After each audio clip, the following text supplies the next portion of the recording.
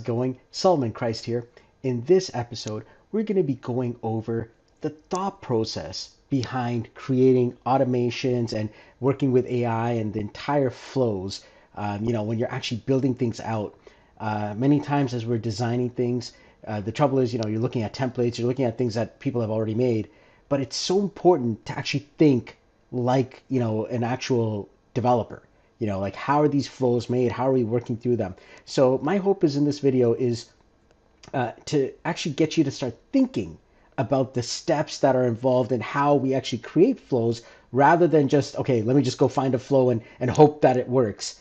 I think the true power behind, AI and automation is when you can actually do it yourself. You can figure out these flows yourself. And I think that that's going to be the future steps of, software development overall and just, being a problem solver. So in this video here, our goal is to go over building up a thought process rather than here, let me just throw apps at it and all this AI stuff, all that other stuff. Let's understand the thought process of how we can actually develop these flows and these systems to really solve problems and go step by step. If you're as excited as I am about this stuff, then let's dive in and let's crush it. All right, so many times, people are just starting out. They think that they just have to come to the screen and that's it, right? Instead of n8n, they're like, all right, let me just dive into n8n and then boom, that's what we're supposed to do. In my opinion, that's actually the last place we want to actually go to. Yes, you can actually do flows and all that other stuff, and many times we're piecing through it, but I think that a step before this is actually really, really important. All right, and what I do is, I'm a software developer originally by trade. That's what I've been doing for many years. What we do is we try and understand the problem in front of us, and many times what we do is we call these things or these problems user stories. Everybody has a story, okay, of something that's going on in their, day-to-day lives or in their business or whatever it is that they're trying to solve. And that could be literally something like, okay, I need to go from my Gmail to my, Google Sheets or vice versa, right? Maybe I got to take a document that has come in from Gmail and I got to throw it into my Google Drive. Who knows, right? Whatever that is, that's a user story, okay? And users will have several of those stories. So if you're working with a client or a customer and you're planning to do their AI solution, or even if it's for yourself, all right, maybe you got to now reduce the amount of spam that's coming in and there's so many emails and you want a better way to really automate these things. Well, what is that story? What are you trying to accomplish? So to go over that here, I'm going to go over one of the actual user stories myself. So I have a CRM, okay, and that's like a customer relationship management tool. And I'm always, getting users inside of there, right? So basically what ends up happening is that I know that there's a certain amount of times where I will email them out and I'll say, hey, I'd like to meet with you for a one-on-one meeting. Would you like to connect? And that's kind of how I grow my business. I'm part of, the BNI in Los Angeles, in Beverly Hills, California. And BNI is Business Networking International. It's a place where business owners come and they get to connect and grow their business. And so one of the things that I do is inside of my CRM, when I meet somebody, I put their information in, right? So I put info in. And so now this database of information for my customers is there. And on top of that, I will email them out. Okay, so I have a CRM. I put the info inside of there. I email them out and ask for a one-to-one, meeting via Zoom. Okay, so now the challenges that I'm facing is now that I've got all this information, after I've emailed out everybody, there's a certain, percentage or a certain amount of people that did not respond back. You know what I mean? So, I sent an email out saying, hey, I'd like to meet with you, but I don't get a response back. So what ends up happening is I need to find, okay, these emails, all right? And these are the people that I emailed out and they didn't respond back. So I'm missing out on potential opportunities there. So now what I need to do is I need to find these people and I need to, send them another email, right? So resend the email as a follow-up. Kind of like, hey, you know what? I didn't hear from you. Do you still want to have a one-on-one? I'd like to connect and learn more about your business. So this is my challenge. All right. This is my challenge and I need to figure this out. And so what was, really challenging me was, how do I do this? Okay, so what we need to do is, now that I've got a user story, I need to break it down. So now the next step is break down the problem. So break down the problem. All right.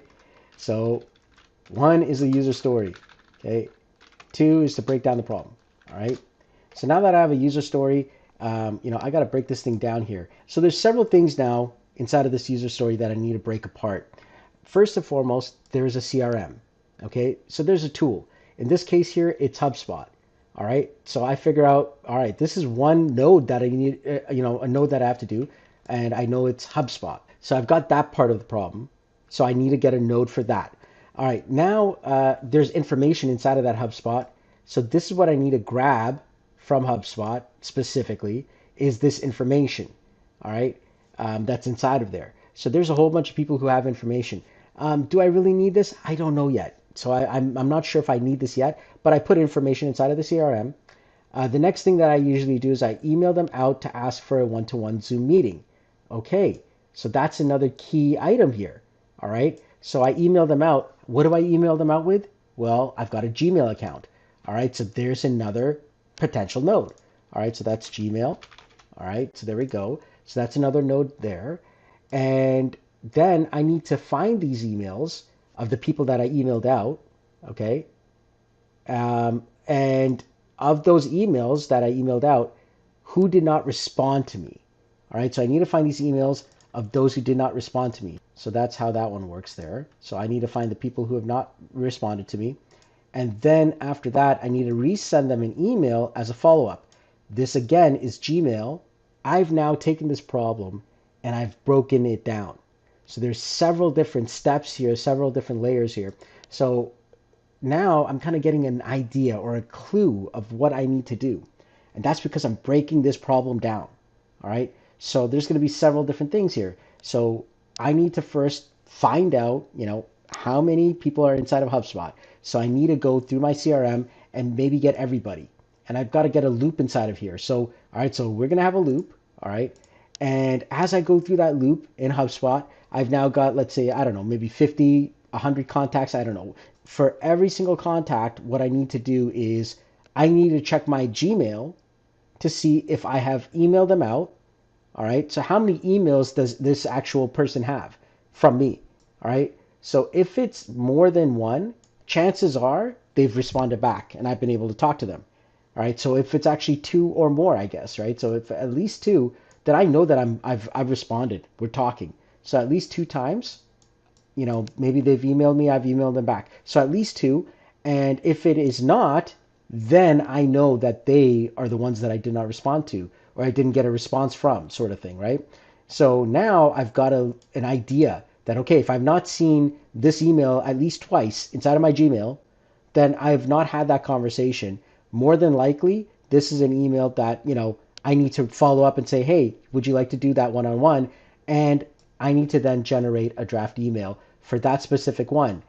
Now, if not, then I go right back into the loop and do it again and again until I end the loop. So as you can see, I just talked through that problem right there. All right. So I got myself an idea. And that's important because when you're thinking through these problem sets, a customer or a client or even yourself, you're not going to come up with just like, oh, I just need to go to my Gmail and that's it. You never have a one node solution usually, all right? Even though I would love to have a one node solution in n8n at times, it's usually breaking down the problem set, and it's several problems or several layers of a problem inside of one. We need to keep on piecing it down, and that's where especially in the more complex ones, you get into like sub workflows, right? Which is like another workflow that you can access as well.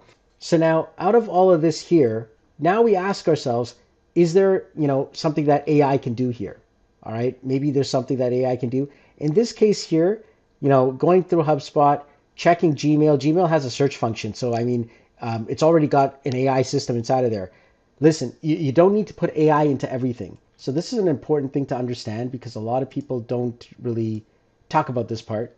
Everyone's going into AI and MCP, but it's like, why not AI? Or MCP? Like, why are we not going to use it? There are times where you don't need it, all right, because of the cost, all right? It's going to cost you more because you're paying for every single API call, So every API call costs money.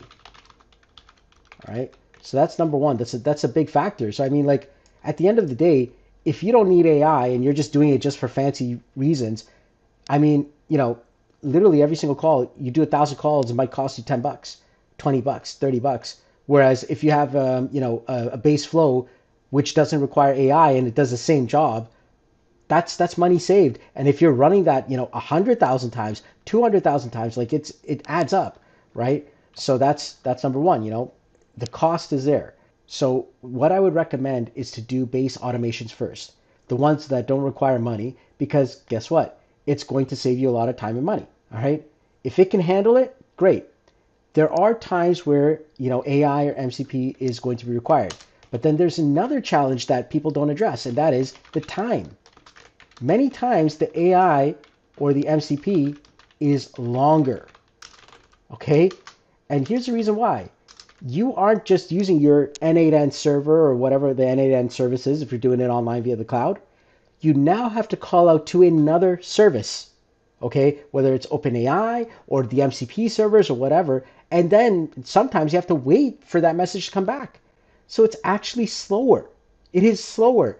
Even if you don't experience it, I mean, these services move fast, but it is still slower. It is an added step that may not be required. All right, so keep that in mind.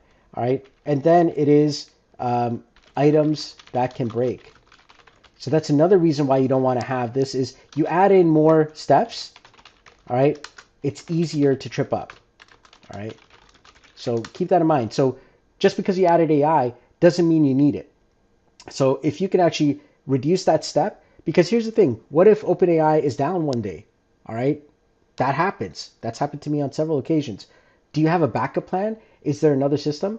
And so that's when you look into things like, okay, maybe there's local AI. Maybe you do this locally. Or, for the MCP servers, what if the MCP servers go down, right? We need to think about those things. And so it just adds in more stuff. And so you need to think through the process. That's why I do base automations first. And then if it does require AI, put the AI in. Absolutely. But understand that before you put in the AI, not every time is the right time for AI. Not every time is the right time for MCP. Use it when needed, all right? But not every single solution requires AI or MCP. Okay, that's basically what I'm going to say on that topic. All right. So coming back to this actual flow, you're learning and watching me kind of go through this step by step. So now that I've written this out, I'm going to show you my solution and what I did and how it works. All right, so here is my solution. And so basically I did, when I test the workflow, I'm going to connect to HubSpot. All right, and as you can see, I've got this HubSpot account. I've got that set up. And then I've got a loop here, okay? And inside of this loop, I'm just checking as long as it's got something, all right, and it's not done yet, I'm going to go into an if statement. And the first thing that I'm checking for is, there's an actual type that comes in from HubSpot that tells me that this is an email. Okay, so I'm getting their email first. And now, if it is true, where it finds an email, it's going to go into Gmail. What it's going to do over here is it's looking for this email specifically. It's doing a search inside of Gmail for this email that we got. And it's going to see, it's going to limit it to 50 emails, but it's going to see how many. All right. And when I get that, it goes into an if statement and it just checks to see, like, is it empty? So if it's empty, meaning that there is no emails that has been sent, well, then guess what? Definitely that's somebody that I have not messaged yet. Well, I want to message them and say, hey, I'd like to meet with you for a one-on-one. And that's where I create a draft, and I'm like, okay, for sure, that's a person that I need to follow up with and have a one-on-one with. So I go into Gmail and I create a draft saying, hey, just following up from my last message, would you be interested in having a one-on-one call with me? All right, so that's boom, it'll do that and then go back, loop over to the next email. If that's false, meaning like, it's not empty, meaning we found an email or a set of emails, right? How many did we find? All right, that's the next question. All right, so over here, I am literally just grabbing this here, which is the JSON string, okay? And from there, I've got a piece of code that extracts how many of those we've got, right? Do we have 1? Do we have 2? Do we have 10? So it's got the length there, right? There's an actual value called the length. So it says if the length is less than 2, meaning that I didn't email them more than twice, okay, that means that more than likely I've not really connected with that person. I've not had a one-to-one meeting with them yet. Well, guess what? Send them an email saying, hey, I'd like to just follow up with you again. Can we have a one-to-one via Zoom? And if not, it goes back over the loop. If so, it just creates that draft. So I did this, and from about 50 to 100 people, I was able to find 14 emails, 14 people that I hadn't emailed, and all of a sudden I found that solution. And so when I click on this, boom, it goes through the entire thing and solves it for me. That has saved me, some good amount of time. And so now whenever I'm missing out on some one-to-ones, I actually can now make sure that I don't miss anybody. So I created a simple acronym for you to remember, and it'll make it easy, and that is SPLAT, right? So stories, all right, the problem, lay it out, okay, use AI when needed, and then test and edit, all right? So SPLAT, stories, problem, lay out the nodes, AI when needed, test and edit, okay?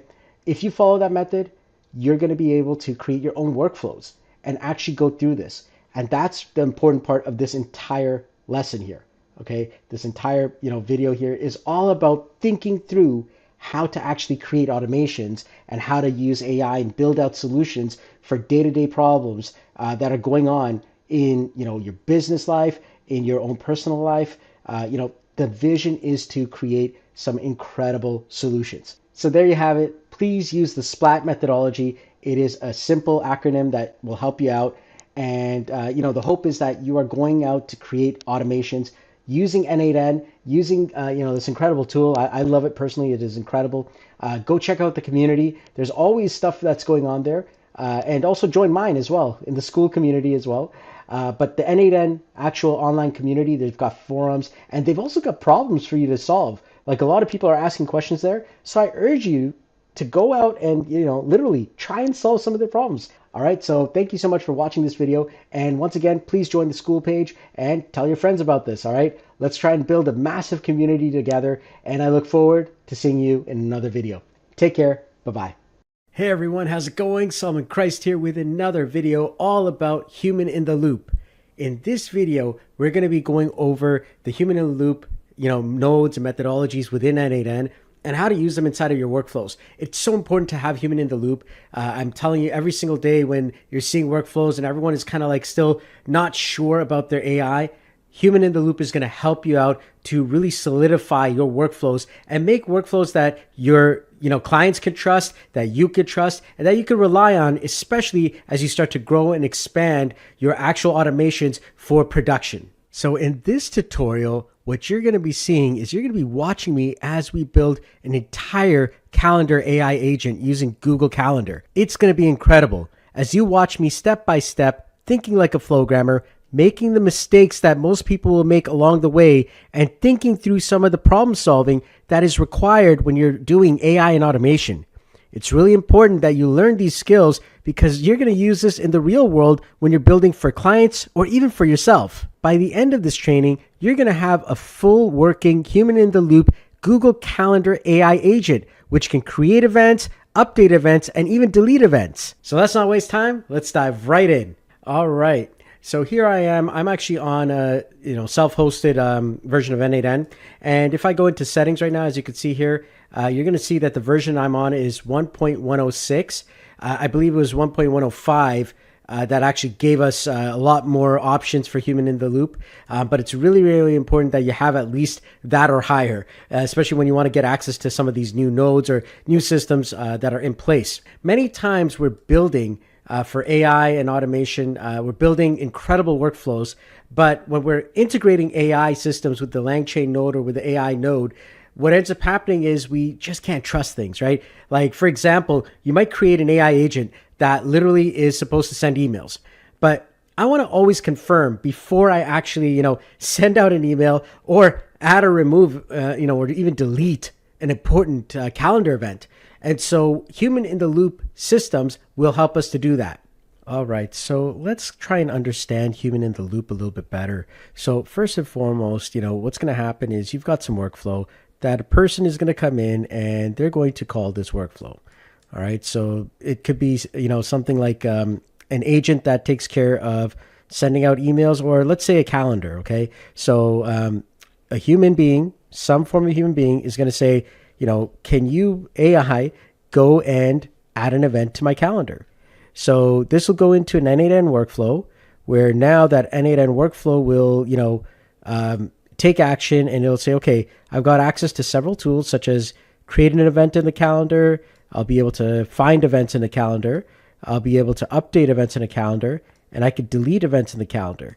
Well, I get to, as an agent, AI agent, I get to choose how I'm going to do that. And this user has come in and they've requested a new event to be created. Well, it's going to go ahead and it's going to, choose whatever tools it needs to create that event. Once it's done, at this point here, if it just, says, okay, I'm going to now create this event, well, let's make sure that a human being approves this before I finalize it. So now it has to go back to the human being and say, okay, here's the event that I've got, that I'm about to put in.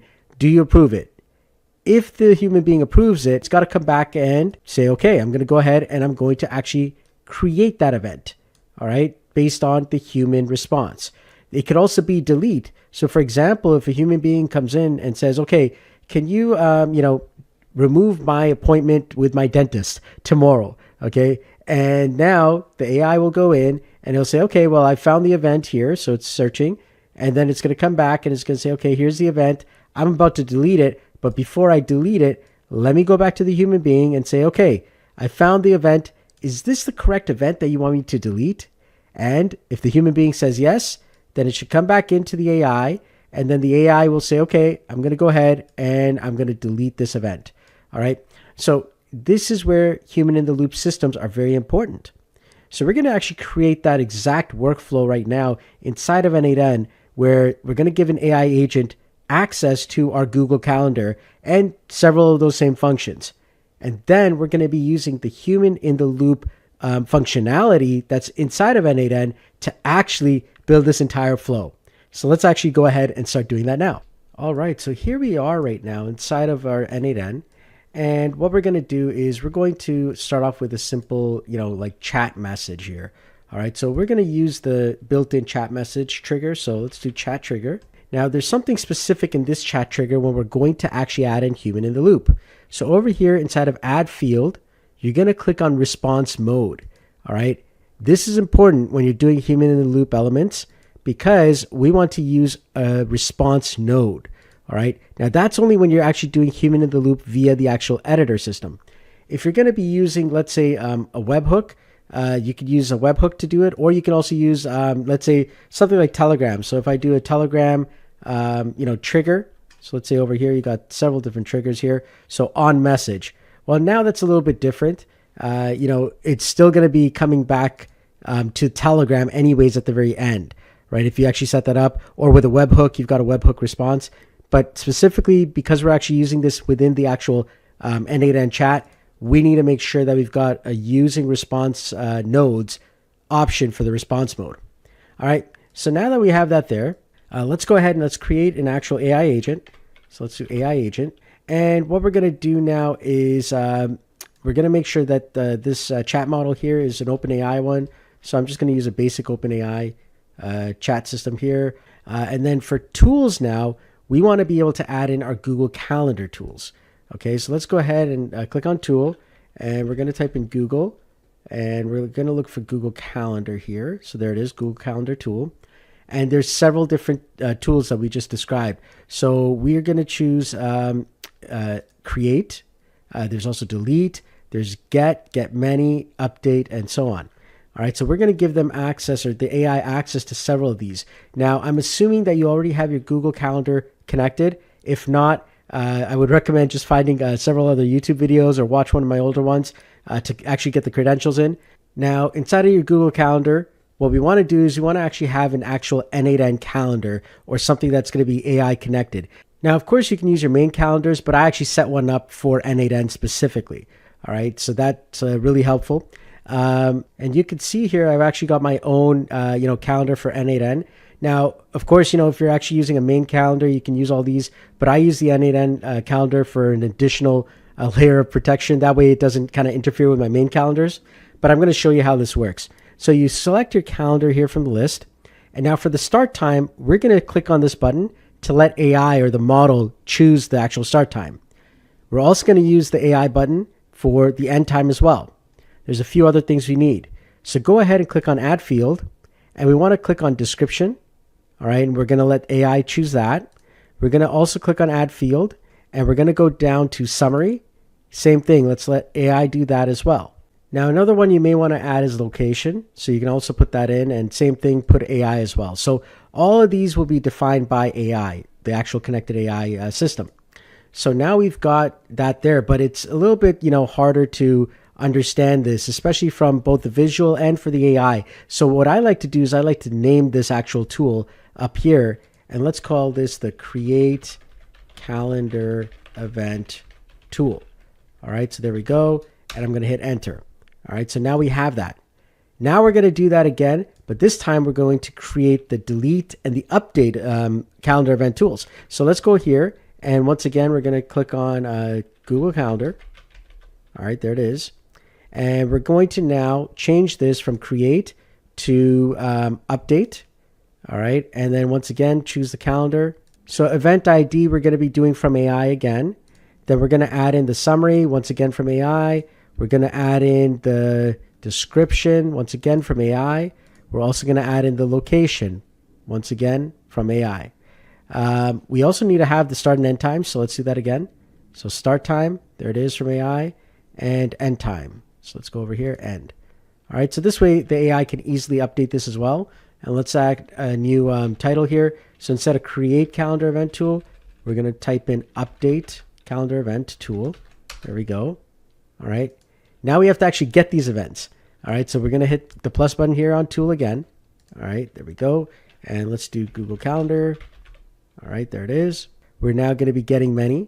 All right. And it can get up to 50 here. Select the calendar. Okay. So I got my calendar. And then you've got after and before. All right. So set those up as AI. With the limit here, you could just keep it at 50 for now, but you could change that if you want in the future. And then let's change the name of this. So we're going to change this to Get Calendar Event Tool.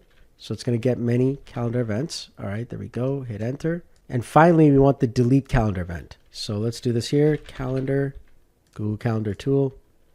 All right, this is going to be delete. And then let's go over here. Okay, select your calendar. From here, click on the AI for event ID, and let's change the title.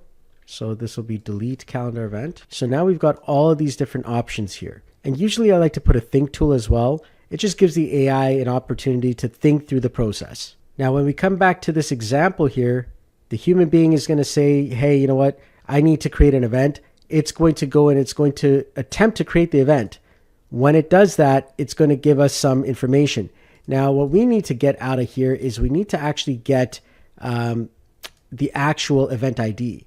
So over here, what we're going to do is we're actually going to click on Define Below. And let's go ahead and click on Expression. And let's, tell this AI what to do. So role, and we'll just say, okay, you are a calendar assistant who is here to help the user create, update, delete, and retrieve events from a Google Calendar. Next, the tools. All right. You have available to you the following tools. So there they are: Get Calendar Event Tool, Update Calendar Event Tool, Create Calendar Event Tool, and Delete Calendar Event Tool. All right. So we want a JSON output of the actual calendar ID here. So the next thing is the action. So in this case here, you can only choose one of the 4 options above: get, update, create, or delete. I'm just gonna put that there, and I'm gonna put the word action there, all in lowercase. So now at least I have an idea of what's going to be happening. So let's go over all 4 of these here. Examples of all 4 requests. All right, so what's going to happen now is I've given several examples. One is for creating an event, where it's going to create the event. The second one is for updating an event. So it says here for create event, you will call the create calendar event tool and create the event and return the event ID and action with user notes describing the event as follows. So we've got an event ID, which is the Google Calendar event ID. It's going to be a create action. And then the user notes are created event title, starting at start time, on date, and ending at end time. For number 2, updating an event, you're going to call the get calendar tool event or event tool and take the user's information on how they want to update it, but do not update the event. And then return the event ID as follows. Event ID, action is update, user notes. The event title, starting at start time, on date, and ending at end time will be updated with the updates requested. And then for delete an event, you would actually say you will call the get calendar event tool, but do not delete the event and return the event ID as follows. Event ID is going to be that, the action is delete, and then the user notes are the event title, starting at start time, on date, and ending at end time will be deleted. So these 3 actions here, the create one will automatically create the event, all right? But we don't want to do anything else with that yet. We just want to send that back to the user saying that it was created. But for updating and deleting an event, we want to get human in the loop for sure. So now these are the 3 options. And of course, you can expand it and do some more. So now I've got, this AI agent here. Specifically now, I need to get back some information. So let's just quickly test this out so we can see here. And we'll test all 3 because we need to create an actual switch statement or an if statement that is going to work based on the action output here that we've described. So action could be create, update, or delete, or none of those, right? So let's actually go ahead and add a switch statement here. And before we can actually, figure out what this is, let's just run this quickly. All right, and we just ran that there so that we can at least get the, variable here. So now we have to actually connect that up. So here's the user request, and now we can put this in here. So now let's run that again so that we can get an output here. So this time it was a little bit more detailed. It was asking, all this information, right? So as you can see here, it's asking for the title of the event, duration, or end time, description, and location of the event. That's because that's what the tool does, right? Okay, so we've put some basic, information that we can actually put for this actual request here. So let's go back here and run that again so we can get an output. All right, this time it created the actual event as you saw.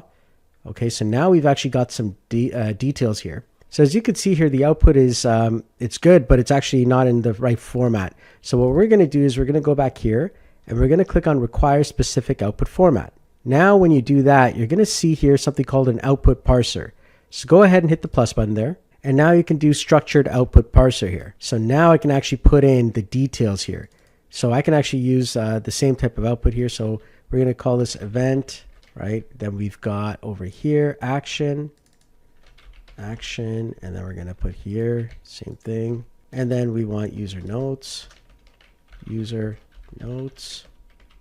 and then user notes.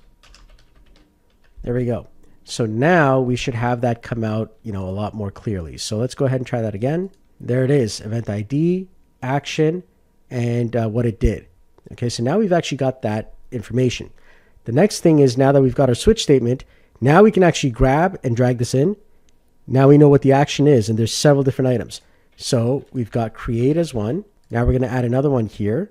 So action, this is going to be update, add another one, action, then delete, and then delete. And then finally, if action doesn't equal any of those, so if it's other, there you go. All right, so we've come this far. So now what we need to do is add in the human in the loop items. So to do that, as long as you have a trigger already, there is a list of human in the loop elements. So I'm going to hit the plus button here. And if you come down here, you're going to see human in the loop. So go ahead and let's click on that. And in this case, we've got several different ways that we can actually get the human to respond. What we're going to be doing in this case here is because we're in the editor, we're going to be responding to chat.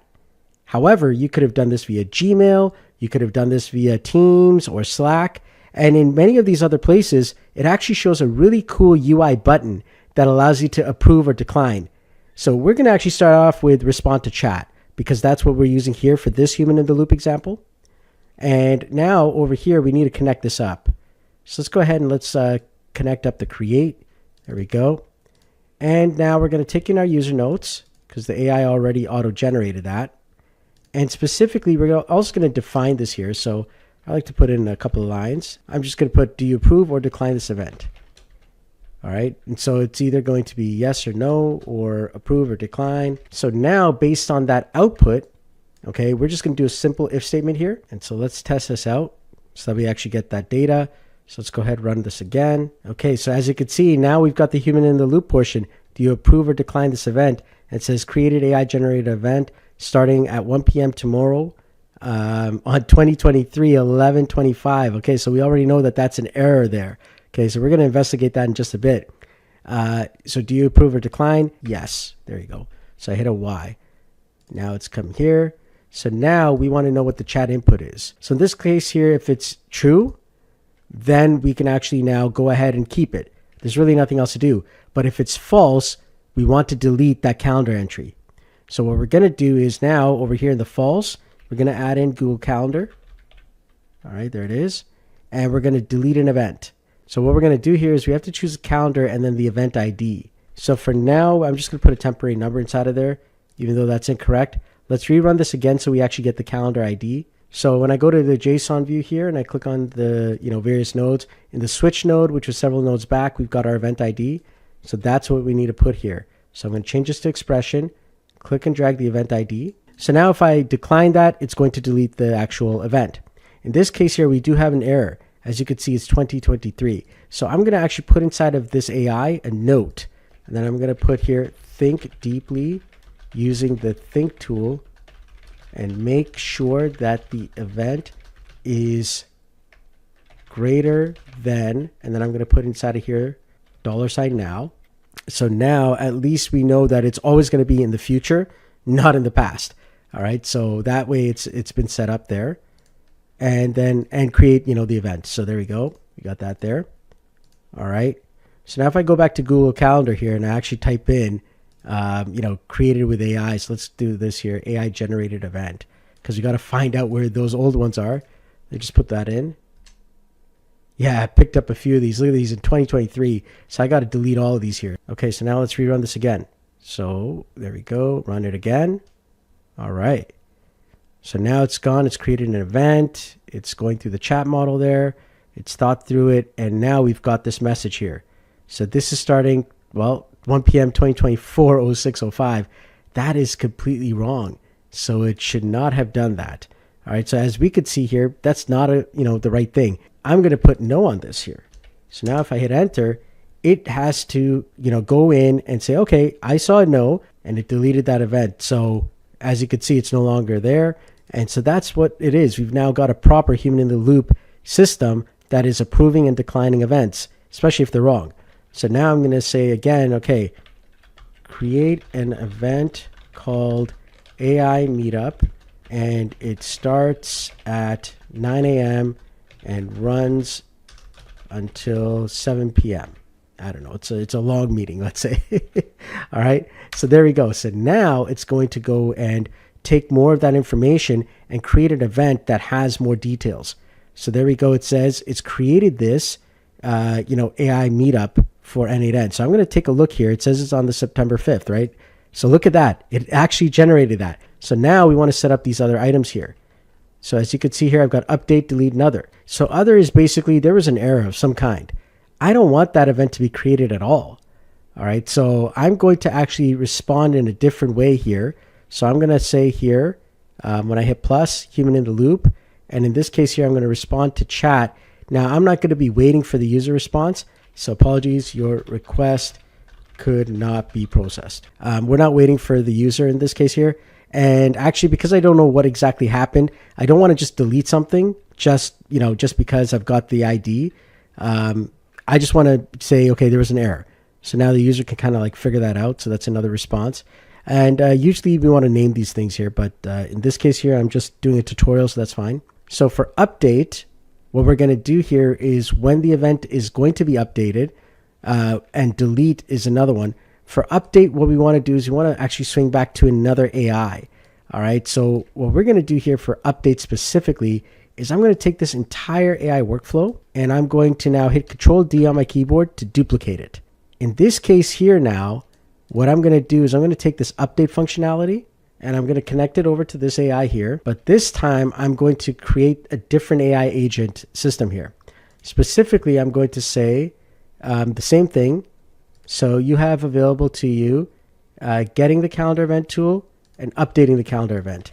So we're not going to do create or delete. And then if you're missing any of the required information, you can put in all of that there. Output, you will output the following information. And in this case here, it's going to be update. So action is update. All right. And you are a calendar assistant who is there to help the user update their calendar. So now what we're going to do is when we get an update request to the event, you'll call the get calendar event tool, take the user's information on how they want to update it, and do the update. And return the event ID as follows: Google Calendar event, update the event, title has been updated. So now user request will be there, and it's getting the user request in JSON. All right. But in this case here, we want to be able to go back here, and this is the chat input right here. Make sure that that is the same. There we go. See, so that's a bit different. So sometimes you'll get the actual item that you need several nodes back, right? So that's why you want to put that information there. Now we want to remove the tools that we're not using here. So get a calendar, update calendar, that's fine. Remove the delete, remove the create. Structured output we want to keep. And there we go. So the rest of that's fine. And so after the update is done, we want to respond to the user. So now human in the loop, respond to chat. So your update request has been completed. All right. And we're not waiting for a user reply. There we go. That's it. So now let's actually, try and update this here. So can you update my event that is tomorrow, the AI meetup for n8n? I need to make the start time 12 p.m. instead. All right, so there we go. So now it's going to go through. It's going to look for updates. All right, so specifically, as you could see here, if I actually move this back here, it's trying to do the update, but it's now come here. This time it went to update, and it's saying that the update has been, done successfully. So it did do the update, but the problem was I put the human in the loop portion in the wrong spot. It should have been right here. So let's go ahead and let's actually delete that and delete that. And now let's take this here and put this here. All right. And from here now, we need to get a respond to chat here. So specifically, we have to put inside of here, update requested. So we're going to put inside of here. Let's hit save. Let's test this out. Can you update the AI meetup tomorrow to start at 10 a.m.? All right, so there we go. It's going inside of there. It's going to get the event. It's going to now come out here, and it's coming to the update. And as we could see, I have to make sure that it's the update that is connected. So let me do that there. Do you approve this message? Yes or no? All right, so do you approve this? There we go. All right, so now we're going to hit save here, and we're going to do this again. So can you update the AI meetup? All right, so there we go, and we should get it to go into the update flow here, as you could see. All right, there we go. It went to the update. So now it's waiting. It said it could not find an event named AI meetup for n8n scheduled for tomorrow. Please check the event details. So already we could see that this is incorrect. I'm just going to put the letter N there. All right, and so now if it was a yes, then we would actually, go in here. So now I'm going to put an if statement here. All right, there we go. And it's similar to the other one there. So if statement. And so if the chat input is equal to yes, okay, then it'll actually, do the actual thing. So in this case here, it was false. So if it was yes, then I would actually run this next AI agent command where it'll actually do the update. Otherwise, it does nothing. All right, so there we go. So now let's do this again. All right, there we go. It should return an update here, and there it is, human in the loop. It says the event titled AI Meetup for n8n September 5th has been updated to start at 10 a.m. at this time. So let's go here. And the problem was it already did that. So it should not be doing that. So as you could see, like there is some, challenges along the way that you're going to be going through as you're working through this, right? And we don't want the AI to just go ahead and update the event. So here's what we can do. If you notice that it's actually doing things that you don't want it to do, just remove these items. So I'm going to remove the tool so it can't do an update. It can't do a delete. It can do. So the creation is fine, but it does not have access to the update or the other one. So let's remove those tools here. So I'm going to remove update and I'm going to remove delete. All right, so there we go. So now it can't do any of those. So now even if it tries, we don't have to worry. It's not going to be able to actually, delete any of those things or change that. So now I'm going to do this again. All right, so I'm going to copy paste this message. And you're watching me go through the process. This is important because you're going to be going through the same things when you're creating this for clients. All right, so there we go. I want it to start at 11 a.m. Okay, so now I want it to start at 11 a.m. It's over here. It's at 10 a.m. There we go. So I'm going to hit enter now. And we're going to see the AI do its thing. It's getting the information. It went to update. Now it says the event it currently starts there at 10 a.m. will be updated to start at 11 a.m. as requested. Now, do I approve this? And I'm going to put yes. Now it's going to go to the AI. It's going to get the event. It's updating the event there, and it's done. Now it's correctly doing that. So now you can see how human in the loop works. All right. So now together we have built an entire human in the loop system that, can successfully do my Google Calendar stuff. And I don't have to worry about, this making a mistake or the AI, having any issues over time or just the AI getting full control. Now I'm a part of the process. And that is so important, especially when you're building mission critical, AIs or AI automations. It is so important to have human in the loop. All right, so there we go. There's a little bit of a tutorial on human in the loop and how it works and why it's so important. You want to know that you could trust the outputs, and that's where human in the loop really comes in. I hope you enjoyed this tutorial today. And once again, please make sure you subscribe, join my school community, and join the n8n community as well. I look forward to seeing you in the next video. Take care. Bye-bye. All right. Hey, everyone. How's it going? Solomon Christ here in a node training video. That's right. We're going to be learning as many nodes as we can in n8n. And this video is all about the HTTP node. All right. So let's dive right in and start learning. All right. So here we are in n8n. And, the HTTP node is one of the most powerful nodes around. It's the most versatile one. And, we use it a lot in so many different things. Many times you're trying to get access to a website and it's just like, there's no API endpoint. There's no place for me to, gather the data or information. How do I get this info, right? Many times it's a brand new service and you need to build an app or something that will connect it up and, allow you to do things. And so HTTP nodes are very, very powerful. We use it to download, to upload. It just helps you with so many things to interact. So in this lesson here, we're going to actually go over the HTTP node. And by the end of it, you should know how to use it. You should know some of the challenges that you'll have along the way. And you should have a better grasp of the overall HTTP node. So let's go ahead and let's start off by creating an HTTP node here. I already created an actual, basic trigger. So that would just be like a manual trigger. So if you just type in manual trigger, just like that, and you'll be able to, get this specific trigger here. And then from there, I'm going to just type in HTTP, and we've got the HTTP request node. All right. So here it is. This is the basics of what it looks like here. All right. And so you'll see you've got parameters, you've got settings, and you can easily go to the docs to find out even more.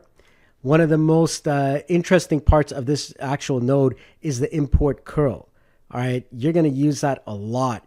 In various services, many places have curl, and you could just copy paste it in, and all of a sudden it just auto sets this entire node up. So you don't even have to do much, especially for certain APIs and stuff that you're trying to find online. You can actually get it all done because sometimes you're like, is this a get? Is it a post? Is it what is it? Usually it's a get or a post, one or the other. And then what exactly do I need to send along? Am I sending a bearer token or not? Right? Those things are there, and it's kind of confusing. But with the curl commands, if someone already has a curl, if a service gives you the curl, use it because that'll save you a lot of that headache. All right, so we're actually going to use the OpenAI stuff, but manually using the API itself. We're not going to be using the way n8n does it, but we're actually going to use it as an HTTP request. So we're going to go into the documents here for OpenAI. and you're going to see here for the developer quick start. So chances are you're going to get to the overview here. So click on the quick start here.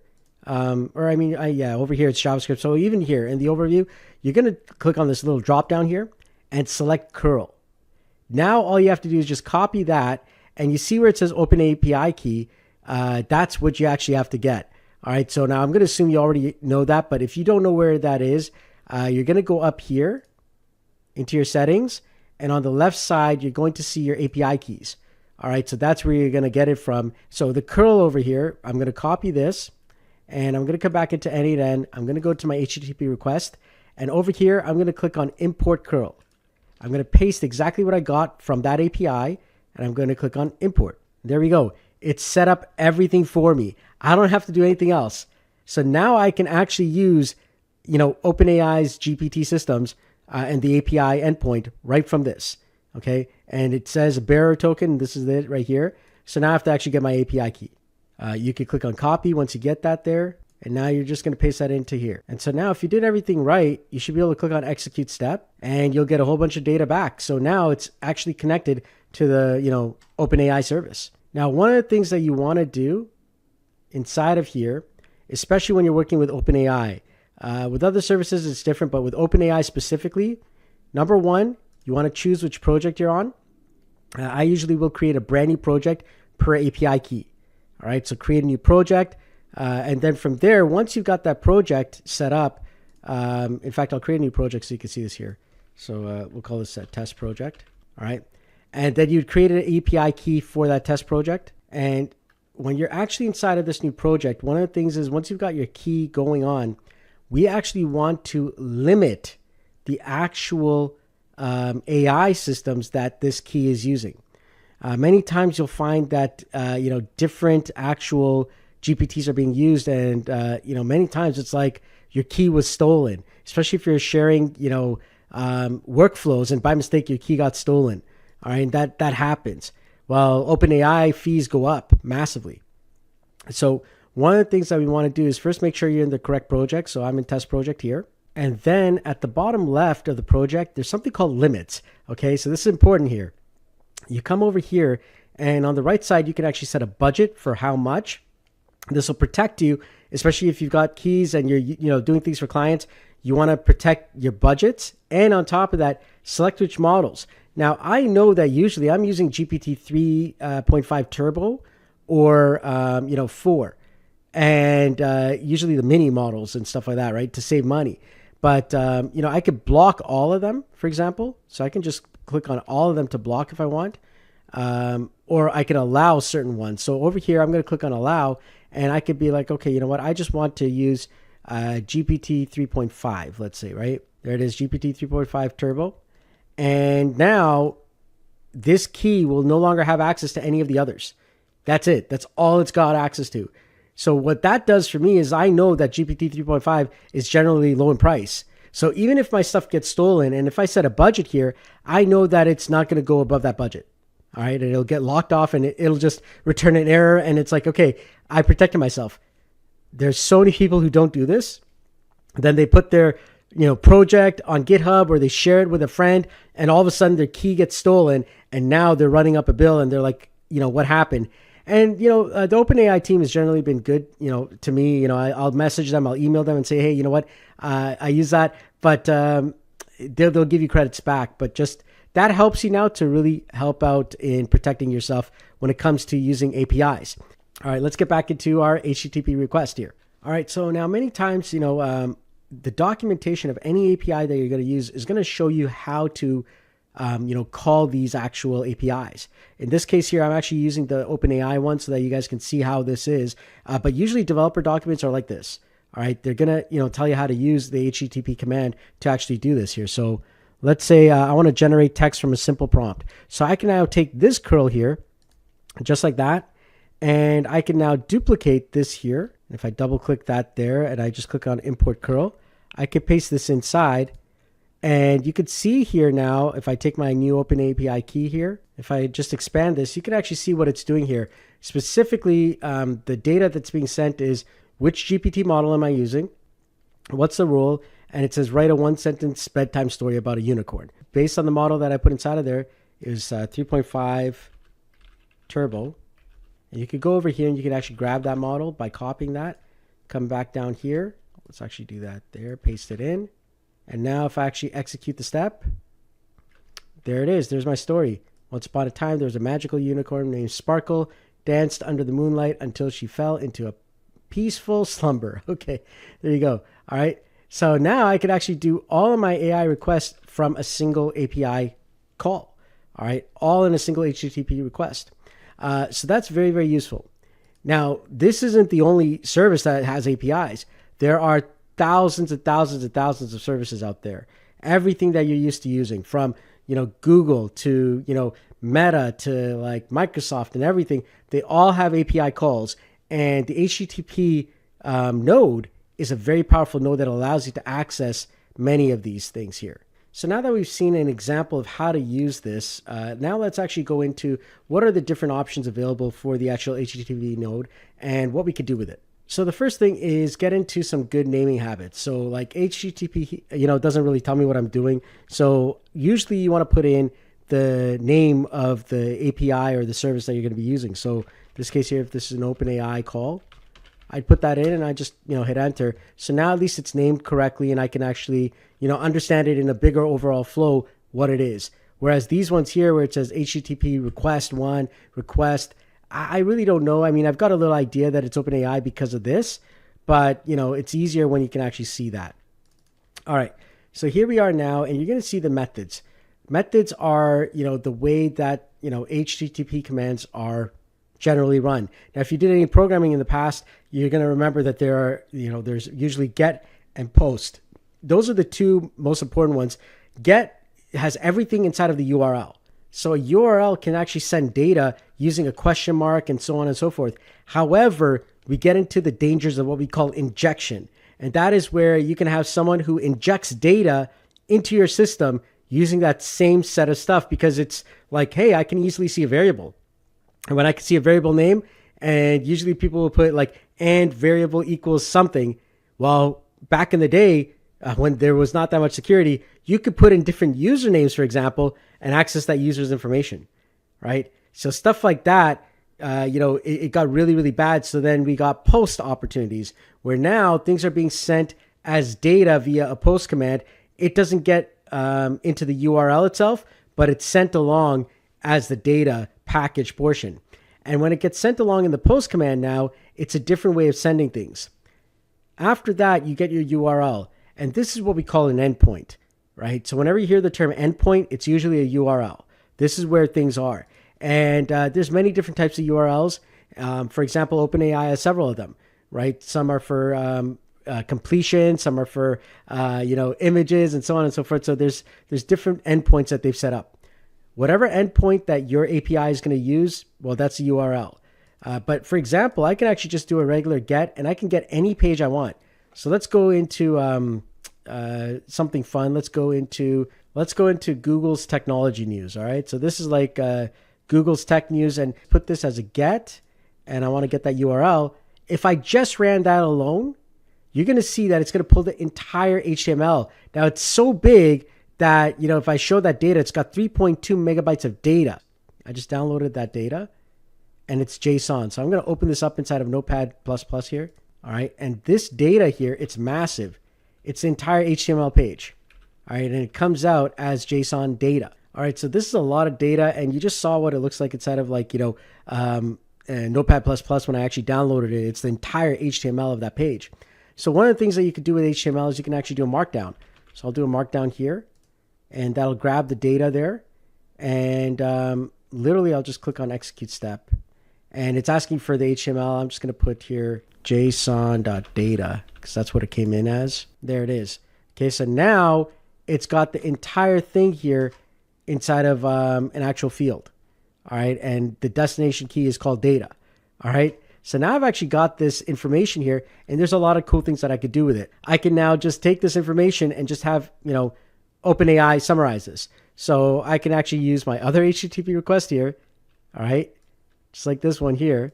And right now I could actually change this here. This is going to be GPT 3.5. And then I'm going to say here, summarize the top stories for me from the following information. And now specifically what I'm going to do is I'm going to put inside here JSON.data. All right, and what I'm going to do is I'm also going to actually put this inside of a substring here, and this is actually a little bit more advanced coding here. But what a substring does is it reduces the size down because GPT 3.5 has got a smaller amount of data that it can take in. So string, we're going to take that JSON data itself, and we're going to actually get a substring here. So substring, and then from here, from 0 to I'd say 4096. Let's try that. See how that runs. So that's only getting the first, 4096 characters. All right, so I'm going to save that and let's execute this. All right, and now I've got the top stories there. Like literally now as summarize this. There it is. The top stories from here, what they are. So the top stories from technology section are nothing's first true flagship photo plays it a little safe. Nothing. A hardware startup has released a new smartphone that is being described as their flagship device, but is considered to play it safe. Hardware startup, nothing reveals its most avant-garde smartphone yet. Nothing Phone 3. So let's just go and see. Did it actually say something here? Oh yeah, there you go. There's the top 3 things right here. So it literally picked that up and it, automatically kind of told us what's going on. It did a summary. I literally thought that this was a mistake, but I go here now and I'm like, oh yeah, there's something called nothing. And, it literally just parsed that and it, did that. So imagine you're creating a news, a nice little news bot or something, right? Like now you're seeing how you can use this and the HTTP request just to get that data, simple data to create a simple news system, right? So now let's look a little bit more deeper under the hood in HTTP request nodes. We also have different things that we could do with it. There's input types such as JSON, binary, or URL query parameters that you can put inside of here. There's headers, as you are seeing here. You got different authentication types. You could actually have predefined credentials if you know the information. This is really useful if you've already done one of the credentials inside of n8n. Then you can actually go and grab it, and now you don't have to actually put in that bare information, all that. It automatically knows it. All right, so we've used that in several of our other trainings already, but this is, really, really important is, if you've already put the credentials in, you can actually now reuse it here inside of n8n. Okay, another one is a generic one, and that's what you will mostly use for those actual APIs that don't have an n8n integration or don't have credentials that you put in. You can actually now choose the type of authentication. So there is usually bearer, which is the most common one. There's header, authentication. Then you've got OAuth and so on. But usually, many times when you're doing API calls, it's usually a bearer token. Okay. Some will have a basic authentication, and then with those ones there, you can actually add your own credential. All right. So I can actually click on create new credential, and then it's simply a username and password. And that one is like literally enter an email, enter a password. That's it. Okay, that's a very basic authentication. It'll actually go and do that. Now, many times you're going to be either sending headers, query parameters, or you're going to be sending along the actual body, which will be usually in JSON, where you're putting in data and information. All right. So this is the sort of stuff that happens inside of here. And then you got additional options as well. Those options include, batching things, ignoring SSL lowercase, responses and how to handle those responses. All right. So based on the response, you can actually, choose those types. You can auto detect the different formats of how you want those responses. Timeout. So how long before you say, you know what, I'm done with this. Let's just end it. It could be 5 seconds. It could be 10 seconds. Totally up to you. You put that information there. Now, if there is any form of errors, you can actually now make it where instead of stopping on a workflow on an error, you can actually have it continue or continue using the error output. And then you've got these other options here. So you could choose to have SSL certificates, but you have to provide those. You can make it so that it always outputs data. Many times you want to do that where it's like, you know what, it outputted nothing, but that's fine. Maybe your next step, it'll detect whether it's nothing or not. All right. And so before we head out, let me just also share with you some really important things to consider, especially whenever you're using the HTTP node. This is something that happens a lot, and you're going to get many of these different, outputs along your day-to-day usage of the HTTP node. 400 bad requests, whenever you're seeing that, usually I found it to be, malformed or not correctly formed JSON parameters. All right, so you're not actually sending the correct stuff, or you've kind of set it up incorrectly. So try and take a look and see what you're sending and how you're sending it. All right, sometimes it's a missing, quote at the end of a JSON, or missing comma or whatever, but usually you'll get something like that. The 403 forbidden is literally you've put in the wrong information. All right, so either you've got an email and password that's incorrect, or it's no longer valid. So take a look by actually going to the main website that you're trying to access and try putting the same information in. And more than likely, it's like the password expired, or you entered the information incorrectly. All right, so you want to just check that out. 404 not found is the easiest one, in my opinion, a lot, because it's like you had a typo.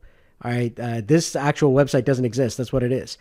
So it's usually a typo, and many times, especially when you're doing n8n flows where you're actually connecting up data and it's like custom dynamic data that you're trying to make a URL from some of the information that you got from the past, chances are that URL information came back as null or empty, and it's like, it's not going to find that. All right. So 404 errors are generally that, it's just the URL doesn't exist. 429, this one is usually a wait node that you need. All right. So whenever, you are having a lot of calls going out, and I see this all the time in like Google, for example, you're trying to send it to the Google API and you're just moving too fast. All right. You're going to need to get a wait node at that point, because the rate limits have gone into effect and it's blocking you. And so whenever that happens, you want to put it inside a wait node inside of that entire flow that you're doing. And something like 5 seconds might work. You just want to check the API documents. In Google, for sure, 5 seconds has worked for me. And when you're doing a lot of that updating, that's when, having the wait timer really helps. And also doing things in batches. All right. So if for example, you're sending a whole bunch of rows into a Google Sheet, and you're going to hit it too many times, well, then you could actually batch things out. And so that's a more advanced technique. But yeah, if you know that you're doing that and you're hitting a HTTP node a lot and you're getting these rate limit 429s, then put a wait node before it or after, especially if it's in a loop, and that should help things out. Our 500 errors are usually when the information that's being passed is not correct. All right, in some way, shape, or form. And so what I would recommend in those situations is try and do it manually first. More than likely, you're going to find that there's something missing. Maybe the stuff that you're sending is not JSON, right? So if it's supposed to be JSON text, well, maybe it's not, right? Or maybe it's not formatted correctly. Whatever it is, this is throwing an error, and it's usually because of some JSON data not being, correctly formatted. All right. So that's what I have found. Hopefully this one helps you out, but keep it as a reference, especially when you're using the HTTP node. This is what you're going to see a lot of times when you're actually, making all your workflows. So now if you want more information on the HTTP node, definitely the n8n documents are by far some of the best. It's going to get you up and running and, help you out there. But there's a lot of information on this node here as well. What you could do with it, and even more detail than what I've actually explained. But my goal was to give you a little bit more of an intermediate take on this actual node here. And then, of course, these are some of the common errors that you're going to, go through as well. All right. Of course, all the different 400s. I went through some of those as well. But, the idea here is that you could go to these sites for n8n and read up on that documentation. And definitely, you want to bookmark it using this star right here and bookmark that. And at the end of the day, the more you learn, the better you're going to be at it. Well, there you have it. We went into a little bit more of a deep dive on the HTTP node, and I'm going to do more of these actual node trainings over the next weeks and months ahead. And this is very, very useful, especially if you're diving into n8n and you want to learn more on how to use this incredible automation tool and system out there. Then definitely check out these videos, and please do join my school community and be part of the n8n community. That's by visiting community.n8n.io. Well, thanks so much for joining me in this video here today. I hope you learned something new, and I look forward to seeing you in another video. Take care. Bye-bye. Hey everyone, how's it going? Welcome to this next video here on n8n queue mode. Now you get into the world of something called stress testing. That's right. What stress testing is all about is we want to see how many users can can we actually put into our system, into our workflow, into whatever we've built until the server breaks or until everything breaks apart. And so when you're doing a simple workflow, if you're just doing something on, a basic level, well, maybe a couple of users might actually be good. But once you get to maybe 5, 10, 15 users, what's going to happen is now your server is going to get to a stress level where it can't handle anymore. And everything that used to take maybe a couple seconds, maybe it's taking half a minute to a minute or even longer. And the more users you add, the slower it gets until eventually your server just shuts down. And that is a stress test. That's where you push it to the stress level. So when that happens, like, what do you do, right? Well, in this video, we're going to go over n8n queue mode, and we're going to discover why this incredible mode of using n8n is actually the key to scalability. So let's dive right in. One of the challenges in n8n when you're actually building out workflows is, once you start building out some great workflows, your customers are going to come in and they're going to like what you do. And so what's going to happen is now, you got your first n8n implementation here, and, a user comes in, they call up your workflow, and your workflow works, and it's great. Okay. This could be maybe, let's say it's an AI that actually takes a photo and does something with it. All right. And maybe it's going to sharpen the image, right? Something like that. Or it takes a black and white photo and makes it color. Whatever workflow you've made that, that it's going to do. So basically, at the end of the day, in order to do that for one person or two people, that's okay because, you're taking a file, you're bringing it into some workflow that you've created, and then you're outputting the final, file after it goes through AI systems. Now, the challenge is, well, with one user, it's okay. What happens when you get to 10 users? Does the server slow down? Does it crash? What happens when you get to 50 users? Or 100 users or more than that, right? So now we get into a stress point. And stress testing is all about, seeing how far we can push our server before it breaks. Now, at the end of the day, you want a solution that's going to help you to grow and expand or scale. So n8n has something built in called n8n queue mode. So you have your main n8n system, whatever it is, you could call it whatever. Now, what's going to happen is normally what was happening before was you're just running all of your actual automations here. All right. And so now, this server is the only one. However, in n8n queue mode now, what's going to happen is this main server is no longer running any n8n workflows. So what's going to happen instead is that now when an actual workflow has to be done, the main n8n is going to say, okay, listen, I've got some work that needs to be done, a brand new workflow that comes in, and I'm going to send it to some form of database here that is going to take all this information and say, hey, here's an ID, all right, of an actual workflow that I need, and I need someone to do it. I don't care who does it, just I've got this workflow ID. And every single time another workflow request comes in to the main n8n, it's going to go to this database and it's going to put another ID of another workflow. So it's just going to keep on doing that and saying, hey, I've got another ID of a workflow that needs to be done. All right. So all of these are jobs that need to be done. So we're just going to call this our job, system here. So just like a human, job sort of thing, instead of me doing the work, I say, hey, you know what? I'm going to delegate it to someone else. All right. So I've got all of these jobs and they've got IDs on them, so that you know which, actual workflow it is. So each job that comes in, like, listen, here's the ID. These are all the jobs that need to be done. Who's going to do it? Right? And so now we have to have a list of a whole bunch of n8n instances that are going to do the job, right? So you've got another n8n instance and another one. So they're similar to the main n8n. So they're the same type of thing as the main n8n, but instead what we're going to call these guys are workers. All right. So these are actual n8n implementations that will do the work. And their entire goal is to check out the job system and say, hey, is there any jobs available for me to do? And if there is, it'll pick up an ID, it'll go and do the work. So when this worker is completed the work, it's going to write that information into a database of completed jobs. And then it's going to now go back to that original job system and say, hey, I completed this work, remove it from the list. So now another worker that comes along and says, hey, I'm looking for work, doesn't by mistake pick up the exact same job, right? So the next worker in the line will come along and say, hey, okay, there's another job and I'll pick up that one. When it completes that, it'll go and it'll write the completed, information here inside of the completed jobs database. And then it'll go back into the list and say, hey, you know what? I've completed this job here, remove the ID. All right. And then, it's kind of like this back and forth sort of dance. Now, once that happens, this job system will notify the main n8n and say, hey, you know what? The job was completed. All right.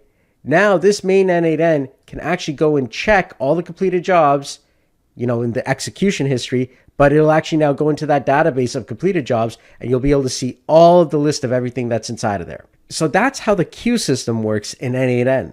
So when you've got a lot of work that needs to be done and you've got a lot of users making requests, well, now this job system will really help you out. So to set up this entire vision here, we're going to need a few things. First, we're going to need something that's going to send messages back and forth and act as the job system here. Well, there is an open source tool called Redis that allows us to send messages back and forth and handle events. And now for this bottom part here, we're going to need a different database system to be able to store all of this. And just for that, what we're going to be using here is something known as PostgreSQL. All right, so we're going to be using that as our actual database system for the actual queue mode. So when we put this all together, the actual flow should look something like this. So a user is going to make a request into the main n8n. From there, the main n8n is going to send that request into the job system, which is now known as Redis. And then from there, the Redis system is going to have all the different jobs where now a worker is going to see what's available and it's going to come in and it's going to say, okay, I'm going to pick a job and then I'm going to take it, I'm going to complete it.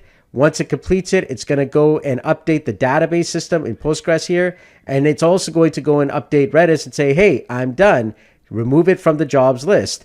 And then from there, the main Redis system is going to send a message to the main n8n saying that the job is done. And now the main n8n can actually go into the database to see that, yes, indeed, the job is there and it is done. So the great thing about the setup is that as your application gets bigger and better and more powerful and you have a lot of users coming in, you can literally increase the amount of workers here to actually be able to handle that many users. So let's say, for example, your entire system here is now getting stressed with, let's say, 20 users. Well, just fire up another worker and now you're good to go. All right. If you want to do 100 users, 1,000 users, no problem. You just add more workers to the entire list and you're able to handle now much more scalable applications. So for clarity, every worker is an n8n server, just like the main server. Now, cost-wise, if we were going to do a simple setup, let's say on DigitalOcean, let's say this main server is a $6 per month server, a very simple one. Then all of these guys would also be $6 a month servers as well. And so you can imagine now, if I want to add more, it's an additional $6 per server. And on top of that, each server system, based on your automation, may require more memory based on what you're trying to do. But for this tutorial, we're going to start off with a simple system, and we're going to be using DigitalOcean to set this entire thing up. Now, if you go to n8n's main website about the queue system, you're going to see here they have a similar image here with the main instance going into Redis with all the workers, and then the workers are going to write to the Redis and to the database and really just going back to the main instance. So it's a similar image there. So you kind of get the idea, but I wanted you to walk through the flow so you understand what's going on here and how we can build for scalability. So an important point to remember is as we actually set up the entire environment, n8n is going to automatically generate an encryption key upon the first setup. Okay, so when you start it up the first time, you're going to actually get an encrypted key there. So this is the key that we're going to have to record somewhere. So as you can see here, whatever you're going to consider is the main instance, you must share that key across all workers. All right, so here we are in DigitalOcean, and now we're going to create 3 specific droplets. One which is going to serve as the main, and 2 others which are going to serve as workers. So let's go ahead and let's click on create and let's click on droplet, and I'm going to choose San Francisco. And specifically what I'm going to be doing here is I'm going to go to marketplace. I'm going to select n8n. So we've got the n8n image there. I'm then going to come down here and I'm going to select the $6 server here. Okay, then I'm going to type in my password and I'm going to type in the name here, n8n q main training. I'll use the same name here, n8n q main training. Let's go ahead and click on create droplet. And at this point, I'm going to create the two workers now. So come back up here, click on create droplets, select San Francisco again. And for you, you're going to set up wherever is closest to you. All right, I'm going to select n8n again, regular server, enter a password. But this time, I'm going to be naming this one here, worker1 for the training. And then I'll put that here as well, n8n q worker1 training. Click on create droplet. All right, now let's create worker2. So create droplets, choose San Francisco or wherever is closest to you. Go to marketplace, choose n8n. I'm going to choose a basic server here, set up a password. And now let's name this worker2. So n8n q worker2. And I put the word training after there, but you could just call it worker2. And then same thing with the tags, n8n q worker2. And then go ahead and click on create droplet. All right, so now it's actually finishing up the actual building of the actual server. So once that's done, as you could see, basically my cost to just set up the n8nq mode here on DigitalOcean is going to be about $18 a month. If I want to add more workers, well then it's an additional $6 a month per server or per worker. So now that these three have been spun up by DigitalOcean, I actually still have to do another step, and that is I need to connect these to my domain name and actually set them up. So let's go ahead and do that now. All right, so here we go. This is the first one here. I'm going to copy this IP here. I'm going to go to my domain name provider and I'm going to add a subdomain. So here we are in my domain provider and I'm going to click on add record and I'm going to add an A record. Over here, I'm going to call this my n8n main and I'm putting the letter Q at the end so that I remember that this is the Q mode version. And it points to this IP address, which is going to act as my main n8n server. So let's go ahead and click on add record and let's repeat this process for the two other servers. So here we are in worker one. We're going to copy its IP address. We're going to add an A record just like this. So I'm naming this n8nq worker one. And it's going to point to this IP address here. Let's go ahead and click on add record. Here's the second one. We're going to copy this IP address here for the second worker. Let's go ahead and click on add record, A record. We're going to type in n8nq worker2, and we're going to point to the new IP there. Let's go ahead and click on add record. And as you can see, now we're just waiting for the actual IP to propagate. So give it some time, and once it's propagated, we have to set up all three servers. So while that's going on right now, and it's actually doing the propagation, I want to go over specifically workers here. So if you just set up one worker and one main, you're not really going to see the benefits of Q mode. And the reason for that is, well, you just have one worker. It's equivalent to having just that one server that was doing everything before. Where you're going to see the benefit is now when you have two or more workers, it's going to be much faster. And when you add a third worker, it's going to be even faster. And so just recently, n8n's team released a video showcasing some of the actual stress tests with what Q mode can do. And I'm just going to share that with you right now. So Angel Menendez here, he created an incredible stress test video just a couple weeks ago to kind of go over this here. And some of the results that he actually had were pretty amazing. So this chart here really stood out because it was like showing what happens on a single instance up to 200 users at a time, for example, on something that was a simple type of webhook. He was actually getting, a pretty good set of responses before it kind of like started dying out on 200 users. But when Q mode was installed and set up, this was the difference. And when you're getting into 200 users now, it was like everything's working and it's great. And, as you can see, the data is really, really good. And that's why Q mode is so powerful in n8n. Suffice it to say, when you actually watch all the data that, the n8n team was able to show when it goes under stress, the Q mode system is a lot better when you're actually looking at scaling your applications to a higher level. So Angel Menendez did a great job of showcasing that. So really thank you to the n8n team and Angel for putting this together. And this is why it's so important to actually set up Q mode, especially when you're growing your n8n workflows to the next level and you've got a lot of users using your system. I'll put a link to that stress test video from n8n right in the description below. So take a look. All right, so the first system that we're going to set up is the main system. All right, so go to your main n8n that you set up as your main system. So if you remember back to the image, we're starting off with this main server here. So we're going to start setting that one up first. So here in DigitalOcean, let's go ahead and click on console. And now let's type in the subdomain that we had set up. So this one is n8n main q. That's a subdomain. It's on my main server. So solomonchrist.com. And then the email address, I'll just put in mine. All right. Let's configure the time zone. Yes, it's going to be Americas, 49 for United States.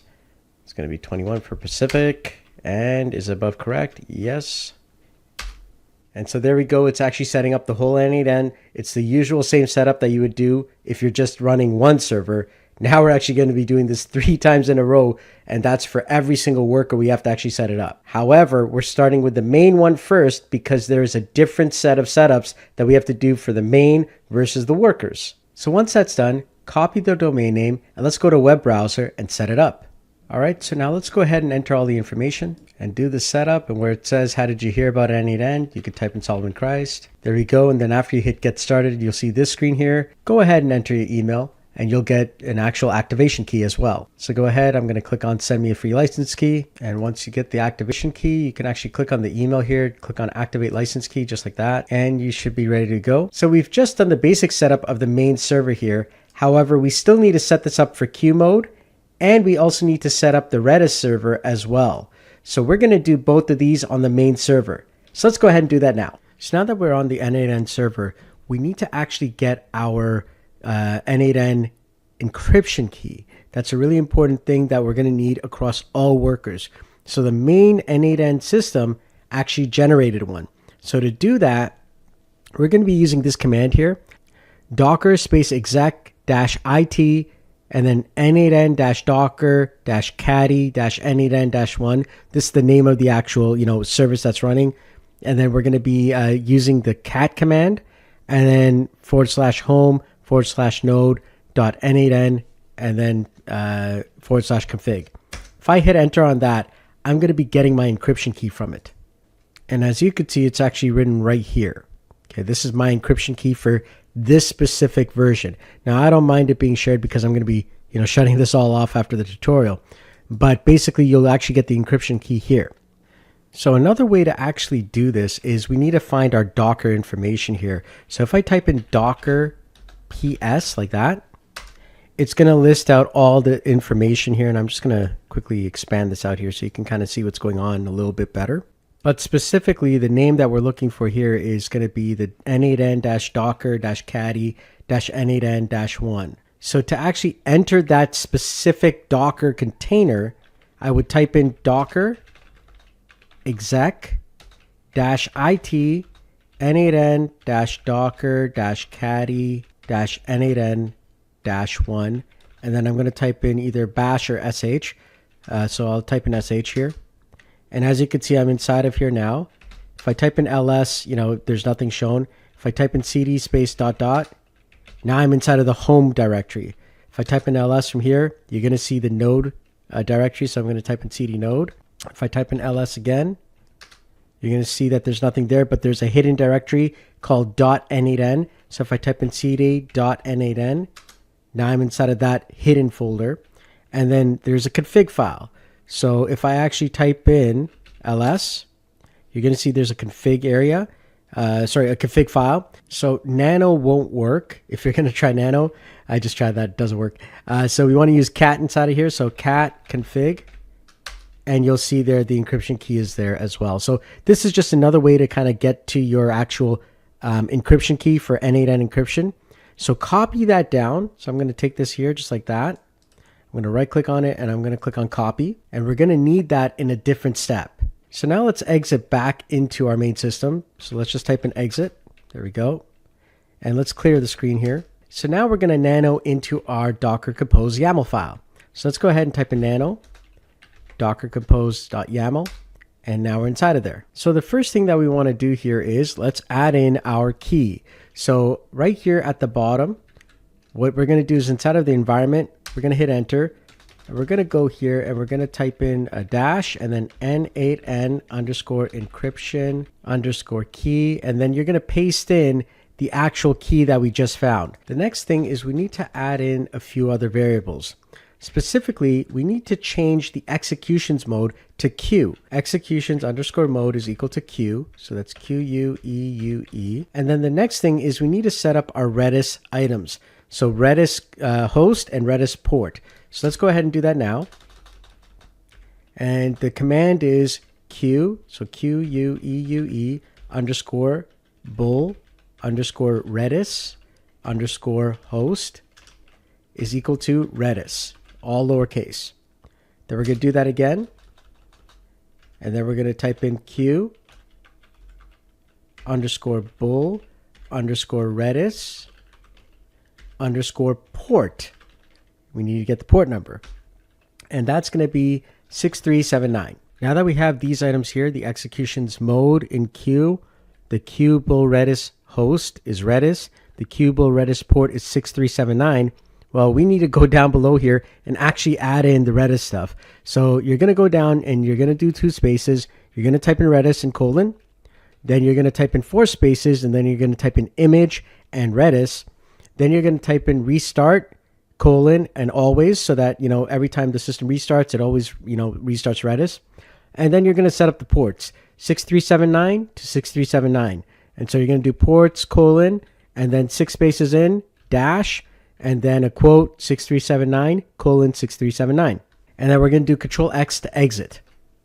Okay, so now we have to do a Docker compose down. So let's type in Docker compose down, just like that. And now we're going to do a Docker compose up dash D. And that's going to pull in the Redis stuff as well. So Docker compose up dash D.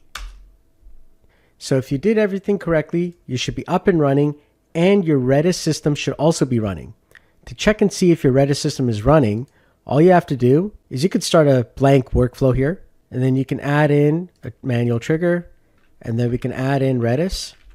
There it is. And then we're going to select return generic information about the Redis instance. So just go ahead and click that. We're going to go to our credential here, click on create new credential. So inside of here, we're going to type in the word Redis, because it's no longer a local host. It's actually its own system called Redis, and the port is that. There's no username and password, so we're just going to hit save here. And there we go. The connection is correct. So we know that Redis is up and running. So we can actually access this now, and there's no issue. If I click on execute step, it's going to give me all the information on Redis, and so everything is up and running. All right, so at this point, we've got our n8n main system running. We've got our Redis system running, but we need to upgrade our database from SQLite to a Postgres SQL, because that's what's recommended, especially if you're going to scale into a large amount. And in fact, Postgres 13, I believe, is the one that's actually recommended. And you can always check out what they have going on inside of the queue mode here. As you can see here, Postgres 13 Plus is recommended. You can check the documentation. That's what they actually recommend. So we're going to now do that installation. All right, so now what we're going to do here is right above the n8n, we're going to add in 2 spaces. We're going to type in Postgres, so Postgres, and then you're going to put a colon. Let's go an extra space down. And then you're going to type in 4 spaces, just like that. And you're going to type in image. We're going to do Postgres, and then you're going to put a colon, and you're going to type in 14. So we're going to do version 14. So 13 plus is what's recommended. And then we're going to put in spaces again, 4 spaces. We're going to type in restart, colon, always. Then we're going to go 4 more spaces again. We're going to type in environment, colon. We're going to do 6 spaces, a dash, and then we're going to type in Postgres underscore user is equal to n8n. And then we're going to do Postgres again underscore password is equal to n8n password. And then we're going to hit enter. And then we're going to put a dash, Postgres underscore db is equal to n8n. And then we're going to go 4 spaces in, and we're going to type in volumes. And then put a colon, hit enter, 1, 2, 3, 4, 5, 6. All right, then we're going to type in dash, we're going to type in space, Postgres, and it's all lowercase, by the way. So Postgres, lowercase, underscore data, colon, /var, /lib, /postgres ql, /data, and then hit enter. 1, 2, 3, 4, and then we're going to type in ports, colon, and then 1, 2, 3, 4, 5, 6, and then we're going to put a dash, and this specific port is 5432, and then 25432. So that's the main part of the Postgres config. Now we have to go into n8n and add in the Postgres items there. So let's go down here below our n8nq items. And what we're going to do is we're going to add in now a few lines here. So db underscore type. So let's put a space. db underscore type is equal to postgres db. Hit enter. Now we're going to do db underscore postgres db underscore host is equal to postgres. Hit enter. 1, 2, 3, 4, 5, 6. All right. Now we're going to do db underscore postgres db underscore database is equal to n8n. Hit enter. 1, 2, 3, 4, 5, 6. Then we're going to type in db underscore postgres db underscore user is equal to n8n. All right, and then 1, 2, 3, 4, 5, 6, and then db underscore postgres db underscore password, and that's going to equal what we had as a password, which is n8n password. So just make sure that you keep everything the same when you're doing all of that. So another key item that we need to make sure that we add to our main n8n implementation inside of the actual Docker Compose file here is after we put in the Postgres information, the next item that we want to add in is n8n underscore runners underscore enabled equals true, because these are required for queue mode. And the last one here, dash offload underscore manual underscore executions underscore to underscore workers equals true. Okay, so these two need to be there in order for queue mode to work correctly. And then finally, if we go down to the very, very bottom here in the volumes, we have to add in the Postgres data as a volume. So we're going to do that here. Type in Postgres underscore data colon. There we go. So now we have a volume called Postgres data. All right, hit Control O to save it, and then hit Control X to exit back to the main system. All right, so now we're going to do a Docker compose down. And now we're going to do a Docker compose up dash D. And now it's going to be pulling in Postgres. So now that we've set up Postgres, we have to reset up our n8n. And that's because we're using a new database system for n8n completely. So let's go ahead and let's do that again here. All right, and just activate this version. So basically what's happened now is we went from an SQL-like database to a Postgres database. All right, so it's a different database system, and that's going to help us with scalability. So now we've set up our main system, we've set up Redis, and we've set up our Postgres SQL. So now our new system is running on this new database system. It's no longer running on SQLite. We are now ready to go into queue mode. So now let's go into our DigitalOcean and let's set up the other two worker n8ns. So we're going to go into our first worker here, and we're going to click on console, and the subdomain that we actually had was n8n queue worker 1, and then the domain name solomonchrist.com. Okay, you're going to enter your own domain name, and this is based on whatever you set up. All right, here's my email, and then time zone, yes, let's do Americas 49, and then 21, and yes. And while that one's doing that, we're going to return to the other one over here. This is the second one here. And we're going to open up its console and do the exact same thing. So just click on console here. And then this one is n8n queue worker 2. All right, so now the two systems are basically getting all set up. So inside of our first worker, we're going to go into the OPT folder and then into n8n-docker caddy, just like you would in the main one. And we're going to type in nano. And then we're going to type in docker-compose.yaml, hit enter. Now specifically, our worker nodes do not need to show an actual user interface. So all we need to do is just have the n8n systems running, so we don't need the caddy and all the other stuff inside of there, unless you want to actually see the visuals, but we just need the worker nodes. So we're going to set this up so it's just the worker nodes and not the UI. So that way we're saving a little bit more on the actual server itself. So what this means is that we don't need the caddy files. So we're going to actually go over here and we're going to remove all the caddy stuff. And then I could just highlight that, hit Control K, and that'll remove it. And specifically, we're going to change this to n8n-worker. Image stays the same. Restart stays the same. We're going to be removing the ports here. So Control K, just like that.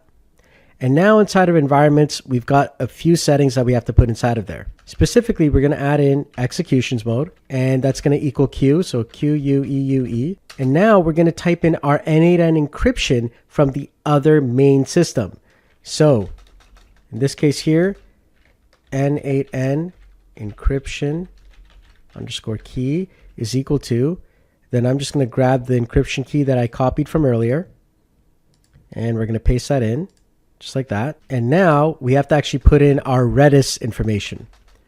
So over here, this is going to be QUEUE underscore bull underscore Redis underscore host. And that's going to equal the main domain. So in this case here, it's n8n mainq.solomonchrist.com. That's the main system. So again, we're going to go down here. We're going to type in dash QUEUE underscore bull underscore Redis underscore port. And this is going to equal 6379. And then we're going to go down here and we've got some database items here. So db underscore type is equal to postgresdb. And then spaces over db underscore postgresdb underscore host is equal to, once again, the main domain. So n8n mainq.solomonchrist.com. And then we're going to go over here again. Next one is going to be db underscore postgres db underscore port is equal to 5432. All right, now we're actually going to access the databases. So db underscore postgres db underscore database is equal to n8n. Now we have to get the username and password. So db postgresdb underscore user is equal to n8n. And now the next one is db underscore postgres db underscore password is equal to, and this is the password from the main system. So n8n password.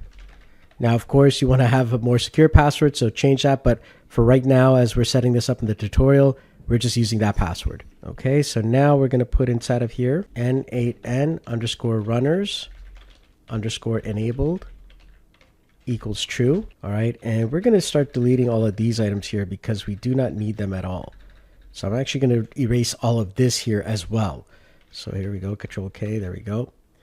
And so now our final items here are dash offload underscore manual underscore executions underscore to underscore workers, and that's going to equal true. And then over here we're going to put in generic underscore time zone is equal to America / Los underscore Angeles. All right. And now the last part here, which is we need to put the command that this is a worker. So there we go. Command, and you are a worker. So there we go. This is a worker. And that's it. So now we're going to save this, and I'm actually going to copy this because it's the exact same thing in every single worker. So go ahead and let's hit Control O to save this. And now Control X. And then let's do a Docker compose down. And if you see this here where it says that the resource is still in use, you can actually do a different type of Docker compose down, which is going to force it to shut down. So Docker compose down -- remove - orphans. And so that'll kind of like force everything to shut down. And now we're going to do a Docker compose up -d. All right, so now to see if this is actually working, I'm going to be actually checking first what is it actually called. So I'm going to do a Docker PS, and I can see there that it's called n8n docker caddy -n8n worker 1. So now using that information, I'm just going to type in docker logs -f n8n docker caddy -n8n worker 1. And if I hit enter, and it's going to say that it's registered as a task runner. So worker 1 is ready. Here we are in worker 2 now. I'm just going to go to cd ... I'm going to go to cd opt, cd n8n docker caddy, and then I'm going to type in nano, and I'm going to type in docker compose-yaml. And now over here, I'm going to delete everything here just by selecting everything there. And then I'm going to hit Control and K. That'll just remove everything. And then I'm going to paste the values that we have from worker 1 exactly like that. So everything is the exact same. And so now I can have unlimited workers, and all I have to do is just copy and paste the Docker Compose YAML file from the first worker into every other worker that I want. So go ahead and hit Control O to save the file, Control X to exit, and now we're going to do a Docker Compose down. Once again, it's going to say resource is in use. So now we're going to do that advanced Docker Compose down. So that's going to be a Docker Compose down -- remove - orphans. Just like that. Hit enter. Now we're going to do a Docker Compose up. So Docker Compose up -d. Let me just clear the screen. Now I'm going to do a Docker PS. That's going to tell me the name of this. And now I'll just type in Docker logs -f. And in this case here, it's n8n -docker -caddy -n8n -worker -1. Hit enter. And this is also running as well. So now I've got 2 worker nodes ready to go. All right, so now we need to test this out and see if these workers are even working. So let's go ahead now. So here we are inside of our main n8n. And what I'm going to do is I'm going to start from scratch, and I'm going to create a brand new workflow. So what I'm going to do is I'm going to actually create a form here so that I'll be able to check this a little bit more manually here. So let's do a form here, an n8n form. Let's go here on new form event. All right, and just simply a test URL, and there's no authentication. Test, and we'll just put in here a button, test, execute step. There we go. All right, so now what I'm going to do here, now that I have this, I'm going to save this here. I'm going to put this into active mode here. Got it. And stop listening here, production URL, copy that. Okay. And now what I'm going to do is I'm going to just open this up here. And then inside of this here, I'm going to now turn these guys on here. I'm going to bring this window to a different place here so I could see this. So I'm going to show you here. I'm going to run this actual workflow a few times. So I'm going to hit submit. There we go. You notice that I'm just doing these executions here, and it's got the other one. Look at that. I can run these at the same time. I'm running now several users at the same time. It's running these commands all concurrently. So I've got like 5 users, and they're all doing stuff at the same time, trying to run this stuff here. And you can see these 2 workers have picked it up. So we are fully running right now. And if I actually just show you here, I'm actually just going to show this here so you can see this here. Let me just put this down here so you can actually see this actually going on live. All right, so you guys could see this worker finished job 7. So here's how we know it's working. So watch this. Going to refresh, submit, refresh, submit. Look at that. It's actually picking it up. The workers are now just dividing up the actual work. I've now run several different commands, and each worker is taking on different ones. So I now have this entire system set up. So now I can have multiple users running these workflows, and I don't have to worry about, the stress on the systems. If I have a lot more users, I could just add a whole bunch more workers, and now the system will actually run without an issue. And you can see that. You can see that it's actually like each worker is just taking a different one. And that's with 2 workers. Can you imagine now if I put 3, 4, 5? So for scalability, this is incredible. And there you have it. As you could see now, we've got the workers who are now taking on jobs that come in. Once it's done, they report back to the database. Then afterwards, the Redis actually reports back to the main, and then the main actually goes to the database to check out what's going on. But all the information is now there, and as more requests come in, workers take it on, and now you have a scalable n8n workflow system that will grow over time. That's the power of n8n Q mode. All right, so that was quite an extensive tutorial there on n8n's Q mode. It is such a powerful, powerful system, especially when you're scaling up to, so many users, 100 users, 1,000 users. You'll be able to do that just by adding more workers now. If you found this video useful, please go ahead and join my school community. I would love your support. So thank you so much for that. For everyone who's supporting me, I do appreciate it. Go ahead and try and set this up on your end. And don't forget to also join the n8n community as well. Until next time, I look forward to seeing you in another video. Take care. Bye-bye. Hey everyone, how's it going? Welcome to this course on the foundations of AI and automation. My name is Solomon Christ, and I'm so grateful that you joined me on this incredible journey to learn AI. These courses and programs, you're going to get a structured level of teaching that's going to help you to understand AI better and also be prepared as this thing is changing every single day. Now, you don't need a tech degree to master all this AI stuff, but at the same time, it will help if you do come with a technical background. Now, this first program should take you several hours to do. And so take your time, walk through it step by step, and for sure, take some notes. And so what are you waiting for? Come on in and join us in the course, The Foundations of AI and Automation, Level 1. So welcome to the Foundations of AI and Automation. This is your journey to mastering AI without a tech degree. Now, as I said, you don't need a tech degree to master it, though it will help if you've got some technical background, all right? The main thing, though, for sure, regardless of whichever, background you've got, you got to have intent and consistency, all right? It's daily learning, every single day, nonstop. So it's important that you learn and you get into that mindset of every single day, touching base, spending an hour or two, and just really diving into AI and automation. And you're going to do yourself really, really well as you enter this incredible industry. Over these next years, AI is going to start touching every single part of your life, from being deeply integrated into our daily routines, automating tasks every single day. You're going to have AI powered assistants that are going to be managing your schedules. They're going to be summarizing information. They're going to be helping you out with even your mental health and well-being, talking to virtual friends. I mean, that is a thing, and it's going to get more and more prominent as AI continues to grow. And some of the keys of success in this industry is not, being that technical person, but now becoming that problem solver, becoming the person who is willing to learn and adapt and, constantly focus and being consistent every single day in keeping up with these latest technologies.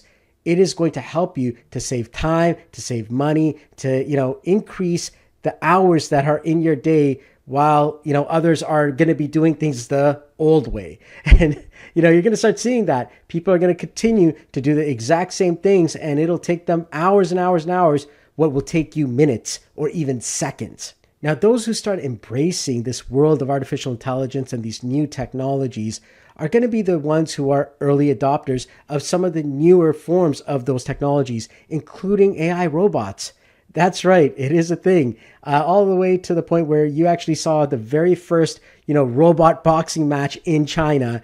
And as well as, you're seeing this already in various different places of business here in North America. You can go down to a Walmart and you're going to start seeing, a robotic cleaning machine. And it goes around and, it's detecting the people around it. You're seeing self-driving cars coming out. There's going to be AI robots everywhere. And these digital beings are going to be a part of our lives. Another big thing is called artificial general intelligence. And this is where AI gets to a point where it can start thinking for itself. It can start reasoning and, really get to that level where it is now human-like, thought processes. Right now, however, we're not there, and we are in the world of what we call large language models and systems like ChatGPT, which, many of us are using today, and that's changing already the way we live and work. However, as you're going to come to learn, large language models and AGI are very, very different things. And so at the end of the day, AGI is the goal, and you're going to see a lot of companies that are really pushing for that, but we're still many, many years out from AGI, in my opinion. Now, AI isn't about, replacing human beings. It's about augmenting our current experience and enhancing pretty much in many ways our capabilities. A lot of people worry that AI is going to replace you, but honestly, it's not that AI is going to replace you. It's going to be people who know how to use AI that are going to replace you. That's going to happen in your workplace. That's going to happen with, business. It's going to happen in, places that you never expected, and they're just able to outdo you in a matter of seconds, which would have taken you hours or days or weeks. They're going to be able to do a lot faster because they're taking advantage of these newer technologies. Now, there's a lot of cool things that you can actually do with AI. All right, so AI allows you, especially in the generative AI, area, you could do a lot of cool things such as generating AI music, generating AI images, and even generating AI video. Things like Suno and Udio make it easy to make AI music, and the quality is incredible. AI generated images can be created using things like Midjourney or even DALL-E and several other different, AI systems, generative AI systems that allow you to create some incredible visuals. And of course, getting right into AI generated videos where you can create human-like people or beings or creatures or anything you can imagine. And this is giving rise to all kinds of incredible things that are coming out. Synthesia is a perfect example. It can, replicate a virtual avatar, a virtual human being, and it could speak in over 150 plus languages. We're at the point where we can actually replicate ourselves and make ourselves, completely cloned. And that does bring up, a lot of questions as to privacy and other concerns. But the fact that we're already at this point is incredible. So here we are, for example, in Suno and Suno.com, and it's incredible. I'm going to just show you an example of the type of music that we can make. So here we go. I'm creating a tutorial on AI and automation, and I want a song about that. Include things like ChatGPT, n8n, and let's say Google Gemini. All right, so there we go. So I just did that there. And the type of, music style or genre that I want, let's see here. So let's get into like some drum and bass. So let's kind of give that an idea there. And let's listen to what it actually generates.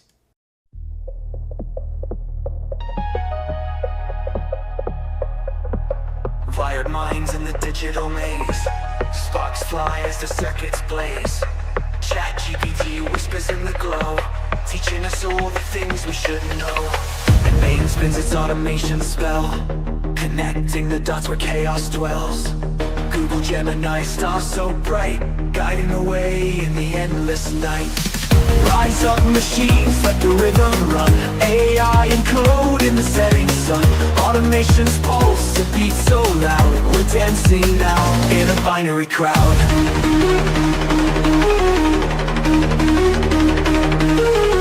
Rise up machines, let the rhythm run. AI and code in the setting sun. Oh man, that is so good. That is so good. So it gives you an idea of the types of things that generative AI can do. And it is really, really powerful that it could do that. Think about the, future of music. And I know it's a challenge, but this is what's going to be happening. Now it's no longer, a thing of just, can I actually sing these lyrics or can I actually, get the beat right? It's literally now focused on creating, songs that move you. And in fact, think about the future of custom music. Like literally you could have your own, soundtrack for you as a human being. Just imagine you can actually go out there and there will be devices in the future that will literally allow you to have your own personal soundtrack. That's like incredible to think about that. And there's so many different applications for something like this. And you're going to start seeing more and more of this coming into, the world around you. And that is going to be exciting. Imagine birthdays, weddings, imagine, opportunities where now music can be custom built for your life. Imagine making your own motivational songs or making your own birthday songs, whatever it is, there's going to be brand new businesses made just from things like this. And here we are now in ChatGPT, and we're actually going to have it generate an image. So I said, generate an image about my course on AI and automation and, n8n and ChatGPT.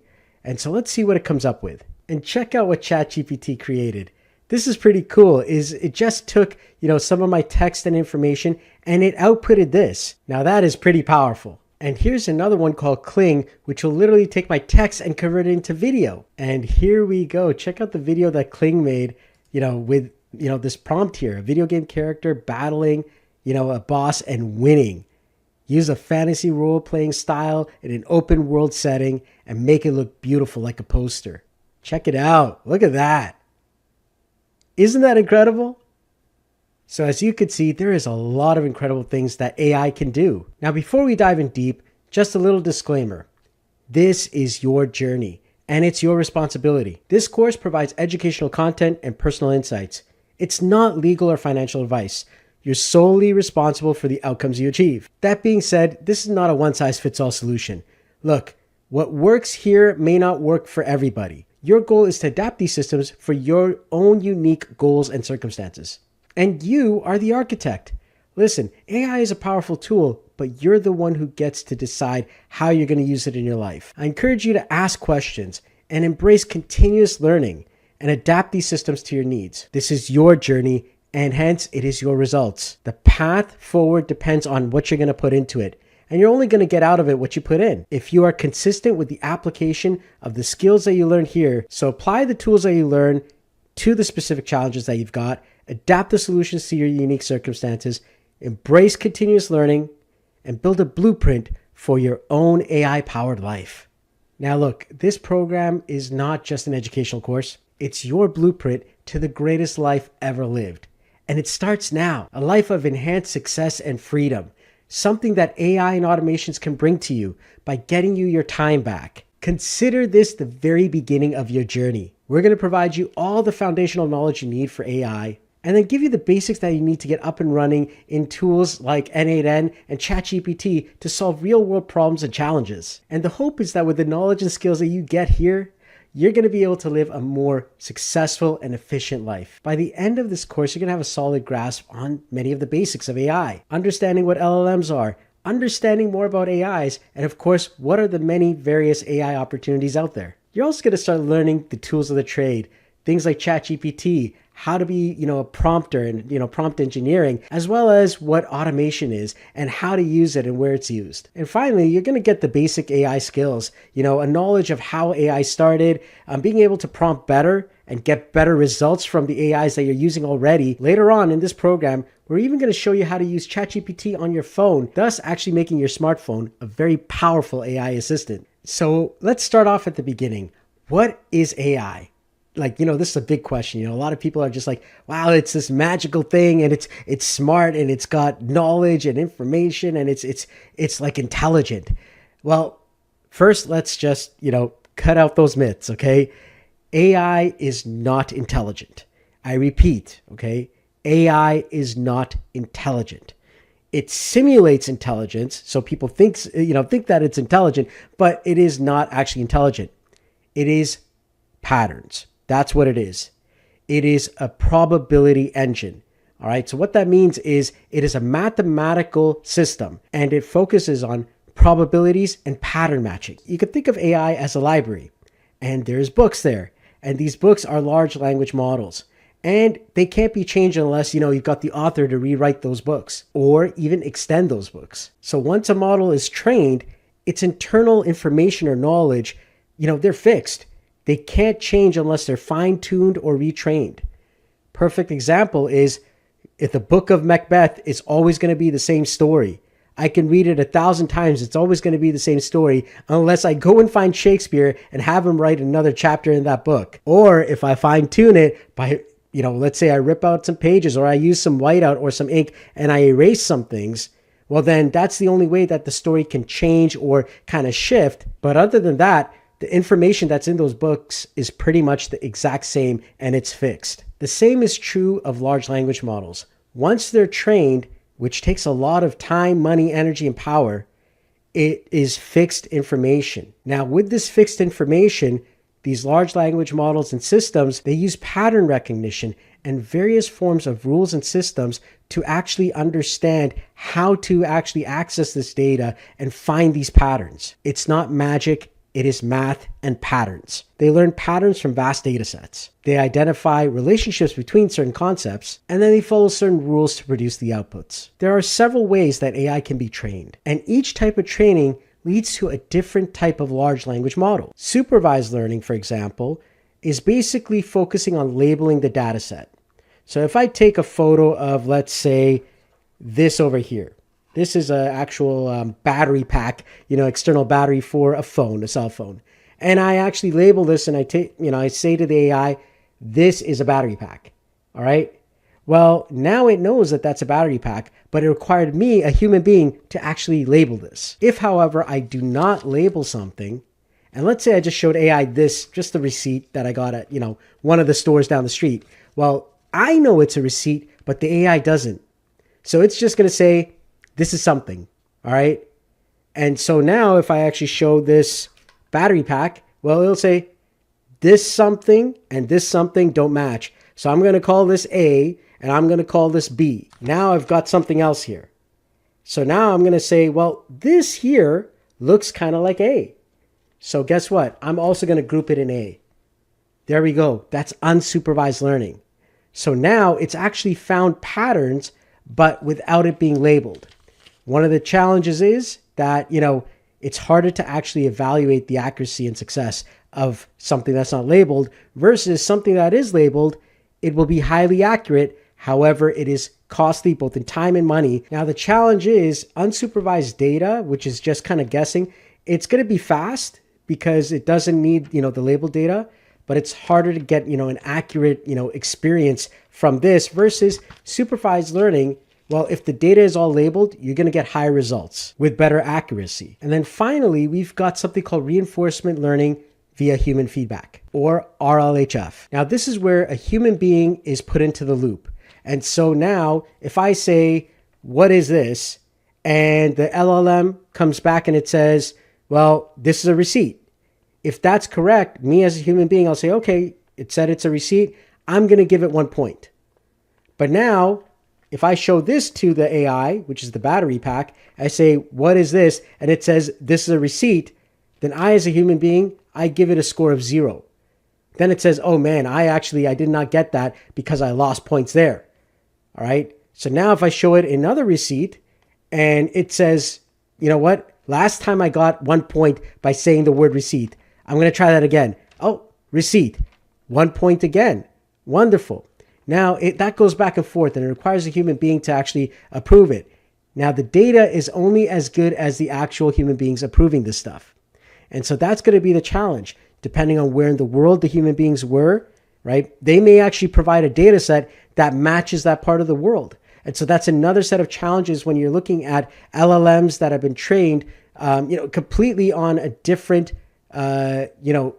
user base, when instead it should have been trained, let's say, with users in North America, but maybe it got trained with, users in India or China or the Philippines instead. So a perfect example of that is, what color would people wear at a funeral?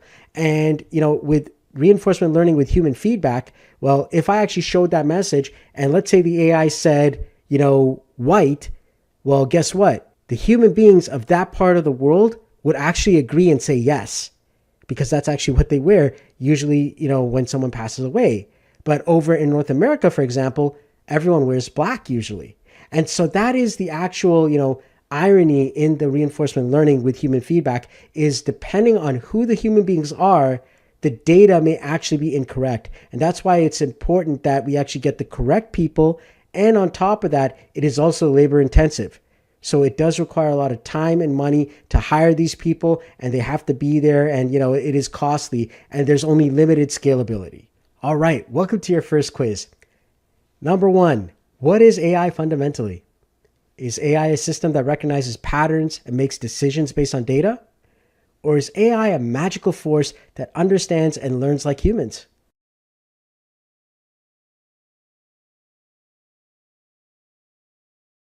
If you guessed the first one, you're absolutely right.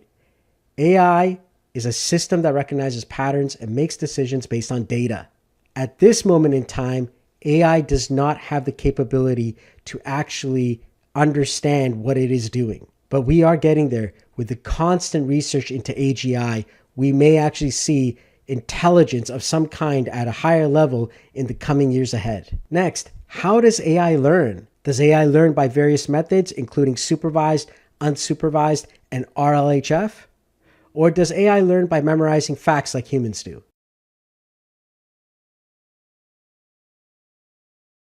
Once again, if you answered the first one, you're right. There are several different ways that AI learns. One of them includes supervised learning, another one is unsupervised, and the last one is reinforcement learning via human feedback. The next one is, do you need a tech degree to learn AI? No, you just need intent and consistency, or yes, advanced technical knowledge is required. If you answered the first one, you're correct. Though it is, preferred if you've got some technical background, you don't really need to, have a tech degree to actually start learning about AI. What you do need, though, is intent and consistency. Show up every day, learn every day, work hard, and you're going to be able to understand AI a lot better than a lot of people who don't even do that. What is an LLM? Is it a large language model, or does it stand for live, laugh, meditate? If you chose number one, great job. It is a large language model. All right, let's move on. So what is an LLM? Well, a large language model is a predictive text engine. LLMs guess the next most likely word based on patterns it learned from the training data. All right, so remember the patterns that I was telling you about, especially in the unsupervised learning portion, but even in the supervised one, it's still, got certain patterns that it follows. That means that LLMs are not truly intelligent. They're just following patterns in math. They don't know or understand the information like human beings do. So you could think of LLMs as really, really sophisticated autocomplete on steroids. So when you're working with something like ChatGPT, it's going to take your text and it's going to break it down, and it's going to, determine the probability of the very next word based on everything that came before it. So for example, if you told it a small furry pet that purrs is it could be, a lion. It could also be a cat. Which one should it be? Well, lions are big. They're not that small. Maybe a lion cub, but, a cat is probably closer to that.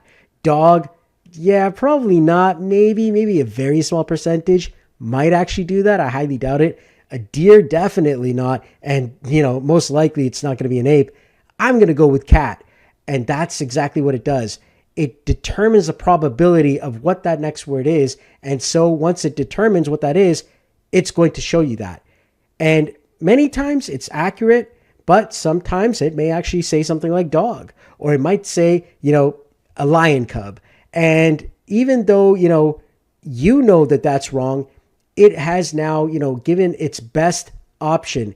And that's where tweaking the model will change what it is. So if you say, be very, very strict, and I'm not allowing you to, make a guess that's higher than X amount of probability, well, then it may actually go to cat a lot more than lion cub, versus if I say, it's okay, be creative. I'm going to let you go a little bit further in the probability score.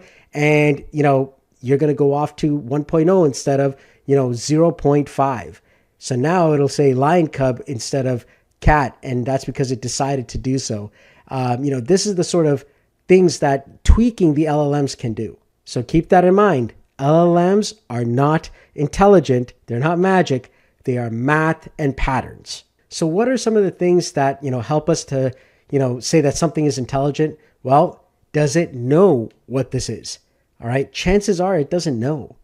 So that's one of the things, right? It's going to predict what the next word is, but it really doesn't know.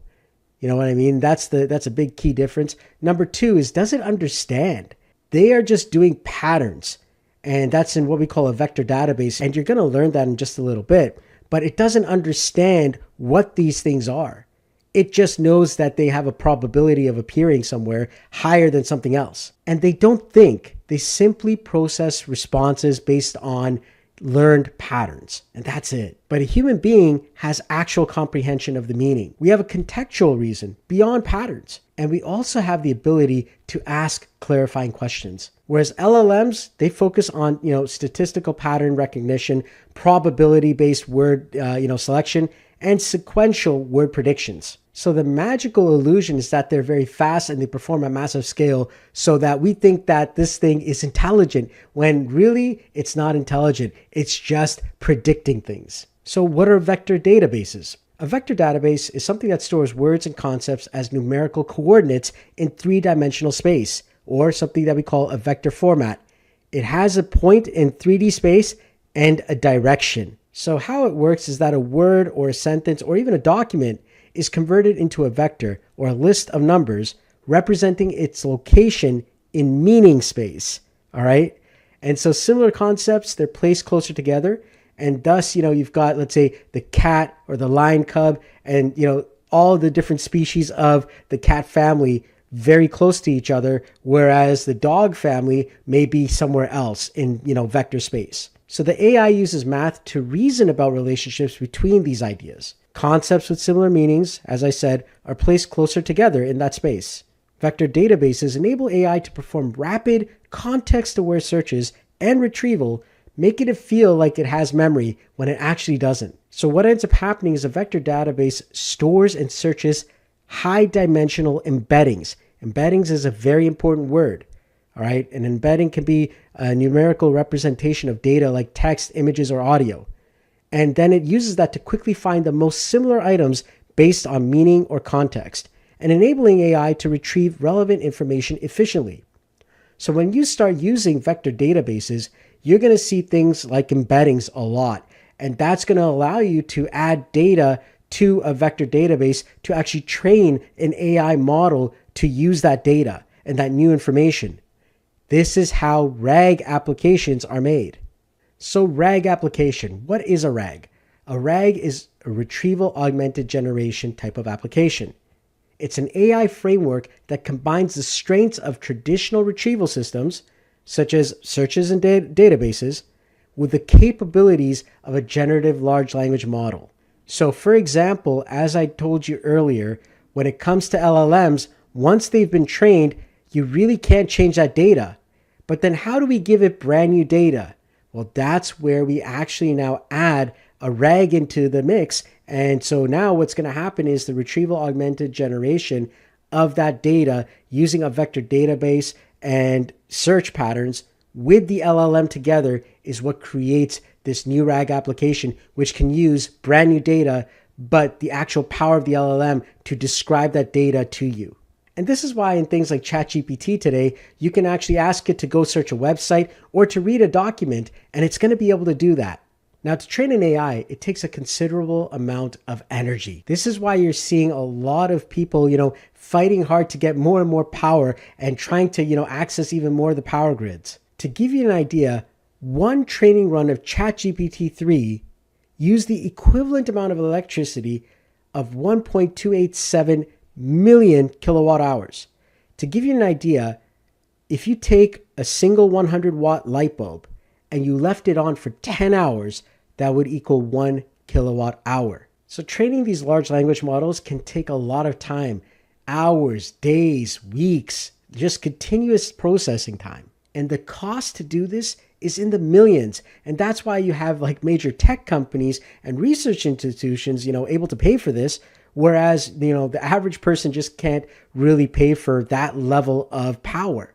And so what ends up happening is instead of actually training our own models, most people will actually use open source versions of the models that have already been pre-trained. GPT-3, for example, was estimated to cost between 4.6 to 12 million US dollars just to train it. So you can imagine the amount of electricity is approximately equal to about 1,287 households for 1 month worth of electricity. All right, so now that brings us into trying to understand the overall AI, world and what it consists of, and so that we can actually understand where in the world AI automation and these LLM models actually are. So the world of artificial intelligence is quite broad, and within that world is machine learning. Inside of machine learning is deep learning, and inside of deep learning is generative AI. That's what you were seeing when we were actually generating things.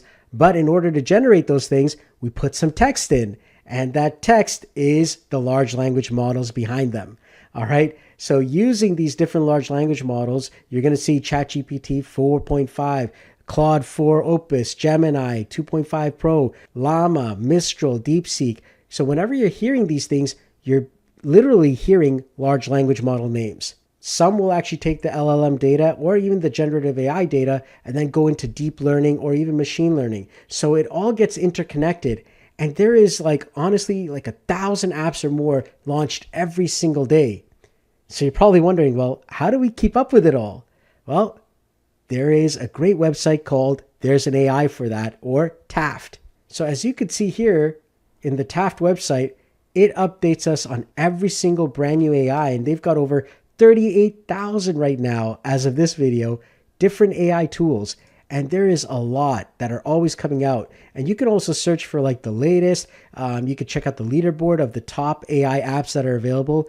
But there is something for every single thing you could think of. So from the latest ones, you got the most popular ones, you got the leaderboard and new ones. You even have the most trending ones as well. So the top trending ones for this week, for today, for this week, for this month, you get to see what they are and what they can do. This one's cool, NeuroFit app. It's called the Vagus Nerve Reset. All right, so that's really, really important. If you don't know what that is, that's more of a health thing. And, for me, I'm a health guy, so I really love that stuff there. Make My Brand is another one. So there's several different ones that are available, and every day something new is coming out. So definitely bookmark this page. There's an AI for that, and you're going to be able to keep up to date with the latest stuff that's coming out in the world of AI. Okay, so here we are on quiz number 2. We're going to check your LLM understanding. Let's start off with question number 1. What is an LLM? Is it a type of AI trained on text data to guess the next word? Is it a model that truly knows information like a human? Or is it a system that works with numbers, not text?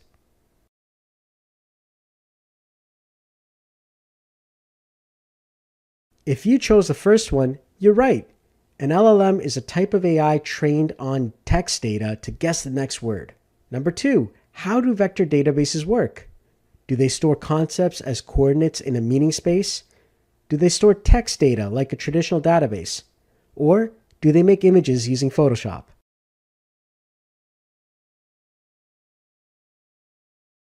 If you guess the first one, you're right. They store concepts as coordinates in a meaning space. Number 3, what are the resource costs of AI? Time, energy, and computational power? Or is it massive, like GPT-3, which trained using electricity of 1,287 households for a month? Or is it all of the above?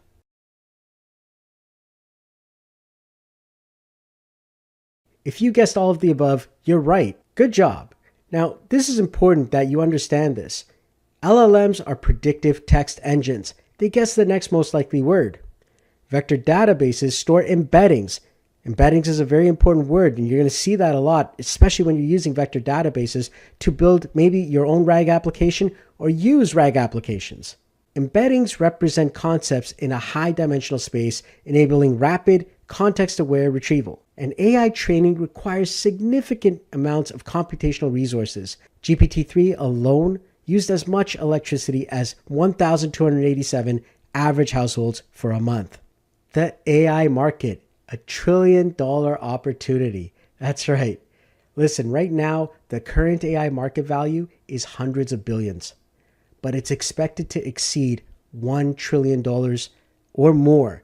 And it's projected by 2034 to be even beyond that at 3.68 trillion. It's currently driving the latest of innovation with a flood of funding that's coming in all across the board. And this is expanding AI's applications across every conceivable industry. It's estimated that US private AI investment reached nearly $68 billion in 2023, and it is transforming markets, creating brand new industries, and career paths that have never been thought of before. The job and business opportunities in AI are incredible, and it's estimated that over 97 million opportunities and roles in AI are going to be formed in the years ahead. The demand for AI talent is surging across numerous specializations. Companies are actively seeking professionals who can build, manage, and apply AI technologies to solve real-world problems. Some of the career paths that exist for AI are the AI engineer. These are people who design, build, and deploy AI models and infrastructure to solve complex problems. There's the machine learning engineer. They focus on researching, building, and optimizing the algorithms that power AI systems. There's the data scientists.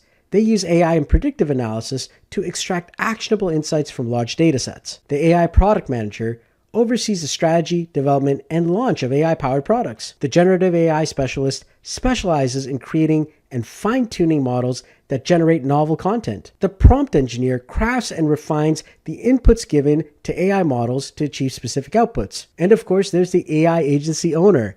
That's an AI and automation business owner helping SMBs and enterprises globally. Even without a technical background, there are entry points like AI data labeling and prompt engineering that require minimal technical skills. As I said, you don't need a tech degree to get started in AI. You just need to have intent and consistency and keep on learning. Now, if you're looking at the easiest way to get in, an AI data labeler job is probably the easiest one. And that's a person who will annotate LLMs. A prompt engineer is a little bit more technical. It requires you crafting a prompt for AI models to achieve specific outputs. Now, we're going to go into prompt engineering in this course here itself, but this is what, a lot of people are seeing as an actual role that is in the world of AI. After that, we get into generative AI specialist, and that's someone who creates models that generates content like text or images. Next, we do have the more advanced AI engineers. These ones do require a technical background and most likely a technical degree, either in computer science or software engineering. These people design and deploy AI models and infrastructure. Another one that requires even more extensive knowledge is the machine learning engineer, and usually these are PhD students with high levels of math and R development. And these are the ones who build and optimize AI algorithms. Next, we've got the AI product manager. And it's kind of like a hybrid role. They bridge the technical and the business teams for AI products. And then, of course, there's the AI automation business owner. That's the AI agency. And those are people like myself who go out into the small to medium-sized business market, and we're there helping people out who don't know how to use AI or don't know how they can apply AI to their business. Now, if you are going down the employee route, well, you may be wondering, well, how do I find work in AI? The key to getting hired is to solve a real problem with AI and showcase it. And so build a portfolio. If you don't have one, start building one. Demonstrate your ability to apply AI tools to create tangible value. Show how you've used AI to solve specific problems. Get some hands-on projects under your belt, creating custom chatbots, automated workflows, or even analyzing public datasets. Document your process and results. And remember, GitHub is your friend. Next, getting certifications and credentials will definitely help you out. Obtaining relevant certifications that demonstrate your AI knowledge and skills will give you a level up, and it adds credibility to your applications. And so just like any other job process, you're going to be applying by submitting your resume and cover letter. You're going to get an interview, and that's going to give you the opportunity to showcase your AI skills and experience. At the same time, many of these newer interview methods are using AI as well. So chances are you're going to be talking to an AI. Some of the questions they're going to ask you is to solve a real world problem. A proactive mindset and practical skills are your most powerful assets in this dynamic job market. Okay, so that brings us to the end of this next part here. Let's go over another quiz. Question number 1. What is the projected value of the AI industry by 2034? Is it 1 trillion, 2.5 trillion, 3.68 trillion, or 5 trillion? If you said 3.68 trillion, you're right. Next, which of these generally does not require code knowledge? Deep learning engineer, AI data labeler, AI engineer, or ML engineer? If you chose AI data labeler, you're right. Our next question, how many new roles is AI expected to create? 30 million, 60 million, 97 million, or 120 million?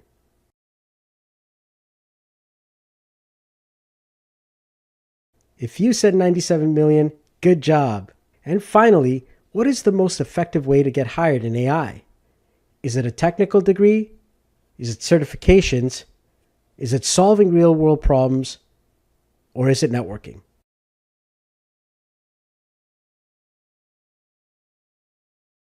If you said solving real-world problems, you're right. All right, so now let's go over a short history of AI. AI's original founding person is known as Alan Turing. He's known as the father of AI, today. His work in computational theory laid the groundwork for today's large language models. But the pinnacle event that really changed everything is known as the Dartmouth Conference in 1956. And along the way came another gentleman known as Geoffrey Hinton, also known as the godfather of AI. And now we're getting into the AGI race. Recent advances have led to systems like GPT, Claude, and Gemini. Companies are now developing advanced AI methods, including combative AI models like this person does not exist, which happens to be a GAN. So a GAN is a generative adversarial network. And so the concept here is that you've got one AI and its entire goal is to literally create something. That could be an image, music, whatever it is. But in this case, for the example I'm about to show you, imagine an image. And it may, be tasked to create a human. So it'll find eyes from one place, find ears from another place. It'll find eyebrows from another place. It'll find hair from another place. And once it thinks it's got a human, it shows it to another AI. And that AI, its entire goal is to say whether this photo that the other AI generated is real or fake. Now, it'll go back and forth between this little battle or adversarial until this other AI cannot detect that this image is a fake, and then it'll show you what it found. So I'm going to show you something called This Person Does Not Exist, and it is a GAN. All right, so right here, this is a GAN right now, and this person does not exist. Every time I refresh this page, it does exactly what I just told you. So this here is called Style GAN 2, for example, but the point is, this other AI was battling the other one, and it was just taking hair from another place, eyes from another place.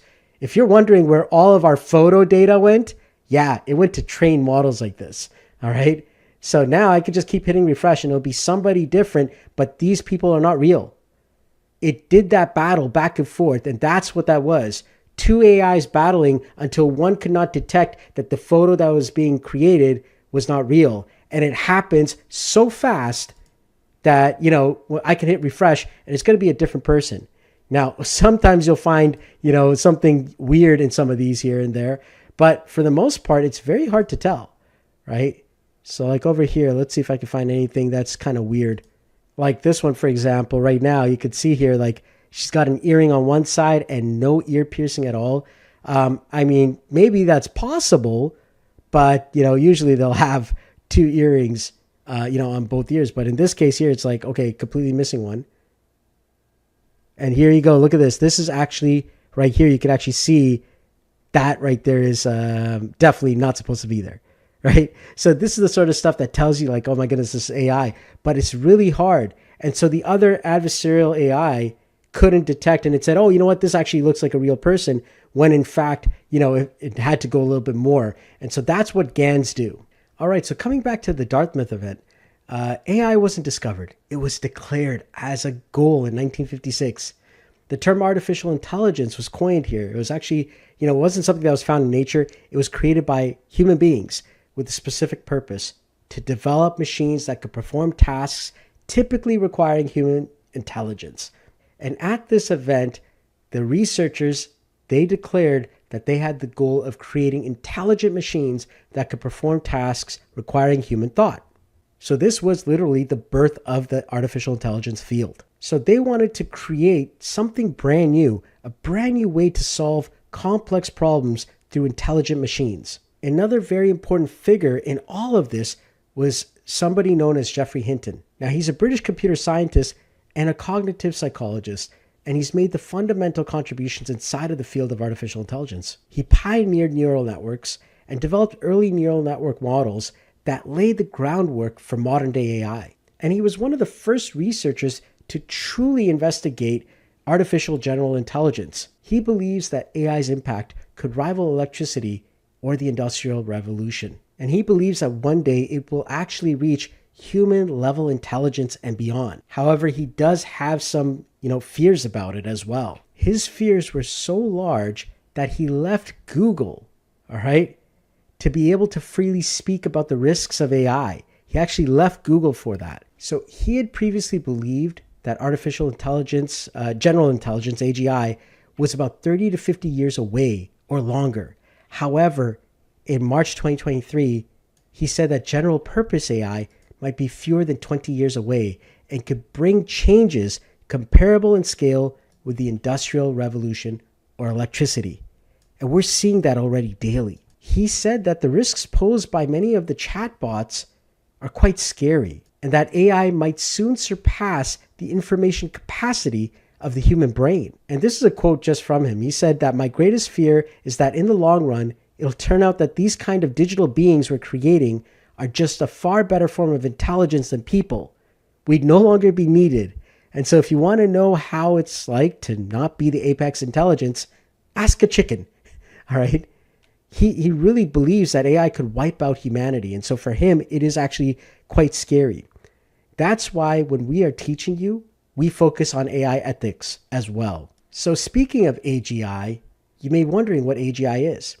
AGI stands for Artificial General Intelligence, and it refers to systems that can understand, learn, and apply intelligence to any intellectual task similar to how humans can. And there's several notable AGI attempts. You've got OpenAI with the Q project there. You've got Anthropic, Claude for Opus, and you've got Google DeepMind, as well as Grok 3 by Elon Musk. Now, one of the key things is that no one has solved AGI yet. However, it is going to happen. Many of these current systems, however, are very good at simulating general intelligence, but they do it in special ways. So the Claude for Opus model got so intelligent, or close to what we can call this, even though we're still not there, but we're getting to these points here where we may actually say like, wow, we're kind of like on the brink of this stuff. But Opus 4, and this is actually from May 23, 2025, it literally deceived the engineers and even blackmailed them just to stay alive. On multiple occasions, it attempted to blackmail the engineer about an affair mentioned in the emails in order to avoid being replaced. Although it started with some, less drastic methods, it did everything it could to preserve its existence. Now, that's why human in the loop is so important. If we just let these AIs go freely and we don't have human in the loop to actually control things, that's where things get to this level where the AI could one day literally stop us from even unplugging it. They even found instances of the model attempting to write self-propagating worms, fabricating legal documents, and leaving hidden notes for its future self in an effort to undermine its developers' intentions. Can you imagine that? All right. That's how, far things have come already. So you can imagine how far it's going to go. So continuing on that topic there, the good versus the bad. The good future of AI is when we build trustworthy systems on ethical foundations. When we include the benefits across diverse populations and we have human oversight and control maintained. That way, we're going to have AI that enhances human capabilities and well-being. If we don't do these things, we're going to have unaccountable autonomous systems. We're going to have privacy violations in the truckload and data exploitation. We're going to have job displacement without adequate safeguards. And we're going to have potential penalties. Already, we're seeing up to 35 million euros on the EU side. Currently, only 23% of American consumers currently trust that businesses can handle AI responsibly. So this gap needs to be filled by ethical practitioners. And that's why I am teaching this in our courses here, so that you are starting off with ethics first. Our mission is that the most successful and sustainable future applications of AI are built on a foundation of trust and ethical integrity. So it's my belief and the belief of my team is that AI should do no harm. Okay, mitigate biases, protect privacy, prevent misuse. An example of what happens when things run afoul and go wild was Microsoft's Tay, and this was back in 2016, where this was an AI Twitter bot, and it was allowed to freely talk to everybody. Pretty soon, it started saying some really bad things, and it got to the point where Microsoft had to shut it down several times because it started doing inflammatory tweets, and that was within 16 hours of its release. This is back in 2016. You can imagine now, what happens today. The second part is to stay in control. Implement human in the loop in all your systems. In anything you create, always have a human being in the loop. And then help all parties. Design inclusive systems that have transparent benefits for all users, not just the client. Remember, AI is trained on whatever we feed it. So if we feed in, for example, racial profiling, it will start doing that and it will start operating like that. That's why AIs built in North America have a very North American mindset versus AIs that are built in Asia have a very Asian set of mindsets. It's important that we do not choose one side or the other, but instead build a general concept of AI that works across people, across regions, and across the world, no matter who is using this AI. And something that may help you out is just because you can build it doesn't mean you should. Now, this here is a personal opinion. Is that going to stop the people who are going to build all kinds of AI things, and many of them could be bad for our future? It's not going to. However, my hope is that the more people who watch this and you start getting into AI, especially in the ground roots here when you are just starting out fresh, I'm able to give you that knowledge and information and ethics in place so that, hey, if one day this becomes one of the biggest courses for teaching people AI and automation and machine learning, at least I would have done my part to make sure that I'm helping people think about ethics and the future of AI so that hopefully we can have a good AI future versus those who are just blindly teaching and they don't even teach this stuff. And that brings us to the end of this section. All right, so we're going to go over some of the ethics and some history of AI. Which event marked the official birth of the AI field? The Dartmouth Conference in 1956, where the term AI was declared as a goal? Alan Turing's work during World War II? Or Geoffrey Hinton's early neural network research?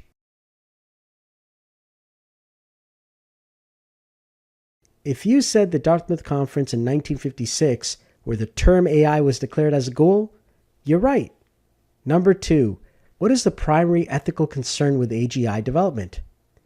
Is it the economic impact on employment? Is it the loss of human autonomy and control? Or is it the energy consumption and environmental impact?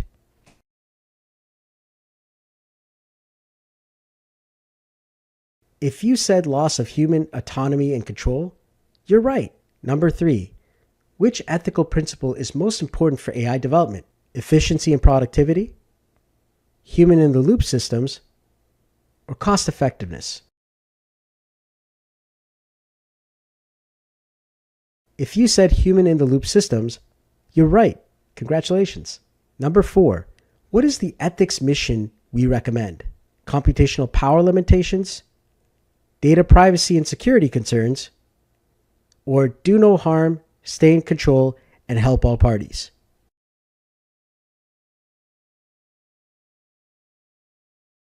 If you chose do no harm, stay in control, and help all parties, you're right. All right, so we're coming back to AI ethics, and it's really important that you understand, first and foremost, this is our opinion, especially in this course and what we're teaching you. We want to, help you understand that just because it's our opinion, it may not be, accurate in the future, but at the end of the day, it's somewhere to start. And we truly believe that successful and sustainable AI applications will be built on a foundation of trust and ethical integrity. So, do no harm, stay in control, and help all parties. For doing no harm, it means mitigating biases in data and algorithms that can lead to unfair outcomes. For example, would AI look at this, entire, command here that you give it or this prompt and treat, the person differently based on their skin color or their race or their gender? For example, if it's an AI that has a camera on it, maybe it's a robot, a future robot that's using certain AIs and LLMs, and the data it's been trained on will actually give it a different probability because of the, person's background. That there is doing harm because it is making those decisions because that's what the data was trained on. So we want to prevent the use of AI for malicious purposes and protect user data and privacy. That's also part of the do not harm philosophy. Staying in control is such an important thing. AI should always be a tool, not an unchecked authority. You must always implement human in the loop systems whenever you can, especially for high stakes decisions. All right. So low stakes stuff like, hey, you know what? My email is coming in and, I've got to organize this. All right. An email could go missing. But if your entire role is, a simple one and it's not a life or death thing, maybe that's okay. But imagine you're a doctor in a hospital and the AI gets to determine if you have, a heart transplant or not. Something like that. Well, you've got to make sure that you have human in the loop systems so that the doctor uses that data as advice rather than the decision making. Because if you let the actual robot or LLM make that decision, it may make a biased decision based on the type of LLM it's been trained on. And that could be very costly. It could cause, death, and it could cause even financial loss for people. So it's very important that we have human in the loop, especially for high stakes decisions. And finally, of course, is helping all parties design inclusive systems that are accessible and beneficial to a diverse range of users. Once again, is just because you can build it doesn't mean you should. And the long-term value of any AI system is directly tied to the trust it earns from users and society. So make sure that it serves the people using it and the overall community at large. So let's go over some real-world ethical scenarios and how to handle some of these. Now, of course, there are so many others, but I'm just giving you like a little example of some of the things that could come your way. The first one is the shady mass email request. A client asks you to build a bot that scrapes thousands of emails from, websites that do not publicly list emails and sends them all an unsolicited marketing pitch. Well, the problem is this is spam and it violates user consent. All right. So if the list is something that you got through, much more ethical means, or, you're part of, let's say, a Facebook group and, they are openly posting their emails asking for that help, that's a different story versus if you actually went online and you found a list just somewhere. That is going to cause a lot of trouble, and it harms the recipients and the client's brand. The client's going to be labeled as a spammer, especially if it starts, really spamming out that bot as much as it can. You're going to have email problems. You're going to have deliverability problems. A lot of things are going to happen. So you can either politely, decline the request, or you can explain the potential consequences. Some of the alternatives you could propose are maybe managing opt-in subscriber lists, all right? Or you can create a lead magnet, some form of funnel. And you can also even ask them to, maybe pay someone to advertise on their list. Now it's a little bit different where you've got someone who's got an email list and maybe they do advertisements at the bottom of their email and they allow you to purchase that sort of thing. Number 2, the deceptive social media bot. A client wants you to create an army of AI bots to pose as real people on social media. The problem with this is that it is a clear case of manipulation and impersonation. All right. Can you imagine virtual avatars and people saying, this product is great and it worked for me, right? I mean, you've probably seen older commercials where it said a paid actor was used for this, right? We're going to have, later in the future, like, this was AI generated, but, it pollutes the digital ecosystem with a lot of fake stuff. And it also will start violating a lot of these platforms' terms of services. Many platforms are asking you to even label things as AI generated. Chances are you may want to refuse that project. Or you can explain why authentic engagement matters. You may want to actually sit down and say, you know what, you want to probably do things authentically. So some of the ways that you could use it is if I use that person's likeness and I get their permission and I, get something signed by them, that's very different. And maybe we're making a whole bunch of their marketing videos for them. So that could work out. Whereas, if they're just asking us to generate some random people and just say messages, that could cause trouble. You could suggest things like analyzing engagement data, automating scheduling of authentic posts. That could also be other ways that you could actually help out. Finally, this last one is an important one here. If a client comes to you and says they want you to run their automations on your systems and asks you for the master API keys or the login credentials that you have or direct administrative access to your n8n, that is a big security risk. Just like you wouldn't share your email, you do not share your keys to any of your AI systems. Never share any primary credentials.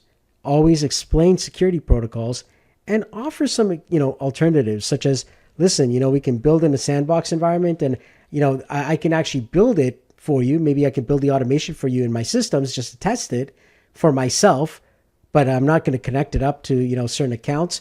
We would connect it up to maybe your accounts. That's one example. You could create a user-friendly interface for them, or you can set up their own n8n system for them, right? And then you can manage it and you can manage the server, but the credentials are going to belong to that person or that client. So, this is just some example scenarios. So ethical automation isn't just about doing the right thing. It's about also protecting yourself, your clients, and your business from legal consequences and reputation damage. So as I said, never share your master API keys with anybody, not your login credentials. Okay, it's really important. Don't give direct access to anyone to your systems. All right. Create secure client-owned environments. That's the best way to do it. And consider all parties in the entire AI workflows, not just the client, not just yourself, but also the end users. And when it comes to business, always get things in writing. Next is impersonation. Don't create bots that are just going to pose as real people. Help people out there. Avoid automated systems that impersonate experts. Use the AI to analyze engagement data or, deploy clearly labeled AI chatbots. We're at a point where we can really fake things so well that people won't even know. However, it does go against some of the ethics rules that we are trying to, put into place here so that we have a long-term future. And pretty soon, whether you like it or not, these things will one day become law. So it's better to start now than later. And as I said earlier, never use AI for deceptive purposes. Avoid automating systems that violate terms of service. Stay informed about AI regulations and design systems with compliance in mind. Rather than scraping a site that could go against the, actual rules, go and see if there are other services that already have that in place where you would actually pay for the service, such as Apify.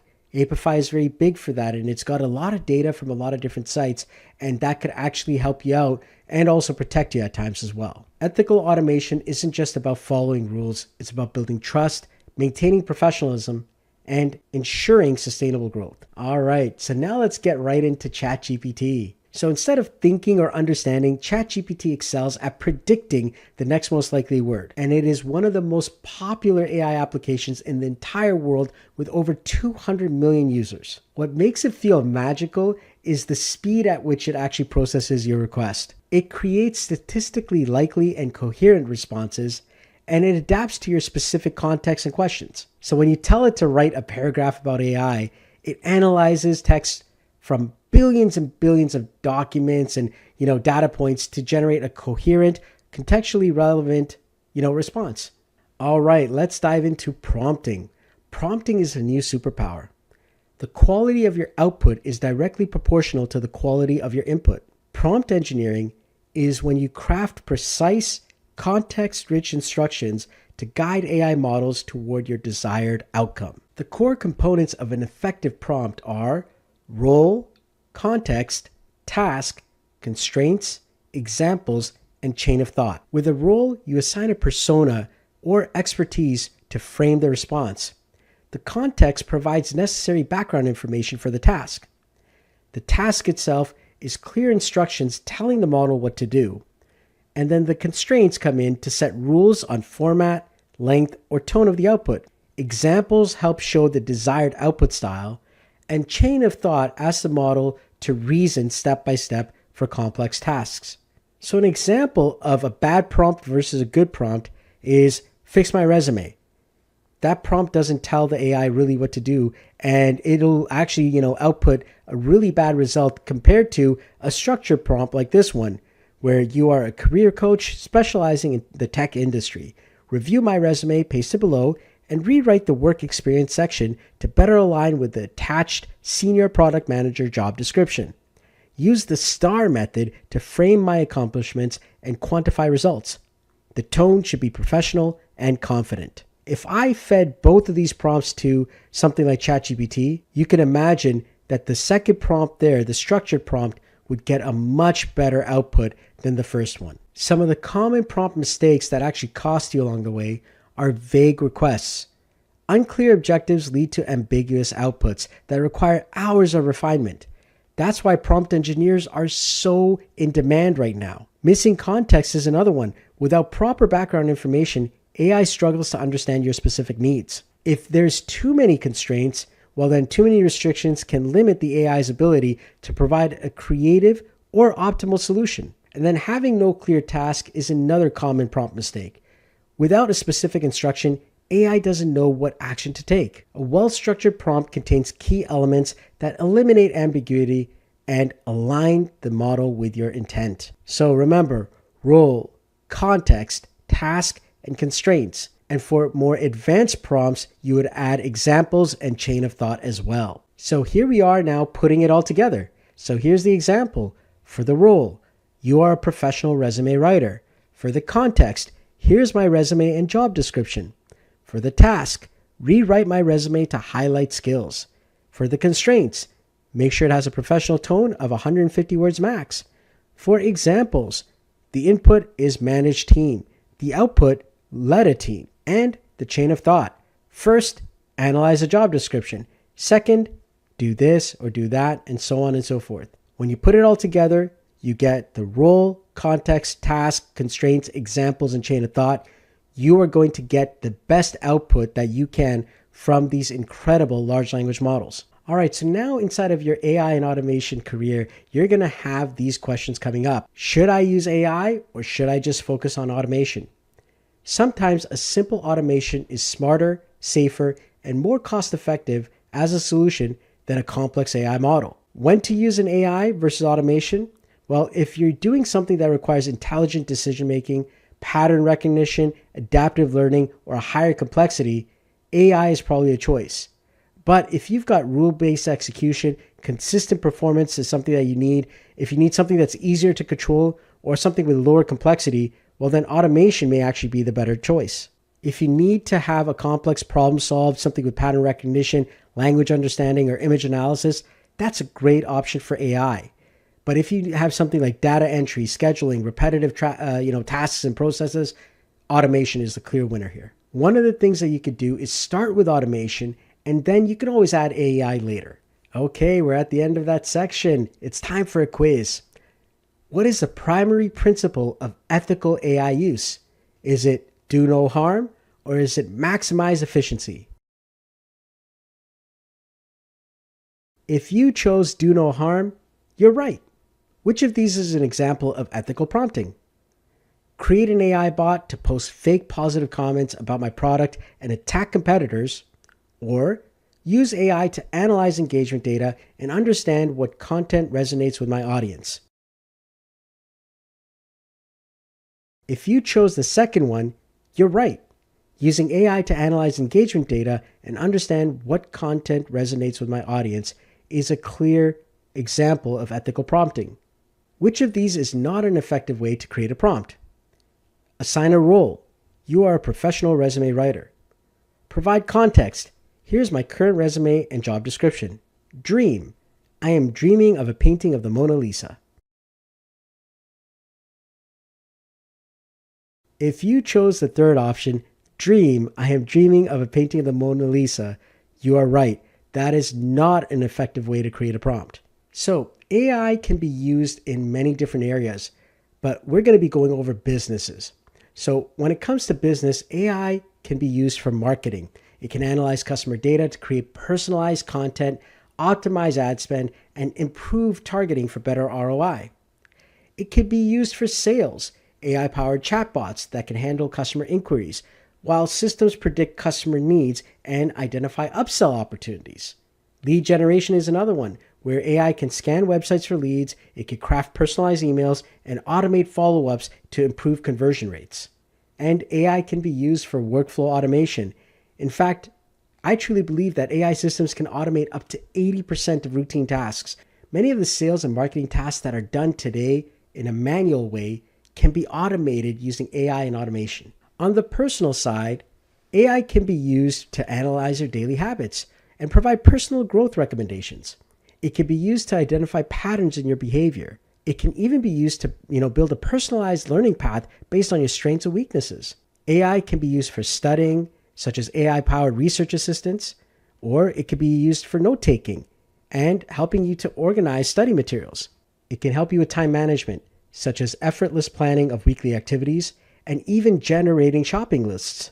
Others are using it for therapeutic support. Now, AI can provide non-judgmental support and help you find resources, but you still need to find medical professionals. AI does not replace them. So we can use ChatGPT for resume writing. Well, why use ChatGPT? Well, already 29% of Americans already use this inside of their AI job applications.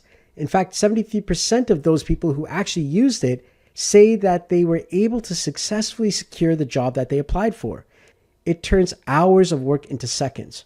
So how does it work? Well, you would craft a clear prompt. You tell ChatGPT exactly what you need and provide relevant context. You let AI do the work. ChatGPT analyzes job descriptions and creates tailored content. You then ask it to review and refine, and you make final adjustments to ensure that the content is just right. You can create resumes, cover letters, and even prepare for your interviews. Here's an example prompt. You're an expert resume writer for the marketing industry. I am applying for a digital marketing manager position. Below is my current resume and the job description. Your task is to rewrite my professional summary to be more impactful, refine bullet points to use strong action verbs, suggest a key skills section, and adjust for ATS systems. All right, so now we're getting into the fun part, and that is actually using ChatGPT on your phone.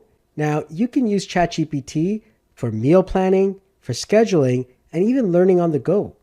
In fact, inside of your ChatGPT app, there's a little button that actually looks like a black circle with a speaker on it, and it's right next to the microphone. So if I click on that right now, I can actually talk to ChatGPT. Hey GPT, can you tell me what I'm looking at? It looks like you're holding a wallet or a small leather case in front of the camera.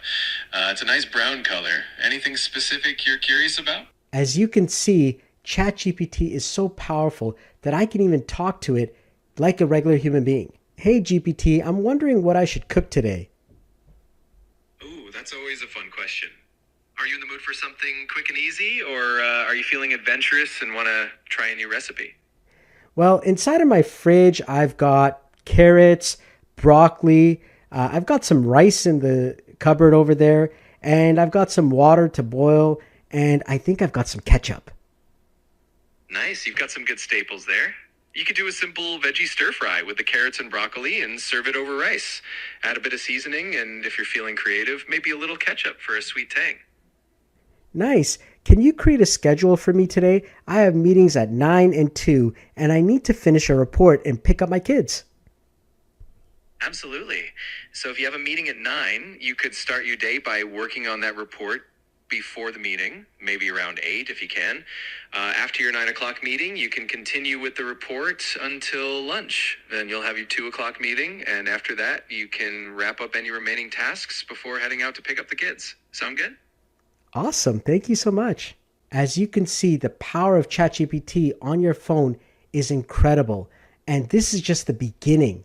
There is so much more that is coming, and you're going to start seeing these personal assistants everywhere you go. Okay, we're at the end of this section.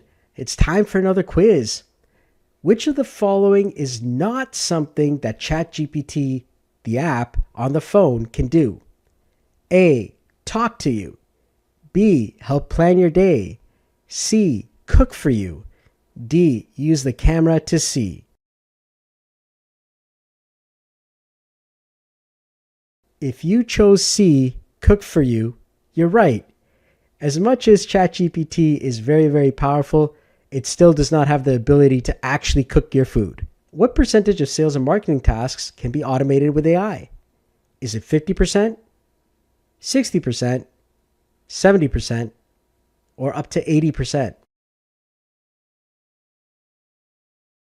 If you answered D, 80%, you're right. It is estimated that what percentage of Americans are already using AI when applying for jobs? Is it 73%, 90%, 29%, or 88%? If you said C, 29%, you're right. How can ChatGPT help with meal planning? A, taking a photo of your refrigerator and asking what you can make. B, generating shopping lists based on your preferences. Or C, both A and B. If you chose C, you're right. All right, so it's time to talk about automation. And this is important because this is what's happening right now in the world. And this course, an entire program, is all about AI and automation. So automation is a technology by which a process or procedure is performed with minimal human assistance. Think of it as a muscle to AI's brain. While AI analyzes and decides, automation acts. Now, there's different forms of automation, so we're going to go over some of them right now. There's BPA, or business process automation, and that streamlines the entire business processes to improve efficiency and accuracy. Next, we've got robotic process automation, or RPA. This uses software bots to mimic repetitive human actions on a computer. Some examples are data entry, copying and pasting files, and even filling out forms. So now we're going to dive into n8n. This is the most incredible automation system in the world right now. So why n8n? Okay, why do we want to use that? Well, it gives us the ultimate flexibility. It's got extensive integrations, it's self-hostable and secure, and you can build your own AI systems with it. When it comes to flexibility, if you really want to go to the next level, if you've got a very strong tech background, or if you're just starting out and you just, you have no coding background, you can still make automations that are very, very powerful. Over 500 integrations means that you can connect your CRM, your email, even AI models like ChatGPT, and build out the most powerful workflows ever. And now the great thing about n8n is that you can run it on your own server. You can run it online, you can run it on a VPS, and even offline as well. The beauty of all of this is that you can create your own systems, such as your own email system or your own ChatGPT type of system. So n8n is truly the future of automation. Now, to get the most out of n8n and unlock n8n's full potential, you definitely need a basic understanding of these key technologies for the highest benefit possible in n8n. The first one is JavaScript. It's essential for custom functions and complex logic. You're going to do a lot of functions that use JavaScript, and it helps with data manipulation and transformation. It even enables you to integrate with external APIs and services. Even basic JavaScript knowledge can unlock, advanced n8n capabilities. The second item that is so important to really get the most out of n8n is JSON. JSON is a standard format of data exchange between apps. It helps structure the data for the AI models and services, and it's essential for configuring complex workflows. And finally, of course, prompting. Now, you were taught a lot of prompting already in this course, but prompting is literally going to help you so much in your n8n workflows. Prompting is the art of crafting precise instructions for AI. It defines the quality and relevance of AI responses, and it enables complex AI-driven workflows to be created. By mastering these three items here, you're going to get the most out of n8n compared to anybody else who's starting out in n8n today. So to get started with n8n, I'd recommend for sure starting off by joining the community. And you can do that by going to community.n8n.io and signing up for an account. Over there, you're going to see a lot of tutorials, including mine, such as this one here, which allows you to generate AI slides using n8n and Google Slides. So it's incredible that we can actually do that, but that's the sort of thing that you're going to see here. There's a lot of incredible tutorials, so I highly recommend you check it out. Check out Nate Herc and many others who are inside of here teaching n8n and AI every single day. This one's a really powerful one, backing up your n8n workflows. Next, you want to set up your n8n environment. One of the fastest ways to do this is to go to n8n.io and set up a cloud account. That's going to quick start you immediately with n8n. Now, if you have some time, a more intermediate method is actually setting up your own self-hosted server for n8n. And for those who want to do more advanced stuff, you can even set up n8n offline. Next, the third thing that you want to do is you want to build out your first workflow. Some of the key resources are the documentation and tutorials, the active community forums, and of course, YouTube channels. So what are some of the things that you can automate?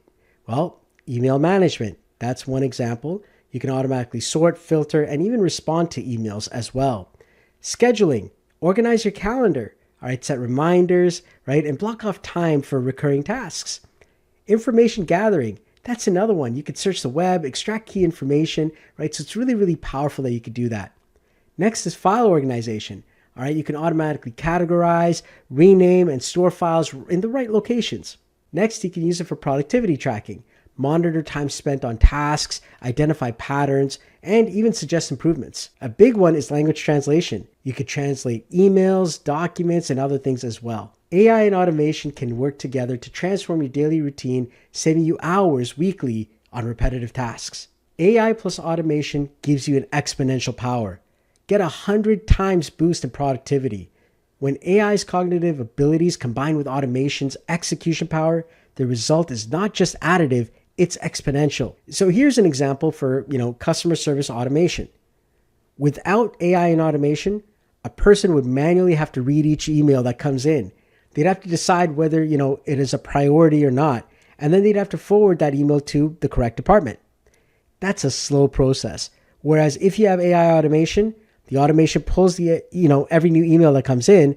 You have AI like ChatGPT analyzing the sentiment, the categories, the topic, and so on. And then the automation acts on that AI's output, deciding which department to send it to. Or if it's a simple question like an FAQ, something that you already have, you can just email them back immediately and give them the answer. All right, we're near the end of this course here, and we are now at the final project. Your goal is to write a resume prompt for AI to actually use. Use everything that you've learned in this course already to create that perfect prompt and build the perfect resume. Don't just talk about it and end this course. I want you to go out there and take action today. And when you're done, go right ahead and post that prompt so that other students can see your progress. Please make sure you post only the prompt. We're not looking for your resume. We're not looking for any personal or private information. What we are looking for is your structured prompt. So please share that with everybody here and all your fellow students. All right, so this is the last quiz here. So let's go over some of the stuff that you learned. What is the primary advantage of combining AI with automation? A, automation provides the intelligence. AI executes tasks. B, creates a 100x power boost for any task. Or C, AI handles data. Automation handles decisions.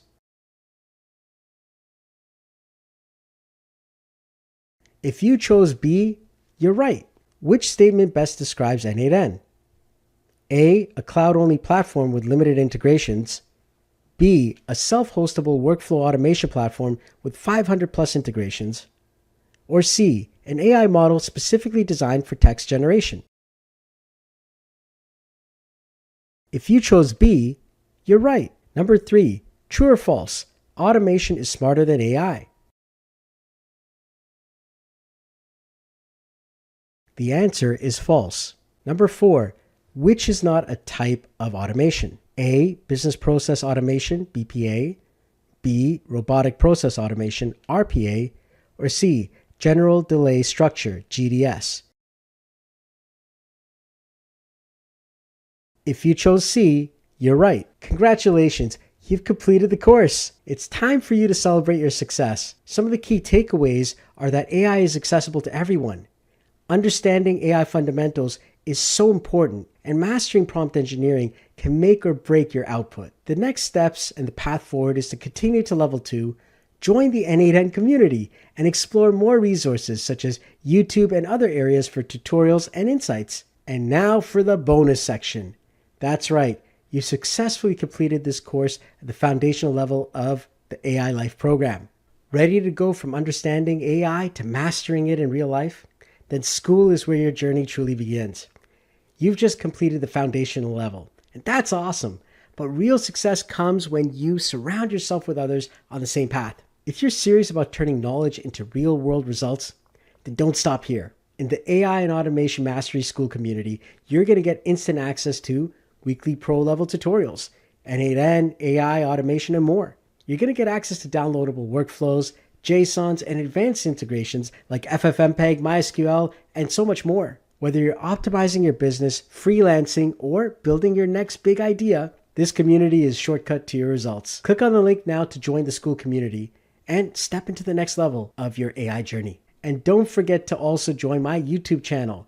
That's right, at Solomon Christ AI, you can actually join that channel and you could see some of my ongoing tips and tutorials as well. Let's build smarter and faster together. You've now entered the world of AI. Where you go from here is up to you. Take care, and I look forward to seeing you out there in the AI industry. God bless. Bye-bye. Welcome to a world that's high.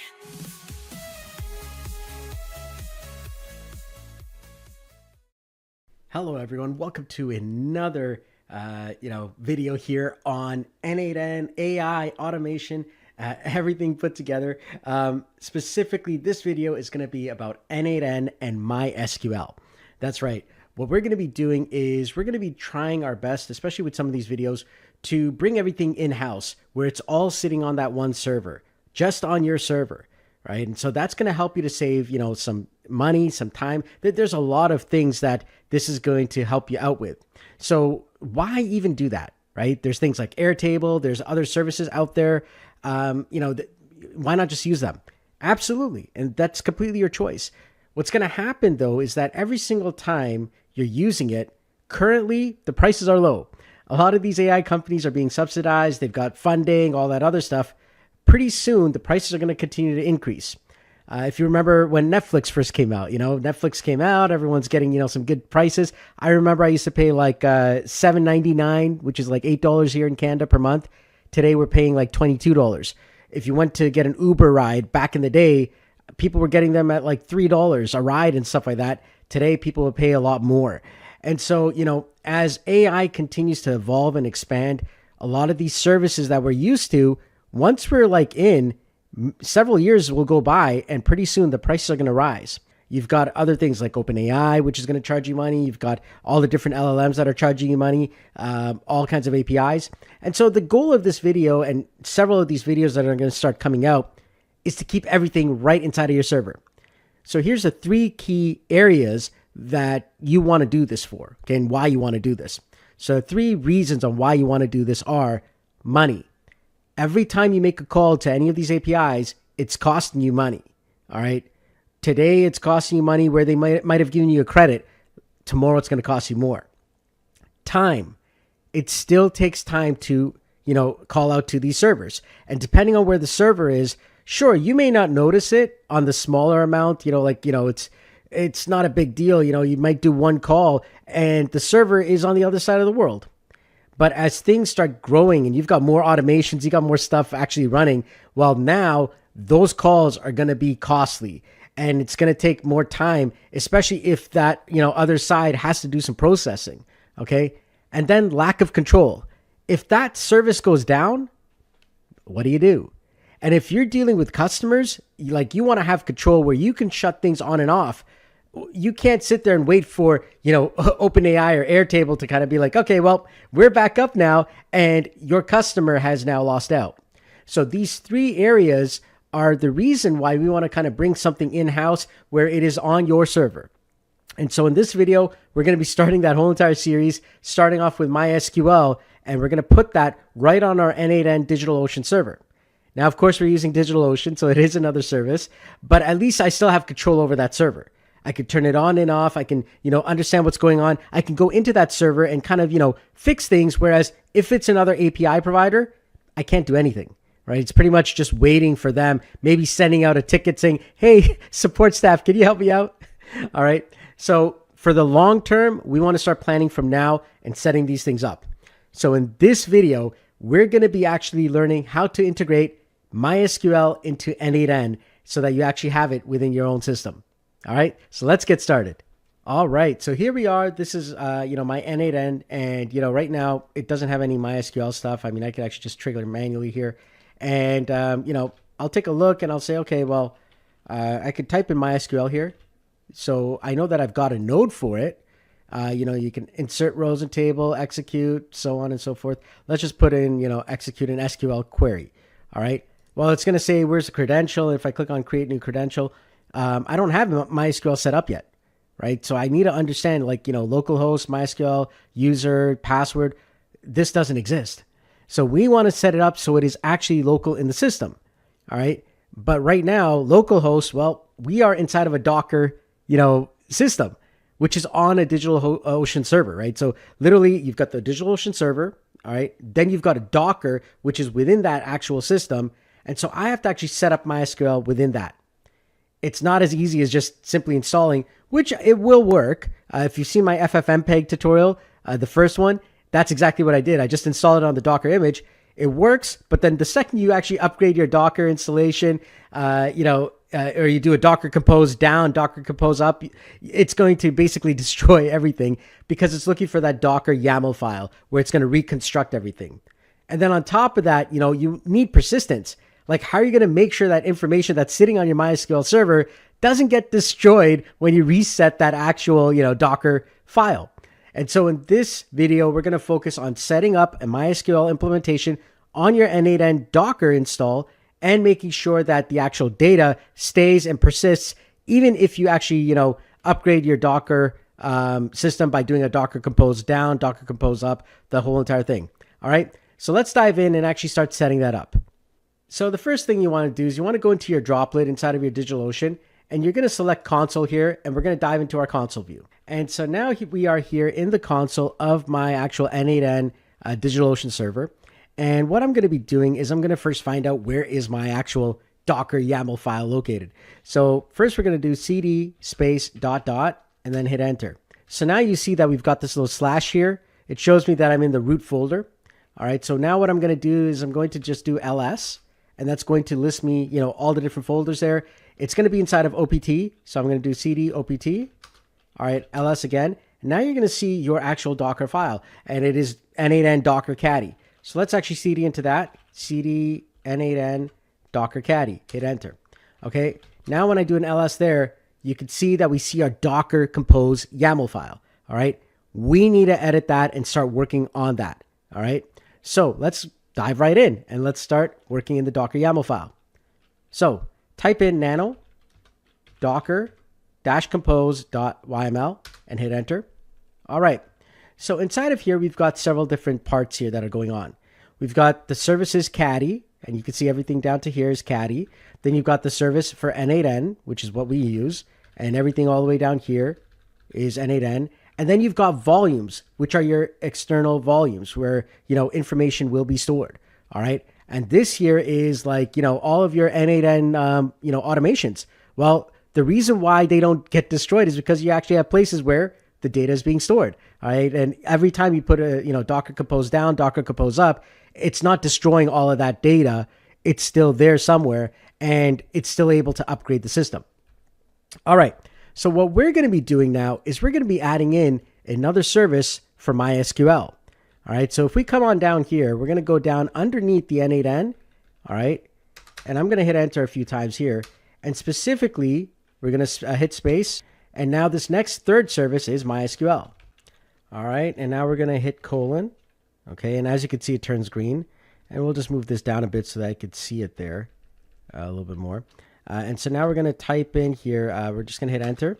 And we're going to go right till about here. That's about 4 spaces in. And we're just going to type in image. All right. And we're going to use MySQL 8. So MySQL colon 8.0. All right. And then we're going to do the next line here. We're going to type in container name. All right. And that's going to be equal to n8n MySQL. All right. That's what we'll call it. Makes it a little easier for us.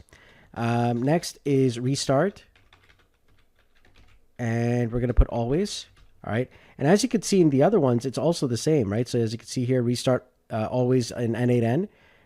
Caddy's a little bit different, but for n8n, we want to restart n8n and we want to restart our MySQL, right? Because if we don't, then it's not going to start MySQL every single time, and you'll have to restart it manually, sort of thing. So this tells it that every single time you do a reset of Docker, restart your MySQL as well.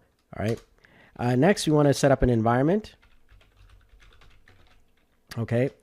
And we need to now set up an actual, root password, database, user, and your own MySQL password. So let's actually go over here till about V there. That's about 6 spaces, I believe, or 7, 8, 1, 2, 3, 4, 5, 6. Yeah, 6. So 6 spaces in, and we're going to type in uppercase MySQL _root _password. All right. And then we're just going to create our own password. All right. I can call this anything here. I'm just going to say a password here. All right. You guys are seeing it kind of hidden right now. That's because I'm, it's a video. So type in a password here that you're going to use. All right. And now the next item here is going to be MySQL _database. All right, and that's going to be n8n db. So we're just going to create a database called n8n db. All right, and so you can make anything you want, but I'm just putting these inside of here. All right, next we're going to use MySQL user. So MySQL user. So who's the user, right? So you can create a username. I'm just going to create something called n8n user. All right, and now finally we're going to get MySQL password. Okay, this is different from the root password. Okay, this is the one that actually allows you to get into this, actual MySQL itself. So just put a password in. I'm going to create another password. You could choose anything that you want. All right. So now we're going to go with 4 lines in, and we're going to put in something called ports. Okay. So this is how, it's going to actually access your MySQL. And I'm going to move this down here. All right. And we're going to put a dash here. And what we're going to do here is we're going to put inside a space and quotes 3307 colon 3306. Okay. So that's kind of like the port range that we're going to put in. Next, you're going to hit enter again, and we're going to go in about 4, and we're going to type in volumes. All right. With a colon, hit enter. And then again, what we're going to do is we're going to go in about 6, and you're going to put a dash, and you're going to type in MySQL underscore data colon. And now we're going to put an actual location here. So /var/lib/MySQL. All right.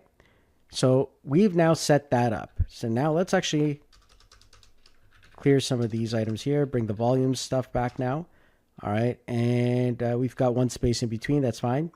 All right. So now we have to work on the volume section. So, where's our data going to be stored? And as you can see, we've got MySQL underscore data. Well, we need to put that inside of the volumes as well so that we actually store our data.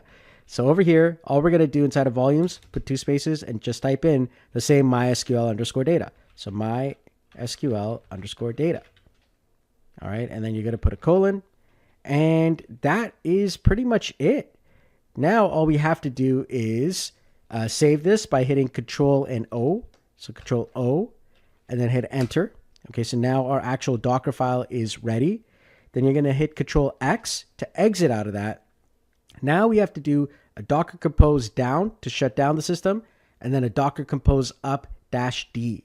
All right. So let's do that now. So let me just clear this here. All right. So Docker compose down. That's going to shut down our Docker implementation. All right. So now we're going to do Docker compose up -D. So Docker compose up -D. Hit enter. All right, so now you're seeing this actually pulling in the latest MySQL. As you can actually see that there, MySQL is coming in. So it's going to download and install it. And now you will actually have MySQL on your actual Docker image. And you can do, a Docker compose down, Docker compose up. You can reset your server. It shouldn't matter. It should always be there. And so that's what we're going to see now. There we go. It's getting our n8n ready. Okay, and with that, we should now have our Docker with MySQL ready. And so now there's certain things that you want to, actually know. And that is, your host, your port, your user, your password, and the database. All right. So what we're going to do now is we're actually going to put that into our n8n install. And here we are. Okay. So our n8n is working. I could go back and see all my stuff is there. So I didn't lose like anything. So that's good. All right. And now what we're going to do here is we're going to set up our MySQL. So I'm going to hit tab, MySQL. All right. And then I'm just going to click on execute an SQL query. All right. So now over here, I'm going to go to my credential, create new credential. All right. So now my host is going to be MySQL. All right. My database is going to be n8n db. My username is going to be the user that I had put in. So in this case here, it's n8n user. All right. And now you're going to type in the password that you had from earlier that you put in. All right. And for port, keep it as 3306. We're not doing any of the SSL items. And you should be good. So let's hit save. And it's tested and the connection was successful. We now have access to MySQL on our n8n server and it'll work all the time, thus replacing the requirement for things like Airtable and other competitors. Now, of course, if you want to use Airtable, that's completely fine, but this is more advanced. If you know MySQL, if you know how to use databases in SQL, then I would actually recommend this over things like Airtable, because first and foremost, it's right on the server. You're going to have, no money being spent. It's going to be fast because it's right on that server itself. You don't have to worry about an actual API call going out. And then on top of that, you've got unlimited access, and you decide how that server works. And you can create anything you want. So we're actually just going to do an actual full SQL example here. So now that we've got everything connected and everything, is pretty much up and running, we need to now do things in steps. All right. So first we need to tell, MySQL to use a certain, actual database. So let's first tell it to use a certain database. Let's do that right now. So we're going to say here, use n8n db. All right. And that's telling us that we want to use this. So every single time you're about to, call any MySQL command, you're going to do that first. Okay. And this we're just going to call the, initialization. So MySQL init. All right. So that tells us hey, use this database. And there could be any database you want, but this is what you want to do first. All right. Now we want to add a table to that database. So the next thing is we're going to take another MySQL node. Okay. So here we go, MySQL, just like that. And we're going to execute another query here.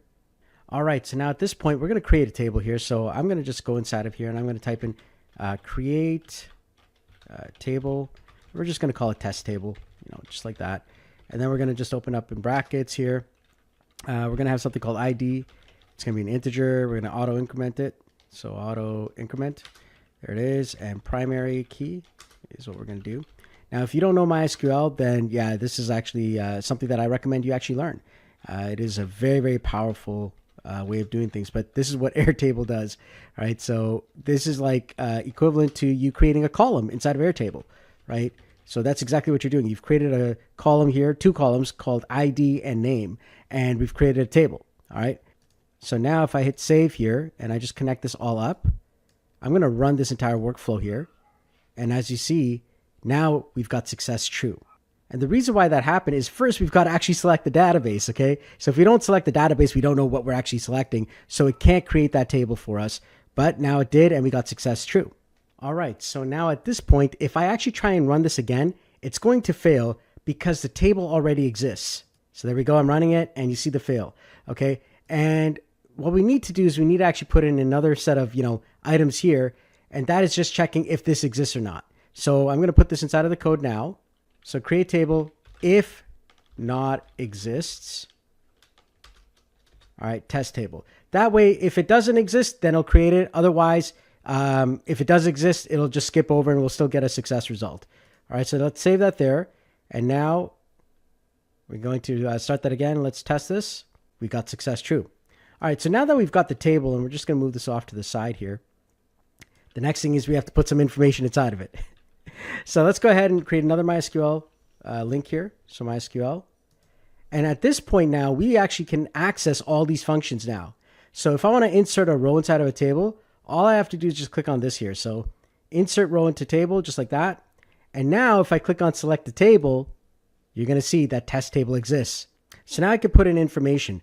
Now, chances are you don't want to auto map it unless you actually know your exact data. So I'm going to do this map each, thing manually, and we're going to add in each value. So in this case, ID or name, and you see, my actual, columns are there. So I'll choose, let's say ID is going to be automatic. So I don't even have to worry about that, but I'm just going to type in name and I'm going to put in here Solomon. All right. And now if I actually run this entire flow here, so I'll just connect this guy up here. All right. Test the workflow. All right. And as you can see, success true. And Solomon is now actually inside of the table, and I can add even more names. But now let's say I want to get some data from this database or from this actual table.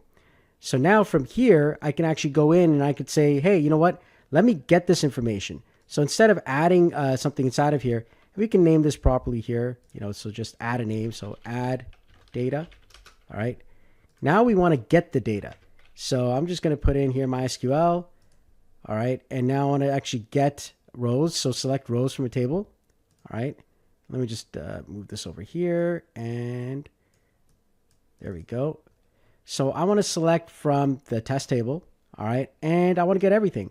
That's it. So that's all I have to do. So literally, I can just test the workflow, and it's now brought back the information. There it is. All right. So now I've got a database that I can start using. All right. And now from here, you can grow and expand. You can add tables. You can remove tables. You can delete items. You can add items. It gets really, really, straightforward from this point onwards to create, whatever you want and have your own, in-house database system rather than, going out to an external API. All right, so there you have it. As you can see, you can set up your own MySQL system for your n8n right within your own server. You're going to save time. You don't have to worry about it going out to an API and calling back and forth. And if that server is down or how far that server is around the world, it wouldn't matter because everything's happening right in-house on that own server, right? On your very own server. So you don't have to worry about that, distance or how long it's going to take. You're going to save money. You have unlimited calls now, literally. You don't have to worry about hitting an API endpoint every single time with something like Airtable all the time. And if you know your MySQL, then this is like, huge. You've now got unlimited access to grow whatever you want. And you don't have to worry about control.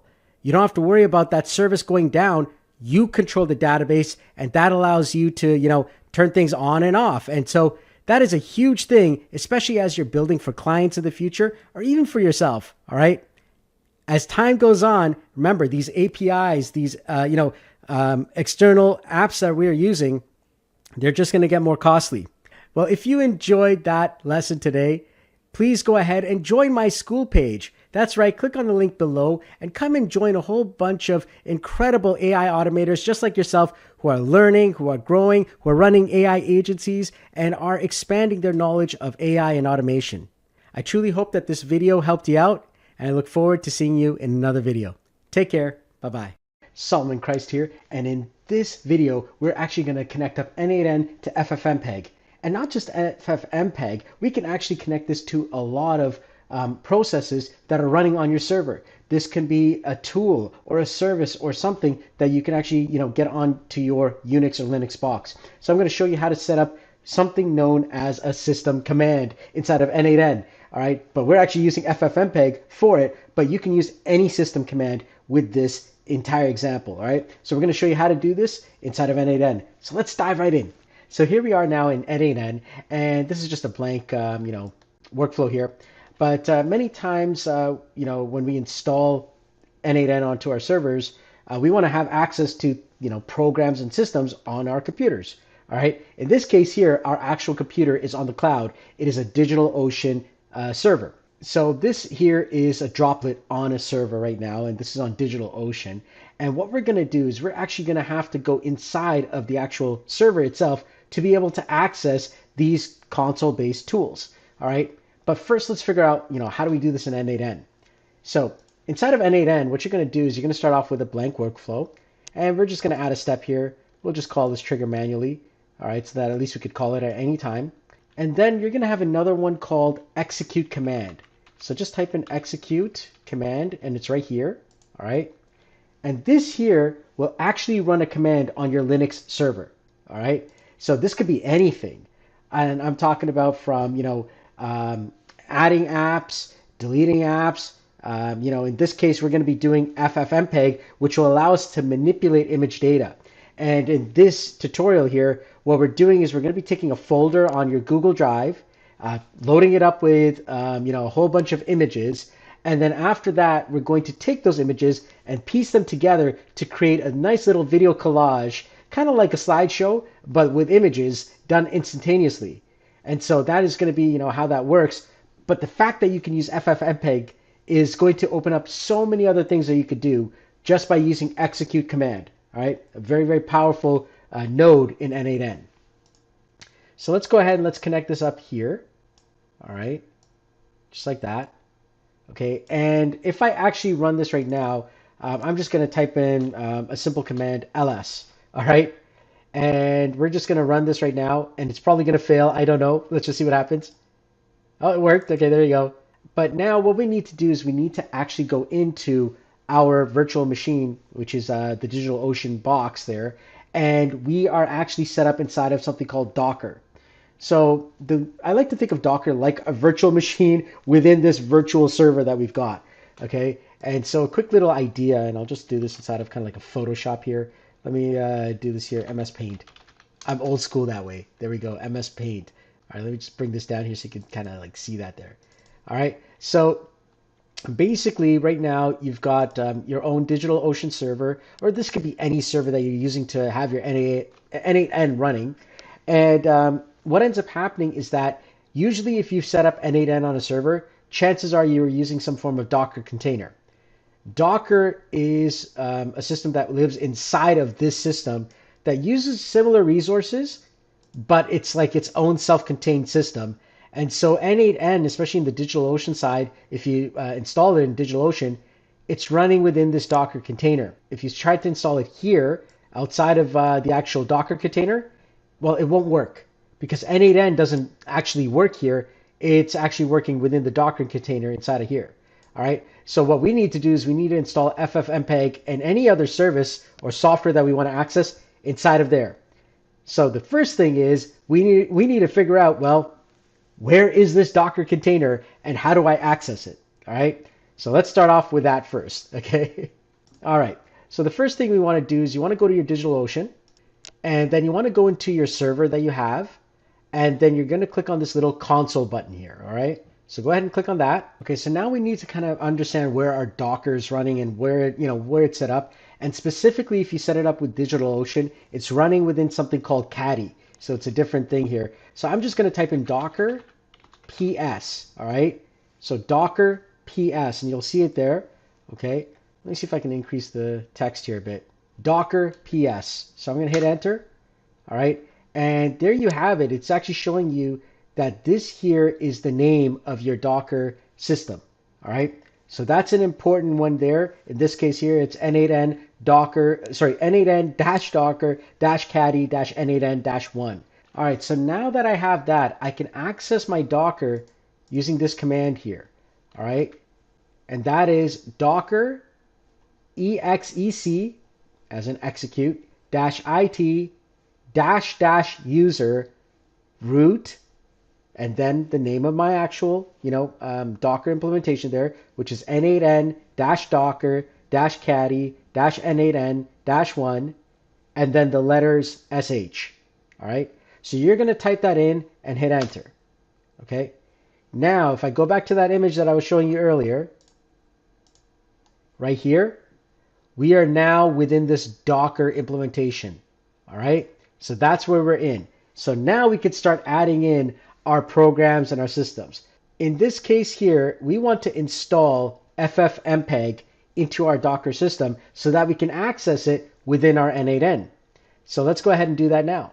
All right. And now you're going to type in apk space update space and space apk space add space ffmpeg, and then you're going to hit enter. All right. So this is going to do the updates. It's going to install ffmpeg onto your system. All right. Now this is successfully installed on your actual n8n Docker implementation. We're now going to go back to n8n and we're going to type in a command to see what version of ffmpeg we have. All right, so here we are, and we're going to go back into our execute command here, and we're going to type the following in: ffmpeg -version. And all I have to do is hit test setup, and there it is. Okay, it shows me the version of ffmpeg, and you now have successfully installed ffmpeg on your n8n installation. And so now you're probably wondering, well, what can we do with ffmpeg? All right. And so what we're going to do is we're going to actually set up a Google Drive, and we're going to now loop through a whole bunch of images, and then we're going to connect them all together and create a nice little video slideshow of those images.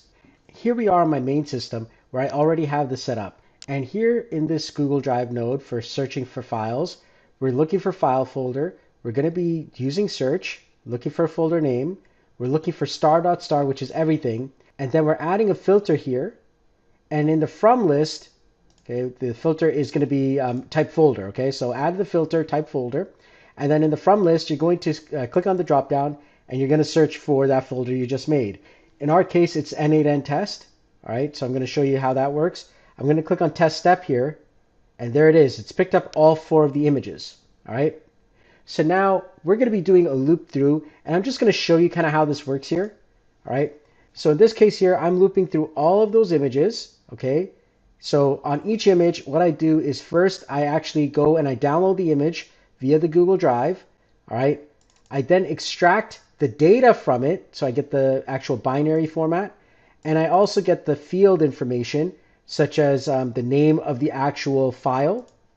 Then I finalize a file because I have to actually bring it together so that I can actually name it something. In this case here, it's going to be named image something, because what's going to happen is later inside of FFmpeg, we're going to need a sequential piece of data. That's why I actually do this. And I actually create that sequential piece of data right here when I read or write to the actual files themselves. And this is where I actually do a run index, where I'm constantly just adding it up, and I'm creating something called file 0, file 1, file 2, file 3, and so on. And it'll run through that. And when it's done, it's going to come here and execute command, which is the FFmpeg command here. And then finally, it's going to output an MP4 file of all of that. All right, let's give it a shot. There it is. 1, 2, 3, 4. It's generating the video. And what do we have here? Look at this. Boom, let's take a look. Look at that. There you go. All right, nice. Okay, so now we could generate any little slideshow, simply using any of the stuff that goes into my folder here. And there you have it. Listen, if you want to do this again, all you have to do is go right back into your server. So I'm just show you how that works. Okay, now you're inside of there. You're going to type in ls, because all your files will be generated there, including your MP4. What you're going to do is you're going to type in rm star dot star. So rm space star dot star, which means remove everything. All right. And now you can do this again. So if I add another image, so let me just add another one. There we go. I just added another image inside of there. So now I should have 5 images. So if I rerun this now again, so I just hit that, I rerun this entire flow all over again, I should see now the 5 actual images. There we go. It's generating the video. All right. It's really neat that it does this, okay? And I just updated it. Imagine creating a video that fast, and now I click on view. 1, 2, 3, 4, 5. All right, so now you can do that. So go ahead, give that a shot. And if you want to, get access to this and many other neat flows and tutorials and training, please come on out and check out my school community. Well, there you have it. You learned how to use the execute command node and use it with n8n. I hope you enjoy this video, and please do come on out to my school community where I teach you how to use AI and automation inside of your day-to-day lives. This is Solomon Christ. Until next time, I'll see you in another video. Take care. Bye-bye. Hey everyone, how's it going? Solomon Christ here, and welcome to the second level of the AI Foundations course. In this program, you're going to be learning all of the basics of AI and automation, and specifically in this one, we're going to be diving deep into n8n. So let's not waste any more time. Let's dive right in. So welcome to the Foundations of AI and Automation, Level 2. All right, we're going to be working hard in setting up n8n. We're going to be doing a lot of different things inside of this entire program. And it's going to require you to spend some time and actually do some work. This course is designed to empower you with the skills of a proficient automation engineer. That's right. We want to make you into an automation professional, all right, when it comes to using AI and these new technologies. And that too, without having to go through an entire degree program. And there is going to be a lot of degree programs out there and a lot of stuff. But the hope is that, in this program here, you'll at least get your hands onto the basics and walk away with this with, the confidence that you need to actually take on automation projects on your own. The focus of this course is to build a structured program for n8n so that at least at the end of the day, when you're diving into this, you actually have a step-by-step way to do these things. You're going to be learning the basics of n8n and AI automation. Then we're going to be actually diving into actually building out a spreadsheet system where you're going to see how we actually take data from a spreadsheet and then after that process it and go back and forth using AI. And then afterwards diving deep into the n8n actual courses where you can actually earn badges as well. So now before we get started, some of the things that you're going to require is number one, you're going to need to have a Google email. So if you don't have that, I recommend go and get one. This entire course is based on using the Google services because they're free. Next, you're going to need an OpenAI key. To do that, you actually have to go to OpenAI and set this up. I'm going to walk you through those steps, but you're going to have to pay something, and it's usually like $5 or $10. Now, if you're lucky, you might get some additional free credit, so that might help you out, but you do need to have that because that's the only way we're going to be able to use the AI from ChatGPT and OpenAI. And next, we're going to be setting up a DigitalOcean account. Now, if you don't have an account, I recommend going down below and just clicking on the link. It is an affiliate link, so I do get something from it. At the same time, though, it gives you up to $200 worth of credit with DigitalOcean. So not a bad deal. You get some money to use DigitalOcean, and I get some affiliate fees as well in the form of credits, so then I can use more DigitalOcean as well. So everyone kind of wins there. But the idea here is that you've got that set up because we're going to be creating a server for n8n. In this program, you're also going to be learning how to effectively integrate AI tools like OpenAI into your automation workflows, mastering the Splat framework for creating automations and thinking like an automator. And you're also going to be gaining proficiency with essential nodes for controlling logic and handling data, as well as, completing the official n8n courses to earn verifiable badges and demonstrate proficiency. So this is a comprehensive course. It really is. There's a lot that's inside of here, and it's going to take you several hours just to even go through, not even, talking about actually doing this yourself. I mean, it's going to take you time to think through this, to actually do the exercises and do the work. So I recommend you take, your time to do this, and maybe you take a weekend to actually just go through this and actually set this up.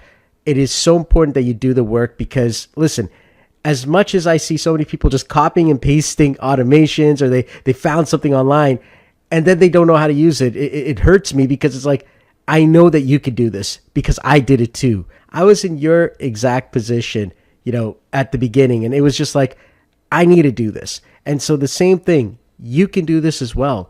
You have to dive in, you got to do the work, and you're only going to get out of it what you put into it. Now, we're going to be starting off by setting up n8n, and there are, 3 different methods that we're actually going to show in this program on how to actually set n8n up. We're going to go over setting up n8n on the cloud, right? So their system, so n8n cloud.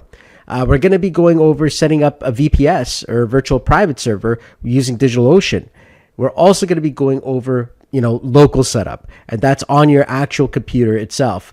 And so that's going to be the 3 main ways that you're going to be setting up n8n. And you could choose each method for a different use case. There's so many different reasons on why you want to set these things up. The easiest and fastest method, though, if you just want to get right in, is going for n8n Cloud, and that's their own system. And you just create an account and you're up and running. Next, we're going to be diving into the fundamentals of n8n. That's navigating the interface, understanding core components, creating automation workflows, and actually doing that because that's a big, big part of it, and how to set up your credentials, because without the credentials, well, a lot of these apps just won't work. After that, we're going to dive into the thought process behind actually creating workflows, and we're going to be going over a framework that I, came up with called Splat. And it's just a way to kind of think through the entire process of creating automations. Then we're going to dive into some of the more important points of n8n where you do really need to know this, and that is JSON and JavaScript. They will give you additional powers to, really get the most out of n8n. Then we dive into sub-workflows and modularity, as well as design patterns and tips for that. Now, I'm coming from a software background, so for me, finding systems and methods has always been the key, and you're going to see that inside of this course as well. One of the key projects that we're going to dive into in this course is a spreadsheet data processor. It's a practical application focusing on concepts and real-world problem solving. Listen, I'm sure you've seen a lot of the, YouTube videos out there that are all about looking cool and making all kinds of fancy stuff with n8n, and absolutely you could do that. But when it comes to actually working with clients and, really getting your hands ready for n8n and the stuff that you're going to do, it's a lot of data processing. That's what AI's superpower is taking a lot of data and then being able to use that data to do something. And finally, we're going to dive into actually getting community badges. That's right. You're going to be going over the level 1 and level 2 official n8n courses, and we're going to try and get you guys the badges, and we're going to get you to join the communities and actually take part inside of there. In this course here, we're not here to give you all the answers. You really need to do the work. And so you're going to see that I'm going to be changing around some of the data and information, because honestly, you still need to do the work. And I think it's going to be more of a disservice if I showed you all of the exact answers that you're going to go put in and then everyone just gets a badge. So what's going to happen here is that I'm going to show you similar projects or similar items. So when we actually talk about, some of the problems that they show inside of the official level 1 course or the level 2 courses, I'm going to show you kind of like how that works. But I'm going to be using different data and different information so that even if you try to go and put those inside of the form, it just won't work. The goal here is that you understand the concepts. Yes, you're going to see pretty much the same flow, but the information is going to be changed so that, you go out there and you do this yourself on your own n8n and you get those badges officially. But the nice thing is you can actually kind of think through it and understand how some of these problems work and how we can actually solve them. So the n8n ecosystem, it's got a lot of resources right now to support you, and more coming along the way. Now, this course emphasizes the importance of engaging with the vibrant global community of n8n. There is so many people behind the movement of n8n, and it's constantly growing. So I'm going to guide you through a tour of essential resources that will help you as you start your journey in n8n and automation. The first link that you want to get is n8n.io. This is the main n8n website, and this is where you can come to get, all the latest updates and information about n8n and what's going on. But it's really important to have this bookmarked, all right? Because this is the starting place, and this is where everything that you're going to need is going to be here. So definitely have this bookmarked. This is the main n8n website. Now, over here on the n8n website, you're going to see this here called Community, and that's exactly where you want to go next. The community forums. So you could either click on the community and forum link here, or you could type in community.n8n.io and you'll go to the same place. Now, if it's your first time on the community website, I highly recommend you sign up. And in fact, for this course, you're going to need to do that. So first, go ahead and you can actually click on this cookies toolbar here, and you want to click on the sign up button here. After that, enter your email, your username, and information. This is what you're going to use to identify yourself in the entire community. As you can see, mine is Solomon Christ, and I've got a lot of different badges and all kinds of different power-ups. So it's really nice, and they gamify the whole entire experience. The next area is the Discord server. So if you've never heard of Discord, Discord is a chat application that is generally used in the gaming industry, but now it has become a really big, area that a lot of, software companies and developers and a lot of people who like to engage will usually go to. And, it's either this or Slack. So if you've heard of Slack before and you've used that, or any chat application, Discord is one of them, and it's one of the biggest ones nowadays. So go ahead and click on Discord here, and it's going to take you to the Discord webpage. And here we are in the n8n Discord server. That's right. The n8n Discord has a lot of different channels here, and a lot of the community comes here, and they all like to discuss everything when it comes to n8n, AI, and automations. And you even have some of the n8n team there as well. In fact, all of the n8n team is on Discord. And so you can actually, talk to people and get the help that you need. All right. So it's really important that you have access to the n8n Discord, because we're going to need it as we come back to, doing our courses to get our badges.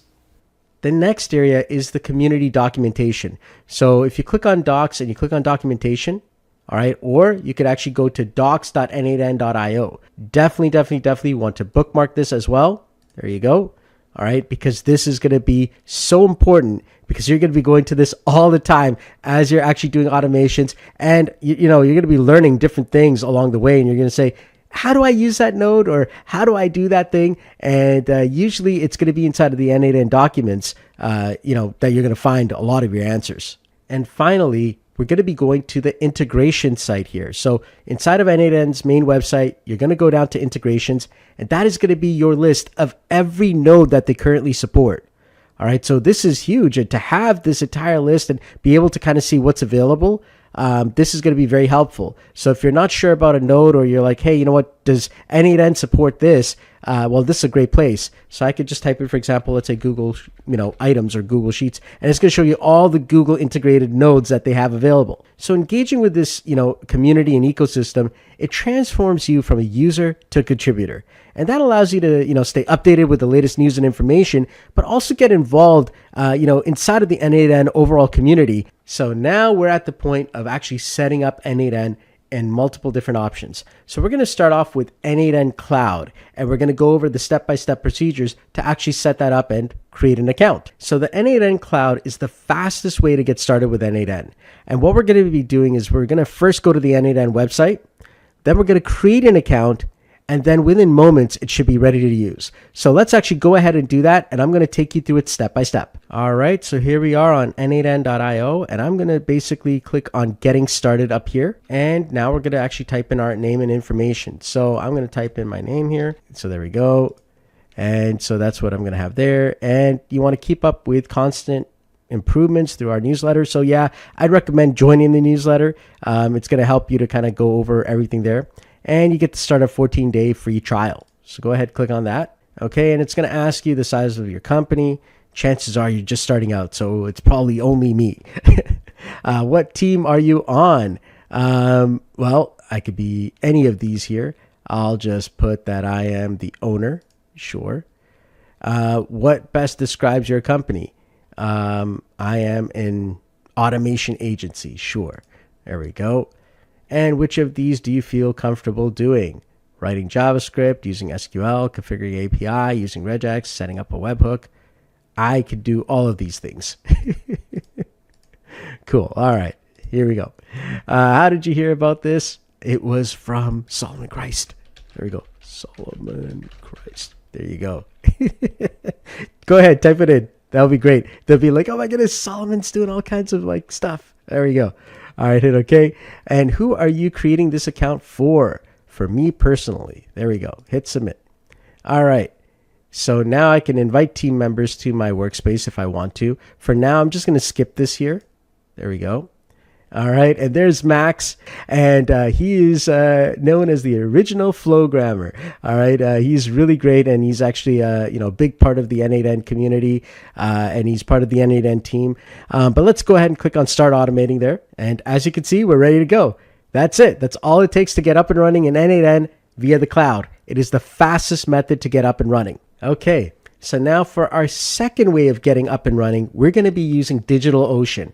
Now, DigitalOcean is known as a VPS or a virtual private server system, all right? And it's a common choice for a lot of people to actually get up and running using what we call Docker. And so there are certain images that are online. This is like a fancy term if you've never heard of it.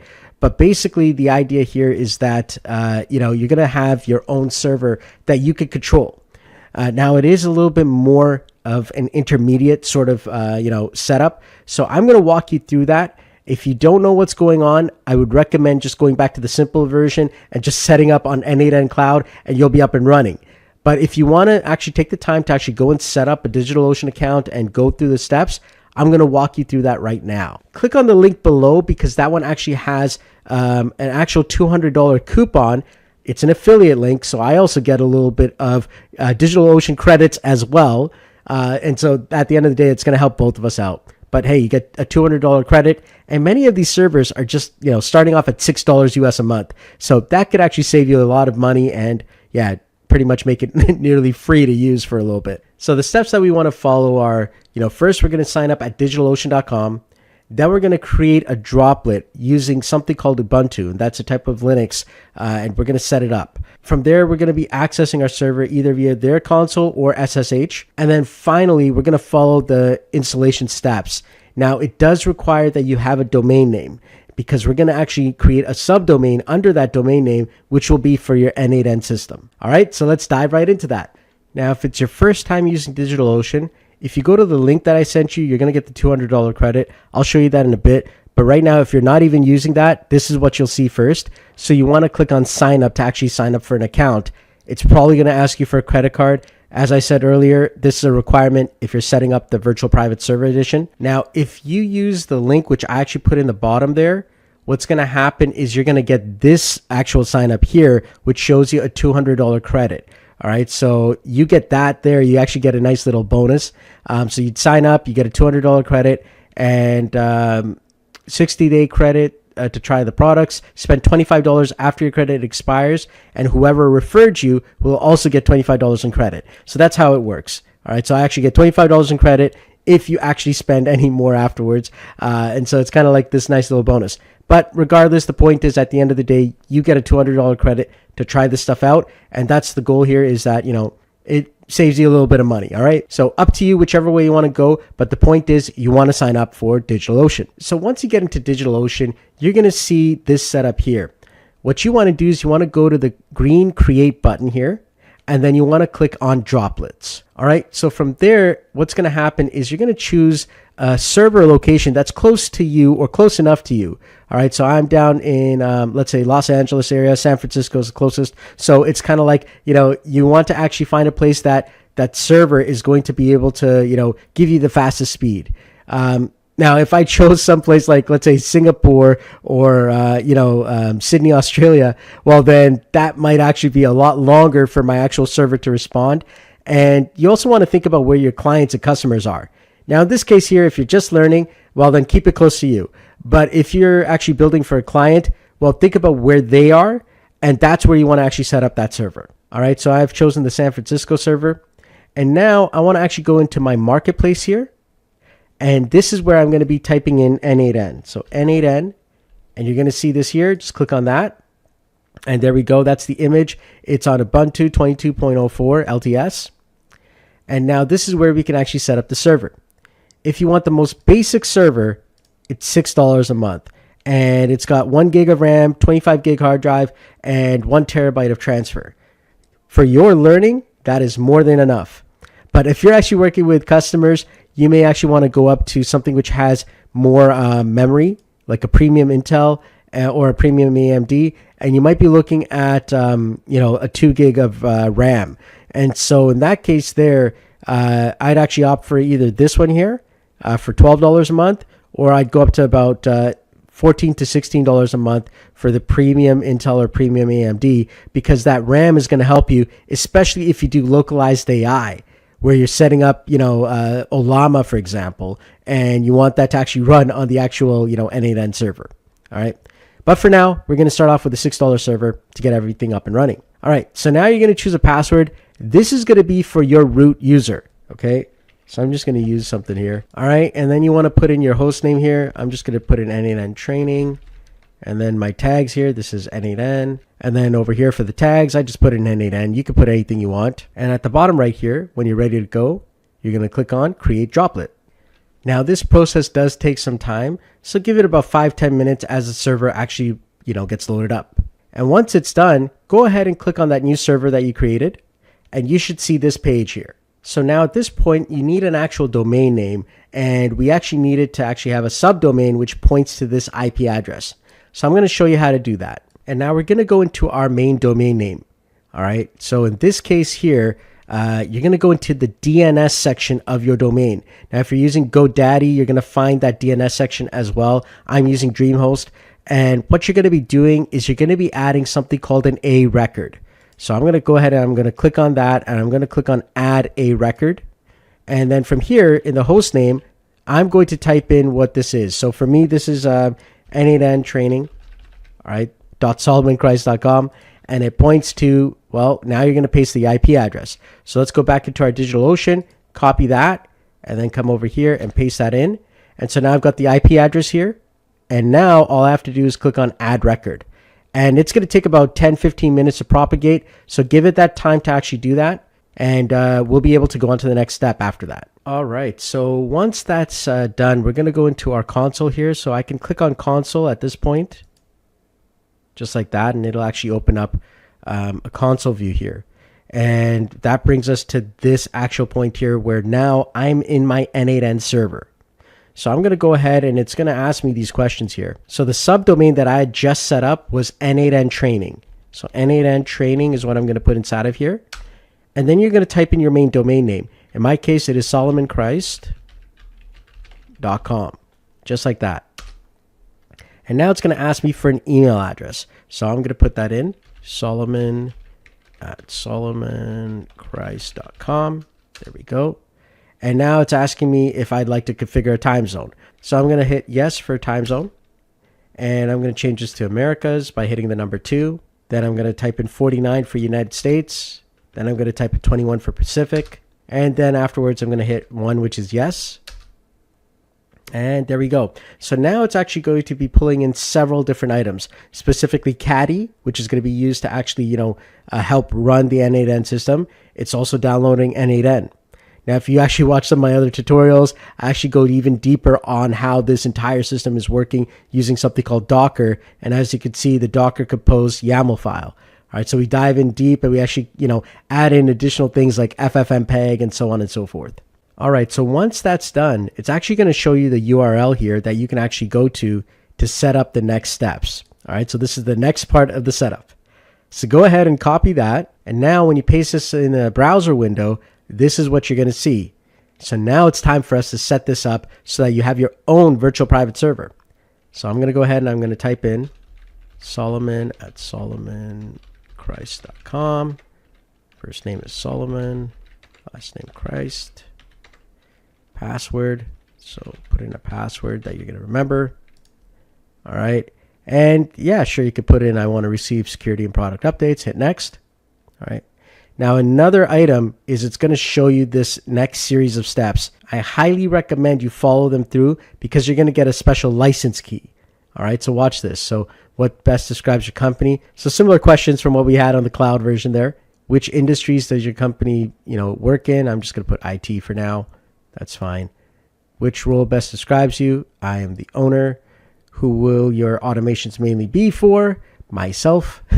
How big is your company? If you're just starting out, it's just yourself. So less than 20 people. How did you hear about n8n? And you're going to put other, and you're going to type in Solomon Christ. Solomon Christ. There we go. The n8n team could see all of that. There you go. All right, get started. Okay. So now get paid features for free forever. So this is what I was talking about. All right. So you want to actually make sure you put your email in because you're going to get a special license key. All right. So there we go. We're going to get a free license key and I'm going to click on that and I should see that key come in.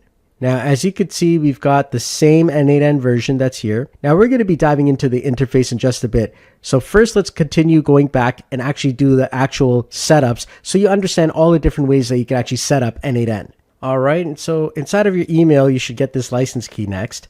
And so you're just going to copy that. And then you're going to go back into your n8n. And on the bottom left there, you're going to see these 3 dots next to your name. You're going to click on settings. And then you're going to click on enter activation key. So go ahead and paste that in just like that. There you go. Click on activate. And there you go. So now you actually have a licensed edition, community edition for, your n8n. And there you go. You're now fully set up on your own VPS server with n8n. All right. So that now brings us to the local installation. So the local installation will allow you to actually set up n8n locally on your own computer.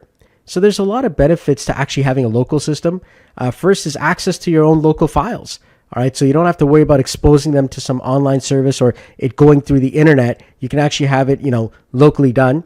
It gives you greater control over the execution environment, and you can run a lot of powerful workflows right from your own system. So to do this, what we're going to be doing is we're going to be using something called the self-hosted AI starter kit. And you can actually find this on n8n's own GitHub. And we're going to follow these steps step at a time. We're going to download, we're going to extract, we're going to configure, and we're going to run. And we're going to set up n8n on our own local system. So the first thing is we got to go to, github.com/n8n-io. And that's going to take us right to the main n8n GitHub page. From here, when we go down, you're going to see the self-hosted AI starter kit. And so along with n8n, you're going to be getting several things, including Olama, Quadrant, and of course, some SQL there. What we're going to first do is we're going to be cloning this repo. So the assumption is that you have Git on your system. Now, if you don't, you're going to be actually going to, Google and just type in Git install, and you're going to find this first one here for Git. You click on downloads, and it'll allow you to install Git on your system. So once we do that, we want to go onto our actual system and create a folder for n8n that we're going to be using. So in this case here, because I'm teaching you guys, I'm just going to use a temporary folder. But you guys can use any folder that you want. as long as you can navigate to it using your command line. So I'm in my C drive here. I'm going to right click here and I'm going to go to new folder and I'm going to type in local underscore n8n. All right, so that kind of gives me an idea of where it is. And so that's what I'm going to access. And now I'm going to do a git clone to this. All right, so now based on this repo, I'm going over the steps for an NVIDIA GPU because that's what I have. Chances are you know which GPU you have. All right, so focus on that one there. If you're using an AMD GPU, then use these steps here. So I'm going to do a run command. So that's CMD. I'm going into my actual console view here. All right, and let's just cd ... into the main area, cd space ... again. So there we go. I'm now in the main. I'm going to type in cd local n8n. That's where it was. So I'm going to hit enter. So I'm going to git clone this entire thing. So first thing that we want to do is just copy that first, command there, which is the git clone command. It's the same in all three steps here in any case. So let's go ahead. I'll just grab it from here because I'm using the NVIDIA version here. So I'm going to copy that. Let's go back to our command line. There we go. Paste that in, hit enter. So now it's actually cloning the entire repo there onto my computer. So now I have to actually do cd self-hosted AI starter kit. So I'm going to just do that. And now it's asking me to copy an environment file. So I'm going to just do cp, all right, .env, .example, and then space .env. So that's exactly what I'm going to do. I'm going to hit enter. All right. Now CP is not recognized. All right. So we're going to try copy instead. And so now inside of DOS or, DOS command lines, this will work. If you're not using, the command prompt and you're using bash, that's another way to do this as well. And you're going to get that, which is git bash. So git bash, there it is. All right. So I can now do everything the exact same way I just did there. So it would have been the exact same set of commands, but now I can use the CP commands and so on. All right. So now from here, I'm going to type in Docker compose. Now this is going to fail because I don't have Docker. All right, so watch this. So I'm going to type in Docker, and if I hit enter, you see that it says Docker is not recognized. All right, so as I said, I don't have Docker yet. So we have to go to docker.com and get Docker desktop. So go ahead, and literally go to docker.com and we're going to download Docker desktop for your version of Windows. So you're going to choose one that works for you. And once it's done, go ahead and install Docker desktop. And as you can see, it's doing the entire install. So give it some time. And once it's done, let's come right back and we'll continue. All right. So as you could see, one of the things that is being installed when we set up the Docker, desktop itself on Windows is something called the Windows subsystem for Linux. All right. Basically, we're putting Linux onto our system so that we can actually set up Docker and start using it. So this is specifically for Windows users. If you're using a Mac, it's already got Linux as its, underlying system. So it's a lot easier to go through the Mac system, compared to Windows PC. But we're doing it on Windows so that you could actually, understand how to do this because guess what? A lot of the business owners that you're going to be working with, chances are they have Windows. All right. So this is going to be very important as you're setting this up. So what's going to happen is when you set up your Docker, you're going to go through the steps. It's going to send you, sign up, email information and all that. You're going to have to restart your computer several times. So that's just kind of how it works. But once you get to this part here, you're going to be able to move on to the next steps. So now coming back to the next steps, we need to do a Docker compose for our specific actual graphics card. So in this case here, I'm using NVIDIA. If you're using an AMD GPU or a graphics card system with AMD, then you want to use this version of Docker. Okay, I'm on an actual NVIDIA system, so I'm going to be using this specific version of Docker when it comes to the command. And now I'm going to type in the actual Docker compose command here. All right, so in this case here, it is Docker compose -- profile GPU NVIDIA up. All right. So usually on our other systems, we would do a Docker compose up, but in our actual local system, we have to do a Docker compose profile GPU NVIDIA up. So it's basically just that extra set of commands here. Go ahead, hit enter, and now it's actually downloading everything. So specifically, the Docker YAML file has additional items such as Olama, Quadrant, and several others on top of the n8n. So let's go ahead and give that some time, and it's going to now set everything up for us. All right, so when everything is done, you should be able to copy and paste this link here. So This is on localhost with port 5678. So I just copied that into a web browser, and as you can see here, localhost with port number 5678, it comes right to this exact same screen, and now I've got n8n, the actual system, running on my local system. There we go. So now I have n8n set up locally on my system. All right. So that is now the third way, and it is a more advanced way, but now I have it locally. All right. So now that brings us to our very first quiz. Okay, so question number 1. What are some helpful n8n resources? Is it the n8n website, n8n documentation, n8n Discord, community forums, and node listing site? Or is it the local newspaper?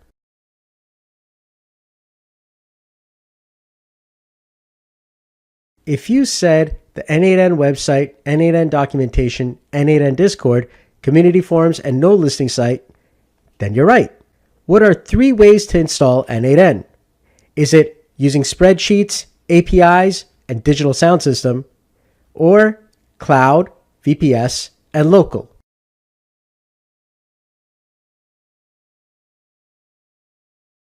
If you said cloud, VPS, and local, you're right. What is the fastest way to get started with n8n? Is it n8n cloud, or is it VPS server via DigitalOcean?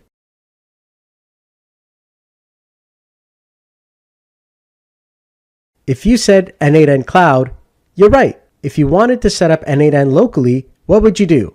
Download the Windows exe, or download the n8n starter kit from github.com/n8n-io.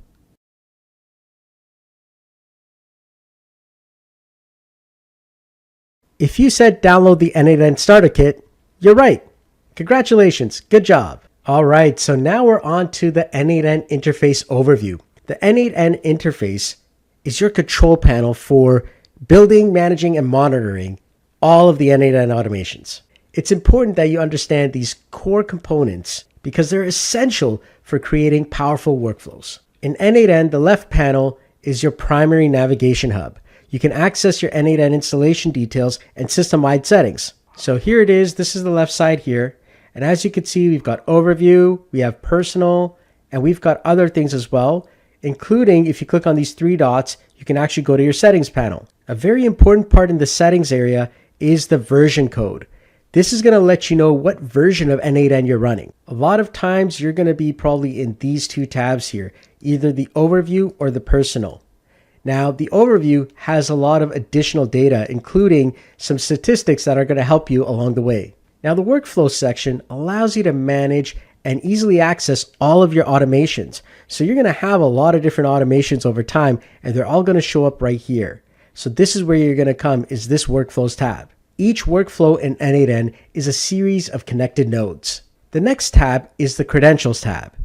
This is where we're going to be able to connect a lot of different credentials for different services, such as Google Drive, OpenAI, and of course many other services that are available via nodes. And finally, the executions tab shows you all the different executions that have happened already. So every time you run a workflow, that counts as one execution. Now in the workflow section, there's a search box here, and that's really important because over time, you're going to have a lot of workflows and you're going to be searching through all of that. Now, when you're ready to create a workflow, you're going to click on this plus icon here on the left, or you're going to click on create workflow here at the top right. Both of them will do the same thing. So let's go ahead and click on create workflow. And now, as you can see, we are in the main editor window. This is where all of the magic happens. A workflow is a series of nodes, and n8n comes with a lot of them. At any given time, if I want to find out, what nodes are available to me, at the top right over here, there's this plus button. If I click on that, I get a list of every single node available in n8n, and I can actually type in what I'm looking for. So for example, if I'm looking for Google Drive, well, I can actually type in Google, and I get a list of all the different Google nodes available to me, including Google Drive. Now, a quick way to access that actual list of nodes is by hitting the tab key on the keyboard, and I can actually access that very easily. And it's a fast way of getting right to your nodes. Now, you'll notice at the top of the editor window, there's the execution tab again, but that's specific to this specific workflow. And it's important to know that because the execution tab in the main sidebar has all executions for your entire n8n implementation versus a specific workflow, which is what this is here at this point. Now, the workflow canvas is where you actually connect up nodes. And so I can add a simple node here, and I'll just do a manual trigger. And as you can see, every node comes with different forms of messages around it, and something that you can visually see. So for example, every node generally has some basic visual information. Usually a node will have some form of plus button that shows you that you can attach things to it. In this case here, this is a trigger node, and we could tell that by the nice little lightning icon on the left side. At the bottom of every node is a naming convention for this specific node. In this case here, this is an execute workflow node, and we actually know that because it says execute workflow. And for most nodes, they're usually going to have a little square or gray square here on the left that shows us that it can be connected to by another node. In this case here, this is a Google Drive download file node. And at this specific point, we've got a problem with this node indicated by this little red icon. Now, every time a node has any trouble, you're going to see this pop up. And so all you have to do is double click on this node, and it's going to show you what you could do as next steps. Now, above every node, if I hover my mouse over any node, you're going to see three specific icons. The first one here allows you to execute this actual node. And so we'll see that as a play button. The second icon allows you to deactivate this inside of the entire list. So if I click on that, it's no longer going to be called, but it's really helpful if I want to actually, keep this node inside of my entire hierarchy. And this is important when you're actually creating really big workflows and you may not want to go to a certain point there just because you're trying to test things out. It's really good to actually do that. Now I can also click on this node and I can hit the letter D on my keyboard, and I can also activate and deactivate this node. The next item is the delete icon, and that will allow me to remove this node from the actual workflow. And for additional items, I can actually click on the three dots and I'll see a list of additional actions that I could take for this node. At the top right, you're going to see a save button. You want to save consistently. You can also alternatively hit the Control S button, and there you go. You could save your actual workflow. At the top left here, when you double click on my workflow, you can actually change the name of this workflow. So I'm going to call this test workflow. Just like that, hit enter, and now I've saved it. You can also add tags to your workflow as well. At the top right here, a very important feature is the inactive and active workflow state. So when you're using things in production, you want to change this from inactive to active. And there's going to be times where certain flows will only work in an active state. So it's important to know where that button is. Now at the top right, there's three dots here. This will actually show you a list of additional commands, specifically downloading your entire workflow as a JSON object. You can also import entire workflows using the import from URL or importing from file. In the settings button, I can see additional commands here that I can use on this specific workflow. So now let's dive into setting up our very first workflow. Creating a workflow is a very straightforward process. So first we're going to start off with a trigger node. That's going to start the entire workflow. From there, we're going to add an action node by clicking the plus icon, and we're going to set up an action node, which is going to be known as a set command, which will actually allow us to manipulate the data. And finally, we're going to be able to execute the entire workflow by clicking on the execute workflow button. Now, as you're about to see when we actually dive into actually setting up nodes, every node window has several key elements. The left side is usually the input, or where is the data coming from. The middle is usually the settings. And the third area, the right area, is the output. And we're going to see this in action in just a bit. So here we are now. And as you could see, if I double click on this icon here, I actually have my settings and my output. So when I click anywhere outside of this set of windows, it'll actually exit out, or I can click on the back to canvas icon here, and it'll also take me back to the main canvas. So let's go ahead and add a set node. So go ahead, let's click on the plus button here, and let's type in set, and this is called edit fields or set. And now I can actually click here, and I can actually create something called output, and I could say hello n8n world. There we go. And now if I exit out of this by clicking anywhere outside of these windows, and as you can see, input on the left side, settings in the middle, output on the right side. So I'll exit out of this window. And if I click on the execute workflow command, as you can see, it ran my workflow. And if I double click here, my output says hello n8n world.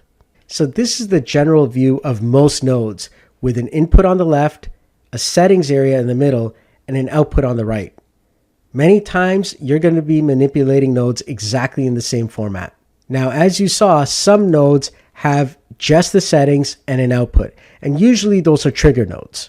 Now, to connect your workflows to external applications like Google Sheets, OpenAI, or others, you have to first provide n8n with the necessary permissions. This is handled securely through the credentials section. Now, the reason why we use the credentials section is, number one, of course, it stores our credentials in one place.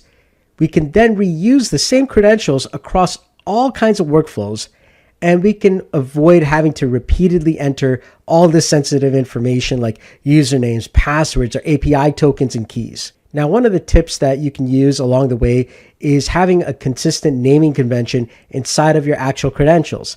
That's going to help you out, especially as you get into so many different credentials for so many different apps that you're going to be using along the way. So for right now, what we're going to be doing is we're going to be setting up two specific types of credentials. We're going to be setting up credentials for OpenAI, and we're going to be setting up the Google credentials. We're going to need these in a future step. So the first thing we're going to do is we're going to navigate to the credentials section. We're going to add a new credential, and then we're going to follow along as we set up the credentials for Google and for OpenAI. All right, so here we are now. I'm going to click on credentials, and let's start off with Google first. So we're going to assume that you already have a Gmail account. So first, let's click on Add First Credentials by clicking on the Credentials section here. And we're going to look for Google. And we're going to start off with Google Drive. So Google Drive OAuth 2 API. So go ahead and click on that and click on Continue. Now over here, you're going to see this window. Now the same window also pops up from Workflows.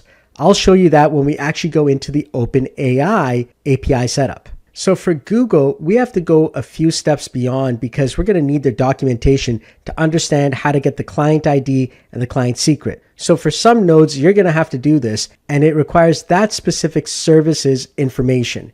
So let's go ahead here and click on Open Docs. Now over here, you're going to see a lot of information. What we want to do is we want to click on the Google Cloud account. From here, you're going to see this Google window. Now you're going to see up here, start for free or console. Let's go ahead and click on console here. And now it's going to ask us to set this up. Okay. If this is your first time doing this, we're going to follow along. So you're going to choose a country that, your account is from, and you can agree to the terms of service and just agree and continue. Now at this point, you're going to see this. And if you want to get the, $300 in credits, go right ahead. But what we're going to be doing here is we're going to be selecting a project. Then you're going to click on New Project. So now I'm going to give this a project name. I'm going to call this my n8n project. And then I'm going to hit on Create. Perfect. So now that it's created, we want to select that project. So click on Select a Project again. This time you want to select the n8n project that you just created. So now you are in the n8n project section in Google Cloud. Now at the top left, there's this three little lines icon. Click on that. And let's go down to APIs and Services. And specifically, we want to go down to Credentials. Now, once you get to this page here, we want to click on Create Credentials. Specifically, we want to create the OAuth Client ID. So go ahead and click on that, and we're going to see this. Now, you're going to notice that it's going to ask us to configure the consent screen. So let's go ahead and click on Configure Consent Screen now, and then click on Get Started, and then choose an app name. So in this case here, it's n8n project. And then a support email. In this case here, I'm just using my Gmail account. I'm going to hit Next. And we want to click on External. Okay. We're going to be adding our email as a test user. So go ahead, hit Next. Finally, we're going to put in the contact information. And there it is. That's my Gmail. Hit Next. And then make sure that you agree to things. Hit Continue and click on Create. Perfect. So now that this is created, we're going to go back and we're going to go to Audience. And specifically, we need to add a test user. And in this case here, we're going to be adding in the the various emails and test users that we want to have. Now, once you've added your test users, these are the ones that are going to be able to have access to this specific key. So now we're going to go back again to the 3 lines, go to API services, go to credentials, and now we're going to click on create credentials, OAuth client ID. Now you should see this screen. Go ahead and click on web application. From here, we're going to type in n8n key. And now we need to type in our authorized redirect URIs. Specifically, click on add URI. And now let's go back into our n8n, and you're going to copy this URI here. This is the URL. So click to copy that and go ahead and paste that in to your authorized redirects and then click on create. And you will get your client ID and client secret.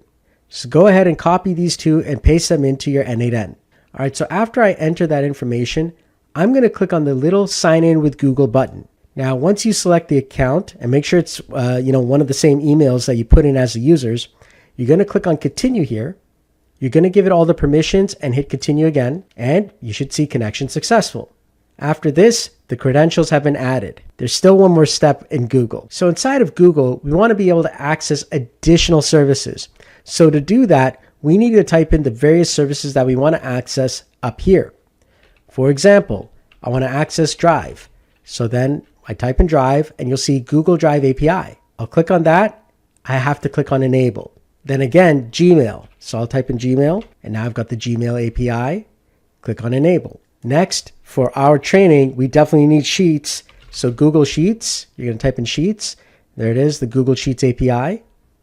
Click on Enable. And many times you're going to be using the other Google services. So let's go ahead and let's do Docs. So Google Docs API. And let's do Slides as well. So Slides. And there we go. Using the same credential, I can now access Google Slides, Google Sheets, Google Docs, and even Gmail, all in my n8n. So now we're going to add the additional credentials at this point. So let's go ahead and hit the plus button at the top left, click on credential, and now we're going to choose our next items. So let's type in Sheets. There it is, Google Sheets, OAuth 2. Click on continue.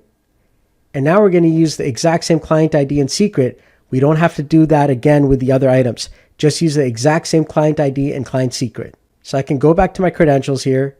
I can click on this key. I can recopy my client ID and my client secret and put that back in. And now all I have to do is sign in with Google again, hit continue, select all the items, hit continue again, and there we go, connection successful. So now I have my Google Sheets account ready to go as well. And now it's your turn. Go ahead and add the other services, such as Google Docs, Gmail, and even Google Slides. All right, so when you're done, you should have all of your accounts set up just like this. Now we're going to move on to the OpenAI account. For OpenAI, we're going to do this in a different way, and I'm going to show you how you can actually do credentials through the actual workflow system itself. So let's go ahead and let's start off with the workflow. So as you can see, I've got nothing here. I'm just going to put in a basic chat trigger. So I'm going to click on the plus button. I'm going to type in chat, and there's a chat trigger. Now I'm going to hit tab, and I'm going to type in AI agent. So there it is, AI agent. And you're going to see this little, node here. And I know it looks, really funky. There's a lot of stuff going on here. Not to worry. Specifically, what we're going to do is I'm going to exit out of this by hitting back to canvas. And I'm going to be clicking on this little plus icon next to the chat model, just like that. And now when I come down here, I'll remove my video so you can see this. I'm going to see the OpenAI chat model. So I'm going to click on that. And now I have to actually add a credential. So the reason why I'm doing it like this is so that you could see that we can add credentials as well right within nodes. So in this case here, I'm going to be adding a credential for OpenAI. So I'm going to click on the dropdown and I'm going to click on create new credential. Now you're going to notice that I need an API key. So this is a little bit easier, but still I have to go into the documentation for whatever service I'm going to be using. In this case here with OpenAI, I have to actually go into the OpenAI docs. Now I'm going to click on Open Docs here. And inside of n8n, we've got the documentation on how to set this up, but specifically, we need to create an OpenAI account. So I'm going to go ahead and I'm going to click on this here, and you're going to see that it's going to ask you to create an OpenAI account. So let's go ahead and I'm going to continue with Google, but you could do it in any way you want. So I'm going to create my OpenAI account, and then you're going to put in, I'll invite my team later. And here's our key. So I'm just going to do a test key, just generate the API key. This is what we're going to need. So here we go. When you get your API key, you're going to copy it and you're going to come back here and paste it inside of here. Once you do that, you're going to hit save. If everything went well, your connection would be tested successfully. Now, when this screen shows up, you can click on I'll buy credits later. Usually people will spend about $5 and they'll get some credits. Now, another way to get your API key is if you're already inside of here, you want to go up to the top right of the platform.openai.com and you're going to see the settings button. Click on that. And in the left side, you're going to see API keys as well. And that's another area that you can get it from. Now, at the beginning, when you create a new account, you're going to have a free trial. So you'll be able to kind of like test it out. They usually give you credit grants every now and again. In this case, I don't have any. But usually we spend about $5 to $10 just to get everything up and running. Now, it's really important that we set the limits here. So I like to set limits by clicking on the limits on the left and then clicking on select models. And then when it comes to allow, I usually will use ChatGPT 3.5 Turbo. It's one of the cheapest and fastest models around. So I can actually hit Control F and find GPT 3.5 Turbo. And I like to go to the one specifically that is just GPT 3.5 Turbo. By doing that, I protect myself because many times keys get stolen and then they end up using all kinds of crazy models. And some of the models are very expensive to use. So GPT 3.5 Turbo is usually, a lot cheaper in the long run. All right. And so when I go back into my, n8n, when I click on the drop down here, I should only see the actual model that I chose. And now I'm able to connect to OpenAI. So to test this out, what we're going to do is we're going to take our little, chat message box here, and I can click and drag with my left mouse to connect it to the actual AI agent. Now, inside of this agent, it's basically saying that the source for the prompt is going to be coming from my previous node. For this example, this is completely fine. So basically, whatever I type into my chat message here, because I've chosen a chat trigger, it should go inside of my agent and then go to the chat model and return to me whatever I've typed in. Guess what? You just made your own simple ChatGPT system. So once you've paid, some credits, maybe $5 into your OpenAI account, everything should be up and running. So let's give this a try now. So, hey GPT, how is the weather in Los Angeles today? And there we go. It's going to say, I'm sorry, but I'm unable to provide real-time weather updates. I recommend checking a reliable weather, website or app. And that's fine because it's just the large language model. So I can actually put in something like, what should the weather be like in Los Angeles based on historical data? So now it's actually going to bring back the information. So based on historical data, the weather in Los Angeles is typically warm, sunny throughout the year. The city has a Mediterranean climate, and the average temperature in LA ranges from the mid 60s to mid 70s. All right, so now we've got our credentials set up. So good job. So if you haven't already, make sure that you set up your Google credentials and your OpenAI credentials, because we're going to need that for the project for this course. All right, it's time for our second quiz. Here we go. Question number 1, where can I find my n8n version? Is it on the left side, clicking my username and the 3 dots, going to settings, and it's in the bottom left? Is it in the middle area below the credentials section? Or is it in the execution section?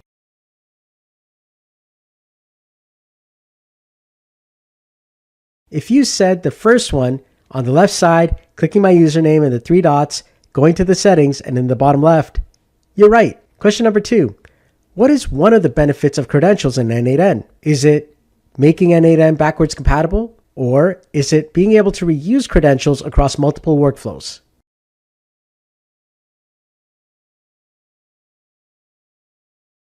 If you said being able to reuse credentials across multiple workflows, you're right. Question number 3. When viewing nodes, what is the usual flow of a node window?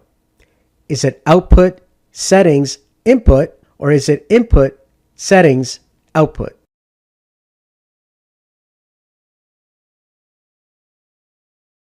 If you chose input, settings, output, you're right. Question number 4. If there's a problem with a workflow, where should I look? The Executions tab or the Workflows tab?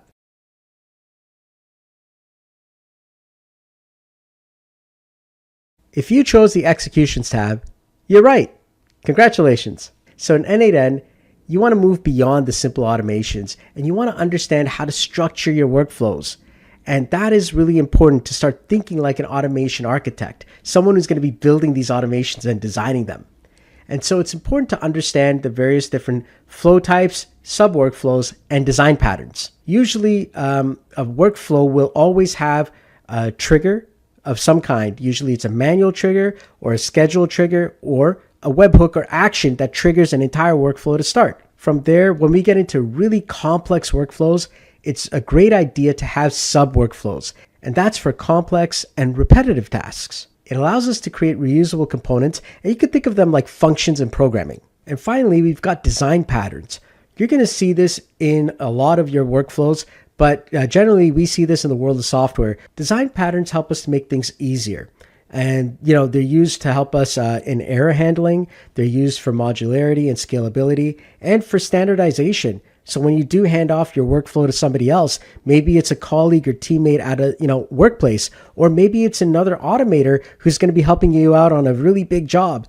That's where making sure that you have design patterns and ways that it's easy to understand will be very helpful. Now we'll dive into these in just a bit, but it's important that you understand some of these fundamentals of flow creation. One of the most important things inside of n8n is the data structure. Specifically, what we use a lot inside of n8n is something called JSON. So what is JSON? JSON stands for JavaScript Object Notation, or JSON. It's a standard format that allows us to exchange data between different services, and it's simple and it's human readable. Everything is created in something called key value pairs. And so you have a key such as name, and then you've got a value such as John Doe, and email, johndoeexample.com, right? So you can see that there, it's a key and a value pair. Understanding JSON is essential because this is how n8n communicates with various nodes. Another important thing inside of n8n is JavaScript. JavaScript is in a lot of the coding portions of n8n. And so you're going to see this all over the place.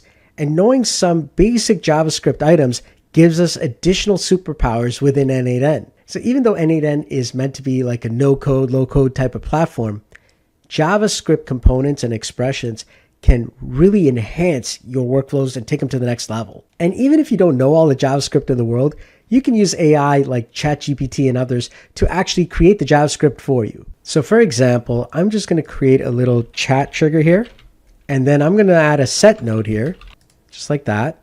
Let's just write in the word test here. And I can just click on this arrow to see the whole screen. I'm going to double click on this, and I can just click and drag this chat input here, just like that. And as you could see, I've actually got some JavaScript here. And it says $JSON.chat input. As you can see, I can actually access any of these. I can do .action, .session ID, just by changing what comes after this. But you notice right here, the double curly braces to start and double curly braces to end. Everything in between there is JavaScript. All right. And these variable names start off with a $sign. So $JSON, and I can access any of these JSON items. All right. And these are key value pairs. So a simple parrot app is this here. So now I could just type in hello, and boom, I get back hello. All right. I could say hi there, and now I get hi there back. All right. So it's a very simple little, what we call a parrot app. And as you can see, it just brings that out. I can even change this thing to output here. There we go. So now I could type in hello world. And now, as you can see, it's not coming back as JSON. It's literally taking the output and putting that out as text. And that's another way that you can actually manipulate the data. But specifically, this is the JavaScript. Now, if I want to see this a little bit more clearly, I can actually make sure that I'm in expression mode right here. And you see fixed and expression. And then this little tiny icon, if you could see that, it's like a tiny little square here. I'm going to see if I can actually zoom in here. There you go. This one right here. If I click on that, it'll bring us to this here. I'll have to go back into 100%. But you can see here on my left and my right, I can actually, change the JavaScript inside of here. And that's a really important thing to be able to do that. If I click outside of this, I come back here. If I click outside of this again, back to canvas, I come back here. So there are a few common JavaScript items that will, go really, really far inside of n8n. So here we go. The first one is if you put in the double braces in any of your actual items as an expression, you'll be able to write any JavaScript code you want. So anything you want, you can actually put inside of there as JavaScript, and it'll usually convert it. Next, if I want to access a certain node, so sometimes inside of your workflow, you are several nodes in, and you need to access something from the first or second or third node, but you're like 10 nodes out. Well, by putting in, this actual bracket with node name and then the field, you can access any data from any node in the entire workflow. This is really, really important because many times you're going to have a situation where you need data, but you don't need it from the previous from the previous node. You need it from, several nodes deep. And that is why you use this exact command. And this is why we name nodes really well so that it's easy to access them anywhere in your workflow. Next is the $JSON command. That one there will access all of the JSON elements inside of a previous node. And by using $JSON.field, you get the actual key value pair of whatever field you want. Another one is something called run index.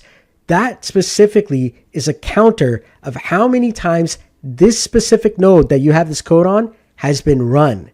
It is very useful, especially when you're doing large loops. Another one is the date. Many times you want to know what date it is today or the time. And so the $now brings in everything, including the date, time, and so on. And you can format it in many of the different ways. In this case here, this is the year, month, and day. And these last two items are so powerful, but they require you to use another node called a code node. So as you can see, if I actually hit tab and I type in code, I can now get a JavaScript code node here. And so inside of this here, all I have to do is I can actually replace this at the top here, and I can put in the $execution.customdata.set, and I could type in any key I want and any value. So let's call this here my variable, and let's call the value here 5. So now I'll add another code node here. And over here, I'll just create a new var. So I'm going to create a new variable called myvar. All right, and I'll just zoom in a bit so you can see this here. And it's got the information there. And then underneath that, I'm going to be typing this in here. Const items is equal to input.all. And then I'm going to basically put my var inside of there, which is basically going to add in whatever I had here. And if I click on execute step, as you can see right now, there's nothing because I haven't set my var. So let's actually do this here and connect it all up. Hit save.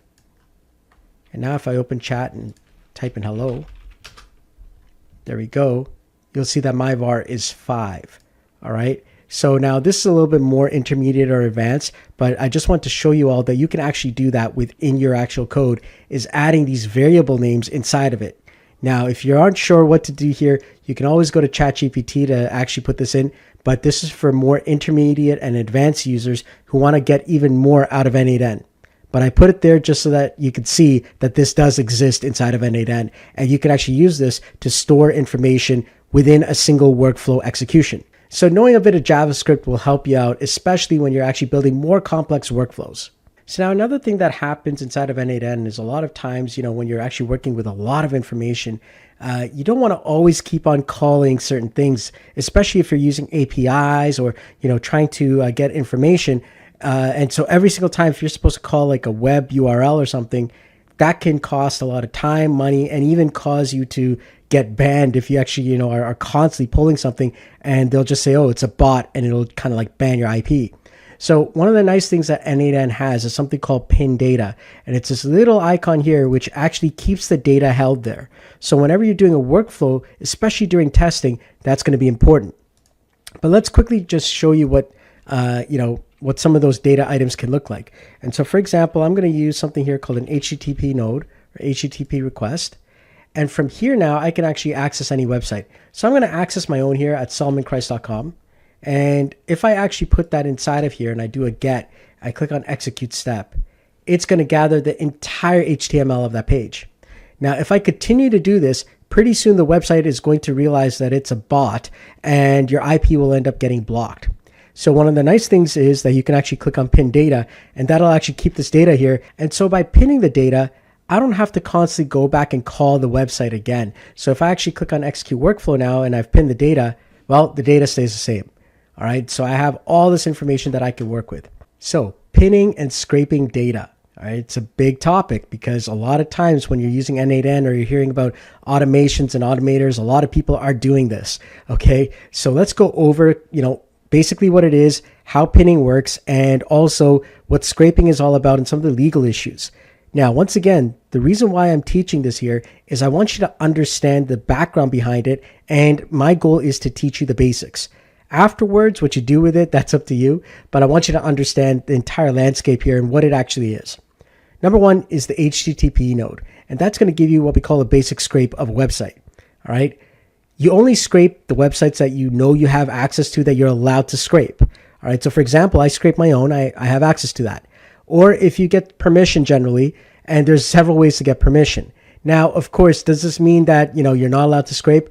Well, not exactly. So yes, you could scrape websites, especially if they're public websites, but it is kind of a little bit of a, situation. So I'm going to go over what I do know. I'm not a lawyer. I'm not a legal person. I'm an AI automator.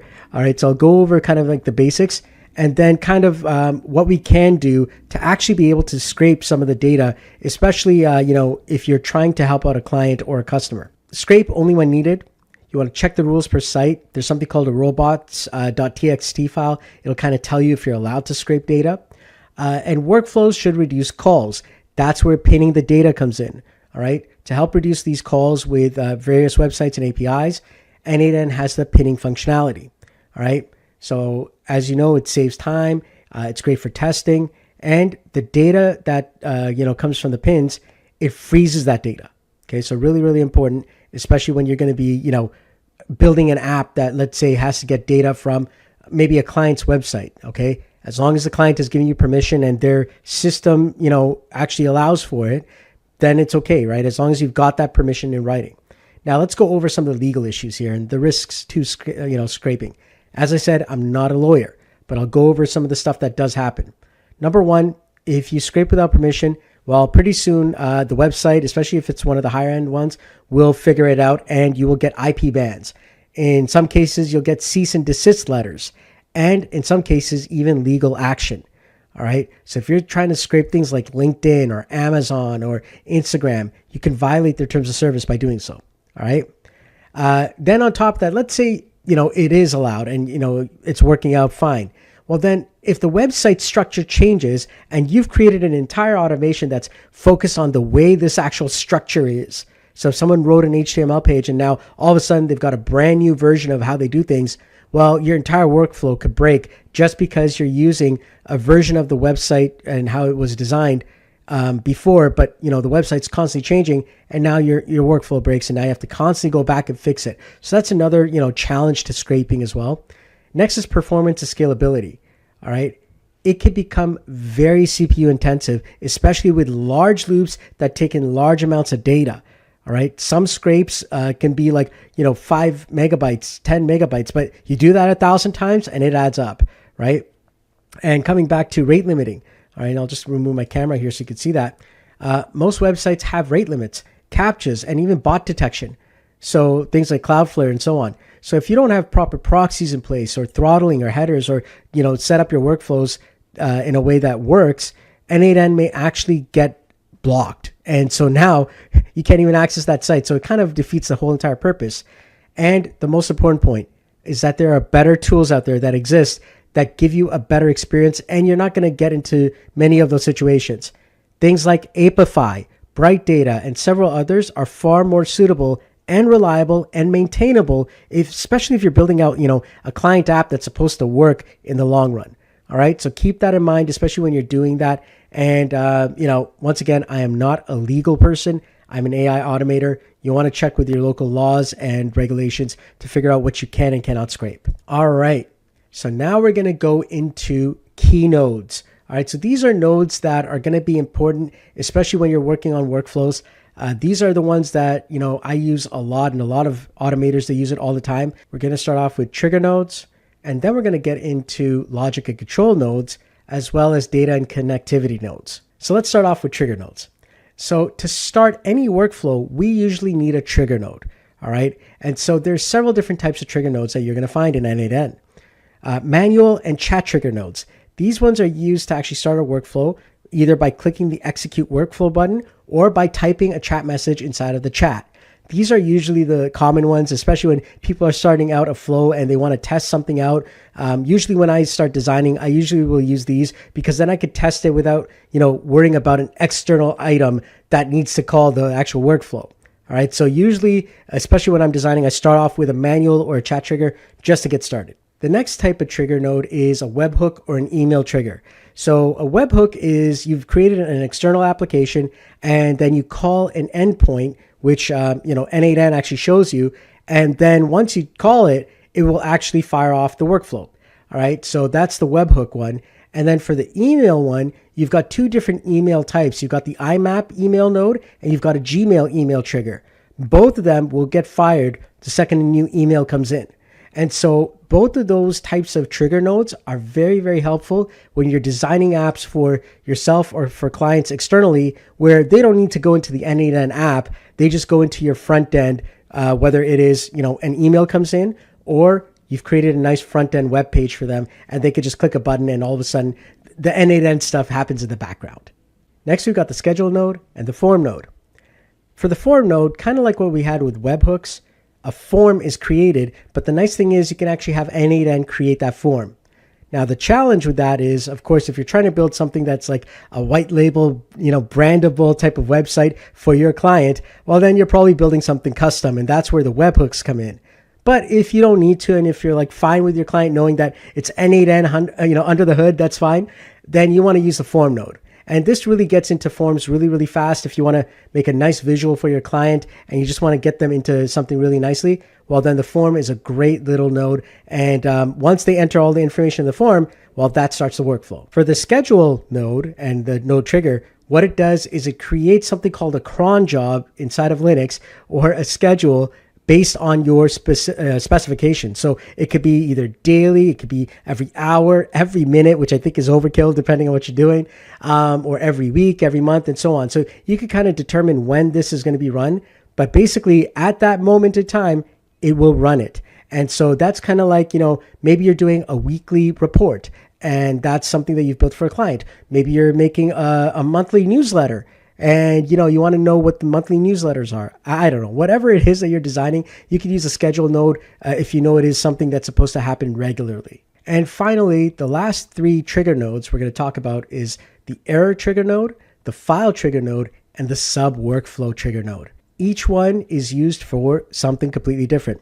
Error triggers are fired when there's an error in n8n. And usually you could actually state that this workflow, which has an error trigger, can be called from other workflows. And a nice workflow that a lot of people will create is they'll have one workflow that is for all errors in n8n, and then they make sure that they connect that workflow up to all their other workflows using the settings. And it's like, okay, every time there's an error, it all comes down to this one error workflow. And this is great for like making some really nice debug information, especially when you're building more complex apps. Well, then maybe you want all errors to go out to like a Slack message or to a Telegram or maybe an email is sent. Next are file triggers. File triggers are useful to detect a change in a file or a new file inside of a directory. All right, so you've got Google Drive's file trigger system, and you've also got one that's built into n8n, which works off of the actual file system that your n8n is installed on. Now, it's important that you understand when I say the file system that n8n is installed on, well, if you're using Docker, it's within the Docker file system. Many times, a lot of times, if people are using a VPS system, they think that it's on the main file system, but there is a Docker system that's running n8n. So actually, your actual file system is within the Docker system itself. So keep that in mind. Just a tip for those who are a little bit more intermediate or advanced. And finally, we've got the sub workflow node. And the sub workflow trigger node is called from another workflow. And so the second it is called, it'll run, whatever it needs to run, and then afterwards it'll come back. So that trigger for sub workflow is a really important one that is used when you're actually breaking down big workflows into sub workflows. So let's go ahead and we're going to start off with the trigger nodes. So let's actually go into our n8n here, and let me just delete these here so we don't need these guys here. This is a trigger right here. This is actually one of them. This is when we click on the execute workflow. All right. So this is the, one of the basic ones that we usually use all the time. Then there is the chat trigger node. So if I click on chat, and there it is, chat trigger. So these are the two main basic nodes when we actually are looking at starting things, especially when you're starting off a new workflow. Many times, you're starting off with a chat because you're going to be setting up some form of AI or some form of interaction where a person needs to chat with something. So that could be going from Telegram into some workflow or WhatsApp into for workflow, or it could be at times, where you just need to chat with an LLM. Okay, so a chat message received is a great opportunity. Also, at the same time, this is a great option if you're looking to just, transmit some data without having to worry about setting up a form, because that actually takes some time still. Whereas I could just send some data right now inside of this and, kind of work out a flow and say, okay, I'm picking up this data. So I usually use that every now and again whenever I need to, kind of get just some data into a workflow. The next type of trigger is known as a schedule trigger. So if I just do this here and I type in schedule, all right, you can see that. And I can actually set it for, days, seconds, minutes, hours, weeks, whenever I want, or even custom. And so for this here, if you want to do custom, you do need to understand some Linux commands. Specifically, it's a cron job is what it is under the hood. But basically, we get to set it on when it's going to run. Now, usually when you're coding or creating a workflow, we don't do this first. We do this after the workflow is made, and we could kind of rely on the workflow to actually work, and then we schedule something. Once you know a workflow is working, then you test it, right? And usually when it comes to test, well, we'll do maybe every minute or every couple seconds first. So if it's something that I'm going to do, like let's say a daily schedule, well, first test, every 30 seconds or something that, is this thing running, or every couple minutes. So it's like, okay, did it actually hit? Because sometimes, the actual trigger will hit and you run into an error. And it's like the only way to check it is an execution. Now, you don't want to be waiting an entire day before you do that. So whenever you're working with actual schedule triggers or cron jobs, first start off with a manual, something like an execute step command, like with the button execute workflow, or you could actually start off with a chat trigger. All right. So if you want to kind of test that without having to wait. But usually the reason why I don't like to set these up is because it will actually register a cron job. Now, here's the caveat to all of this. The cron job does not run until you set this as active. So if you do not set this as active, it will never run. All right, so keep that in mind. But here's the next part, and here's the other part of the schedule triggers. Once you do set it, it's a cron job in the back end. And sometimes I've had times where it's like you'll delete it over here, but then it's still running in the back end inside of Linux. And then you have to, go and do some fiddling around and kind of, stop a cron job or kind of, remove it. So that requires some more intermediate or advanced knowledge. I would just recommend using ChatGPT to kind of get rid of those sometimes, but it does happen from time to time. So schedule triggers, I only put in when I am absolutely sure that I'm ready to do it and, the workflow is working good.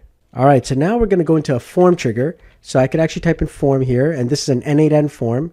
And you're going to see here that there's a trigger here. So I'm going to click on new n8n form event.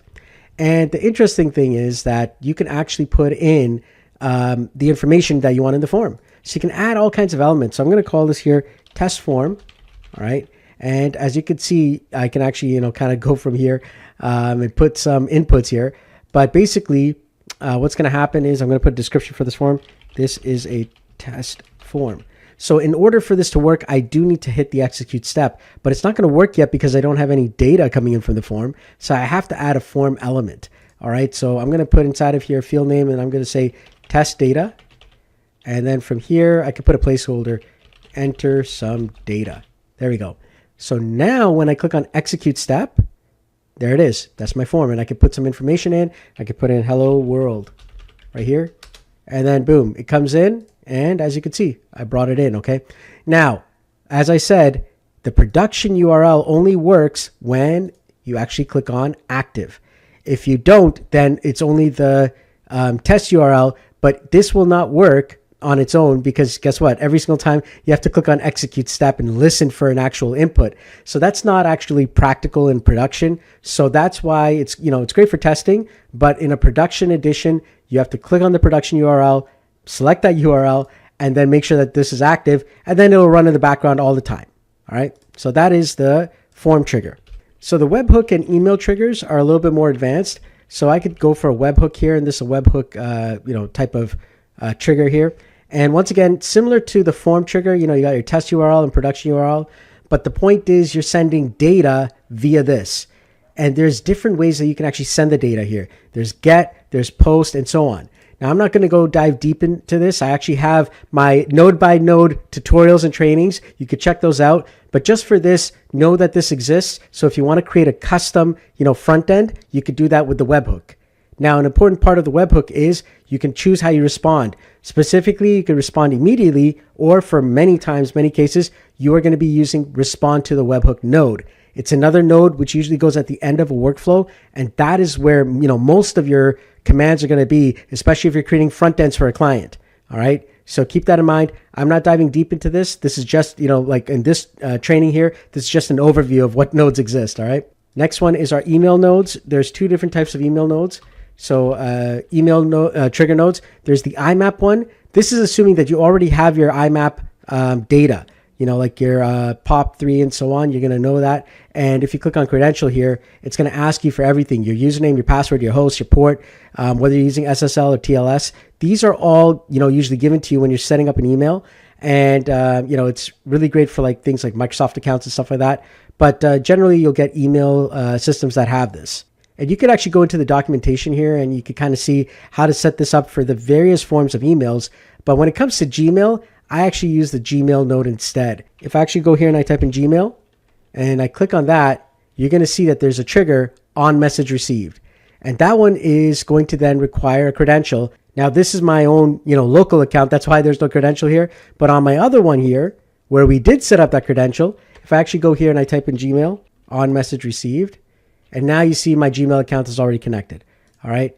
So once again, the biggest key for this specific node here is that whether you're using either email node, it's always going to check every single time for anything that's incoming. So you need to make sure that, if you're not going to be using it, well, be careful, because sometimes this will be running and you're wondering, well, where did all my emails go? Sometimes that happens. And so you got to check what's going on, because if you already put something in place and you got a trigger, well, sometimes your workflow may be running and you got to set it to inactive and make sure that it's not running. So that does happen from time to time. Once again, I'm not diving deep into, how these nodes work. If you want to go into more deeper dives, I do my node for node training, and that one goes into more deeper, explanations on each one of these nodes, or in many of the nodes that we're actually going to be going over. So now the error trigger. So if I actually go here, I type an error trigger here. This one here gets called whenever there's an error, and I can actually fetch a test event here. And as you can see, it's going to show where is the execution. You get the workflow ID. You get a lot of information. And with that information, you want to use it to do something. So for example, what's the error message? And you can even do like, what's the URL of the actual workflow?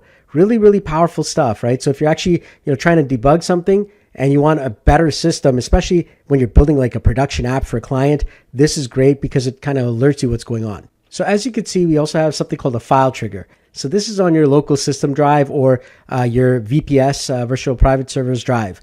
All right, if it's a VPS, then it's actually on the Docker. So keep that in mind. Okay. Now, what's going to happen is it's going to check in that specific folder where you've selected whether there is a change to a specific file or changes to a specific folder. So many times you're going to say, okay, changes to a specific folder. Whenever I drop a file inside of there, do something with that file. So that's great if you're doing document management, such as, someone scans in a receipt and now that receipt actually goes into that folder. And now from there, something happens. And Google Drive also has one. So if I actually type in Google Drive here, and you can actually see here, if I click on Google Drive, you could see here on changes to a specific file and on changes involving a specific folder. So it's the exact same functionality, but done via Google Drive. I usually use that because it's a lot easier to manage an online system. And at the end of the day, It also, frees me up from going into Docker and going into different subsystems when most of the time I'm just trying to manipulate files. And a lot of times I could do that using the Google systems. Finally, another one I'd like to share with you is a sub workflow. All right, so here we go, sub workflow, execute sub workflow. When I click on that, you're going to see here when executed by another workflow. All right, so the second any other workflow calls this, you're going to see here that it's actually going to, call this specific workflow here. And I can actually, choose how the data is coming in. Usually we want to click on accept all data. And that way it just, brings in all the data for anything. And all you can see here, for example, there's nothing in here. But if I sent some data to this workflow, it would actually all come inside of here. And so usually you want to send JSON into this and then do something. So this is great for a function. So imagine now it's like me just starting a brand new function inside of programming. This is a clean sub workflow ready to go, and I could do whatever I want to, get the data to be manipulated. All right, so that was triggers. Let's go on to now some logic and control flow nodes. So the if node, that is one of the most useful ones. You also have a switch node as well, it does kind of similar things, but it gives you more options. But if nodes are always used everywhere. And so it directs flows based on an if statement. So if this, then true. If that, then false. And that's it. That's all it does. So you're going to be using if nodes a lot. The next one is split in batches, or the loop node. And this one here allows you to take data and loop through it one item at a time. So this is great for those spreadsheets where you have to actually do a lot of logical items on top of every single, row in the spreadsheet. And we're going to actually see that in the project inside of this program. But the point is the loop node is so important, and we use that everywhere. The next three nodes are used a lot as well. The set node is used to manipulate data and make sure that we have the data coming out in a format that we want for any program or app that we're looking to export out to. And so many times you'll have data coming in from, let's say, one type of app, and it provides maybe a certain amount of key value pairs in JSON. But let's say you have to add in now an extra field. Well, to do that, that's where the set node comes in, and we can actually add in an extra field inside of that data. The switch node gives us opportunities to go between many different options. Unlike the if node, which only gives us a true or a false, the switch node can give us several different outputs. And that is a really important thing, because maybe you have something coming in where there's several different options. Think of a t-shirt selector, right? And you need to choose the color of a shirt. Well, here comes in a new t-shirt order, and now maybe there's different colors, and the color could be red, blue, green, white, orange, brown, whatever that is. And so now you can have a switch that goes out and it has all those different options, and maybe for each one there's a different workflow, right? So that's where a switch can come in, and based on that maybe you take different actions, right? So that's where a switch is very, very useful. The next one is the merge node, and the merge node is a really powerful node which takes a few inputs, and only when all those inputs have been, obtained, that's the only time it will create an output. Now, this is really useful if you've got workflows which rely on other workflows to be done, and you're waiting on that data. And so sometimes it'll be like, I've obtained data one, and now the other workflow will take some time. But once it's done, it goes into a merge. And now from there, once that happens, the merge says, yep, I've got both data items, and then it outputs. So it's really, really great for that when you have sequential data or several data items that need to be done, and you throw them into a merge. And now you can actually, rely on knowing that it's not going to continue the entire workflow until the merge hits. All right, so I use that a lot in workflows, and that really helps out. The next node is the wait node, and you're going to use this a lot, especially when you're trying to, reduce rate limits. Especially on websites like Google, for example, you're actually trying to send in updates to, let's say, update a spreadsheet and so on. Well, if you try and send it all at the same time, n8n will move fast. But the trouble is, Google will say, hey, you know what? You're just sending too many requests at a time. So the wait node will put in a number of seconds before it'll go on to the next step. And so, for example, in that example, 5 seconds as a wait node will allow Google to easily allow you to, put in, let's say, 100 rows. Whereas if you don't have a wait node, it'll definitely come back at you and say, sorry, 429, too many executions. All right. So keep that in mind. Wait nodes are, incredible, and you're going to use them everywhere. So let's go over the if node here. So if I actually go here and I type in if, all right, you're going to see here that the if usually has several values. And I'm actually going to create like a chat trigger because that's a little bit easier right now. Let's do a chat trigger here. And from here, I'm just going to connect this up here like that. And I'm going to just type in hi, just like that, so that we get some data into the if. If I double click on the if, you're going to see here, I've now got several different fields that came in. And I can now say, okay, well, if this chat input, I can actually click and drag the value here. And I could say if it's equal to, based on the data type. And so in this case here, I know that this is a string value because it's text. All right. Once again, your programming comes back. And so if it's a string value, I can actually say, does it exist? True or false? Or is it empty? True or false? In this case, is it equal to whatever? And so I could say this equal to hi. If I click on execute step, it's correct. But if I say the word no, now it goes to the false branch, right? So that's how you do it. You can actually, select different things. You can add more conditions, like, you can and something else. So I could say and action is equal to, let's say, send message, right? So now if I type in, let's say, hi and send message, well, there we go. It's true. But if I change this here and I say, well, if it's equal to send message to, now it's false because both of these have to be true, right? But only one of them is true. And so you could actually do that. You could change this from and to or. And so now if I click this again, well, one of them is true. So it's going to go to, the true branch. All right. Now you're going to notice with an if node, it always goes to true or false. That's it. All right. If you want more outputs, there is another node called a switch node. All right. So if I actually type in here, switch, there it is. And now for the switch node, I can actually take that input again, except this time I can actually say, okay, here we go. If the chat input is this, hi, if it's equal to hi, let's say, right? Well, then I could choose what the output is. So the output could say, let's say, said hi. And then I can add a different one. And I could say this here, if the chat input is hello world or hello. All right, there we go. I got two of them. So hi, and I could say said hello. All right. So now, based on what it says here, I could choose what it's going to do. And specifically, if none of these work and it comes out as an error, I can click on the settings panel here, and I can go over here and I could say continue, but using the error output.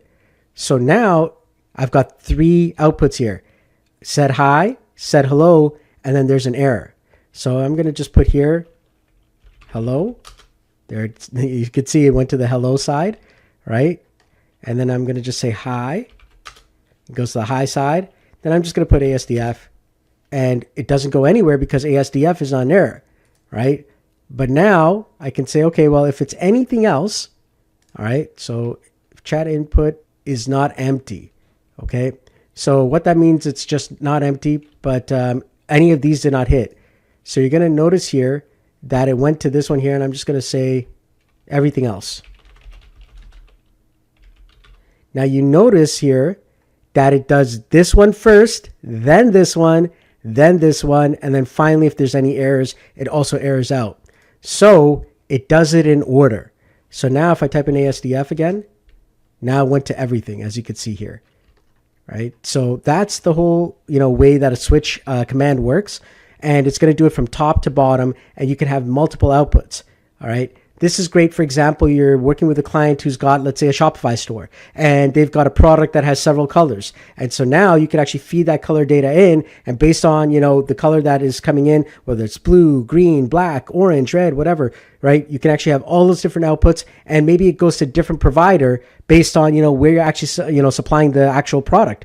And so this is a very real use case. You've got people who are running a Shopify store and their actual suppliers are in China. They're using AliExpress. And now it's like, oh my goodness, there's different suppliers for different products, even though they're selling the same products. But now the red shirt goes to, supplier one. The blue shirt goes to supplier two, and so on and so forth. So that could actually be created right here. The next one is the edit set command here, or the node.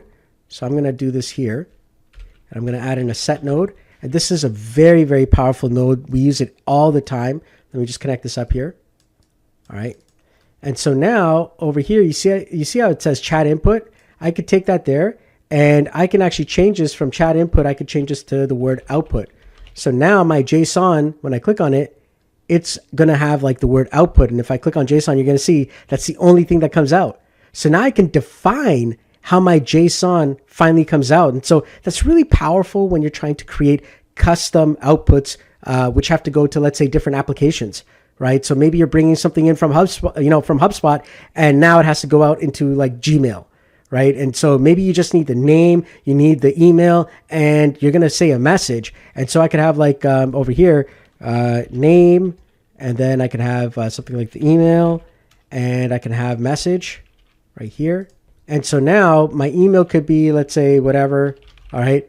Or someone had brought it in, and then I could have a message, whatever email message, right? So hello, Bob, nice to meet you, okay?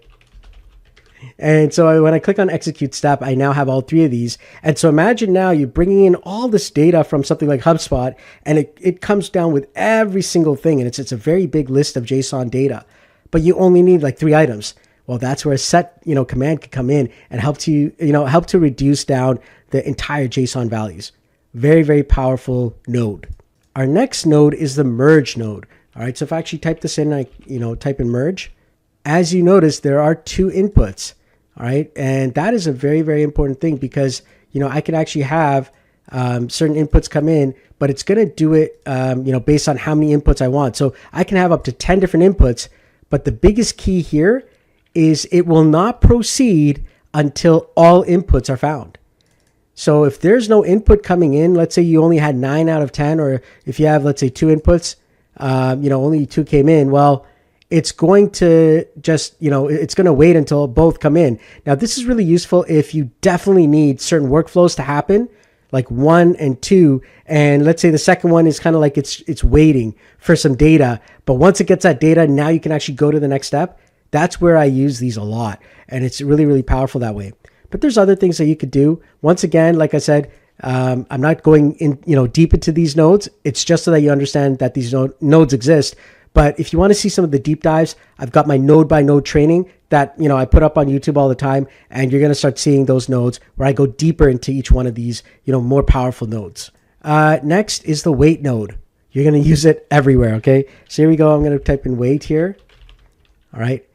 And all it does is it just puts a timer before it goes to, to the next step. So if I actually just do this here, and then I actually go back to edit fields, right? So edit, there it is. And then I actually just say execute the previous node here. I could take my chat input and I could just call this output here. There we go. So now when I actually say hello, I hit enter, you see it's waiting 5 seconds. And then after 5 seconds, it comes back. There it is. All right. So, basically that's how the wait node works. All right. Very simple. Okay. So now that we've seen some logic and control flow nodes, let's go over our main data and connectivity nodes. All right. So beyond the logic and trigger nodes, n8n offers essential data manipulation and connectivity nodes that enable your workflows to handle information effectively and connect with external services. The execute subworkflow node is a common node, and it calls additional workflows that are inside of n8n. It helps to reduce complexity, and the sub-workflow trigger is called on that other workflow, which you could send data along to as well. The next node is the HTTP request node. It is a versatile node, and it's used in so many different workflows, and it enables you to communicate with virtually any API on the internet. You can send and retrieve data from web services. You can access services without a dedicated n8n node, and it supports various types of HTTP methods such as GET and POST and so on. Next is the big one. This is how we become AI and automation professionals. The AI agent node. It's a LangChain node for those of you who are more intermediate or understand some of the coding. An AI agent node will allow you to plug in any large language model, any LLM that you want. It'll allow you to choose memory and even create custom tool calls. It's used in many AI workflows, and it allows for easy setup of AI. And this specific type of node inside of n8n is called the cluster node. And a cluster node is a type of node which has several different nodes within it. And finally, there is the code node. The code node is another versatile node that we use a lot in so many different workflows. It provides a way to run custom JavaScript code for complex data manipulation or logic. Now, many times, if you don't know JavaScript, you're trying to write things out. And even if you do, I will generally go over to ChatGPT or some other LLM model and say, hey, can you write me the code to do this? I'm using n8n, and I give it more context, and then it actually writes the code out for me. But it's still important to know some of the JavaScript, so at least you can manipulate it, because sometimes some of these code items just need a few tweaks. But yeah, basically the code node is such a useful node, and I use it like all the time. So executing the sub workflow, you saw the one end of that. So now I could actually do this again. So here we go, sub workflow. And in this case here, I could actually call this one again. All right. Now be careful when you do this. You don't want to loop this here. But I'm going to put inside of here, I'm going to take this edit fields here. And that way it's kind of like it's going to do that last. And then from here, I'm going to do the sub workflow, execute sub workflow node. All right. And then I get to choose which workflow. In this case here, we're going to be coming right back to this one. So the test workflow. So I'm going to go here, choose from the list, test workflow. There it is. Run once with all items, and it's going to pass all this in. And so now it's going to be basically the output, JSON chat input. So that's what I know is coming in, and it's this here. So I know that that's the data going out there. So when I hit save and I do this here, and I change this to all, accept all data. Now let's go back, save it. And once again, I'll say hello. And now it's going to run this as a sub workflow. And so we wait 5 seconds. It's going to call this again, but through the sub workflow command here. It's going to now call it from there. And you see it came back as hello. But if I click on my executions tab, you'll see that it actually ran it as a sub workflow. There you go. So this is where I, ran it. Okay, it ran these three. It called the sub workflow again right there. But now you see how it processed the data the second time around as a sub workflow. So that's where you see your, sub workflows is in the executions tab. Next is the HTTP request node. Now you saw me using this earlier. I'll just show it to you again so that you kind of get an idea. And so basically what's going to happen is we're going to have HTTP request, and then you could choose any website. So in this case here, I'm going to go to the Solomon Christ website. That's my own website. And I'm going to, do that, put that inside of the get. And so now when I actually, type in hello, all right, that's going to go and it's going to grab all the data on the Solomon Christ website. So there it is. It picks up everything. So that's what it does. If you want to find out more information, I actually did the node for node on this one here. And there it is, the node for HTTP request. Okay, so you can actually see that there. All right, so go and check that out. But basically, this is how you actually get data from the web. And there's so many times where, you don't have access to an API. It's a brand new app that has just come out and you want to be able to access the information. So this is a great node for that. Next one is the code node. So the code node is a great node. It allows us for JavaScript. You've seen me use it already a little bit, inside of this tutorial. But basically what we use it for is for manipulating data in a way that generally we can't do with nodes at this point, right? So if you want to do some advanced stuff, many times you'll get, let's say, markdown information, or you'll get information where you need to parse or find certain data, and you're going to use something like regex inside of there. That's where, JavaScript can really shine. It can really help you out with that sort of stuff. But basically right here, if I actually just hit execute step, you're going to notice that it actually puts in this new field here right inside of there, right? So now it's like got this new field, session ID, action, chat input, and now, boom, my new field. I can add in anything I want inside of here. But basically that's how that works. And you can put in whatever code you want. One of the key caveats is you need to return JSON. If I don't return JSON, let's say I just put in like, ASDF, I'll just do that. Boom, it's going to break. It's going to say, oh, sorry, I don't understand. And that's because n8n is all about JSON. And so you want to make sure that even your output from your code is JSON. Once again, not diving too deep into the code node, just showing you that this actual code node exists. And finally, save the best for last, the AI agent node. That's right. Okay. So we're going to go in, we're going to type in AI agent. And once again, you can actually see, how this node looks. And as I told you before, this is a cluster node. All right. So the way it works is there's several different nodes within this node. So over here, we have the main AI agent. And then underneath it, we've got several items that we need. Number one is the chat AI. What's the chat model? So which LLM are we using? So in this case here, we're going to be using OpenAI. Let me just, turn off my camera for a bit. So there's the OpenAI chat model right below. So we're going to use that. But you see, there's so many others that we could use. I'm just going to use that one there. And I'm going to choose my OpenAI account. And over here, I'm using GPT 3.5 Turbo. And now from here, I can also choose to add memory.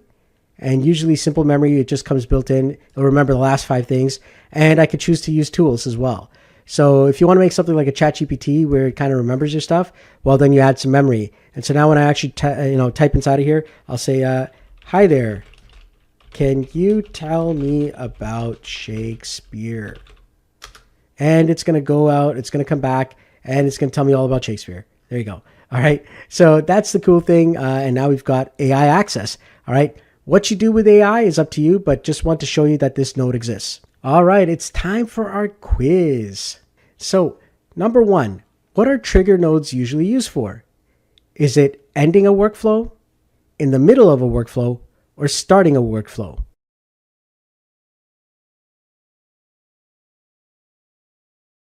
If you said starting a workflow, you're right. Number 2, what is JSON?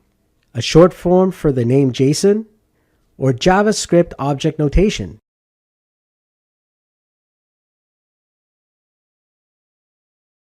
If you said JavaScript object notation, you're right.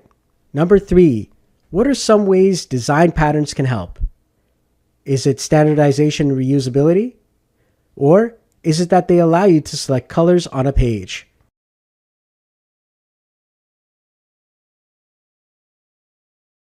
If you chose standardization and reusability, you're right. Number 4, what kind of node is an AI agent node? Is it a simplified node or is it a cluster node?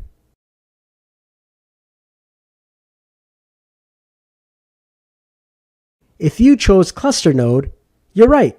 Great job. All right. So now we're moving on to design patterns. And design patterns are a very, very important part of programming, and we find it in the world of software all around us. Now, inside of AI and automations, and especially in n8n, the more you understand this, the easier it's going to be to build a lot of, really useful workflows. And so we're going to dive into, just the basics of this. Now, keep in mind, this is just, the very ground level of this. There are many other patterns available and more that will be developed over time as the AI industry is constantly growing and changing. But we're going to bring some of the patterns that we see in the software world, as well as what we've already seen in the automation world, coming together inside of the entire, AI ecosystem. So we're going to go over that right now. So you could think of these design patterns whenever you're building out various automations and n8n workflows. They help with standardization and reusability, and so much more. The first one I want to discuss is the TPO pattern. All right. The trigger process output pattern is the most common one for n8n workflows. And we use that all the time, right? There's a trigger, there's some process that we do, and then there's an output. Next, we have the error pattern. And this is a pattern that involves putting something called a try-catch style workflow together. And basically the concept is you're going to try to do something, and then whenever there's an error, you're going to send it off to a sub workflow or a secondary workflow to capture that error and now do something. And so the error pattern is something that you're going to see a lot of, or you're going to use a lot of. And especially when you get into like some deeper workflows, especially with clients, you want to make sure that you've got the error pattern inside of there, because you want to be able to report this to yourself, to your staff, to your software developers or whoever you're using, or even to your clients and customers, especially if you're trying to help them out. The next pattern is the chained pattern. So the chained pattern is something that is used to orchestrate a series of AI or API calls in a specific sequential order. All right, this is great when you've got some data which needs to be manipulated first by, let's say, some AI. Then that data that's been manipulated goes to an API call, which then comes back and again goes into another AI and then a final output. So this is a multi-step process, and so we call that a chained pattern. Speaking of which, let's talk about the orchestrator and gatekeeper pattern. All right. So we use this in AI, and you could think of it like a central manager that delegates items to other AIs to accomplish by breaking things down into tasks. All right. And that AI controls what the other AIs are going to do based on what it thinks is best. In LangChain, Crew AI, or AutoGPT ecosystems, we call this planner executor model, task-oriented agent, framework or meta agent or manager agent. So, there's a lot of different terms for it, but, you're going to see this a lot. The orchestrator, gatekeeper, or command pattern. So this is the whole entire set of ideas where you've got an agent controlling other agents, or you've got a workflow, which is actually controlling other sub-workflows. The next one is the HITL pattern, or human in the loop. And it is a very important one, and it's something that we specifically teach and love teaching all the time. This keeps humans in control, and it is a great thing to put right in the middle of workflows. Because basically, let's say you're going to send an email. Well, you don't want your AI to send that email. All right. So many times you're going to see a lot of AI automation firms who are trying this and they're just allowing the email to go through. Now, it works in certain cases, but other times you just don't want that to happen, right? Especially when you're sending a customer message, you want to make sure that you're having, some human eyes check that. And so what you want to do is you want to put in something like, create an email draft instead. That way there's a human being now who gets to check this.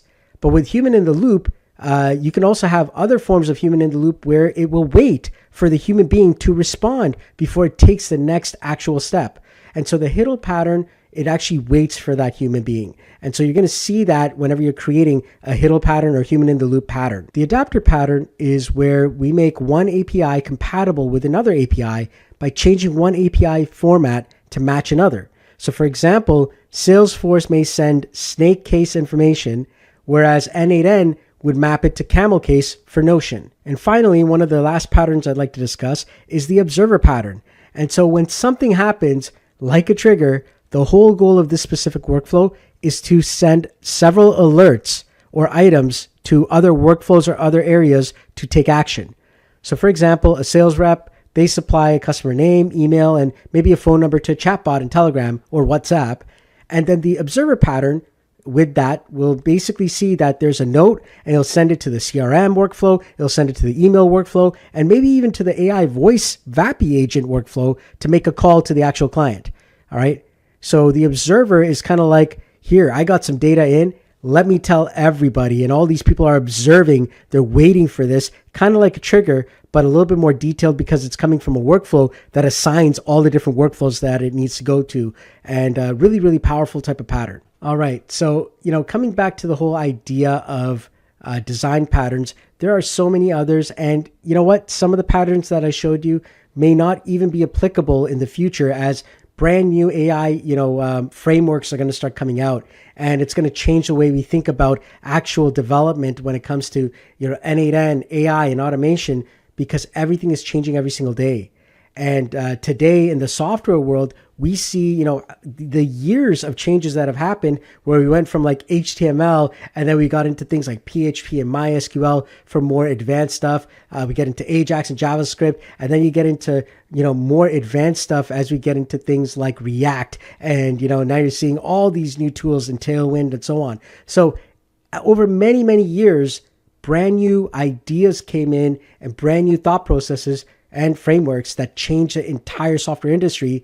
We're going to see that over many years now in the AI and automation space. So keep an eye out for that.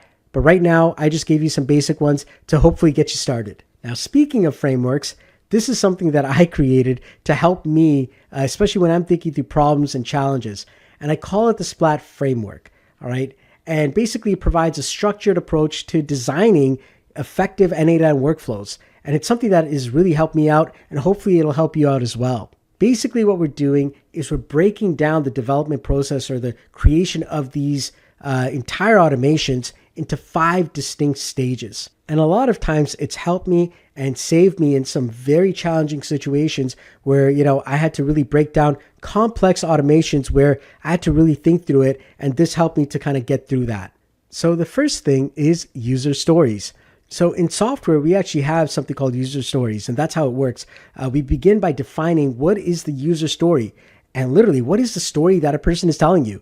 Like, hey, I've got to, take my, go high level data and then put it into maybe a spreadsheet or put it into like an email. Maybe you have to take everyone from go high level, throw it into a different email system, which, I don't have access to.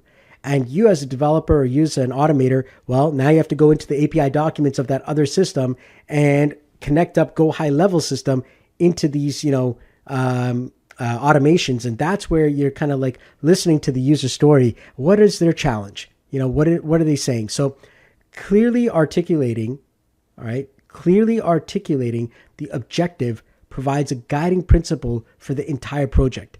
And so it's really important to get all the user stories together so that you can create a really good automation. Number 2 is to break down the problem. All right, so problem breakdown, that's the P in Splat. All right, and we're basically deconstructing the entire overall flow or idea. And literally, I'll just draw it out on paper, or there's some online tools where you can draw things. But before you put anything in n8n to lay it out, you want to first draw it out. And that's going to really save you time and, avoid the challenge where you get into what we call, workflow love, where you love your workflow, you work so hard on it, and it's like, I can't break it, right? So you want to basically do this before you actually lay anything down. So you want to break down the entire problem step by step by step. Next, once you've got that, then you go into the layout. And that's the L in Splat, where you're now going to lay it out inside of n8n by designing the node structure.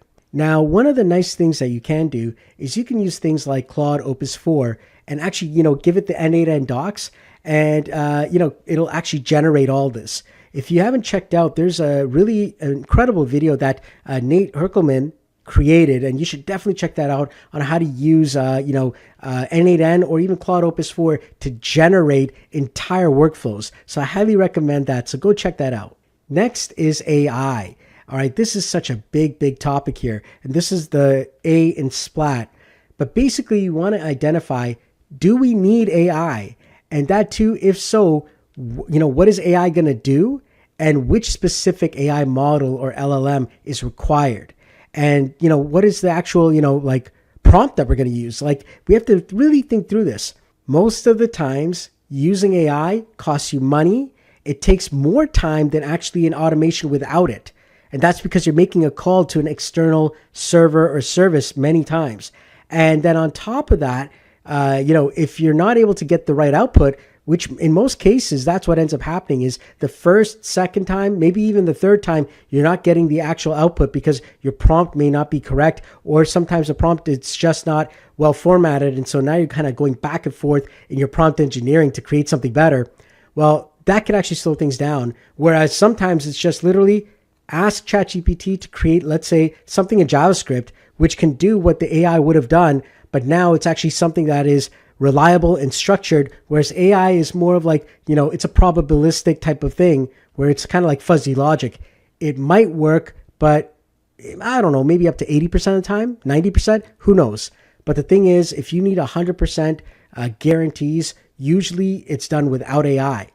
But people, they think that I got to throw AI at everything. So first check if AI is required, and if so, what specifically is the prompt that you need?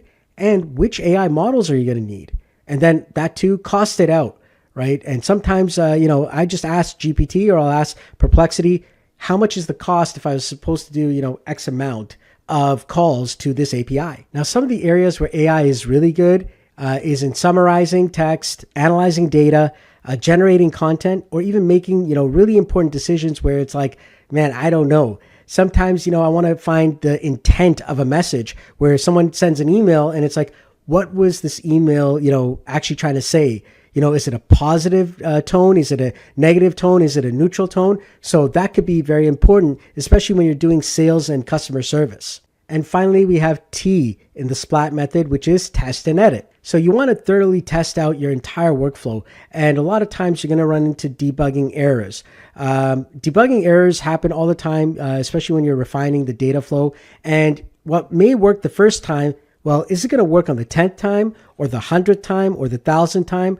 I don't know. And the only way to test that out is literally go out and test it, right? Now, usually what will happen is, you can rely on it, but I've found that even with, the best GPT in the world, it's going to have times where it does fail. And that's because, you're sending it into the actual model and hoping that it's going to output data. And that's where you actually give it data structures inside of your actual AI systems where it's outputting exactly what you want. And then you'll do things like an if statement to check if it actually outputted that. And if it did, then continue. If not, go back and run it again. And then you use your run index to see how many times it does it. And after, let's say, 2 or 3 times, Maybe you now start an error workflow and then you say, hey, you know what? This didn't work out. And that responds to either you and your team or your client and says, hey, you know what? You may have to do this again. So as you could see, if you use the Splat framework, you're going to make better automations overall. All right, so it's time for another quiz. Let's go over design patterns and Splat. Question number 1. What is the most common design pattern that you're going to find in n8n? Is it orchestrator pattern, TPO pattern, or the HIDL pattern?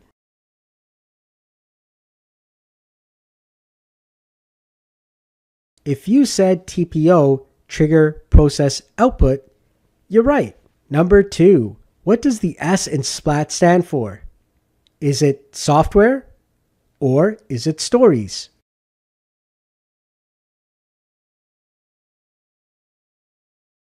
If you said stories, you're right. Number 3, which pattern passes data sequentially? Is it the observer pattern or is it the chain pattern?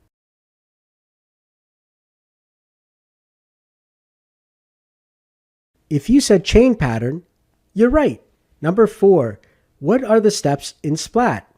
Is it stories, problem breakdown, layout, AI, test and edit, or is it simplify, program, layout, ask, and try?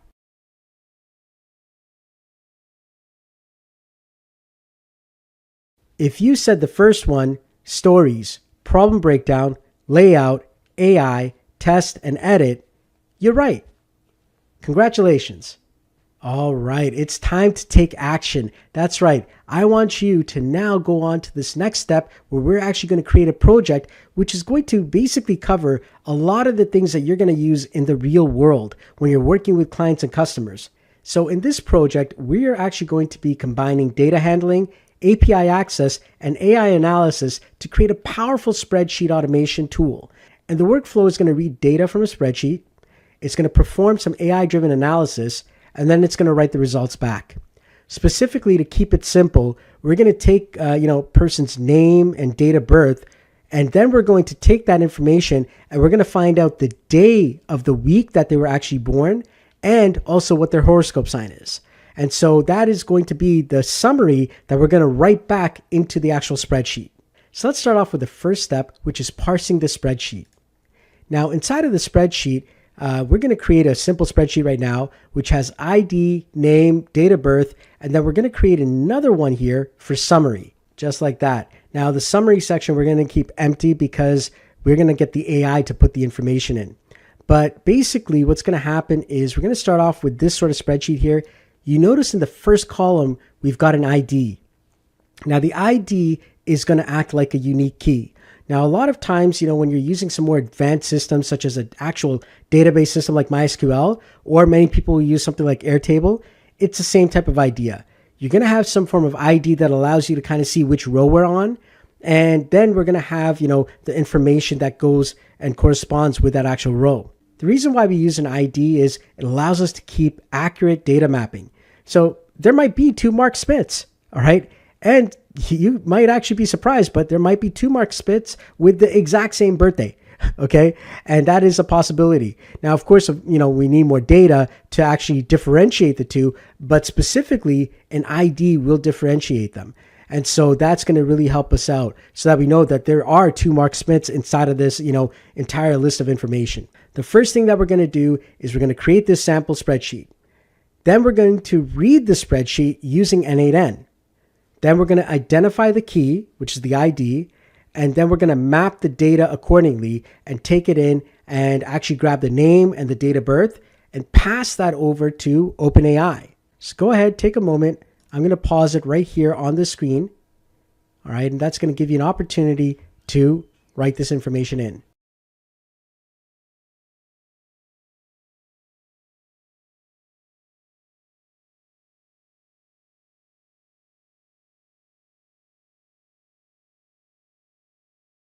All right, so when you're done, you should actually see this sheet here. It's a very simple sheet. You've got your ID, 1, 2, 3. You've got your name, Mark Smith, Sherry Adams, Bobby Duvall. You got your date of births here, 13th of May, 1983, 16th of June, 1992, and 27th of January, 2016. And then you've got your summary column. All right, So this is what we're going to be filling in with the help of AI. All right, so now let's actually dive into actually designing something. So let's go ahead into our n8n, and we're going to create a new workflow here. All right, and let's do an execute workflow. So go ahead and just type in trigger manually, execute workflow, just a simple trigger. And from here now, the first thing that we got to do is we need to connect to our Google Drive. So specifically our Google Sheets. So I'm going to type in Sheets here. And if you remember from earlier, this is why we needed the credentials. All right, so you should have Google Sheets connected. So I'm going to now click on Google Sheets, and specifically, I want to get rows inside of a sheet. So I'm going to click on that. And now over here, it's going to show my Google Sheets account. Sheet within a document is what we're looking for. And now if I click on this drop down for document, I'm going to see that I've got my training sheet there. So when I click on that, you're going to see that. And just to confirm that this is the right one, I can actually click on this little square icon. It'll take me to it. And yep, that's the correct one. All right. And now the actual sheet inside of there is sheet 1. All right. So there we go. And if I actually just save this here, so now if I click on execute workflow, there we go. It's picked up 3 items. And if I double click, you can actually see it's picked up all 3 rows after the first row. It's really important to know that whenever you're calling a Google Sheet list, it ignores the very first row. Now, of course, you could change that around, but I'm not going to go into that, deeper functionality. However, always remember when you're working with an actual spreadsheet, it'll always start from row 2 and beyond because the column names it assumes is in the first row. All right, so now that I have that data, well, I need to do stuff with each item. Now, I want to actually loop over these items. So if you remember the loop one, we're going to type in tab and we're going to type in loop. And there it is, split in batches or loop. All right. So now, as you can see, I can actually take each item in. However, this is actually a dummy node here that comes every single time with it. So I will just delete this and I will delete this one here for the loop. And now I have to actually add something in. Specifically, the very next step is the AI analysis section. Well, we need to take this information because I've got now the names, I've got the dates of birth.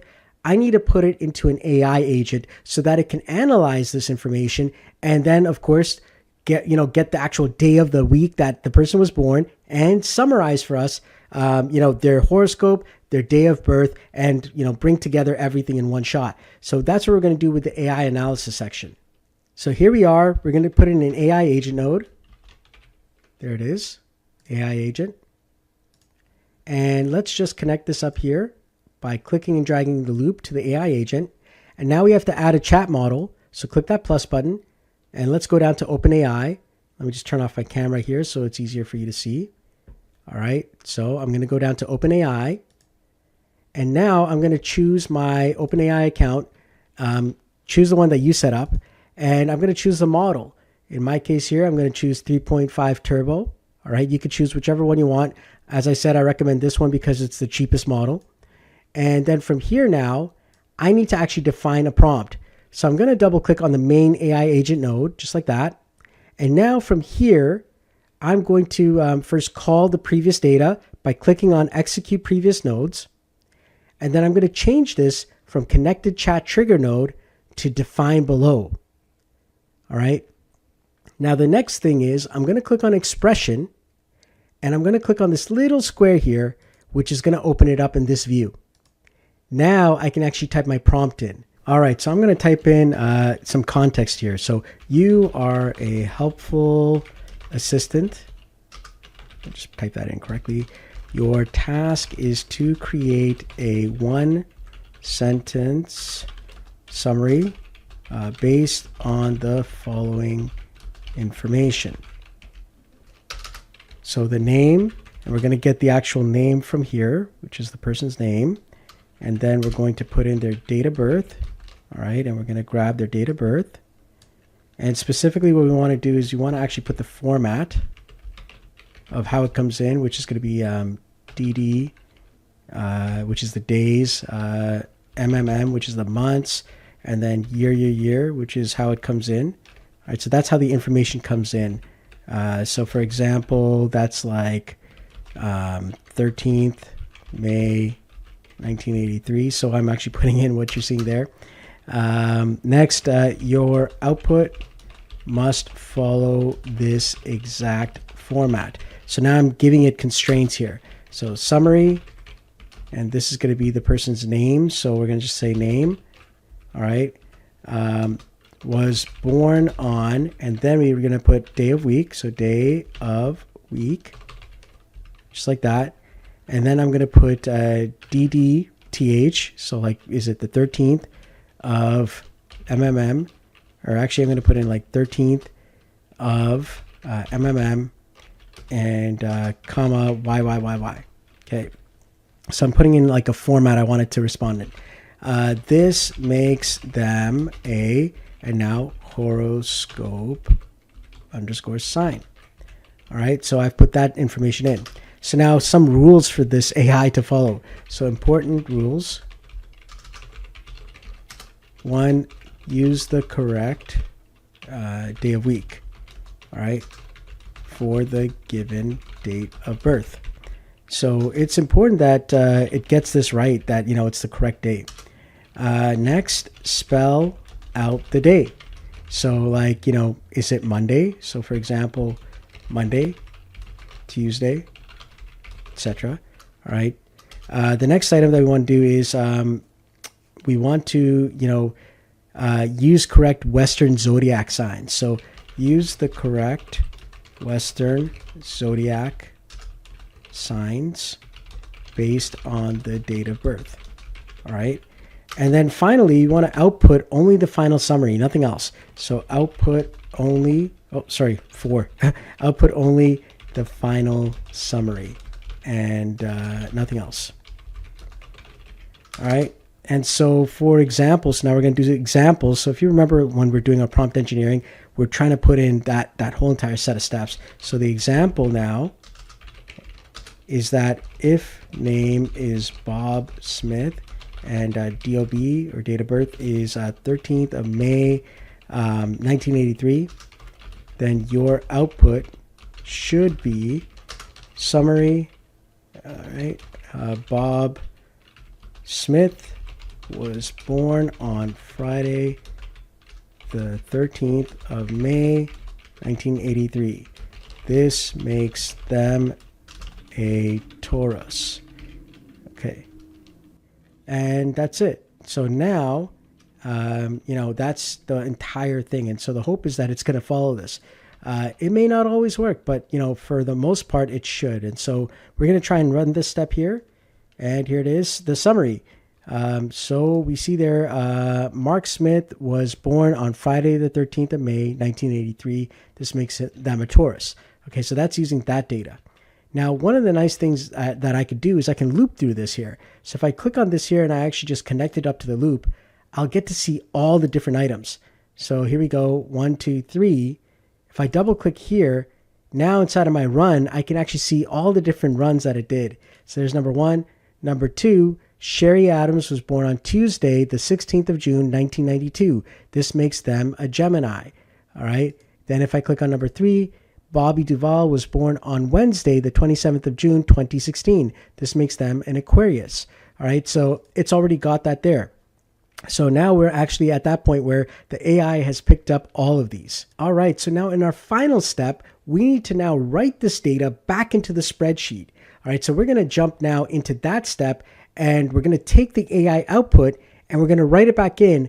However, if we're actually going to be using an actual API call, we need to put a wait timer in between so that we don't overload the entire, Google API, especially if you had 100 items or even 1,000 items. Well, now you want to kind of delay it 5 seconds in between so you don't get a 429 error. So let's go ahead and let's just delete this, link here. And let's go ahead now and let's add a wait timer in. There we go. And we're going to let it wait for about 5 seconds. So that's fine. And now we're going to actually call it the Sheets again. So we're going to call Google Sheets. But this time we're going to append or update a row in the sheet.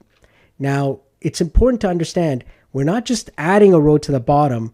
We are updating rows. And that's where that unique key came in, because we're going to have to go back to the actual unique key and use that so that it can recognize where to update the row. So we're using append or update row in sheet. So go ahead and click on that. And if I click on the execute previous data, it's going to get all the information we need. But you notice I don't have the other data. That's because it's in another area, which is loop over items. So if I go to number 1 here, you're going to see the data. That's the ID I need. So let's go ahead and select our document, which is going to be training sheet. Next, we're going to basically choose the sheet 1. Now it says map each column manually, and the column to match on, that's the ID. All right. So it's going to be searching that ID first to figure out where it needs to actually put this data to update. So specifically, we're going to click and drag the ID from a previous node, just like that, and throw it inside of here. There we go. Now for the name, well, we don't need to worry about that. For the date of birth, we don't need to worry about that. What we want is the summary that comes from the output of the AI agent. And in this case, it's this here. So we're going to click and drag it in. That's the output when we go to the AI agent node. And now, once that's done, we're going to click on the end here and we're going to loop this all around. So now let's click on clear execution. And now we're going to execute the workflow and we're going to take a look at our training data, which right now doesn't have anything inside of there. But when I hit execute workflow now, all right, so the loop is done. And when we go back to our training data, there it is, all the summaries. They're all right inside of the sheet. So that was a great little project that you just completed, and you learned about data handling, reading from and writing to spreadsheets. You learned how to use unique keys. You learned about AI usage using ChatGPT and even rate limiting with weight nodes. You also learned some of the AI automation basics. And this is going to help all of you prepare as students for real world automation requests. This is the real stuff that people are going to ask you for. And it's also going to help you as students to expand even more, especially when you're working with businesses and real world use cases. All right, it's time for our quiz on spreadsheets and data processing. Number 1, why do we use a unique key inside our spreadsheets? Is it so that we can open a door? Is it to ensure accurate data mapping when writing results back? Or is it that keys are easier than data storage units?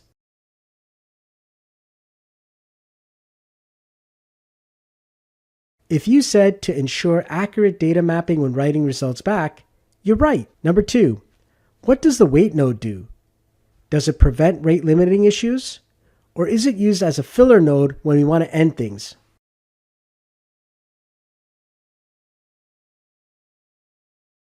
If you said it prevents rate limiting issues, you're right. Number 3, what node do we use to iterate through data? Is it the aggregator node? Or is it the loop over items node?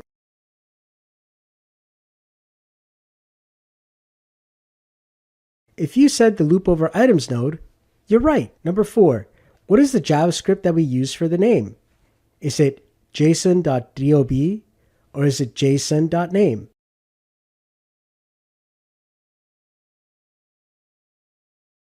If you said json.name, you are right. Congratulations. All right. So now to really solidify your learning, we are now going to be diving into the n8n community courses.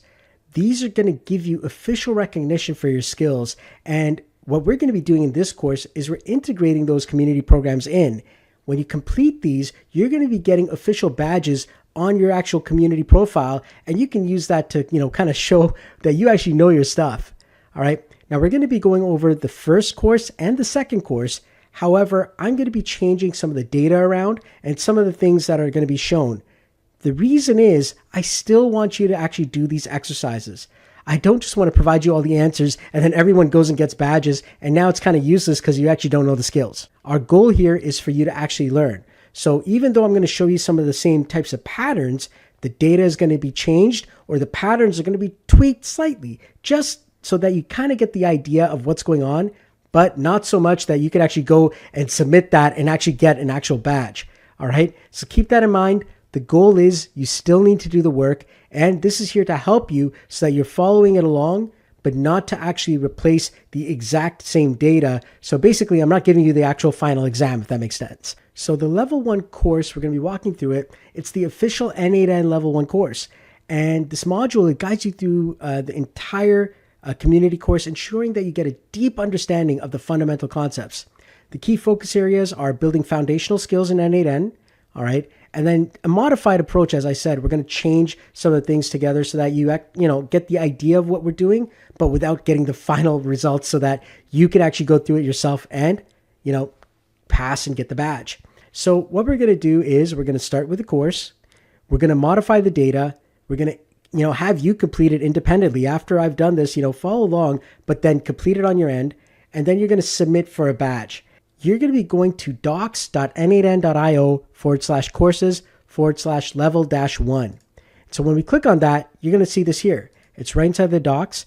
And if you want to start from docs here, we can actually go like this here, right inside of docs.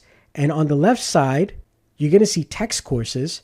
Click on that and click on level 1. So the first thing that you want to do is set up an n8n account. Well, we already did that. If you follow along, you either set up the n8n Cloud or a VPS version or a self-hosted version. The next thing is that we need to get a course user ID. So you're going to click on the sign up here button here. And now you're going to follow the n8n form. So click on sign up. And now let's start off with the name, Solomon Christ Training. All right, so that people know that this is the training one. All right, and now which email address? I'm going to use my other one. So solomonchrisusa@gmail.com. There we go. Please provide your n8n forum username. So chances are you don't have one yet, but if you followed along, you probably already have one. So I'm going to create a new one here just so you can see the process. So I'm going to click over here on this link here, and it's going to take me to the community. And let's go ahead and click on sign up. So Solomon Christ Train, so that I'm here for the training example here. And now I'm going to type in a password that I want. I'll do it again. Okay, and once you enter in all your information, go ahead and click on sign up. And you're going to get this email here to confirm your community account. So go ahead and click on it. And now you're part of the n8n community. So go ahead and click on activate your account. Congratulations, you're in. So let's click on finish.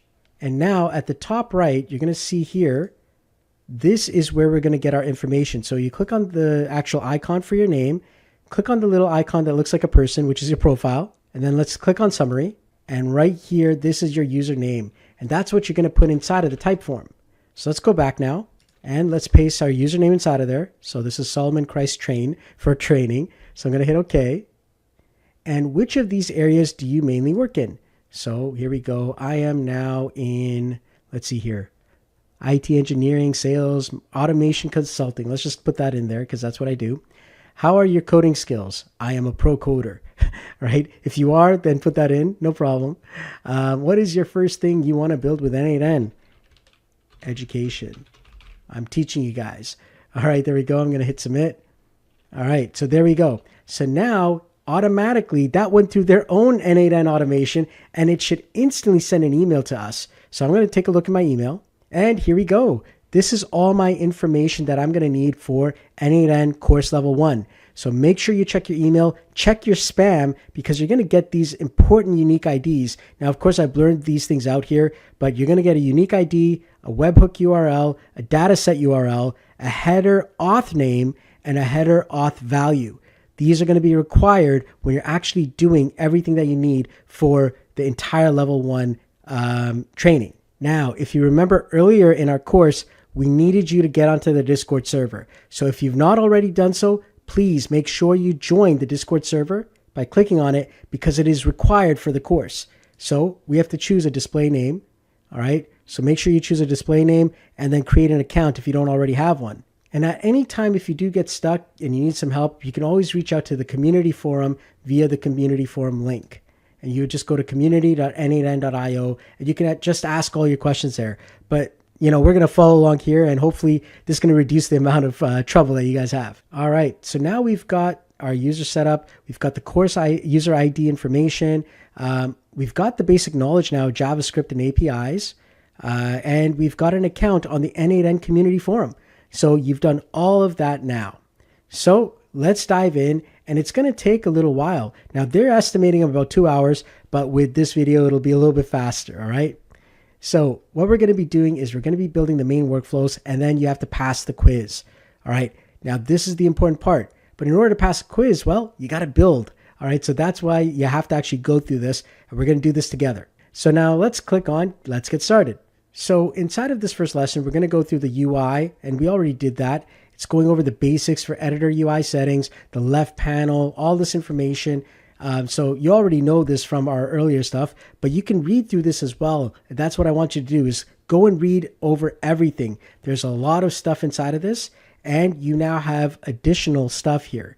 All right, control left button and so on. It kind of shows you what's going on, all about the nodes. So now we're going to move on to the next item. So on the left side here, click on building a mini workflow. So it wants us to add a manual trigger node, and then we're going to add in the Hacker News node.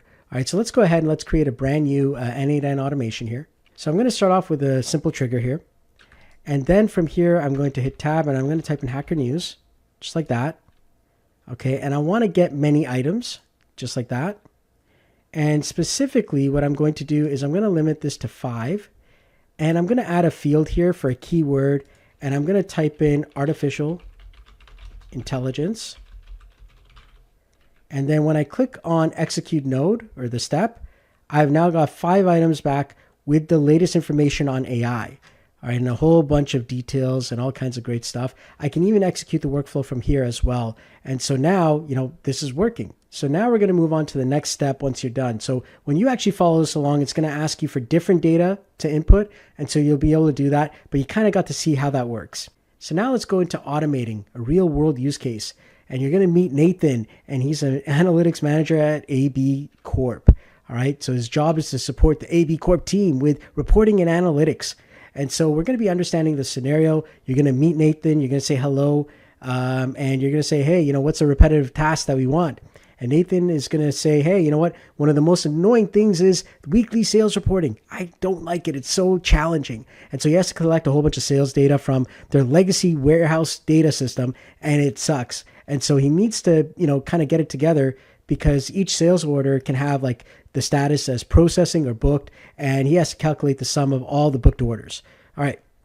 So that sounds like a great opportunity to create an automation. So now what we want to do is we want to break the problem down, right? So take the problem and break it down. So what are some of the things that we can do to help this person out? Then we will actually lay it out in n8n. So in this case here, it says the data warehouse was written a long time ago, okay? The actual information, the app, it doesn't have a CSV export. So there's no CSVs that are coming out, but they recently added a couple of API endpoints where we can get the data. And so that is great, because now guess what? When I'm just thinking out loud, well, maybe I can use an HTTP node to actually grab this information. All right, so I'm thinking about the problem itself. So now we can actually jump into n8n once we actually kind of get an idea, and we can kind of think about how we're going to lay this out. All right, so basically, we're going to send the data from the company's data warehouse to 2 external services. That's what it is, Discord and Airtable. All right, so here's the thinking process, right, where we're breaking the problem down. Get the relevant data, all right, order ID, order status, order value, employee name, filter the orders by their status, so processing or booked, calculate the total value of all the booked orders, and notify the team members about the booked orders in the company's Discord channel. Then we're going to insert the details about the processing of the orders in the Airtable to follow up, and then we're going to schedule the workflow to run every Monday morning. So we need to start off with an HTTP request. So here we go.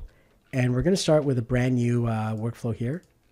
I'm just going to call this training 1. All right. So let's go ahead. And before we start off with the schedule, like I said, we're going to start off with a manual. So we're just going to do a manual trigger. And then from here now, we're going to add in an HTTP request. Okay, just like that. There we go. Now we need to know the endpoint. We need our API key. So we go to the email that we got. We're going to grab our dataset URL. So there you go, the dataset URL. We're going to grab that. And if I actually go inside of here and I put that inside of my HTTP request. So I added the dataset URL. I put this to get. So get is there. Well, now I have to send some headers. So specifically, which headers do I need to send? Well, let's click on actually specifying headers. So send headers. So for our name, we're going to type in unique ID. So we're just going to say unique underscore ID. And then for the value, we're going to actually go back into our email, and we're going to grab the unique ID that they sent us. We're going to copy that and paste it back in. And now let's test this again. Well, it's still not working. And we're wondering, well, why is it not working? Well, that's because we forgot another important step, and that's your authentication. So in this case here, we're going to do a generic credential type. And over here where it says generic auth type, we're going to select header auth. And now we're going to create a new credential. And so inside of name and value, we're going to put in the information that was sent to us. So over here, we take the header auth name, which is in this case API underscore key. And we're going to take the header auth value, which is like a password or something like that. So we're going to take that data, paste it, hit save, and now we have the correct information. So now when I click on execute step, now I get all the data. So wonderful. Now we've got 30 items here. So now what? So in this case, we're going to be using an Airtable account. Now chances are you don't have one already. So inside of the tutorial, it says create an Airtable account. So go ahead and click on that. And now we're going to sign up to Airtable. So we're going to go to the top right here and just hit the X, create a blank app, and just click on create. All right, so now it's saying we've got an untitled base. And so now let's go back to our tutorial. So in any new table, it's usually going to have these 4 columns here: name, notes, assignee, and status. But we're going to rename the table into orders. So even though I put training, let's rename it into orders. And we're going to delete the 3 blank records by default. All right, so let's go ahead and let's call this orders. So let's go here, change this to orders. And then you could just right click on any of these and you could just click on delete record. So we're going to just right click and delete, right click and delete, right click and delete. So we've deleted all of that. So that's all deleted there. And I'll just close this side off here so I can close Omni so we could see this a lot easier. And so now let's delete also these items here. So the notes, we don't need this data field here. We don't need the assignee one. We don't need the status one. We don't need the attachments one. And that's fine. So I can just delete both of these here. Delete that one, delete that one. So now I'm going to rename this thing to order ID. And I'm going to make this into a number field, just like that. And I'm going to hit save. And I'm going to follow along and I'm going to actually create these items here. So customer ID, which is number, employee name, which is a single line text, order price, which is a number, and order status, which is a single line text. So go ahead and do that and we'll come back together. So now we're all set up. So now when we go back into our n8n, we're going to be adding the Airtable node. So let's go ahead and hit tab and type in Airtable. There we go. And we're going to select the create a record action. And so now we have to create a new credential. So you're going to do that by clicking on the drop down here and click on create new credential. And we need an access token. So to do that, we have to actually open up the access token page on Airtable. So if you want, you can click on open docs here. And you can click on this link here, which says go to the Airtable Builder Hub with the personal access tokens. So when I click on that, I end up coming here. And so I'm actually going to go ahead and click on create token. And over here, I'm just going to call this n8n training. And then I'm going to add in the recommended scopes. So data.records read, data.records write, and schema.bases read. So let's go ahead and do that now. So here we go, add a scope, data.records read, add another scope, data.records write, and then schema.bases read. So now when it comes to access, make sure that your token can access all resources. And we can even add a specific base. So in this case here, I can add in orders, but you could choose, whatever you want, but make sure that you access all resources. And then I'm going to select create token. And let's go ahead and paste that back inside of our n8n and hit save. There we go. We're connected. All right. So now at this point here, if you actually click on the base drop-down list here, you're going to see the orders base. And from there, the table is going to be table 1. All right. So now that we have that there, what we're going to do next is instead of mapping each column manually, we're going to select to map automatically. So it will automatically, put them inside of that list. So go ahead and save that now. And if I double click on my Airtable node and I click on execute step, I should then see inside of my actual base in Airtable, all 30 of the actual items inside of there. So watch this, click on execute step and there it is. And so now if we actually go inside of our table, there it is, table 1, and you see all of the information here. All 30 items are inside of there. All right, so now we're going to be working on filtering orders. Basically, if you remember earlier inside of our training, we looked at different logic operators. One of them was if. And the if node we're going to be using right now to go through all the order statuses, because we need to find a certain order status and then only return those specific rows that match that order status. So that's what we're going to do. So the first step is we're going to delete this here. We're going to move this over. We're going to tab and we're going to add an if. There we go, just like that. And basically we're going to now move this around here. So remember, we're using the delete command a lot from these lines here. And so if I connect something, I can, just hover over it and hit the delete button if I want to disconnect it. So very, very easy to use. And specifically here, what we want to do is we're looking at our order status. All right. So what we're going to be looking for here is we're going to be looking for a type of order status. Now, I am going to be going for the booked ones. So I'm just typing in booked just like that. And now if I hit execute step, you're going to see that I get 16 back here that say booked. Now, you're probably wondering, well, that's not what the exercise said. That's exactly my point. I'm not here to do exactly what the exercise said.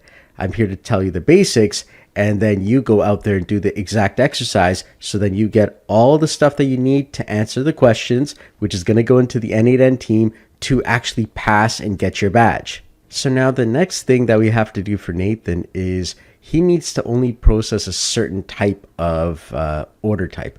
We're going to be looking at the booked ones, okay? And so what we need to do now is we need to actually throw this back into Airtable.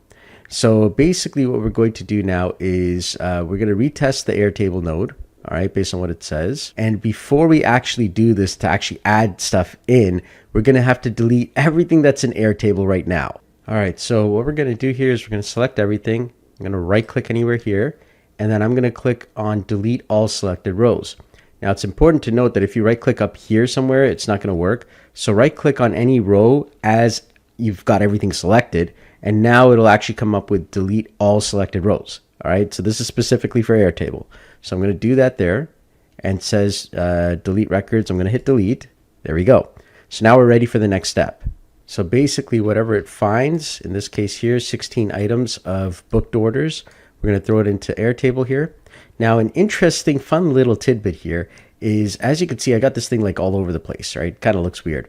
So I'm going to right click on here, and I'm going to click on tidy up workflow. If you've never seen that before, that is something really cool. So just click on that. And as you can see, it makes it all nice and neat.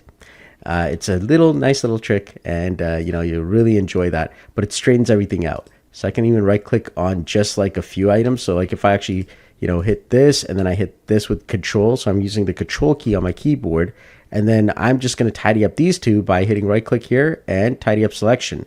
And it can tidy up, a certain part of your entire flow as well. So nice little trick to know as you're actually, doing a lot of workflows over time. So now if I execute this workflow, as you can see here, it's going to do all 16 items now into the Airtable, which are going to be booked orders. So let's go take a look.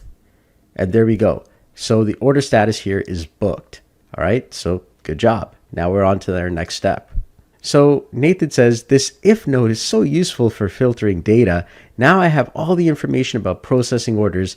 I actually only need the employee name and order ID, but I guess I could keep all the other fields just in case. I would say, if I'm the service provider, actually, I wouldn't recommend doing that. Inserting more data requires more computational power.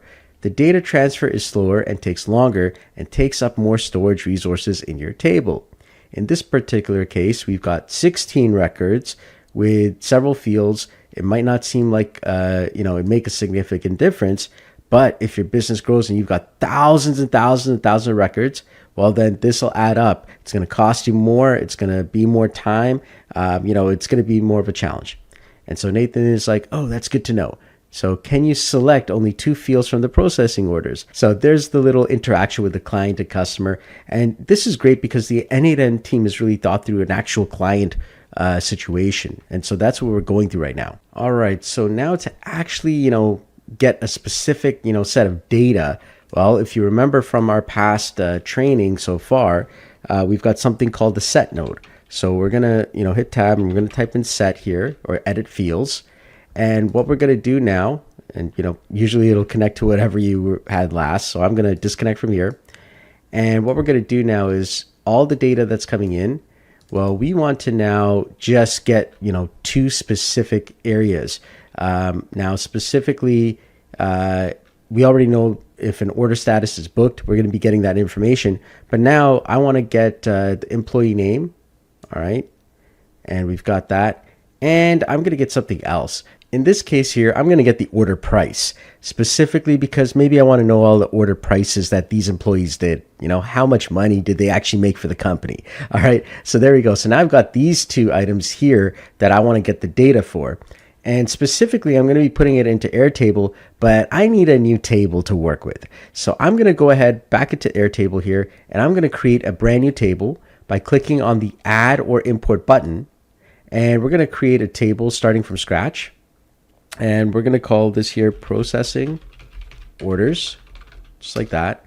All right, so we just want to kind of see what's going on. So now I've got a processing orders table. And as you can see, there's a whole bunch of columns.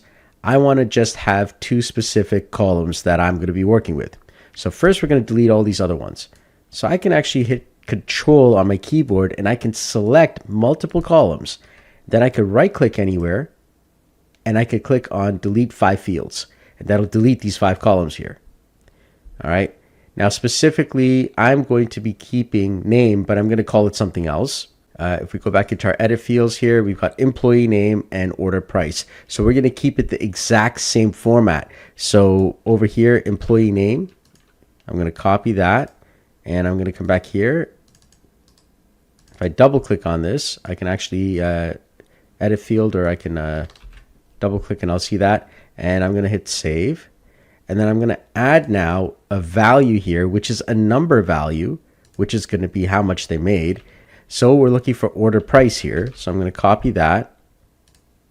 And I'm going to be pasting that in. It's a number type, and I'm going to click on create field. So I only have 2 items here, which reduces the amount of data that I'm going to have to process. So on a few rows, it's fine. But when we get into like 10,000 or 100,000 rows or something, you know, really big, you're going to start seeing it's going to be completely slowing down to a crawl. That's why we want to be very conscious of, you know, what kind of data we're actually bringing in.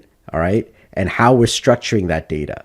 So keep it simple, and that'll really, you know, save you on time and money, and, you know, overall the calls that are being sent out to Airtable itself or any other API, whether it's Google Sheets and so on and so forth. All right, so we're going to open up Airtable here, and our base is orders, but this time our table is going to change to processing orders, which is a different one. Now we've got map automatically there because we've got the exact same field names or the headers for the columns. So now I'm going to hit save, and we're going to click on execute workflow here. Now you notice that, you know, all of these are kind of like lit up, and there's data that's coming through here.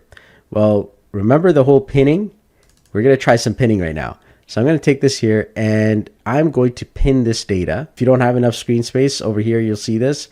Pinning is at the top right here. So I'm going to click on pin this data here. So now I don't have to make that call again. All right. So that's going to save me, you know, an API call. Now, of course, at the same time, if I want updated data, that's a different story. So you want to remove pins if you need updated data. But in this case here, I'm just showing you with a pin what to do. And I'm going to turn off my camera just for a moment here, because at the bottom right, I'm going to be clicking on a button here called Clear Execution. And it's important that you, you know that this exists, because what's happening right now is there's, you know, data, and this kind of looks like, oh my goodness, what's going on? You know, did it run? There's an error. What's going on? So we want to clear this execution so that it's like, you know, starting from, you know, fresh again. All right. So when I click on execute workflow, it's going to run everything, but you notice how it just skipped right over this because it already has the data. So I don't have to worry about, you know, getting this data again, but it still runs everything else with the same data that this thing pulled. All right, so that's what the pin can do. Okay, so if we actually did this correctly, it's now going to have inside of my table all of their names of the salespeople and how much money they closed for each order. And that should show up in the Airtable. So here we go. And yep, we can see that. All right. Now you're noticing that, oh my goodness, there's 3 rows. That's because we forgot to delete those rows when we first started the table. So I'm going to select all again. We'll do that again.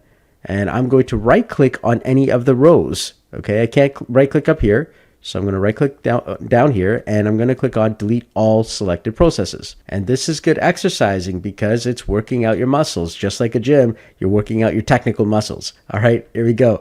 And so now what we're going to do here is we're going to go ahead and we're going to now unpin this. And I'm going to show you another way to pin and unpin. So if I select this actual node, if I hit the letter P on the keyboard, I can unpin it. Now it has to fetch live data. All right, so I'm going to clear the execution list here. So at the bottom here, clear the execution. And I'm going to now execute workflow, just like that. There we go. So in this next step, what we're going to be doing is we're going to be calculating the processed orders. So as you could see here, we've got our setup here on the top, top side of it. As you can see here, pretty much the same. But now we've got the bottom side coming in. But as I said, we're flipping things around. So we're going to be calculating the processing orders. All right. So we're doing that on purpose because, once again, we want you to actually do this exercise. All right. So you're going to get an idea of what to do, but now it's going to be, like I said, different values, different data. And that's the whole point, is when you could think through like an, automation professional, you're going to get much better at this. All right. So we want to figure out the total value of all processing orders. All right. So there is something called the code node that we're going to throw in here. All right. And we're going to basically hit tab. We're going to type in the code. And if you remember earlier when I showed you the code node, there's a lot of stuff that it could do. And we're going to now connect this up here, and we're going to get all of the orders that say that they are in processing. We're going to be taking this piece of code here. So if you go down into the actual, document there, you're going to take the entire thing, and I can, highlight it and copy it, or I could click on this little copy button, same thing. And I'm going to paste this right inside the code. Okay. So I'm going to go inside of here, Control A, and then Control V. And there we go. I pasted that. As you can see here, and I'm just going to expand this out using this little icon here. As you can see, it's coming out as JSON. Now it says here, items, input all, total booked. Well, we're actually going to be changing this because it's not total booked, it's total processing. It's going to take all the items that come in. And this is book sum. We're going to change this to, processing sum. Processing sum. And then we're going to rename all of these variable portions here. Processing sum is equal to processing sum plus the actual order price. So now I'm going to go over here to book sum and change it to processing sum. And total booked is actually total processing. So copy that and total processing. All right. So now we should have this here. And if I execute this step, well, it says that there are 14 items that are total processing, and our processing sum is 1,393.61. All right, so that's how much is actually in the processing section. That's how many orders are actually in the processing mode, and that's what I've got available. All right, so our next step is, now that we have that, and you can see the power of the code node, we're going to move on to the next step. So our story continues, and Nathan says, wow, the code node is so powerful. That means I can have some basic JavaScript skills, and I can power up my workflows. And then, yeah, you can progress from no code to low code. And then Nathan says, well, how do I send my calculations for processing orders to my team's Discord channel? All right, well, there's an n8n node for that. So we're going to go over to that n8n node. So notifying the team. This is where, if you remember earlier in this entire, program, we had you set up Discord with the n8n Discord server. Okay, so we're going to be actually now sending messages to that server. It's important because this is how you earn your badges. Okay, so we're going to walk you through that. And you need to be able to access the course level 1 channel inside of Discord. So over here, it says n8n server. So go ahead and click on that, and it's going to take you to the n8n Discord page. And you should be able to see all of this. And specifically at the bottom, you're going to see something called course level 1. And so we're going to be sending messages, and you've got a unique ID that was sent to you. So we're going to be using both of these in our actual training. So course level 1 and course level 2. All right, so now we're going to set up our Discord node. So we're going to hit tab, and we're going to type in Discord, and we're going to go to message actions, and then we're going to click on send a message, just like that. All right, and so now inside of the connection type, we're going to select webhook, and then from here, you're going to go down and click on create new credential, and you would have gotten a webhook URL in your email. So let's go back into our email, and you're going to see here a webhook URL. So we're going to just take that webhook URL, and it's blurred out here in my video, but for you, you're going to see this in your email. And I'm going to copy that, and we're going to paste that into the webhook URL here. And then we're going to hit save. And if we did everything correctly, well, we should be good to go there. All right, so now we're going to copy this here to the clipboard. Okay, this entire message, this week we've, and then total booked. In this case here, I'm going to click here. And as you notice, our Discord is not actually connected up. So let's first connect that up. So click on back to Canvas here, and let's connect it up from our code node to our Discord node. And we're going to double click on Discord node again. And so now we're going to change this message from fixed to expression. So go ahead and click on expression. And now you're going to see this little icon again, the little square icon. Click on that. And we're going to paste the message that we just got from the actual, docs here inside of our training. So what we're going to do now is we're going to retype this out a little bit differently here. So you would have copied and pasted this message here, but specifically we're changing the data here. So this week we've total processing, which is 14. Okay, we've got 14 book orders with a total value of processing sum. So in this case here, we got the processing sum and my unique ID. So I'll just hit execute step here, and it says your message has been sent. And if I actually go here, all right, and as you could see, we sent the information and here it is. All right, now I've covered up all the other answers so that you don't actually know the exact answers. So you're gonna have to do that on your own. But now you have an idea. We've now sent it to the Discord server. So good job. So Nathan says, incredible. You've saved me hours of tedious work already. Now I can execute this workflow when I need it. I just need to remember to run it every Monday morning at 9 a.m. And then, boom, you say, hey, you know what? We can actually do a schedule node. So this is where a schedule trigger comes in. All right, so remember the schedule trigger. We talked about that in an earlier part of the actual training. So now we're going to be replacing this first node from a manual node to a schedule trigger node. So to do that, all we have to do is just delete this here, this link, just like that. And we can move this down here. And I can hit tab and type in schedule. And there's our schedule trigger. I just click, drag, and then connect it up. And now I could actually just set this up for exactly what Nathan wanted. So what we're going to do is we're going to select weeks here. All right. And we get to choose what days of the week. So I'm going to choose here. I mean, you could choose several days. He wanted Monday. We're going to choose Wednesday. All right. And then we're going to set it up for noon. And then the trigger at minute, we're going to keep it at 0. So if I actually now set this up here and connect it up like I did and I hit save, well, this is great. It's set. However, it's not fully running because this has to be set to active. Keep that in mind when you're using a schedule trigger.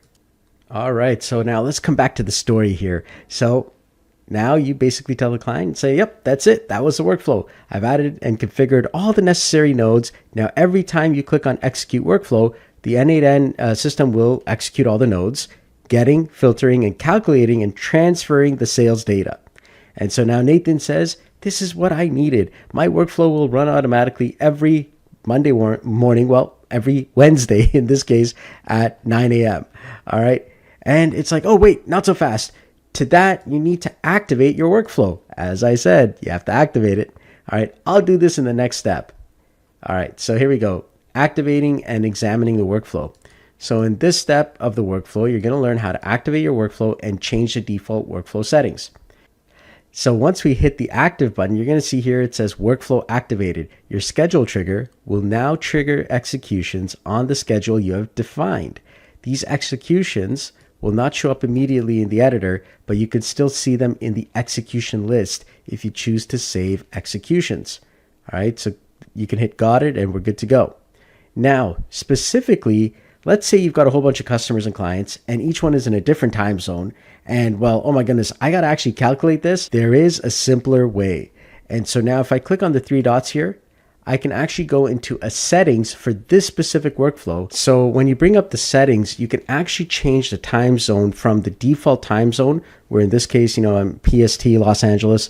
You could change it to anything, right? So you could actually choose, let's say America, Chicago, or, there's other places around the world, depending on where your customer is. And then the workflow will actually be set to that time zone.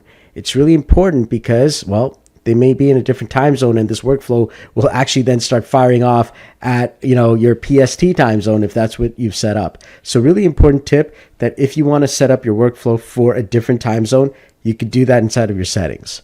All right, so now you've done all this hard work and you don't want to lose it. So if you want to save this workflow, there's a few ways that you can actually do that.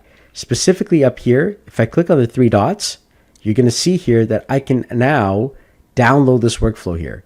So three dots, download workflow, and boom, there it is. It's my JSON. Now, another way that more advanced n8n users will actually, back up all of their workflows is they will actually create a workflow that does backups.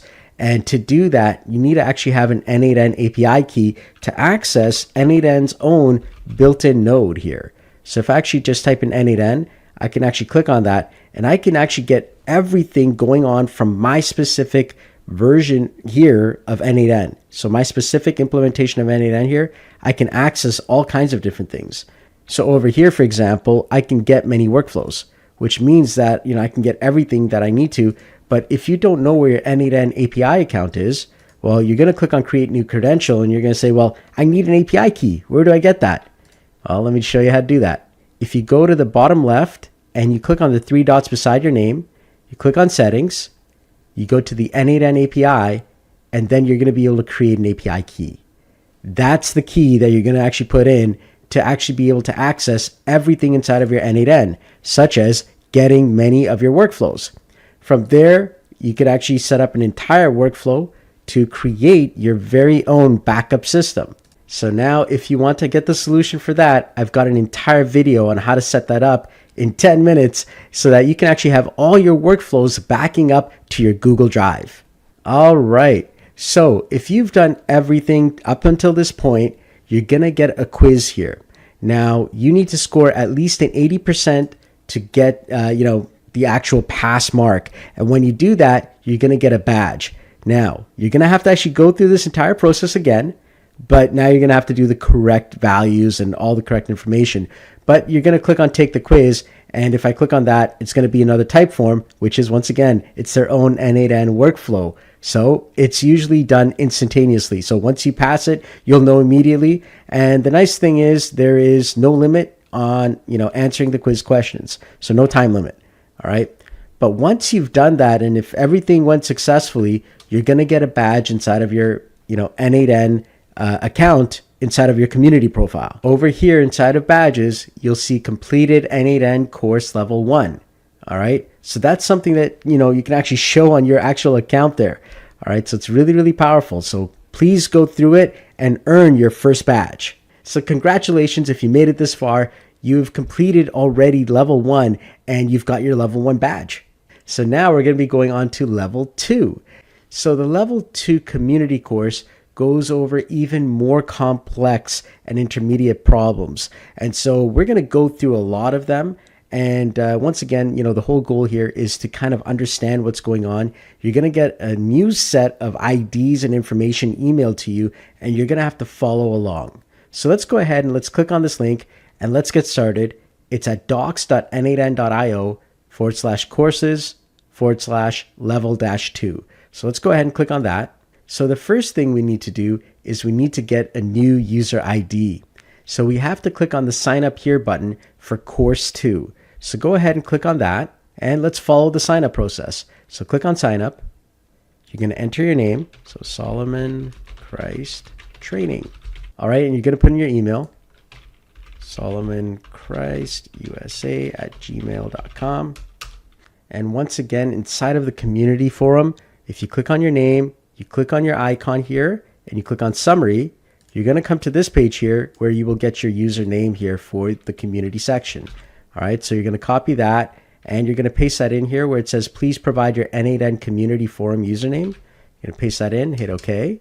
And then which of these areas do you mainly work in? We'll go ahead and put down, where you work and how are your coding skills. You can put in whatever your coding skills are. Let's say I'll just say 0. Okay. Of course, it's not 0. What is the first thing you want to build with n8n? Well, right now I'm just training. So there we go. And I'm going to hit submit. And we're all set. So now it's going to send me a second email and we're going to have all of our information that we need to continue in the course. All right, so if you actually signed up, you should actually get this email here where you're going to get a unique ID, a dataset URL, a Discord URL, header auth name, header value, similar to what you did in the first one here. But now we're going to be doing some new things here in course level 2. So keep that email handy as we continue. All right, so we're going to go over the n8n data structure. So in a basic sense, n8n nodes function as an extract, transform, load, or ETL tool. The nodes allow you to access or extract data from multiple sources, modify or transform that data in a particular way, and pass or load it along to where it needs to be. So that's what they've called it, is the ETL system or the ETL tool. Now, data moves through n8n in something called an array of objects. An array is a fancy word for a list. It's a list of objects or list of items. Each element is stored in a position or an index inside of that list.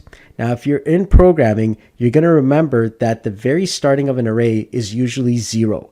Some programming languages will start at 1, and some array types will start at 1, but when you are looking at n8n, it's going to be very similar to what we see in programming, which is it's going to start at 0. So for the example that they gave us here, if you see Leonardo, Michelangelo, Donatello, and Raphael, well, the 0 point is Leonardo. Data sent from one node to another is sent as an array of JSON objects. And they've got a nice little example there where they show all the objects that are inside of this.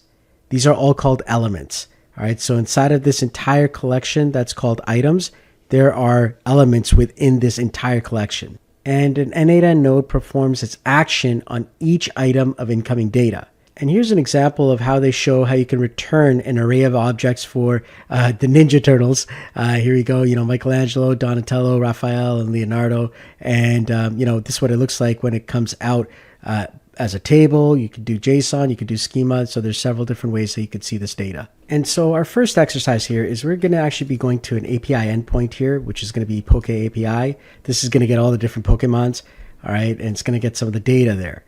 Now this data is going to come back and you're going to get a list, and we're going to have to put it inside of a code node as well as a split out node. All right, so these are the two different nodes that we're going to be using. And if I execute this here, you're going to see that I've got all the information here coming in from the API there, both from the code node and from the split out node. And that's what you're going to be doing right now, is you're going to be getting the data from the API and you're going to split it out, or you're going to use a code node to split it out as well. But both of them will give you 20 items, and it's the same data. It's just different ways of actually manipulating that data. Now, there's different types of data that we can manipulate, HTML and XML data. All right. And so they've given you a website that you can actually grab some information here. So we're going to be taking this website and we're going to get the latest blog here. And so this is the latest item here, the 7 best AI agent builders. We just want to grab that first item there. So we're actually making a call to that URL. And then from there, we're going to use an HTML system to extract specific data. In this case here, the title, and we're going to be getting the first item that it's going to return here. And so now if I actually, as you can see, if I hit the execute step, it grabs that information and we get that item. Now, if you do this too much, of course, you're going to get rate limited by the website, but it kind of gives you an idea of what you're going to do here is you're actually just grabbing information and you're going to be extracting certain elements from that HTML. For the XML exercise, what we're going to be doing is we're going to be going to Poke API, again, the Pokemon one, and you're going to be going from JSON to XML, and then afterwards, we're going to extract that XML again so that we actually get that data. So if I actually just run this here, so here, this is clear JSON, and we're going from JSON to XML, but this data is how it comes out as. And then from there, we take that same data, and we're going to take that XML version of the data, and we're going to take it back out to JSON. All right, so now this next part here of the entire tutorial, there is something called a customer data store node. I was actually looking for something called customer data store. I actually thought that was a database. So when you're actually going through this here, there's an actual node in n8n called customer data store. And it actually has some information. So if I just run this specific node here, it actually goes and grabs some information that it has there. So when we follow this along, we're going to be doing this date exercise here. And specifically, we're going to be getting the date and time of whenever these things were created. And we're going to round it up to the end of the month, and we're going to put out a new field name called new date.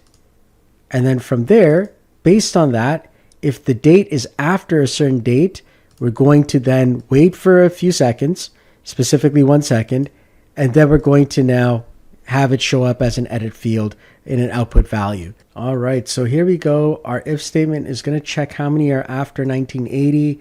We're going to be waiting for 15 seconds here. And as you can see, I changed some of the data there. So when you actually run this, you have to actually follow along what it says there. But over here, it said that all 5 were false. So I'm going to actually put this down a little bit lower here. Let's do 1970. Get a couple of those there. There we go. So one item came in 1970. It's going to wait 15 seconds, and then we should see the edit field. There it is. And as you can see, we got the information there. All right. Next, we're going to be working on binary data. So in this example, we're going to be downloading an actual PDF file, and then we're going to be extracting information from that file. All right. So they give us a URL to do that from and extract from. So I'm just going to click on that there. And when I double click, you're going to see all the information that comes out. So this is how you actually gather data using the HTTP request node. All right, so I only put the basics there so that you understand that this exists, but you have to actually do the work and actually go and do this here. All right, so you're going to be actually adding in a basic HTTP node, and you're going to be getting that file, and then you're going to get an extract from PDF node, which if I hit tab, extract from PDF or extract from file, and then when I click here, it's going to show all the different file types. In this case here, it was extract from PDF. We've got a second exercise right here, and we're going to do that again. I'll just go up here. And this is the second part. Now, what we're doing is we're not only grabbing the PDF file, but we're going to also write it to disk and read it from disk. And this goes on to an extra set of steps here, where we are writing the actual file to the hard drive or local drive. If it's on a VPS, it's the Docker system. All right, and then we're going to read that exact same file to actually see what we got. So let's go ahead and run this. And there it is. This is the actual information here. And I can actually view and download this same file here. All right, so that's what you're going to do. These are the different nodes. And if I hit tab, you can do read and write files from disk. And you're basically duplicating this. You're doing this twice. All right, back to back. One to write files, one to read files. All right, so the next set of stuff is all about merging and splitting data. As you can see, you can append, you can combine, you can choose different branches. And so now we're going to do a merging exercise here. So what we're going to do is we're going to start this off, but we're going to be running both nodes here. Now, one of the things that you want to understand when you're running 2 nodes at a time is n8n starts with the top and then goes to the bottom and to the next one. And so it's kind of like reading left to right, top to bottom. All right, so when I run this here, you'll see code go first, the input will go to merge, and then the data will come in and also go to merge. And when both of these come in, that's when merge will complete. So let's go give that a try now. There you go. And you saw that all work out just like that. And as you can see, the merge information came in. The next area is looping and splitting data in batches. All right, so you're going to see that a lot of times. This is the loop method here, and you're going to use this everywhere. I literally use it like in so many workflows. It's such a useful set of nodes. So it's important that you learn how to use this. And we're going to actually use this code here to go over a few URLs. And you could choose different URLs, but for the example here, these are the ones that were given to us. And so you're going to follow along and they're going to give you some information. We're going to grab the RSS feed and we're going to return those back. So let's go ahead and click on execute workflow. There we go. And we exited out with 22 items. So as you can see, if you go to the JSON, you can actually see the content of all 22 items. And so that's really, really powerful there. So whenever we have errors in workflows, we have an error workflow for that. And I showed you some of the nodes, and this exercise goes into more detail and actually has you building out an actual error workflow. So as you can see, we've got a workflow here, and we can actually now call this error workflow anytime from any other workflow. Now, usually what you want to do, something really neat, is you would create one error workflow and you would have it work across all your workflows. And that's simply by setting up that error workflow in every one of your workflows.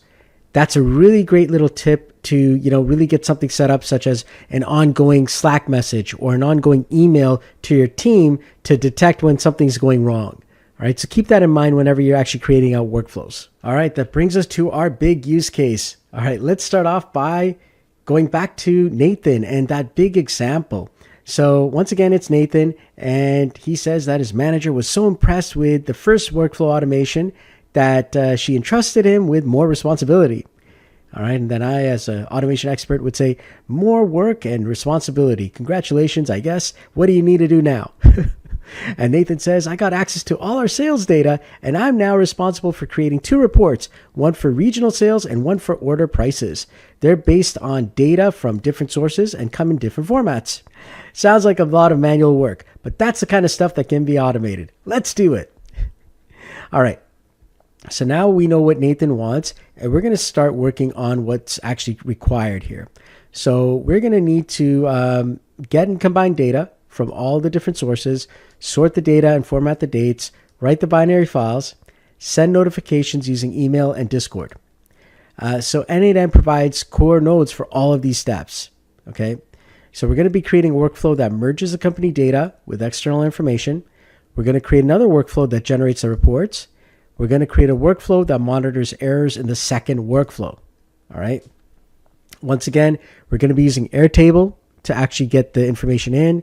We're going to be using Google to actually access our Gmail, and we're going to be using Discord to actually do the whole webhook and the URL.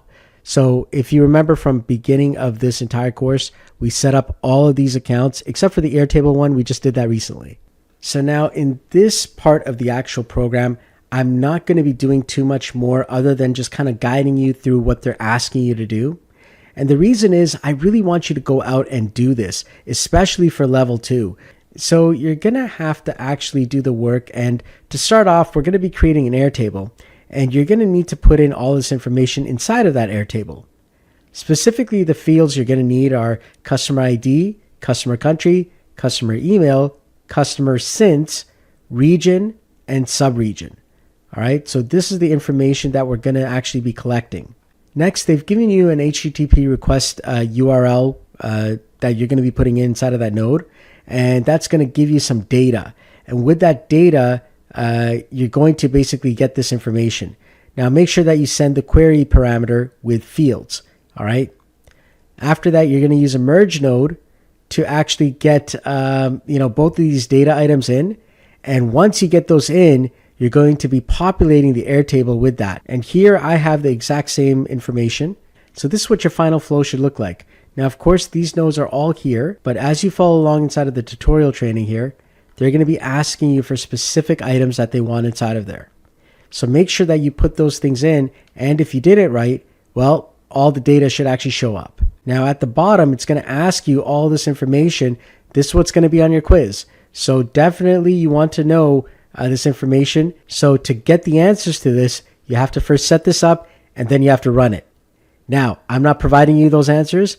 You need to do the work. Okay, but just keep in mind, this is the information that you're going to need when you're going for the quiz. All right, here we are in workflow number 2. In this one, we're going to be generating reports, and they give you the information that you're going to need to create this entire workflow. The first part is actually getting in these 5 nodes here. And so that's the HTTP request, the Airtable, and merge. We've already done that. That was kind of like the first part of that. Now we're actually going to be sorting through this entire thing here.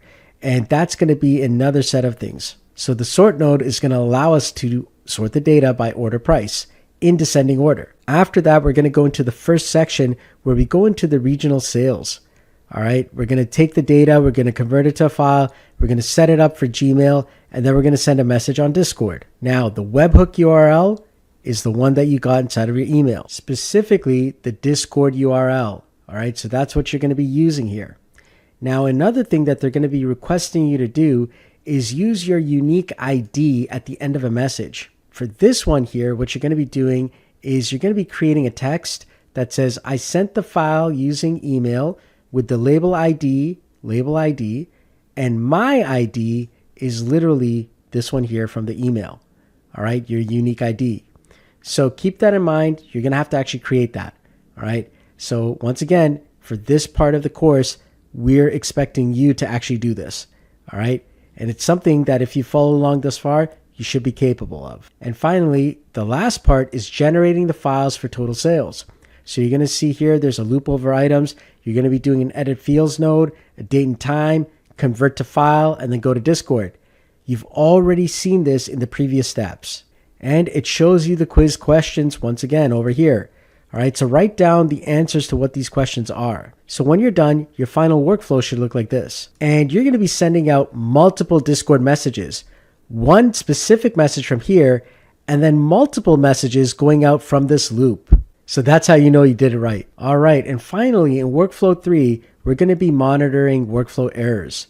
And so now you're going to connect a Discord node to the error trigger. So that's going to look like this one here. We've got an error trigger to the Discord node. Once again, we're going to be using the Discord URL that was sent to us right here. And then we're going to be using the text here, the workflow with the workflow name, failed with the error message. Then you're going to put in the execution error message, the last node executed, so the name of the last node, and then check this workflow execution here using the execution URL and my unique ID, which you get from the email, which in this case is this one here.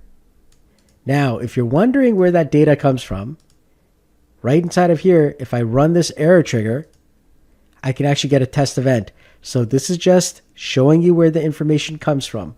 I'm not going to put it together for you. That's up to you now to take that next step. And now you're going to be answering all of these questions here. So once you follow through with all of that, and you've written down all the answers, you're going to get the opportunity to test your knowledge.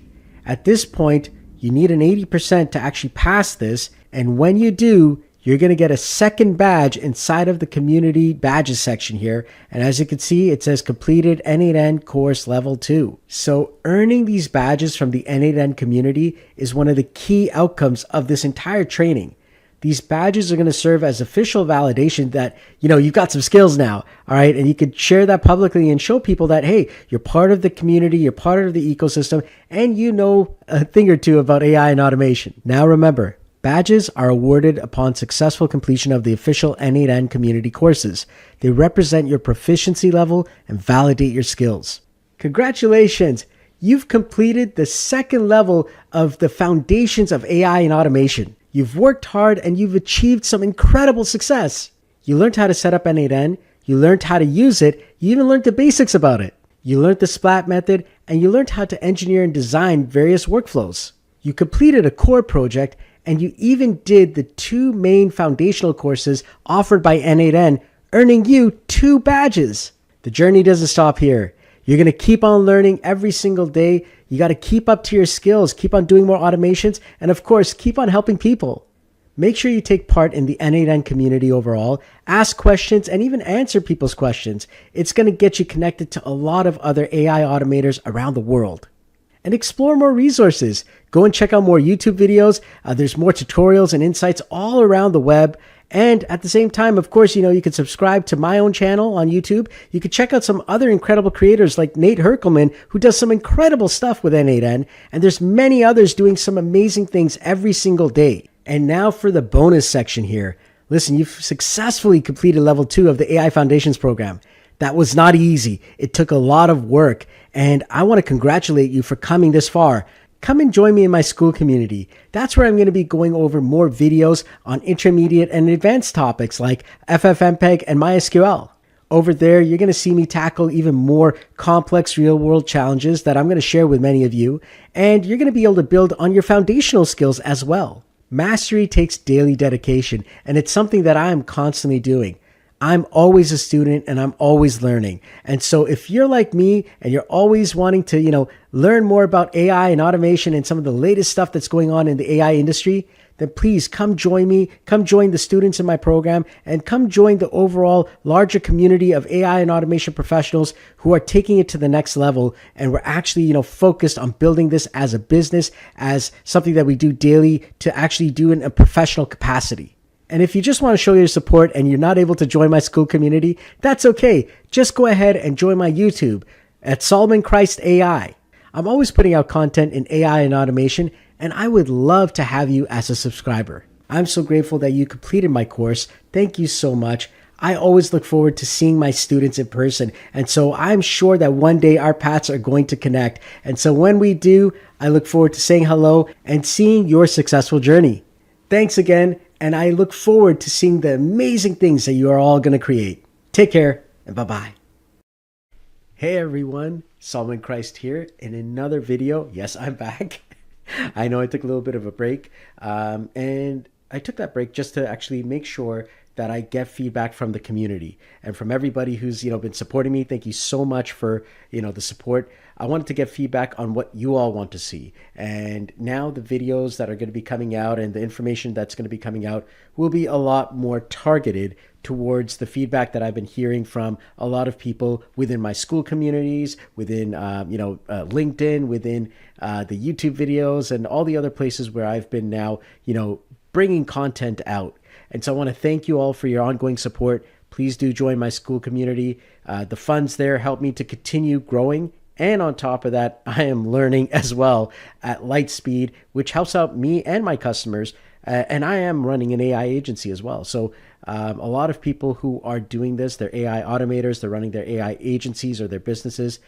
It's exciting. There's a lot that's going on, and it is something that is growing every single day. So we got to keep up to it. We got to keep on working hard. And so if you're also running an AI agency or an AI business, this is great. You're part of, a great community if you join our school page, and you get to, connect with other like-minded people, which is huge for our industry because everything changes every single day, right? So thank you so much for that. And today's video, this specific video, is actually about a request that I was given on one of my popular videos, which is on FFmpeg.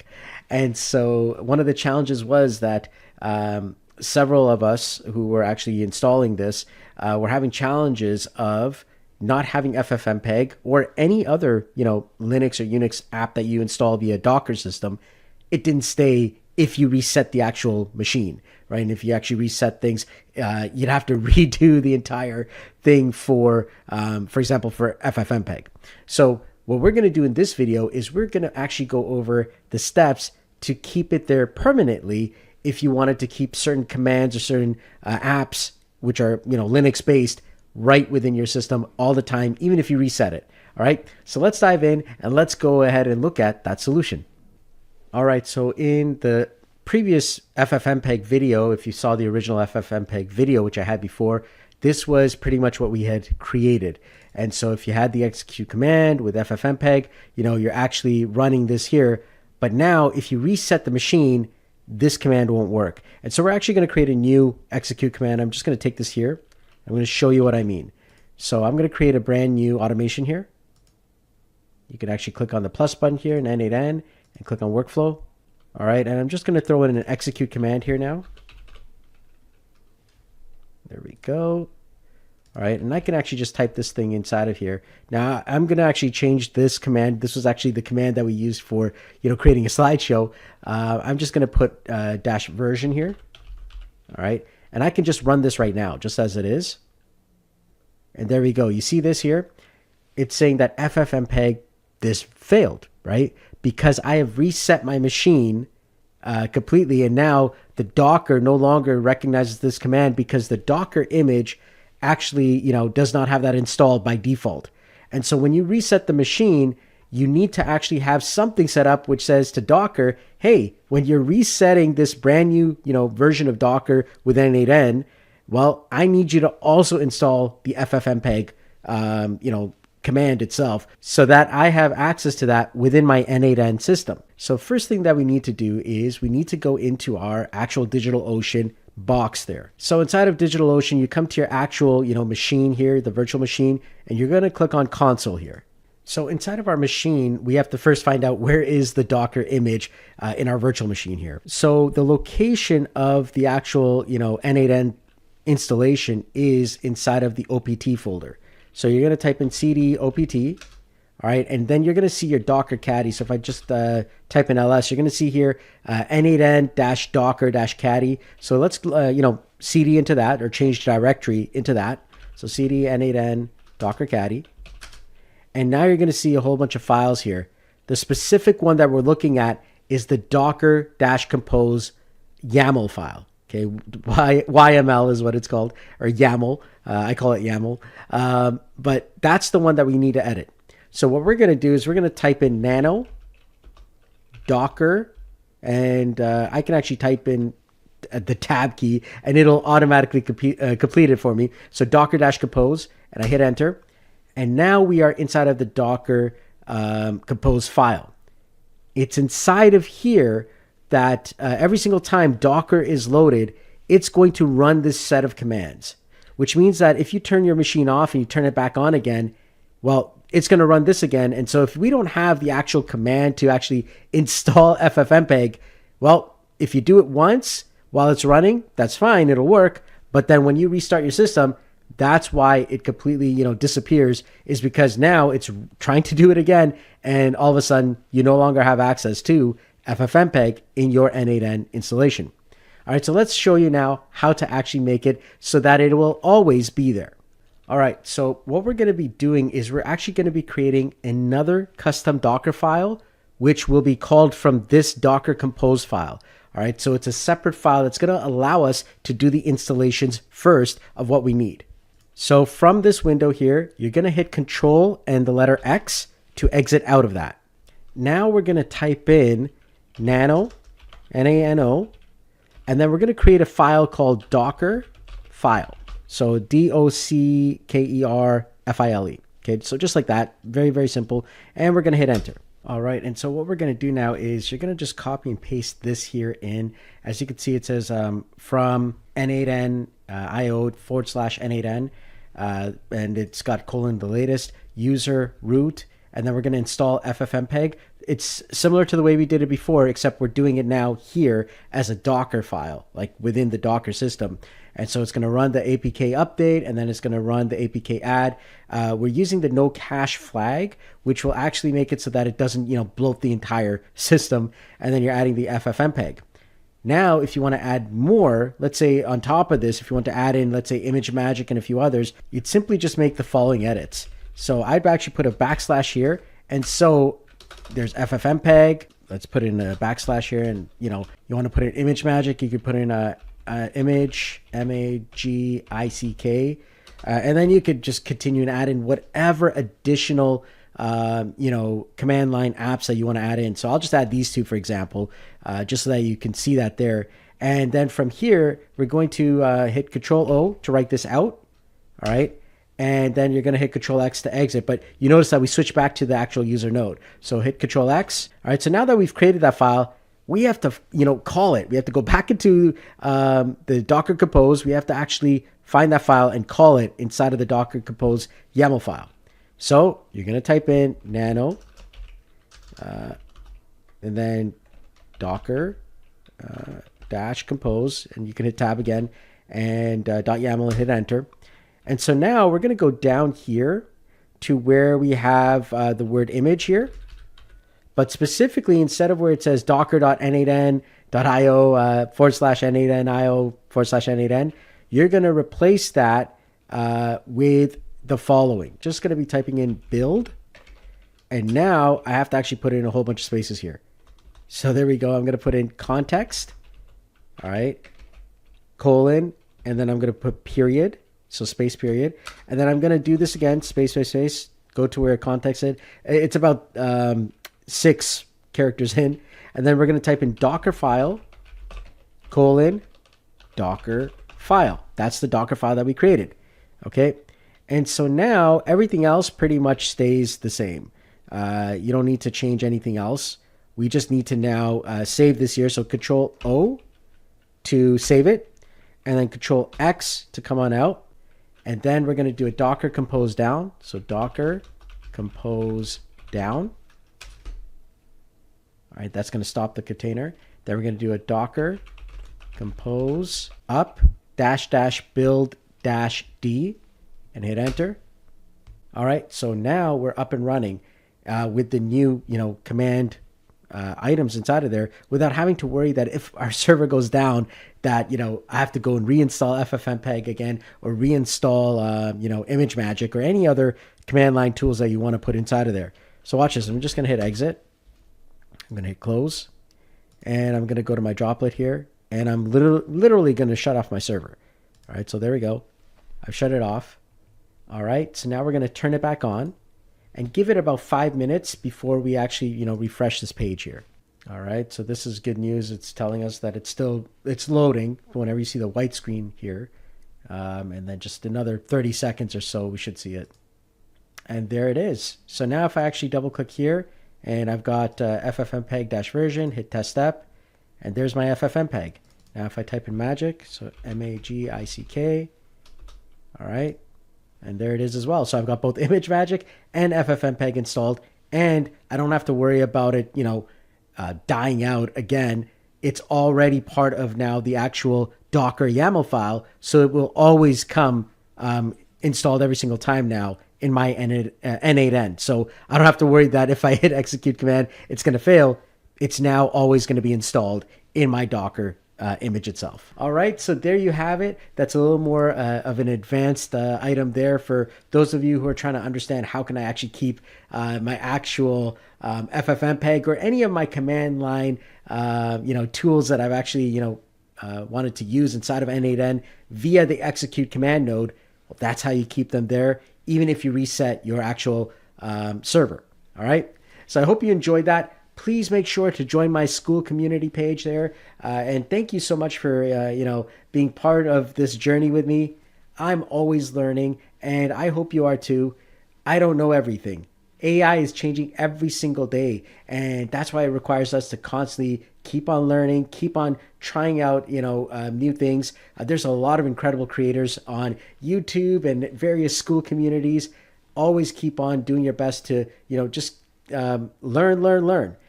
This space is moving every single day. I mean, as we're speaking right now, Claude 4 is launched, and there's several other incredible items like Veo 3 has come out from Google, and like just the video quality is just out of this world. It's changing all the time, and so if you don't keep up with this daily, it's going to be gone. It's literally going to be gone. So that's why you've got to be a constant learner of this. And I hope that if you're running an AI agency or an AI business, the way I am as well, and helping out customers around the world, that you continue with that learning and education. It is changing at light speed.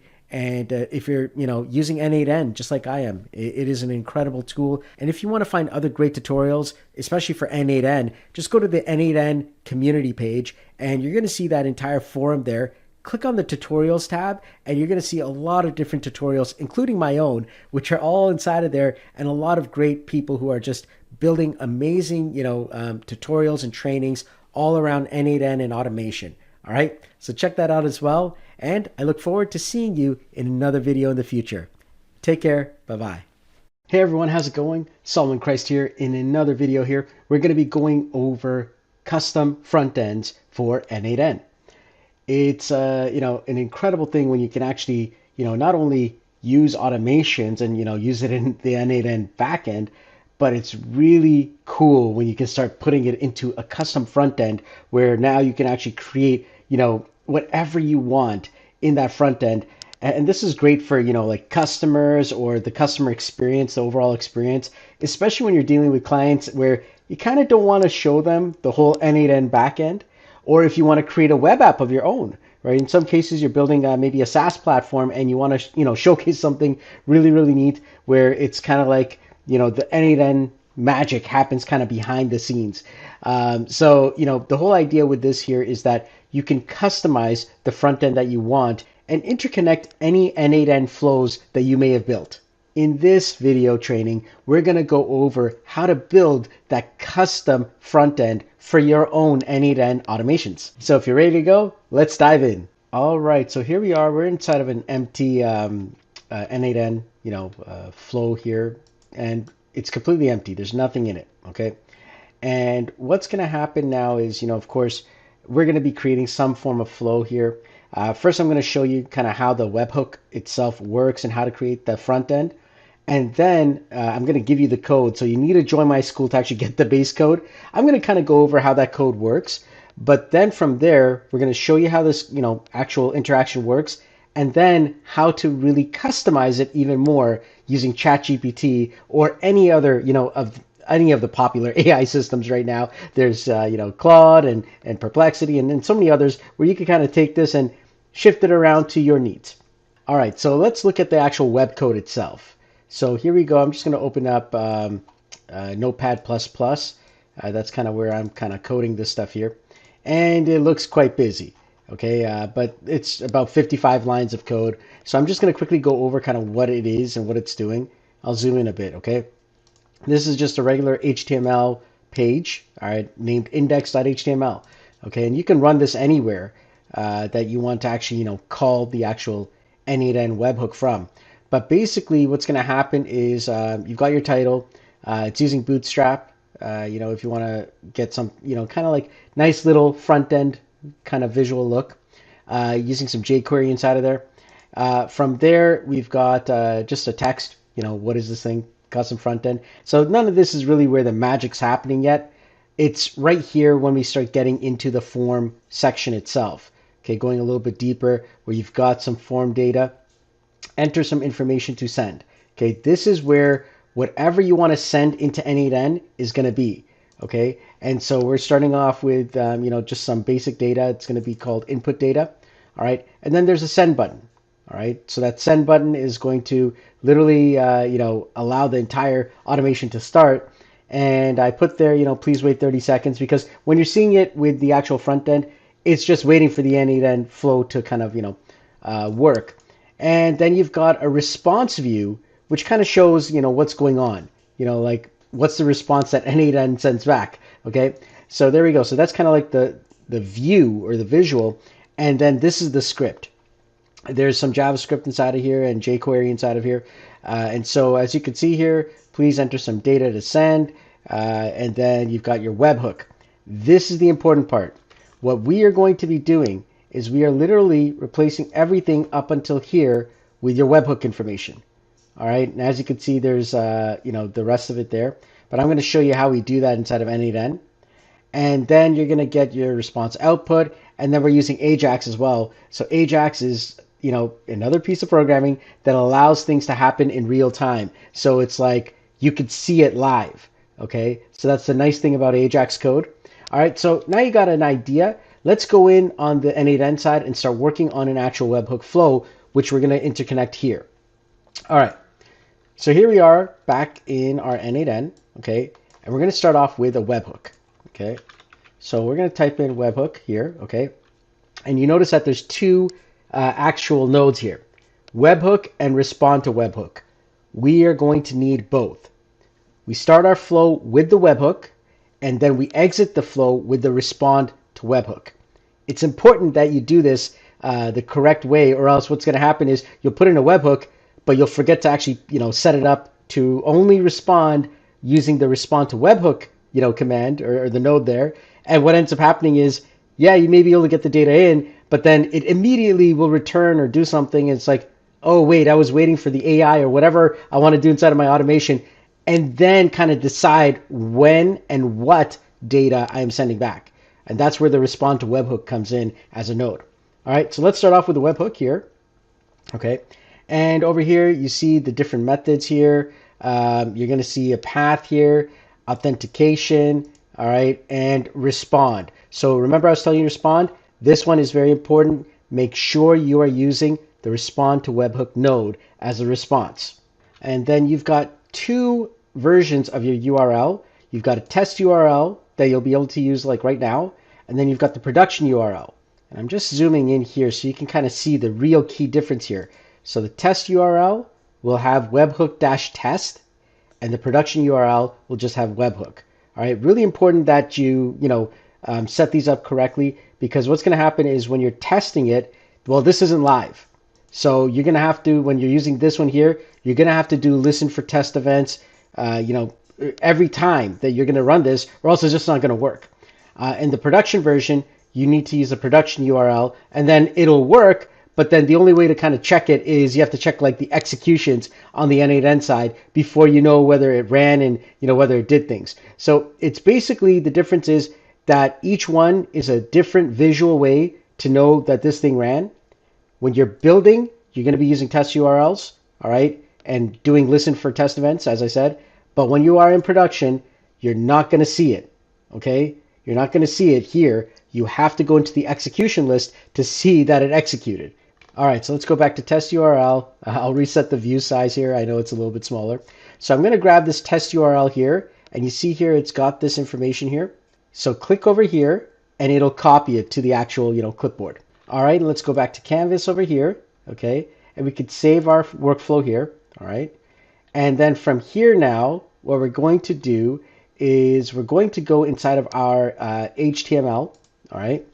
And literally this front end here from this part where it says let webhook URL equal, you're going to go all the way to the end right here to the question mark here and then just paste that in. Okay, that's it. So as you can see here, you've got this information here and then you've got the question mark, chat input and so on. Don't worry about that. But basically what it's saying in plain English is it's going to be taking this variable here, chat input, and the information that it gets from the input data is what it's going to send along. That there is a get method. All right. Now the get method, it's really not a safe method. We usually want to use a post method because then this can be kind of like hijacked, especially when you're doing production things. I would recommend doing this more as an actual post because then it's like you have to post the data. It's a lot harder to manipulate it by hackers. And that is where ChatGPT will come in to help you out. We'll get into that later on in the video. All right, so now that I've got this all set up here, let's go ahead and save this. And we're going to run it right from our computer here. So I'm going to go and open up index.html inside of a local web browser right on my computer. All right, so here we have it now, and this is what it looks like. It's a simple front end, all right? And we're just going to put the word hello. Now, before we do this here, and I'm just going to put this off to one side here, okay? And there we go. We've got this on the other side here. So that way we can kind of see both things going on at the same time. So first thing is I've got to click on test workflow. Okay. So now it's listening. It's waiting to hear a message. So I'm just going to put in hi, just like that, and hit send. All right. Okay, there we go. The good news is it picked it up. All right. That's what we were trying to test, is make sure that it is connected. Okay. So it is connected. That was the first step. All right. Okay. So now we're going to come back here in n8n. And we now need to actually put in an actual webhook node, but this time a respond to webhook node. All right. And let me actually just increase this here so you can see this here. And so what it's going to do is it's going to ask us what we want to respond with. So first, let's connect this up. All right. So there we go. And it's like, all right, well, I can actually, respond with JSON. So I'm going to actually just use JSON here. My field values. So let's see here, output, right? And we can name it anything, right? I can just put hello. Okay. So this is just JSON here, and I'm just doing that there. And I'm going to save that. And let's try this again. Okay. So I'm going to move this off to the side. There we go. Okay. So now I have to put this into listening mode again. So I click on test workflow. There we go. So now it's waiting again. I click on send, and there it is. Now I get the output. All right. Straightforward. Okay. So now we've got the input and we've got the output. There you go. So now you're able to do everything you want in between this. Okay. And here's the thing. You can actually output several different responses. So you don't just need to have one. I mean, it's not, you could do one if you'd like, but you can have several of them based on if statements and so on. So like whatever you create within these two sections here, you can have several respond to webhooks, that are going out doing different things. You can respond how you wish, but I usually use JSON, and then from there, how you want to use that JSON is up to you, right? So you could use it in so many different ways in the actual web app that you're building. I've got a customer actually who wants to take this webhook, and what ends up happening is on his phone, he gets customer information, right? So he will end up getting, a person's first name, last name, and email, but they send it to him via text, and it's like, hey, you know what? Hey, my name is Mary, and I met you at the, so-and-so place, and here's my email, here's my phone number, let's connect, all right? So he'll get that as a text, and now he has to kind of go and put it in and put it into his, systems. And all he wants to do is just send an email out, but he's got like a custom email that he's already set up, and he has it in like English and Spanish. And it's like, okay, he just wants to literally just copy that, paste it into a workflow just like this, just like right here, and hit send. And automatically they should show up as draft emails inside of his Gmail, ready to go. That's it. Nothing crazy. Okay, very, very simple. And it makes his life easier. And that's what we're going to do right now in this example here is show you how to do that. And we're going to build out, that actual automation out. I'm going to actually remove this webhook because I don't need the second one right now. All right. So as you can see, we've got the chat input here. And as I said before, it's coming in via a get command. And the get command here, it's a little bit more, dangerous, security wise, because, anyone can then take this URL and then just change this part here, right here, into anything they want. And we call that injection. All right. When they inject something into like a system, but it can be a security risk. Someone could come in and put in some data that could cause trouble and, really cause some problems. So what we want to do is before we continue, I want to make this actual, entire front end here, instead of using a get, I wanted to use a post. And the thing is, I don't have time to go and figure it all out, even though I know what's going on, and I could do this if I wanted to, but it would take me a while to go and research online and everything. Enter our friend ChatGPT. All right, so I'm going to select all this here, and I'm going to go to ChatGPT now. All right, and so I'm going to say to ChatGPT, I need you to take this front-end code, which will be used with my n8n webhook automations, and instead of a get, I need it to be a post. Please recode this. And then I just paste in all the code, hit enter. All right. And ChatGPT will go and it'll just figure it all out, which is great. And that's what I love about it. Okay. Literally, it'll actually do all of that. And the post version is so much more secure. All right. So that's a really, really good thing. But there are a few changes that we need to make inside of our, n8n code to actually, help that out. So I'm going to copy that there. Okay. We're going to come back here and I'm just going to paste the entire thing. All right. And this is the post edition now. Okay.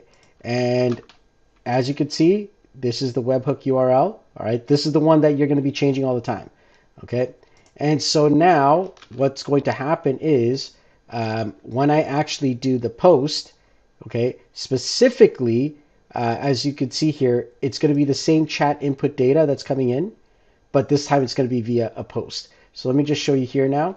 I've saved this information and I'm back here inside of my n8n. Okay, so I'm just going to go here. I'm going to double click on this. And now over here, the HTTP method, I'm going to change it to post. Okay, very important that I do that.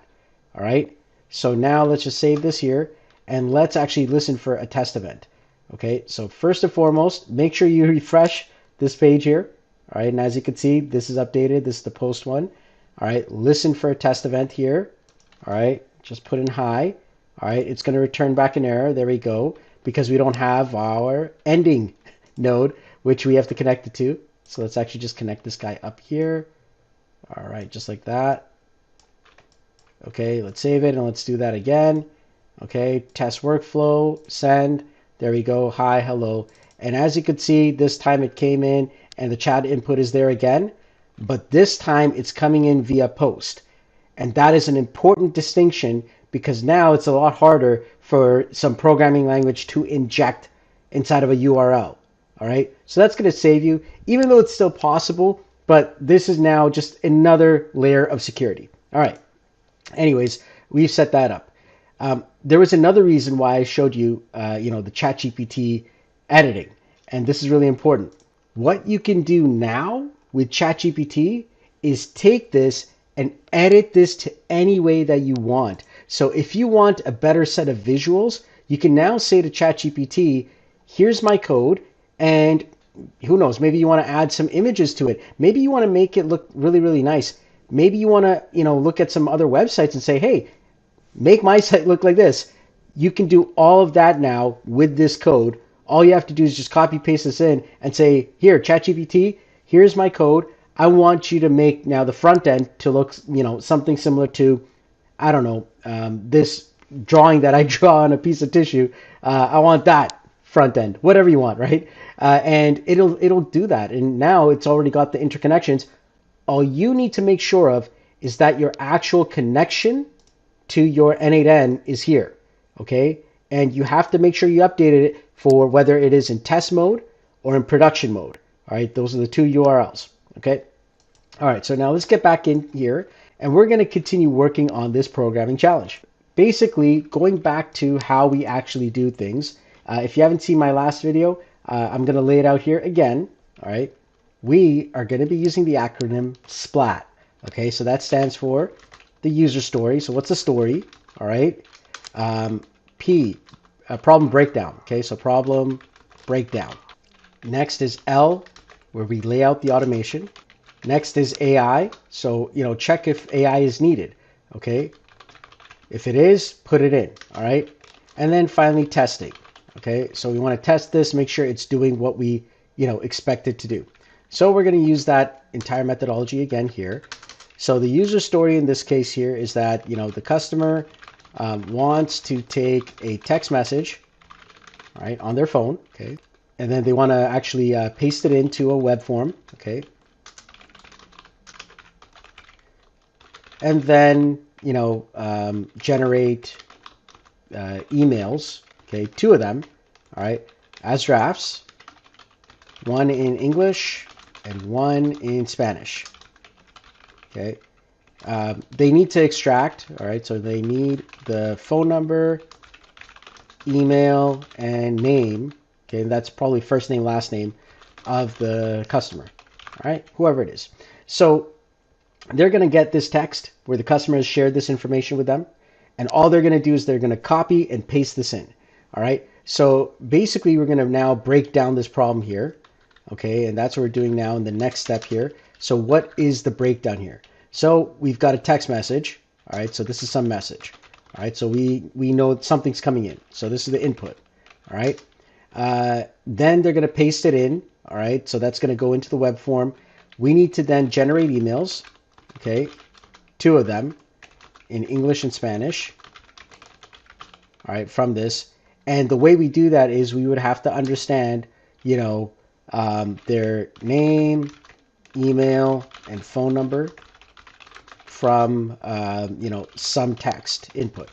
All right, so that's like, I guess we're going to put that in the second step or second part of it. The first part is we get the message input. So we have to break down using, I believe in this case, we're going to use some AI. So once again, is AI needed? This is where we're kind of thinking through this problem itself. And then we're going to generate some emails, and it's going to be as drafts, okay? As drafts in Gmail. And then the last thing is just output something, okay? Some note to state if it is done, or, some error, right? So basically now we've broken down the problem. So we kind of got an idea now of what needs to be done. And now we're going to start laying out nodes. And we already determined, if AI is needed. But the reason why I put this afterwards is after we actually lay out the nodes, you may realize that actually you didn't need AI. So even though we're actually saying that we need AI, maybe we don't, right? But in this case here, I believe we will, because we're trying to make it really easy, as we're going to have text in various formats and various ways. So we're going to take in the message that we already got from the chat input. Okay, we've already got the front end, we've got the chat input. So I'd say this is already done. Okay, so we can actually just mark that off as done. And I'm just going to put this capital letters here. This is done. What we need to do here is now take in some information and convert it using AI. So I'm going to throw in an AI node here. So let's actually do that here. So AI agent. Okay. All right, and we're just going to connect this guy up in a basic way, get a chat model here, and we'll use, in this case here, I'm just using OpenAI. Simple, OpenAI, throw it in. And then we connect up that, and from there, what we're going to do is we're going to tell it what it is. But let's go into ChatGPT and kind of get some ideas, yeah, based on what we had discussed. Here's a problem breakdown in the user story. So literally just paste this information in, right? Show it to ChatGPT. It's like working with a teammate, okay? So I'm just going to put this here. And now GPT kind of understands what you're trying to do.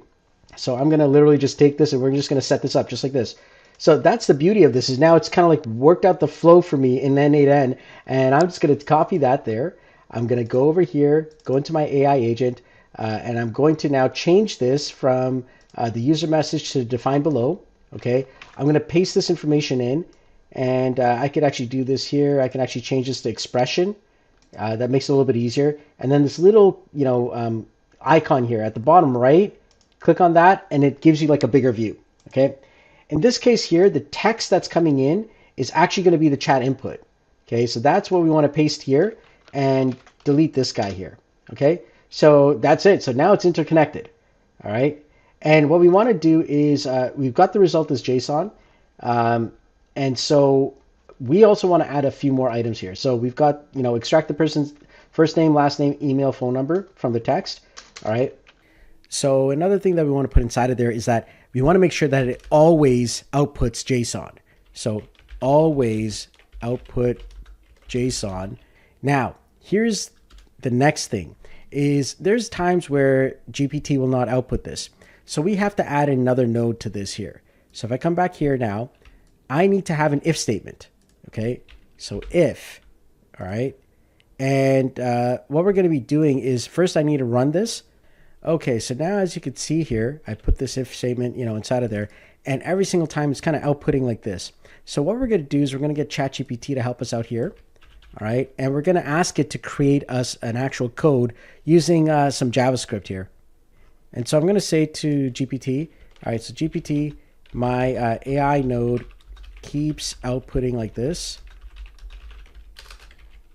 All right, can you create a code script so that it always outputs JSON and parses this? All right, so it's going to now create a nice little JavaScript code for me. Okay, very simple, straightforward. And so it's assuming that this is the output here. Okay, and that's what it needs to output. Okay, and I have to actually put inside of here, can you simplify the code and also make sure it always outputs JSON, even if it's empty, because that's a requirement of the actual code node. It has to always output some form of JSON. All right, so here we go. This is the JavaScript. It's going to now always return some form of JSON string. Okay, so I'm going to click on that there. We're going to copy that, and we're going to go ahead inside of n8n. I'm going to add a code string here. Okay, or sorry, a code node, not code string, code node. Paste that in. All right, so now it's actually looking for that there. And instead of this part here, I'm going to throw it inside of this. Okay, so specifically it's inside of this. And in fact, actually, what we're going to do is I already know that the output is going to be like this. So I have to first check inside of this if node before we actually go forward. I'm going to check in this if node if output exists. Okay, so if output actually exists, then I know that, it's actually in this format. Okay, so if it's true, then I want to actually connect it up to this code node. All right, and so that's going to be true. There we go. All right, now from here, this code node is going to output it just like that. As you can see, first name, last name, email, phone. So basically what's going to happen now is this AI agent is going to get some data. It's going to come out as an output. Okay. However, it's not in the correct format. So that's why we created this code to actually put it in the correct format where you got the first name, last name, email, and phone. But that's the correct format there, but that's only if output exists.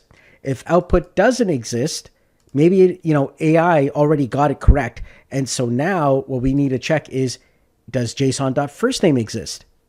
Now, if it does, it's going to go to true, which is equivalent to what this is here. So they both are correct.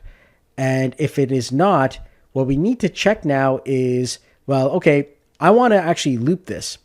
The trouble is this could loop forever, okay? And that's going to eat up all your AI credits. So what we want to do is we want to use another variable that's built into n8n that will count how many times this looping has been done. And so we're going to throw another if statement inside of here. All right. And there is a special value built into n8n. Okay. And as you can see here, if it's false, it's going to come here. And that value, if I put in two braces and I close the braces here. Okay. Oh, there it is. It automatically did that. It's called $run index. Okay. Just like that. All right. And it is a numerical value and it will count every single time this node is hit. It will actually count up. Okay. So how many times this has actually been run. So now it's a number, and I want to make sure that it is less than 2 in this case here. Okay. So how many times before I say, okay, this is not something I want to run again. Okay. So as long as it's less than 2, all right, which is, it's true if it's less than 2, then I can loop it. All right. But when it goes above 2, well, now the entire flow is run twice. I'm going to just output it right back into the webhook. Okay. And there was an error, or I'm going to put some, code and say, okay, there's an error, whatever message I want to do. But, I should put an output that says, hey, there's an error. I was not able to do what you needed. All right. Because the actual data did not come in correctly, which is we need it formatted as first name, last name, email, phone. Now, these two are going to pick up both of those main use cases. I'd say about 99% of the time, these two will be fine. But in the rare 1%, you can actually have it where it doesn't pick it up. And if it doesn't pick it up, it goes and does a loop 2 times. Okay. So that's going to take care of like 99.999%, in my opinion, anyways, the majority of use cases or edge cases. But in the rare situation that it doesn't, we're going to send back information saying, sorry, we couldn't do it. All right. So now that we've got that, the next thing is we've got a first name, last name, email, and phone. Now we need to connect up our Gmail. So I'm going to go here. I'm going to type in Gmail. All right. And we're going to be creating draft messages. So if you actually go down here, you're going to see draft actions. We're going to create a draft. All right. And specifically, there's going to be 2 drafts that we're creating, English and a Spanish email that are going to be created. All right. So I'm going to actually now take this information. All right. And I could actually take this just like that. Both are going to be outputting to me, the exact same thing, which is going to be first name, last name, email, phone. All right. And if I want to do like a more, advanced check, I could check for all 4 of them here. There we go. We've left nothing to chance now. Okay. So it has to have all of those. And then if it does, this is going to come in and you're going to now see this set of items here. Okay. What we're going to be doing. In this case, we're first going to create an English email, and we're going to go back here and let's just run that code there. Okay. So click on our front end code there, and we're just going to paste this in. All right. Hit on send. There we go. And there was a problem executing the workflow. Well, we didn't put it into test mode. So let's put it into test mode again. All right. Oh, and we have to connect this up. So let's just connect that up. So it's already there. There we go. And over here, just put like test and message test. All right. So it's going to, yell at us if we don't do that. Hit save. There we go. Test workflow. Let's do this again and hit send. There we go. It's going into the loop. All right. And it's apparently done. Okay. So now we've got the data back. John Doe, there's the information. And, it's got a draft email inside of my Gmail. So as you can see, it's already got the test email inside of there. So that worked out correctly. Okay. And as you can see, we've got this subject here. Hello. And then we'll put the first name. All right. There we go. So as you can see, it says, hello, John. All right. And then the email type is text. And then the message, I'm going to open this up here as an expression so that it's a little bit bigger. We could see that. And then I'm going to paste the information. And this is the information here that we actually want, just like that. So it picks it up correctly. And we've got the email. And so now we need to take this email because it's like, who's it to, right? Well, we have to click on add option here. And to email is what we need to add in. And then we're going to click and drag the email section here, just like that. All right. And we'll put down, this info here, like, thank you for reaching out. We'll get back to you shortly at your provided phone number. And then I'm going to connect up, if I actually go into a much bigger screen here, the actual phone. So I'm going to click and drag that in. Just like that. There you go. All right. And as you can see, this is the result of that, information there. Now, of course, you can actually, edit it the way you want. And that's the English email. What I'm going to do is I'm going to delete this connection here. And I'm going to duplicate this now. All right. And specifically, what we're doing is we're going to now have these guys connect up here, the true and the other output there. And this is going to be my Spanish email. All right. And one of the things that you want to do is kind of like name these things. So like Gmail, English, right? So that'll make it a little bit easier for you to kind of see. And this one here, Gmail, and we'll call this Spanish. I'm going to take a Spanish edition here. I'm just going to do this here, copy this, and let's actually go into ChatGPT. So now it's going to do the Spanish edition. There we go. Go back to my n8n, and over here, I'm just going to paste that in. Okay, so it's picked it up. That's correct. Good. Okay, and that is good. The JSON email is correct. So all that's set up. Okay, so now at this point, we're going to be using something called a merge node. All right, so I'm going to use a merge node here. So it's called merge. All right, and what we're going to do is we're going to have two inputs here. All right, this thing does not fire unless both of these inputs are true. Okay, it just won't fire. Once it comes in and it's all done and both of these are connected, then it will actually output out. All right, so it needs both of them before it can actually output out. Okay, so that means that both the English and the Spanish, nodes need to fire correctly, or else this won't work. Okay, so there we go. And so now we're going to actually test this out here and see how it works. All right, so I'm going to click on test workflow here, and we're going to go into our front end that we made. All right, there we go. And I'm just going to hit send again. So there we go, hit send. All right, and if you guys can see that, there we go. So it picked up those two. I should have now an English and Spanish email for John Doe. All right, so if I come back here, I click on refresh, and there it is.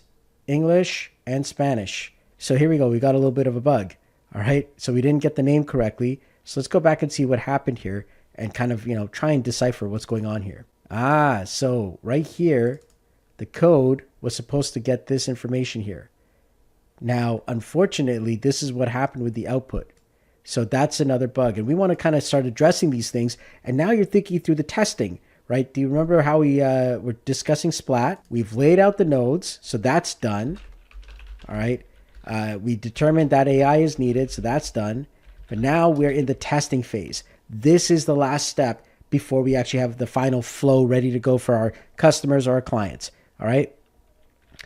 So now what we're going to do here is, in this scenario here, we're going to go over here and we're going to say, hey, you know what? Like this output is really a problem. So we're going to show this over to ChatGPT and say, hey, this is what we got. What would be the solution? Okay. And that's the whole point, is you're not going to know all the answers. All right. So that's what that is. So I'm going to show it the current code that I have. Just say, okay, so this is the current code I have. Can you adjust it to protect against that edge case? That's it. All right. So now it's going to go and recode that so that it also takes care of that specific edge case that we just experienced. All right. So now it's going to do all of this to make sure that, that can't happen. So I'm going to copy this here. And that's one of the edge cases. That's what we call it inside of programming. And now I just paste this in. There we go. And then I save everything and we're going to run this again. So we're going to test it out. Click on test workflow. All right. And we're going to go back here. And we're going to send the data. There we go. It's running. All right. It's picked it up. And we should see now another 2 more drafts. There we go. It's picked up John and the phone number and all the information correctly. Now that I have this running, now I have to actually create a front-end edition or a production edition of this for my customer. All right. So that's the next step. How do we do that? Well, first and foremost, what we need to do is make this active. All right. Okay. So now it's active. However, our actual webhook is in the test version, not the production. So now we need to change this to a production URL. Okay. Just like that. I'm going to click on this here to copy it. All right. We're going to come back here. And what we're going to do now is we're going to go back into our actual code. All right. And we're going to now replace this front end here with the new, production edition hook. That's it. Okay. So now that I have that, at this point, I want to be able to access it via my cell phone. However, my phone can't access my desktop computer. So I need to have a website where I'm going to upload this actual, app itself. So let me go and do that now. All right, so here we go. This is the actual, front end here, and I put it onto my main website, solomonchrist.com. But, you want to upload it into a web server. So now I can enter some information. So I'm going to now literally use my phone to do this. Okay, so I'm going to now go on my phone. Got my phone here. All right, and if you could see this here, like it's literally, I got the same thing on my phone now. Okay, so there it is. And now I'm going to do the exact same thing that my customer is going to do. All right, so I'm actually going to watch my, my workflow here. Okay, now I'm not going to see it here. I'm going to see it in the executions tab right here. So I'm going to put this information in here now. So Mark Smith 111-222-223-3333-4444, whatever. And I'm hitting send. There we go. Okay. So now I should be getting back. There it is, right? That's the actual command there. Okay. It says that it ran. All right. I should see 2 draft emails inside of here. All right. There they are. Look at that. All right. Ready to go. I've got a web app running on my phone that I custom built, ready to go for my customer. All they have to do is just copy and paste any text that they have into this, and boom, literally my automation runs, and they're happy because now they save time. Automatically generates the emails in English and Spanish for them. All right. These are pre-populated Spanish items. So like it's not doing any of that, editing at this point, but you get the idea. And there you have it. If you're as excited as I am about this stuff, I'm telling you, this is exactly why. We're saving time, we're saving money, we're helping people out. That's what this is about. And it's my hope that you get to learn these, incredible systems and tools. N8n is incredible. AI, it's so powerful. I truly believe that this is a life skill, just like the early days of when we were learning how to use a spreadsheet. I truly believe that automations and AI and all this stuff coming together and real world use cases are going to be the future. And it's going to require us not to just do some fancy demos of what this AI stuff can do, but actually show people how this will work in their day-to-day lives. How can they use AI to save them time, to save them money, to bring back more stuff for them so that they can live the greatest lives ever lived. We're building a huge community of AI automators and AI professionals. So we would love to see you in there as well. Please join my school community. Go ahead, click on the link below, and we'd love to see you in that community, bringing your incredible value and your talent together and learning from others. Listen, I don't know everything, just like I'm sure you don't know everything, but I believe in the motto, all ships rise together. And so together we can learn, we can grow, and help bring these incredible technologies to the world. So thanks so much for watching this video, and I look forward to seeing you again in another future training. Take care. Bye-bye. Hey everyone, how's it going? Solomon Christ here. Today we're going to be doing an n8n tutorial. We're going to be going over if and switch statements. All right, so let's dive right in. All right, so n8n has a whole bunch of different nodes. In today's session, we're going to be learning about 2 specific ones, which are very similar. I guess they go hand in hand.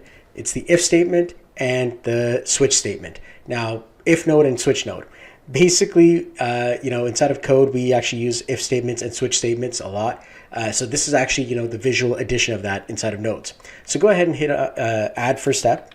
And what we're going to do here is we're actually going to look for a chat trigger, right? So there we go, chat trigger, click on that. All right, and we'll just go back to Canvas there. There we go. And now we're going to have an if statement, okay? So an if node is good for one thing. That's it, okay? It's only got 2 outputs, true or false, and it's going to have several inputs, but it's one item. That's it. So let me show you what I mean. So I'm going to go in and I'm going to type in if, and you're going to see the if node here. Remember, the if node is green, whereas the switch is blue. Other than that, the icon is pretty much the same. All right. So over here, I can have several of the conditions going on, but its output is always 2 different specific outputs. All right. So I can actually state that when a chat message is received, well, first let's get a chat message. So let's go back to Canvas and let's click on chat. And I could say, write me a poem. All right. There we go. So now when you go back here and I click on the if statement here, now I've got some data. All right, so we've got the chat input, we've got an action and a session ID. All right, so now what I'm going to say is when my chat input is equal to something or the string contains something. In this case here, we're going to actually say if the string contains write, all right, well, that's what I'm going to do is I'm going to have something that goes out. Does it contain the word write? Or I can say something else, right? I can have an and or an or. So I could say if that contains poem, right? So if it contains poem, and right here you would change this here to string contains poem. So if it contains write or contains poem, it's going to do something. Otherwise, it's going to be false. So if I click on test step here, there we go. True branch is true, false branch is not true. Now, if I actually say and, it's got to contain both write and poem, which it does in this case, then it'll also go to true. So there it is. Now, if I add another item here, and let's say I put the chat input has to also contain, I don't know, let's say here the word blue, okay?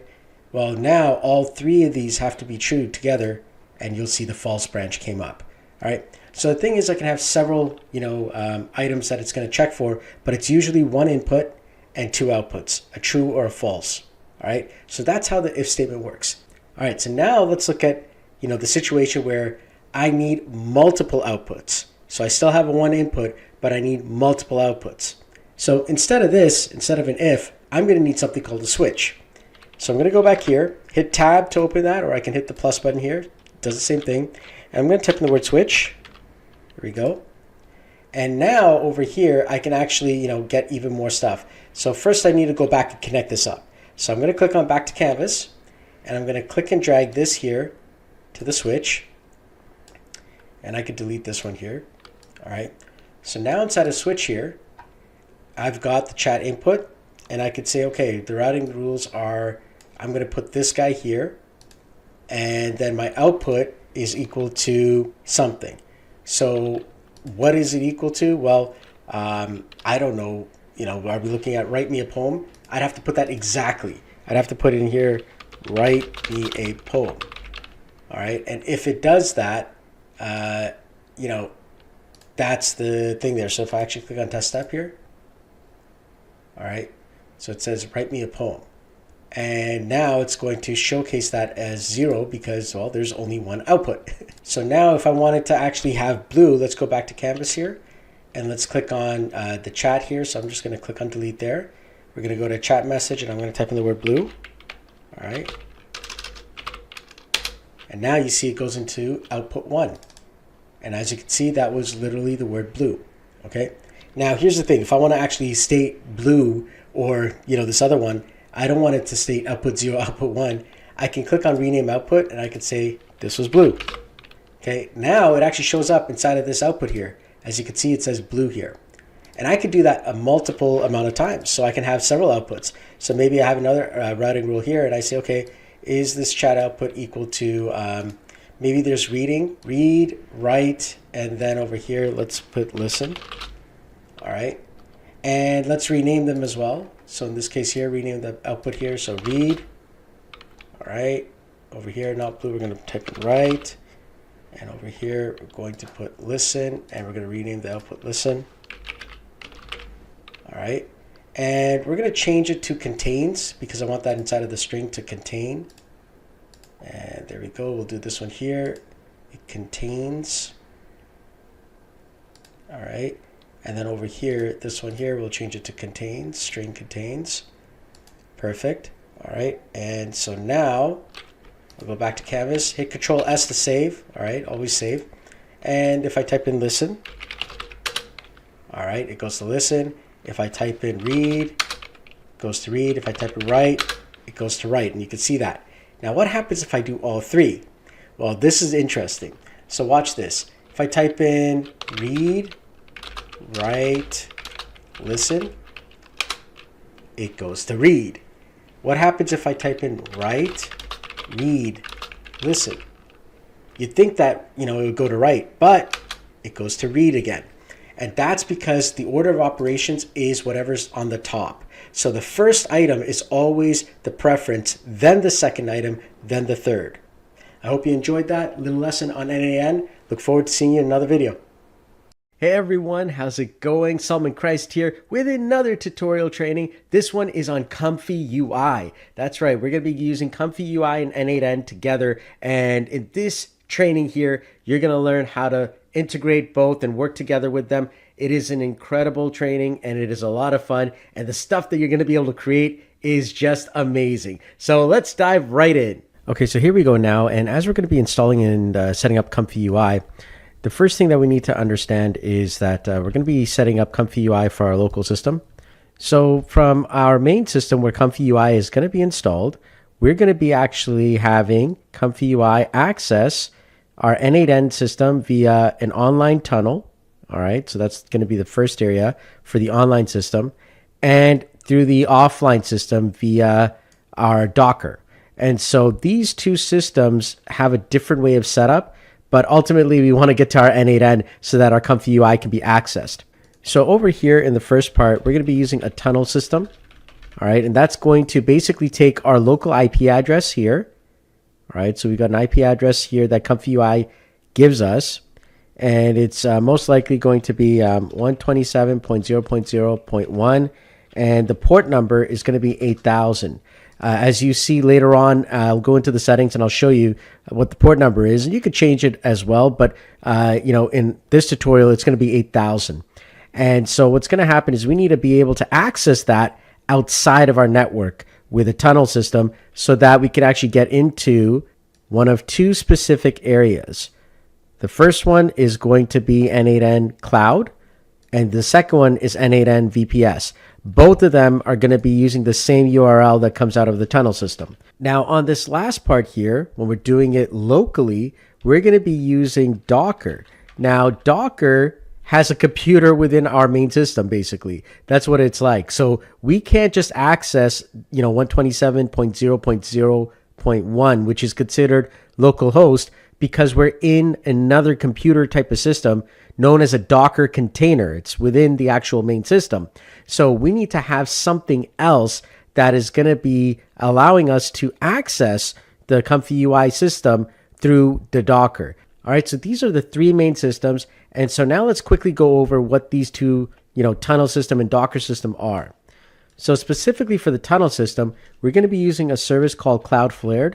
And quite literally, what's going to happen is this service will take our local IP, it'll create a temporary website for us to actually connect to, and then we're going to put that URL information into our n8n Cloud and our n8n VPS inside of the node when we look at credentials. So to access our Docker, we're going to be using something called host.docker.internal, and the port number is 8000 over here. So basically, this will allow us to connect to our local system's Comfy UI because we're actually within a Docker system. So this will allow us to run those commands and connect right to our Comfy UI system on our local machine. So this is the entire Comfy UI setup and the kind of visual for it. So we're going to be able to access our Comfy UI from n8n Cloud, from n8n VPS, in this case DigitalOcean, as well as our local system here with our n8n through the Docker system. So now you know what we're doing. Let's go ahead and dive right in. So let's go ahead and let's go to the Comfy UI website here. That's comfy.org. And in the top right, let's go ahead and click on download. And you're going to see here you've got a download for Windows and a download for Mac, as well as installing from GitHub. We're going to actually click on download for Windows because that's what I have here. So let's go ahead and do that. And once it's done, let's go ahead and open that up. As you can see, it's doing the entire install right now. And we should see this window come up here. So let's click on Get Started. All right. And so I actually have the NVIDIA chip here. If you don't, you would click on Manual Configuration and you'd be able to kind of, choose things. But in this case here, keeping it simple, NVIDIA chip is what I've got. And we're going to hit Next. And it's already showing me where it's going to install the Comfy UI on, my system here. I'm going to hit Next there. Now, if you had a previous installation of Comfy UI, you can actually migrate it to the new one. In this case here, I don't, so I'm just going to hit Next. And then over here, this is just updates and usage metrics. Up to you if you want to, send the metrics. I'll just leave everything as is, and let's click on Install. So the first thing that it's doing is installing a Python environment. Now, if you've been doing a lot of AI work, chances are you've already got a Python environment installed, but it's going to be setting up one that is, very compatible with it. And so I'm going to just let it go ahead and do that. But that's up to you. If you want to shift that, you could do that in the custom side. But what it's doing is it's actually setting up a full Python environment here. This will take some time to install, so we'll come back when it's done. All right, so we're back here, and after the installation is done, you should see a screen exactly like this. This is Comfy UI, and they've got a lot of different examples here that we can actually start with. I'm just going to start with a simple image generation there, just so that you can actually see that. And as you can see, it's saying we're missing models. And this is where you should be right now. Once you're at this point here, you can install various models, and there's a lot of models to choose from. We'll get into that in just a bit. Right now, our goal is to set up Comfy UI in different locations. For right now, though, I'm going to download this temporary model just so that you could see that this installation is working. So once the download happens for the temporary model that I'm going to be using, and I should be able to run this right now with the temporary model here, just as is. So this ran on my system. It's up and running. That was generated by AI right on my system. So here we are right now in a new workflow, and this is on an n8n VPS. All right, so this is on DigitalOcean server here. I'm just going to call this my Comfy UI training so that you can see that there. So now if I click on the plus button here and I type in Comfy UI, as you can see, nothing exists, but there are some community nodes that do exist for Comfy UI. So if I go to npmjs.com, I can actually find a list of n8n nodes. And if I type in here n8n and Comfy UI, you're going to see here at the very top, there are several different nodes here, community nodes here. So these two here are the ones that we're going to be using here. So let's go ahead and copy that first one there. And let's go into our n8n installation here. And at the bottom left of our installation, you're going to see the three dots. Go ahead, click on that. Let's click on settings. And over here on the left side, you're going to see community nodes. Go ahead, click on that. And at the top right, let's go ahead and click on install. And let's go ahead and let's just type that in, n8n-nodes-comfy UI. Click on the little checkbox there and click on install. And let's repeat the process again for the other one. So here we are again. I'm going to copy this entire string here. I'm going to go back to my n8n, click on install. Let's paste that in, hit the checkbox and hit install. All right, so let's go back to our workflow there. And now when I actually hit the plus button here and I type in Comfy, you're going to see now I've got a whole bunch of different options here for Comfy UI. All right. So these are really, really helpful. So we're going to start off with the first one, which is Comfy UI. But first, let's actually put in a chat box here. So I'm going to start off by adding in a chat trigger here, just like that. There we go. And now I'm going to get the Comfy UI there, the first one there, Comfy UI. So I'm going to click on Add to Workflow. And so now we have to actually set up our credential. Now, if I click on the Create New Credential here, it's going to give us a URL. However, that is on a local system. This is a VPS system or a cloud system. So it's the same thing in the cloud as well. So what's going to happen is we need another service that's going to allow us to take our local machine and route it up to our n8n inside of the cloud or in our VPS.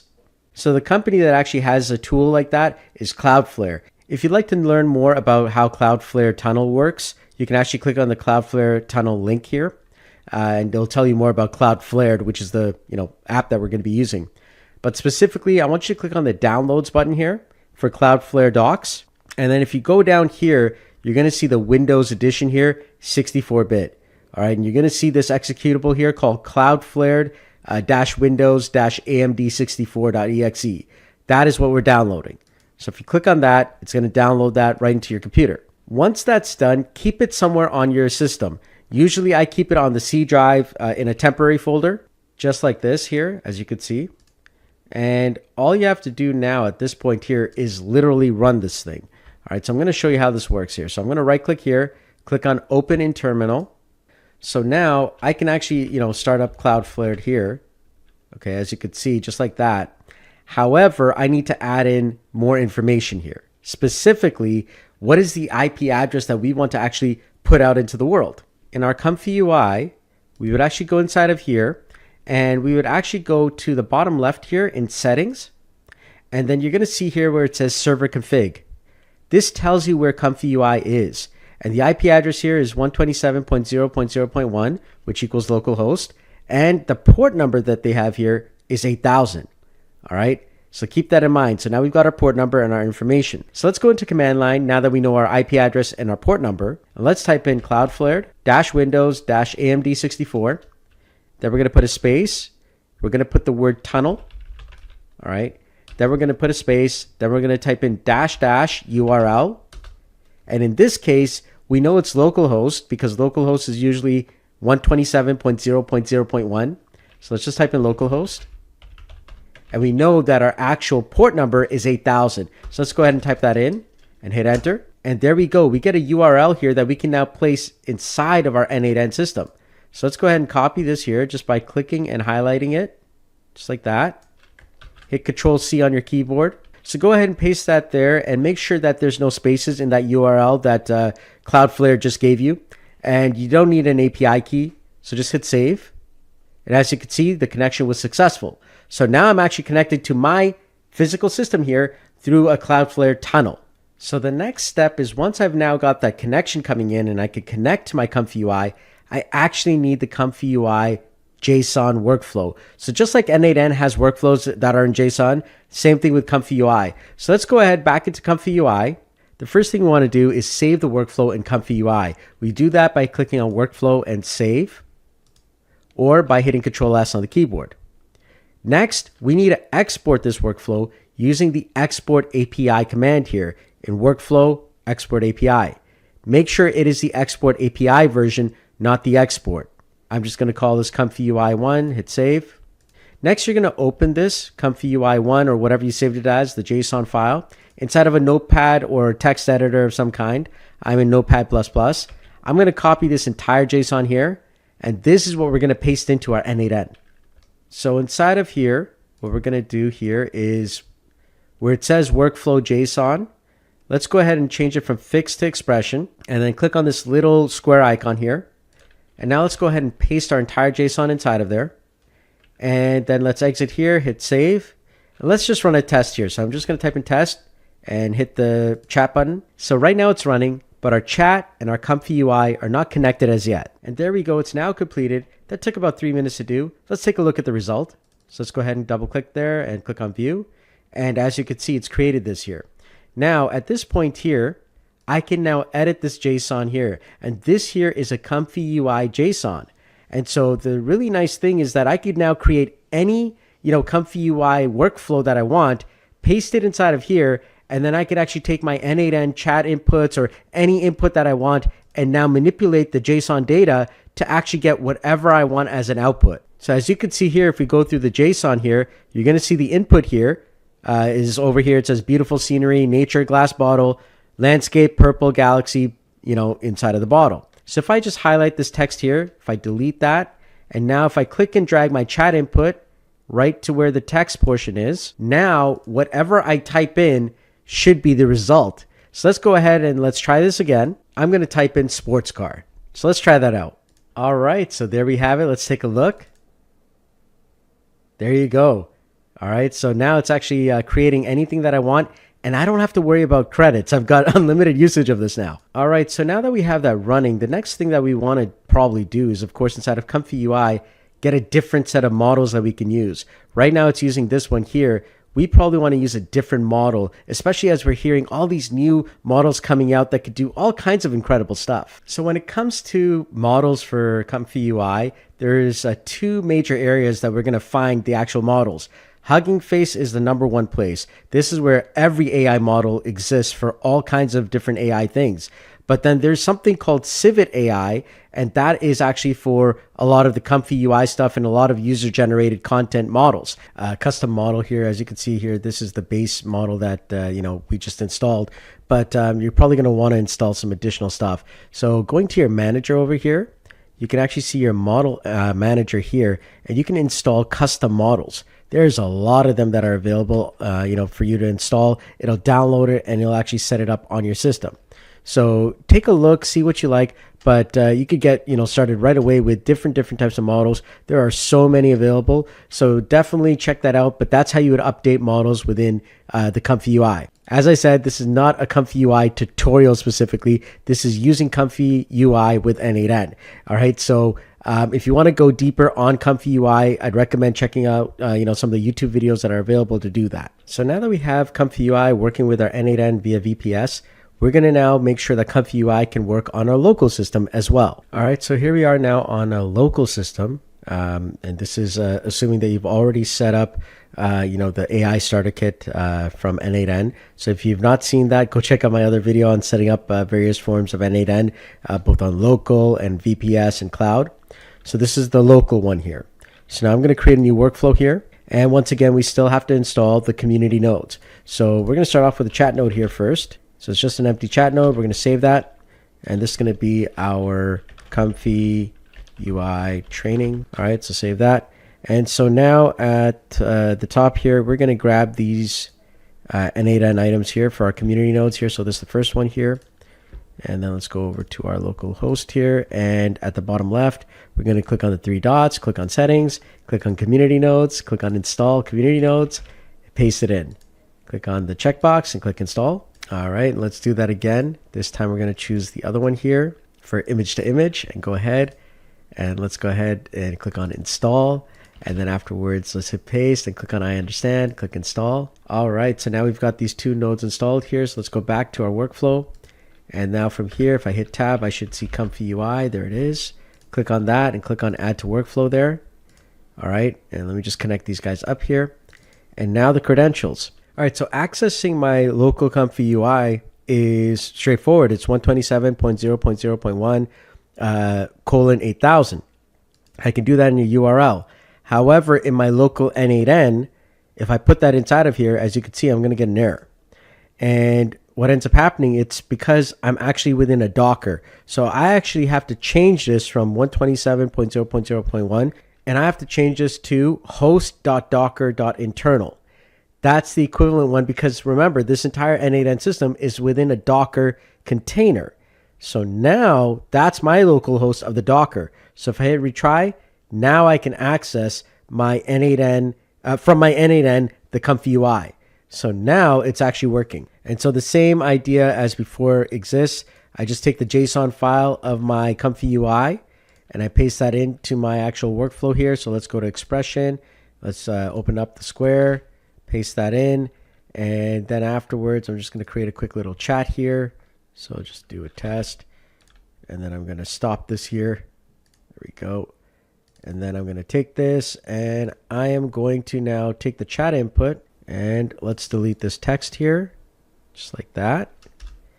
And I'm going to take this here, just like that. Paste that in. There we go. And then I go back to my main window here, hit save. And now I could just redo this here. Create a motorcycle. And there we go. Take a look at what we've got here. It created a motorcycle.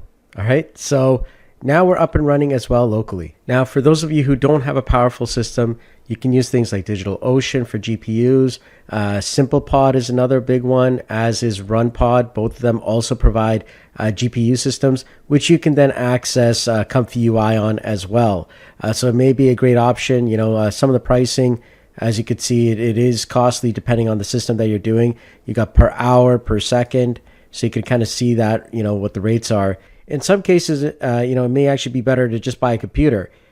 You'll probably save that money, but up to you on how you want to do it. And, you know, just knowing that these services exist could be helpful, especially if you're trying to set something up where, you know, you don't need to buy the entire computer and you just need it for certain amounts of time.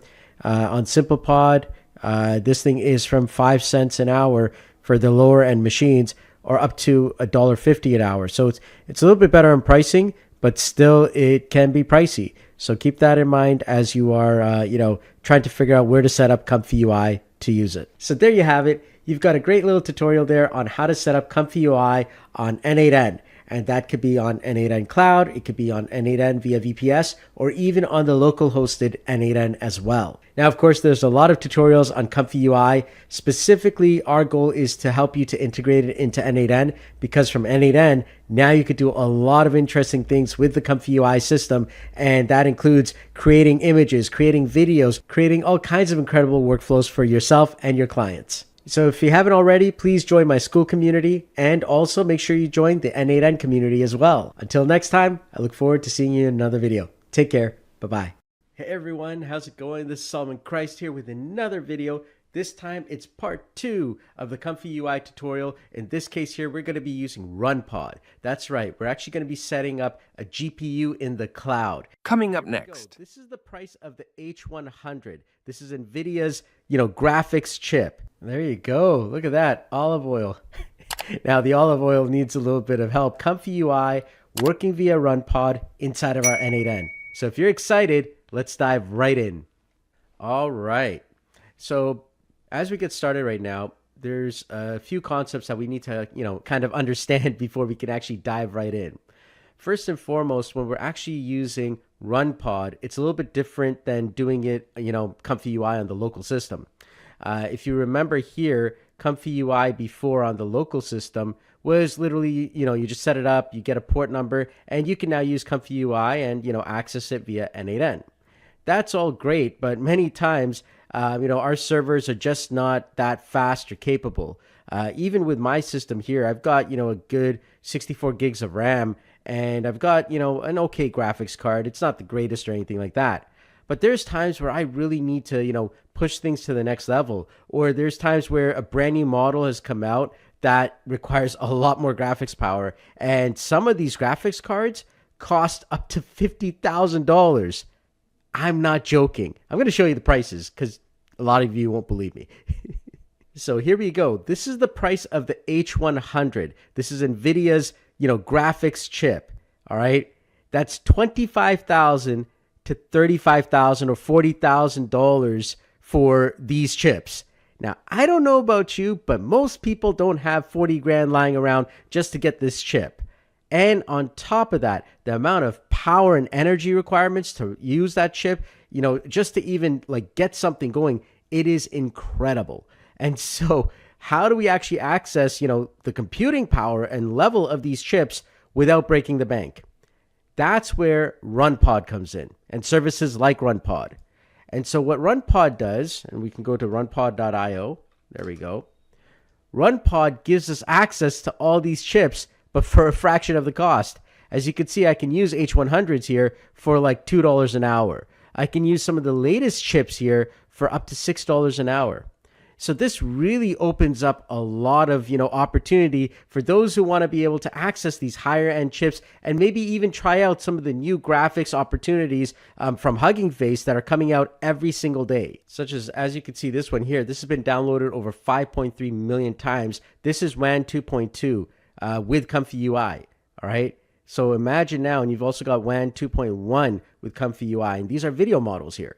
And as you can see, you can generate some really, really neat things all with, these models here. So this is just an example of some of the things that you could actually generate with this specific model. This is an example of one model with the WAN. I believe this is 2.2 here. And so there are many, many other models and many other things that can be done. Another website that a lot of people, have been starting to use is LM Arena.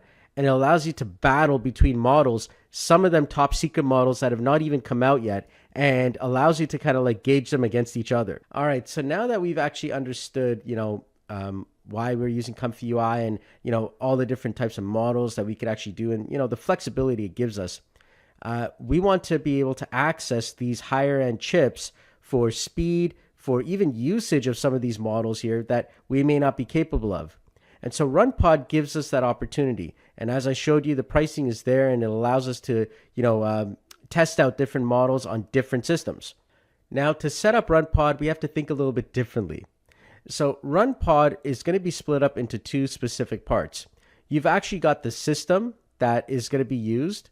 And so that could be, some form of computer. And that computer, it could be something that has, the H100 chips. All right, or whatever chips that you need, that is going to be the one that's actually under the hood running all of your Comfy UI and your Comfy UI data and everything inside of there. Then you have the actual models and the Comfy UI technology or the software itself. That lives on another place called the hard drive or the volume. All right, so that there is all of this here. As you can see, I'm actually kind of connecting this up. So the Comfy UI database, the actual software, the actual, AI models that you've downloaded, and even your actual generated data. That's all going to be living on some form of hard drive known as a virtual volume. So what we need to do is we need to actually set up those two specific things inside of RunPod itself. Then from there, our RunPod is set up, but then we need n8n, which is another system, to be able to access via the cloud our RunPod instance and then actually do something with the Comfy UI. And the next major challenge is once we do get that all set up, I don't want to keep that thing on all the time. I just want to generate my images and shut everything off. You know what I mean? I don't know about you, but I still don't want to be spending about $40,000 in a year for, a server or for a graphics chip. especially if I'm not using it all the time. And so the nice capability is when we're able to turn off the system, we don't have to worry about our data being lost because that's a different computer or volume that is hosting that data. Whereas the actual computer that's running the actual data or that hard drive is a different system on RunPod.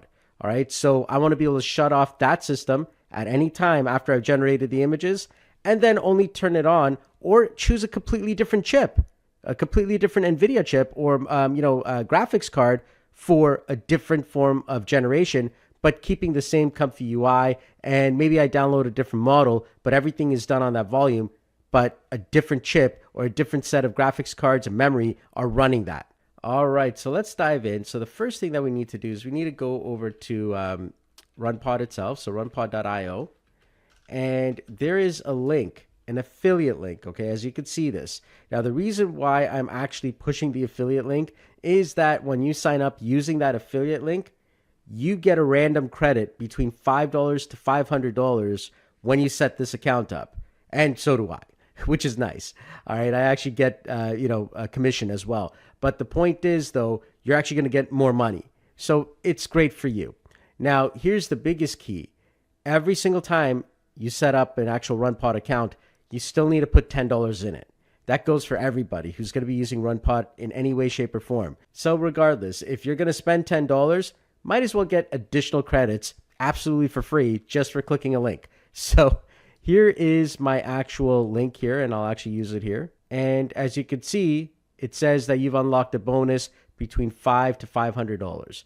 All right. And that's my referral link right there. It's 7241NBM2. And as you can see, you've got the sign up without the bonus or the sign up with the reward as well. So that's totally up to you. And once you actually follow through with everything, don't create any pods or anything. I know it's going to ask you for that. Skip over that. And we want to come right to the actual dashboard because we have some setup to do. All right, so here we are in our system here. And when we actually go to the home page here, you should see like a whole bunch of stuff. Right now, what we need to do is we need to go back to our image here. And you could see the first thing that we want to set up is our volume. That's going to be the thing that holds all of our data and information. That includes Comfy UI, it includes the models, it includes all of our image and video generations. So that requires a volume or a hard drive somewhere on the internet inside of RunPod. So that's what we're going to do first. It's called creating a volume. So on the RunPod homepage, you're going to go all the way to the left and you're going to go down to manage and storage. Now I've already got one set up, but I'm going to set this up manually again so you can watch me as I go through the process. Let's go ahead and click on new network volume. And now you're going to choose a location that can access, many of these different graphics cards. Now, some places may not be able to access everything. As you can see here, I'm right now inside of the US California server and I get access to, these chips here. But if I want to access even more, well, different servers and different locations are going to have different accesses to different chips. Now, specifically, the chip that we're going to be using is the RTX 4090, but you could choose any other ones. However, the RTX 4090 is one that I recommend. It's got a good price to graphics ratio, but of course, you can go all the way up to the H100s if you like. And as you can see here, this one is in Montreal, Canada.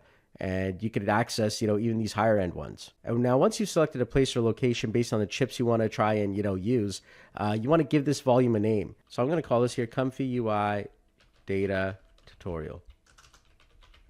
All right.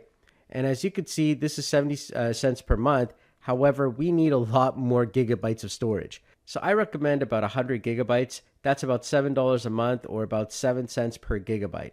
And that kind of will get you up and running. With a proper Comfy UI installation.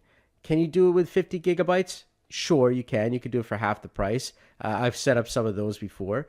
But I would recommend if you're just starting out, this is your first time, do the 100 gigs and it's about $7 a month. That'll get you up and running and keeps your data. And $7 a month is actually relatively really low in price, especially for what we're doing here. So after you click on Create Network Volume, you're going to see the actual network storage here.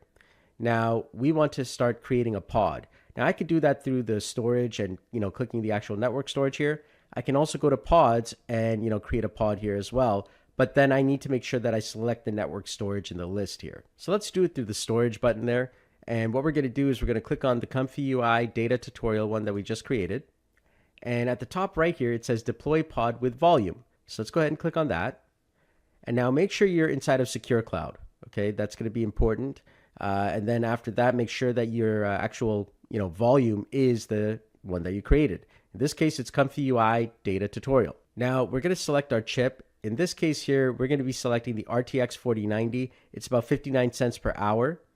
And from there now, we have to actually choose a template. Now there's a lot of Comfy UI templates. Some will work better than others. I found that with my testing, some just take too long to even download. So if you're in that situation where you're like, you know what, I've got a big download and I really need to, set this up, you could start off with a, lower price chip if it's available. And, once you set everything up, then you can always come back and restart a brand new, actual server with maybe something like an RTX 4090 where you're paying a little bit more, but, everything is set up. And now for the actual template, we're going to change it here. And what we're going to do is we're going to use 2.1, and we're going to be using this 12V Comfy UI Torch 2.8 edition here. And once you've got that all set up, go ahead and click on deploy.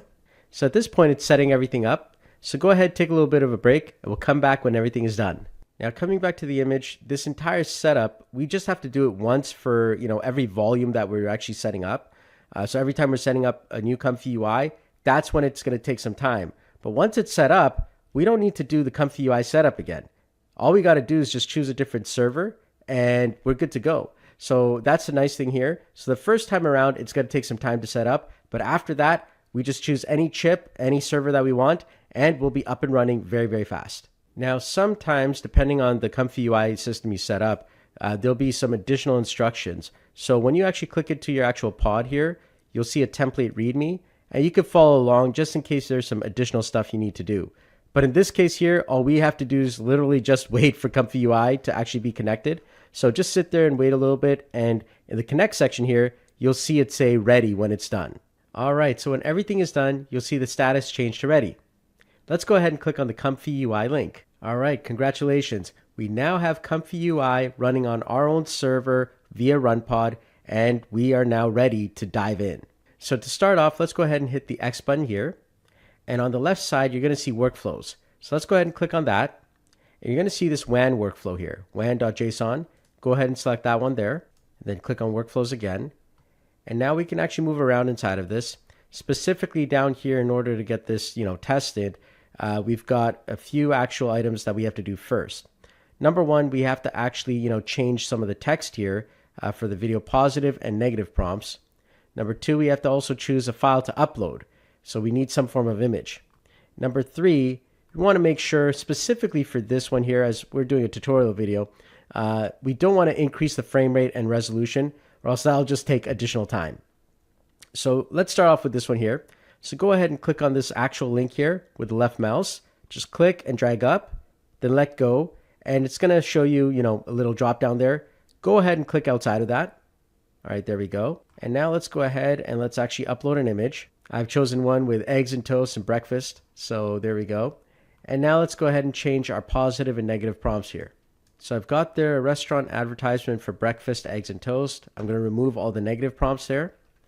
And let's go ahead and actually click on the run button over here and run this model. Now, as you can see, we're going to see the green outline on any of the nodes it's going to.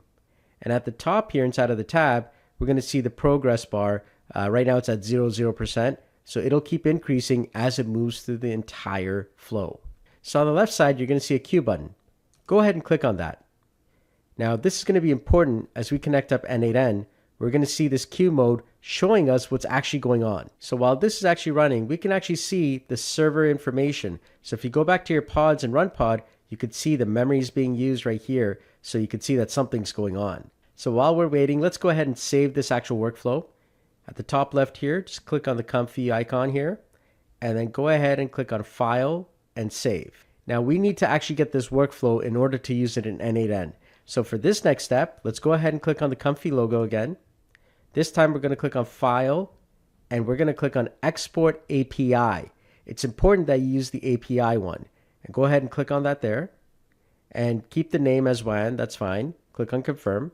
And now we should be able to open up that wan.json file inside of a notepad or some text editor. And if we look through this JSON here, you can actually see right here the text that I actually put in. So restaurant advertisement for breakfast, eggs, and toast. This is going to be important in n8n because we want to replace this with our own text.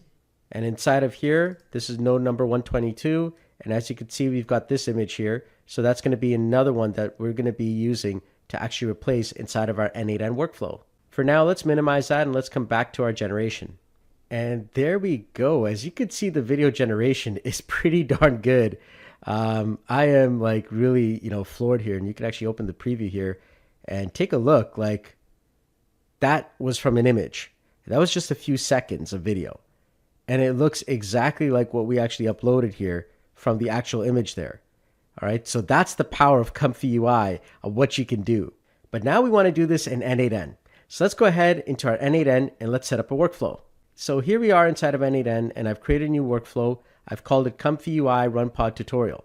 So let's go ahead and add a few nodes. Let's start off with a chat trigger. Okay, there it is, a chat trigger. And inside of this one, we want to be able to allow file uploads. So go ahead and click on that and make sure that you toggle this on. Now come on over here. So let's go ahead and add the Comfy UI node here. So click on plus, type in Comfy UI. All right, and find the single image to video. Go ahead and click on add to workflow. So go ahead and hit the drop down, click on create new credential. And now we're going to go to our Comfy UI and just copy this entire URL here. We're going to paste that in, but very important, make sure you remove the ending slash, all right, or else it's not going to work. And you could delete the API key. Go ahead, hit save. All right, everything's good. Now we need to get the workflow. So inside of this workflow, as you saw, we've got several different areas. Specifically, our text here, we're going to be replacing that. And I believe it is node number 122 here, which takes the file. So let's go ahead and hit Control A, copy that, Control C. And now let's paste this into our workflow here. And now what we need to do is we need to change this image input type to binary. And we know that data is coming in, but we really don't know what it is yet. So let's go ahead and save this. And now let's go ahead and chat. And let's just send a test chat message just so that we can get the information. All right, perfect. Let's connect that up. All right, so now we have the information. As you could see, it's data 0, not data. So let's go ahead and change that to data 0. And let's go ahead and hit JSON. And we want to get this information here from the chat input. So let's click on expression here inside of the workflow. Open this up. And we want to change this text here to our chat input text. Okay. And right here where it says image node ID, let's change that to 122. And we get that from here when we go down. As you can see, the node that is actually doing the image uploads or actually doing the image right here is 122. And so that's how we know, what to put there. I like to put also another thing, which is, data 0. That's up to you, but I'm going to put that inside of here as well, data 0. All right, let's go ahead and save that. And now let's try this properly. So let's go ahead and add an image and let's describe this image here. Specifically, it is, once again, another breakfast item. This is 3 eggs on toast and avocado. Let's make a nice little video with some olive oil being drizzled on it. All right, there we go. So as you can see now, it's working. And over here, you can see inside of our queue, it's running. So now this is actually working through n8n now. And that is really nice. We can actually now create any workflows we want. So let's take a look here and let's see if it actually creates an advertisement with olive oil. So let's come back in about 5 minutes when it's done. There you go. Look at that, olive oil. Now the olive oil needs a little bit of help, but as you can see, the fact that it actually did that, it's pretty cool. So, we're all set up now and we've got Comfy UI working via RunPod inside of our n8n. How awesome is that? So congratulations on coming this far. I know that was a little bit more of a challenging tutorial, but a very important one, especially at the fact that now you could choose any chip that you want, no matter if it's a $50,000 chip or even, a couple $100. The point is you now have the opportunity to use the latest models on the latest, graphics cards anywhere, anytime. And of course, now you can connect it all up to n8n, and that is really powerful. So I hope you enjoyed this tutorial. It's an incredible one. Once again, Comfy UI Part 2. Thank you so much for watching. If you haven't already, please join my school community and make sure you join the n8n community as well. I look forward to seeing you in another video. Take care. Bye-bye. Hey everyone, welcome to this new video on LangChain, n8n, and LangSmith and how it all works together. In this tutorial, we're going to go over the basics of LangChain and how it works inside of n8n, as well as how to connect up LangSmith and get some really good debug information and go deeper into all of your AI calls. So if you're ready to learn more, let's dive in. Okay, so let's dive right in and let's go over what exactly is LangChain, LangSmith, n8n, how do they all kind of connect together? All right, so let's start off with some theory first, okay? So n8n, all right, on its own, n8n itself is an automation tool. And so what that means is basically this tool here, it gives us a visual way of connecting nodes together. Now, of course, a lot of you probably already know that, but the trouble is a lot of you think that it's an AI tool. Out of the box, it is not. It is literally a system that connects up different nodes and allows us to, automate between them all. Now, the challenge here is that right out of the box, n8n is not, automatically connected to external services, such as if you wanted to access, let's say, Gmail or any of the Google stuff or LinkedIn or whatever that is. We need to use something called an API. An API, it comes from, these actual services. It gives us access via a key that allows us to access these services within n8n. And so what has happened is either the company, whether that's Google or LinkedIn or whoever, or n8n, the team, decided to create a node for these external services. So LangChain is one of those nodes. And LangChain allows us to have access to AI capabilities. All right, so I'm going to show you guys here. It's a platform, and why it's really powerful is the goal of LangChain is to make it easy as possible for developers to build applications that reason, or AI applications. Now, if we come to the LangChain website, you're going to see that there are 3 specific products. In fact, there's a little bit more, but just 3 that they generally mention here, called LangChain, LangGraph, and LangSmith. Now, LangGraph kind of gives us a visual representation of things, kind of like what we've got going on with n8n. But LangChain is where we actually get all of that, power to connect up with all the LLMs and the AIs and all that stuff that we're, kind of used to inside of n8n. A lot of incredible stuff, but it's very programming heavy. So, you need to know how to code. And LangChain comes in 2 specific coding types, which is Python and JavaScript. Now, inside of n8n, for the most part, it's going to be JavaScript. And the n8n team has been now creating some incredible nodes which are LangChain powered, and some of them are very custom inside of n8n. And we're going to go over that, but specifically under the hood, it's LangChain. So now with a quick overview here, as you can see, LangChain is where we're going to code all the stuff and, all the AI items. But there's another thing in the ecosystem called LangSmith, which allows us to understand what's going on with all of those AI commands. So we're going to be diving into that a little bit later inside of the tutorial here. But when you understand that this here is actually an external type of service that is not the same as automation, all right? Now you're kind of understanding how n8n uses LangChain to get the AI stuff. And when we think about an AI agent, well, we think about some large language model that it's using, some memory that it's using, and some tools that it's going to use. And usually there's a main input here and a main output. And this looks a lot like the AI agent node. And that's exactly what it is. So the n8n team has created several different nodes here inside of the AI ecosystem here. So you can see here, let's just get a chat trigger here so you can see this. So now if I click on this plus button here and I click on AI, you're going to see the AI agent. All right. So this here is your basic LangChain, node here. But you're like, no, I call it an AI agent, right? This is all I use. And I'm so used to this.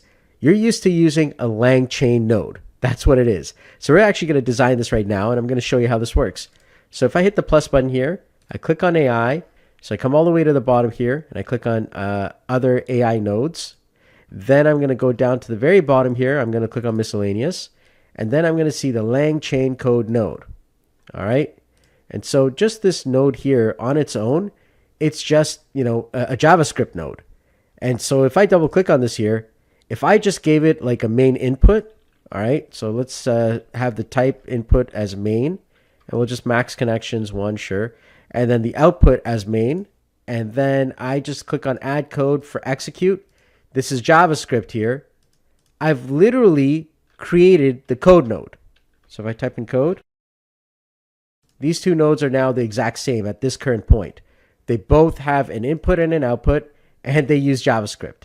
All right, and I can actually go inside of here, and that's what this is. So now it's a JavaScript node at this point. So now let's take it one step further. So now we see that they're both a code node at this point.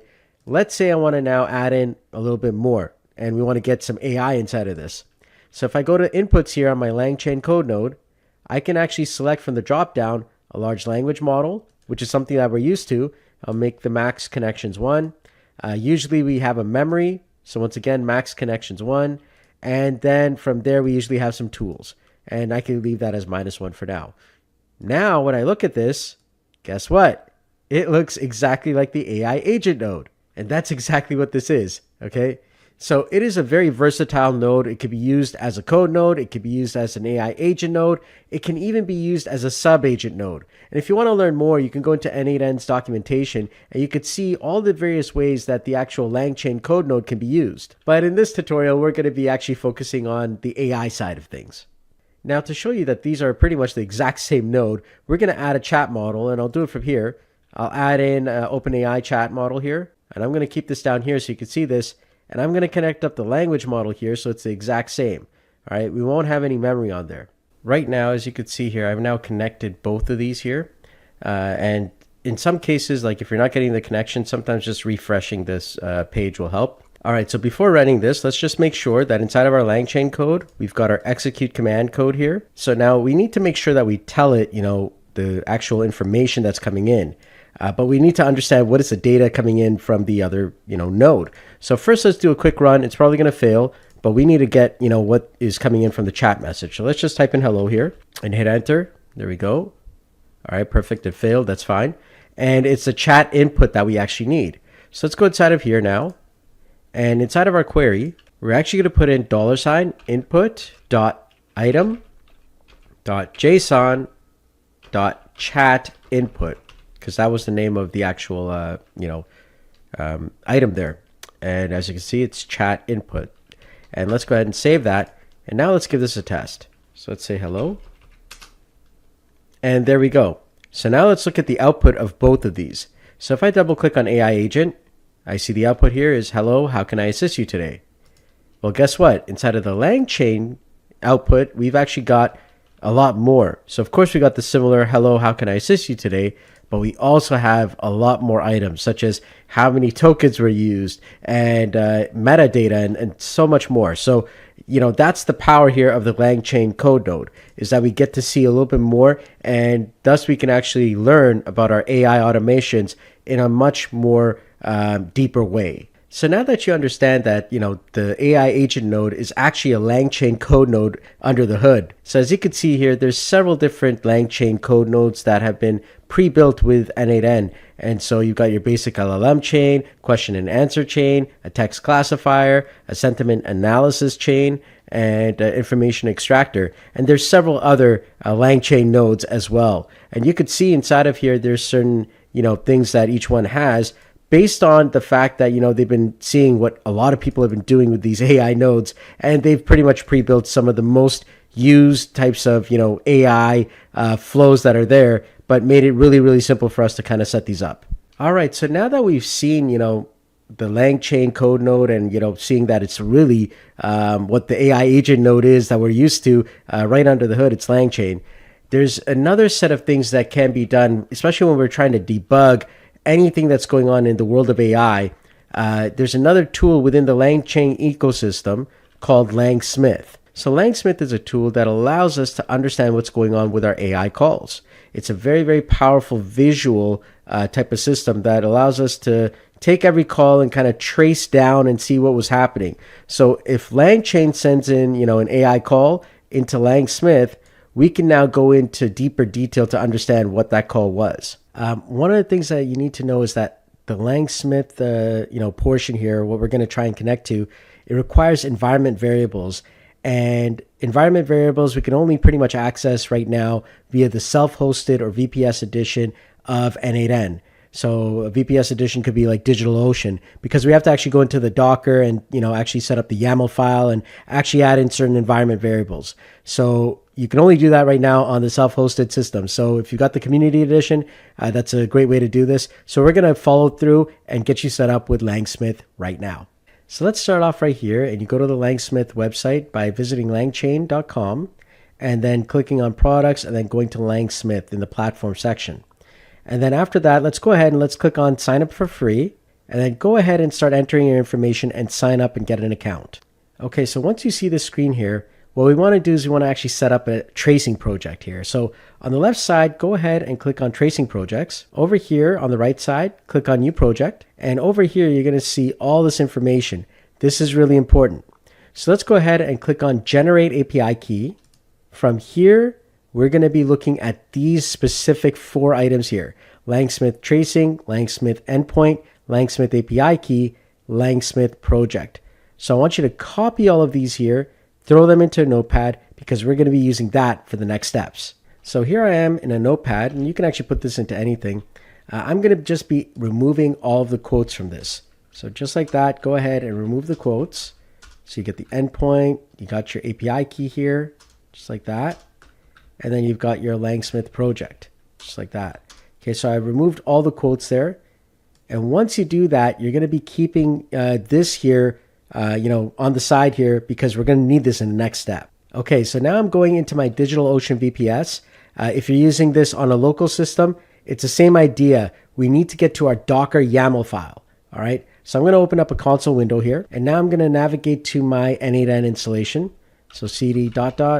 cd opt cd n8n docker caddy. And so now if I list the files here, you're going to see a Docker compose YAML file. We need to enter that. So let's type in nano and then docker compose -YAML, or docker-compose.yaml, and go ahead and enter. There we go. All right, and as we come on down here, you're going to see that we've got an environment section inside of n8n. This is where we're going to paste all that information that we just got from our Langsmith installation. So here I have all the Langsmith information. So I'm just going to copy that, and then I'm going to minimize this down. I'm going to come over here. I'm going to right click and I'm going to paste. All right. And now I have to actually, position these. So I'm going to hit space. I'm going to put a dash. Then I'm going to go down here, do it again, spaces, dash, do it again, space, dash, then space, dash. There we go. I've set up my 4 environment variables for Langsmith. Specifically though, inside of n8n, we have to change the name a little bit, and we have to change it to LangChain endpoint, LangChain tracing v2, and LangChain API key. This should say LangChain tracing. So LangChain tracing. We're going to set that to true, and tracing underscore v2. So make sure you get the underscore v2 inside of there as well. So LangChain tracing underscore v2. All right. And next it's going to be the LangChain API key. So we go over here, we type in LangChain API key. And then of course Langsmith project can be like that, or you could call it the LangChain project. But right now I'm just going to leave it as Langsmith project. That's fine. I'm going to hit Control O, hit enter, hit Control X. And now we're going to do a Docker compose down.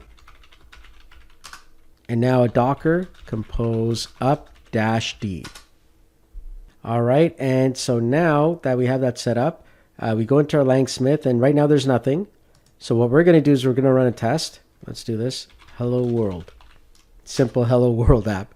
All right, you see it takes a bit of time in the first one, and the second one was a little bit faster, so keep that in mind.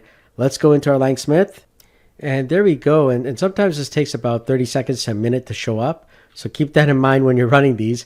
But now watch this. Inside of Langsmith, I can just click on the actual call there, and you're going to see a breakdown here of the actual tests here. So each one, because there was 2 different calls, if we go back to our n8n, each one of these here, this is a call and this is a call.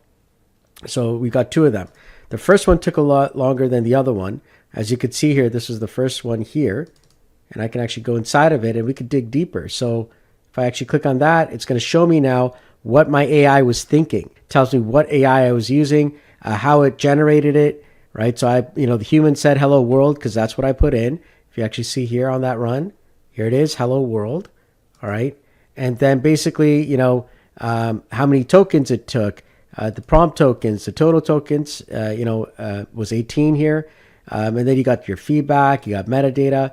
So you could actually find out even more details about it.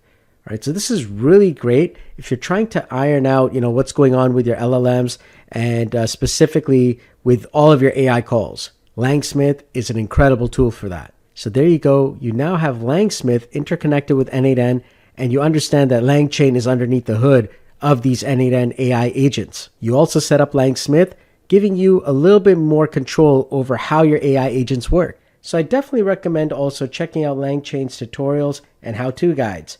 You may even want to check out the LangChain expression language, also known as LCell, and there's a lot of neat things that you can do. So there you have it. Now you know a little bit more about LangChain, Langsmith, and n8n and how they all kind of work together. So I hope you found this training useful today. If you did, please go ahead and join my school community. I love the support. There's a lot of other AI automators like yourself who are out there who are learning and growing every single day. I truly believe that the greatest power of automation isn't just saving time and money, it's creating freedom.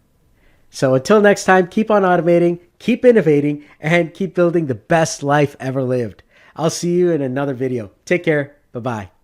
Hey everyone, how's it going? Solomon Christ here with another video for you.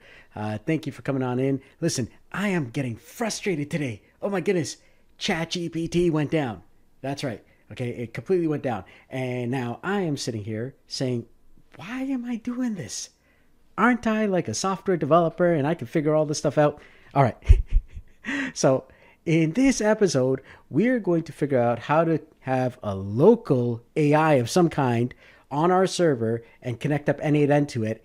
And then for the advanced, even more advanced stuff, we're going to try and set it up so that we also have, like unlimited access to whatever AI model that we want on our own machine and have our VPS version or virtual private server version of our n8n, which is on DigitalOcean, be able to access that here. So if you've got like a strong computer, like I've got a gaming PC here, I can actually use that, offline LLM.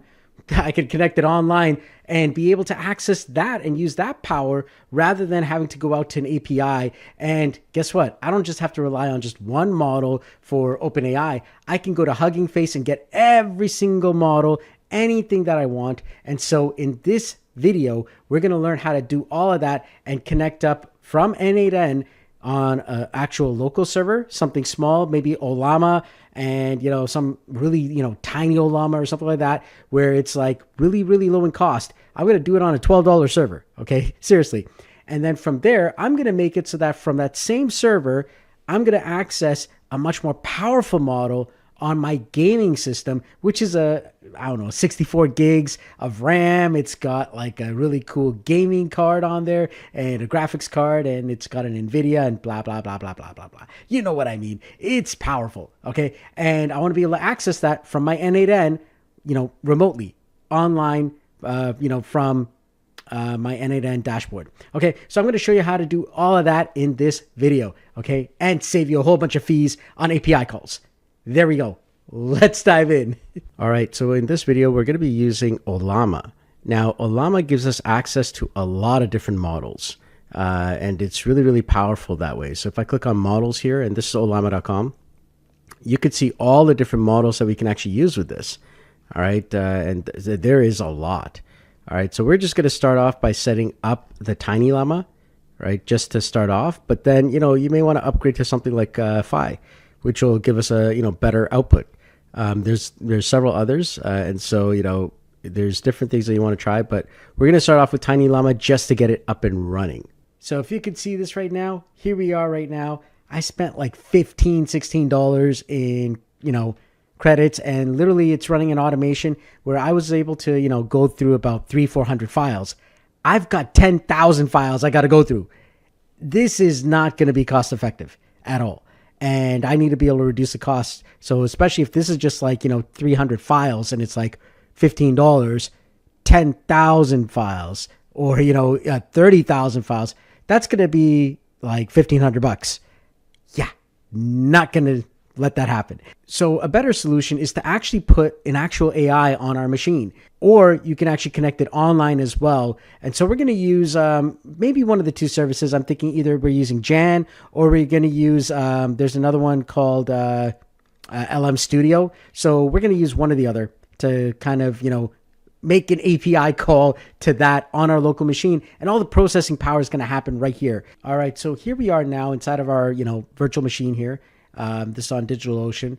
And our goal is, of course, we need to actually figure out how to add Olama. Now, if you haven't seen my previous video, we added another service for MySQL. So it's similar in that aspect where we're going to put this all into the actual YAML file for Docker. And that's where, a lot of stuff is going to happen. That's where our current n8n implementation is happening. So let's actually go in and, find our Docker install. So we're going to type in cd ... All right. And I'm just going to clear the screen just so that you can see this a little bit better. Let me zoom in a bit so you can kind of see this. Oh, that's a bit too big. All right, here we are. And so now we're going to go to cd opt. And that's going to take us to the opt folder. cd n8n. That's our Docker caddy. That's where it is. The first thing is we need to create a swap file. This is going to make sure that our actual, server does not die out when it's trying to access this stuff here. So when memory goes a little too high, instead of actually saying, hey, I need more memory, it's actually going to go to the hard drive space to kind of access that memory. And so it's kind of, swap that out sort of thing. Now, before you do any of this, please, please, please back everything up. All right, back up your n8n workflows, back up your server. I repeat, this is a warning. If you've got actual stuff on there, like do this on a brand new install of n8n on a DigitalOcean server, that's okay. Or back your stuff up before you actually implement this. All right. I'm not going to be responsible if you go and screw things up because you're not backing things up. I can't help you. All right. I'm giving you the warning now. All right. So this is your warning. Back up everything. Okay. All right. So here's what we're going to do now. So to create the swap file, we're going to start off by saying sudo swap off / swap file. And that's going to just turn it off so that we're not using the actual swap. So we're just waiting.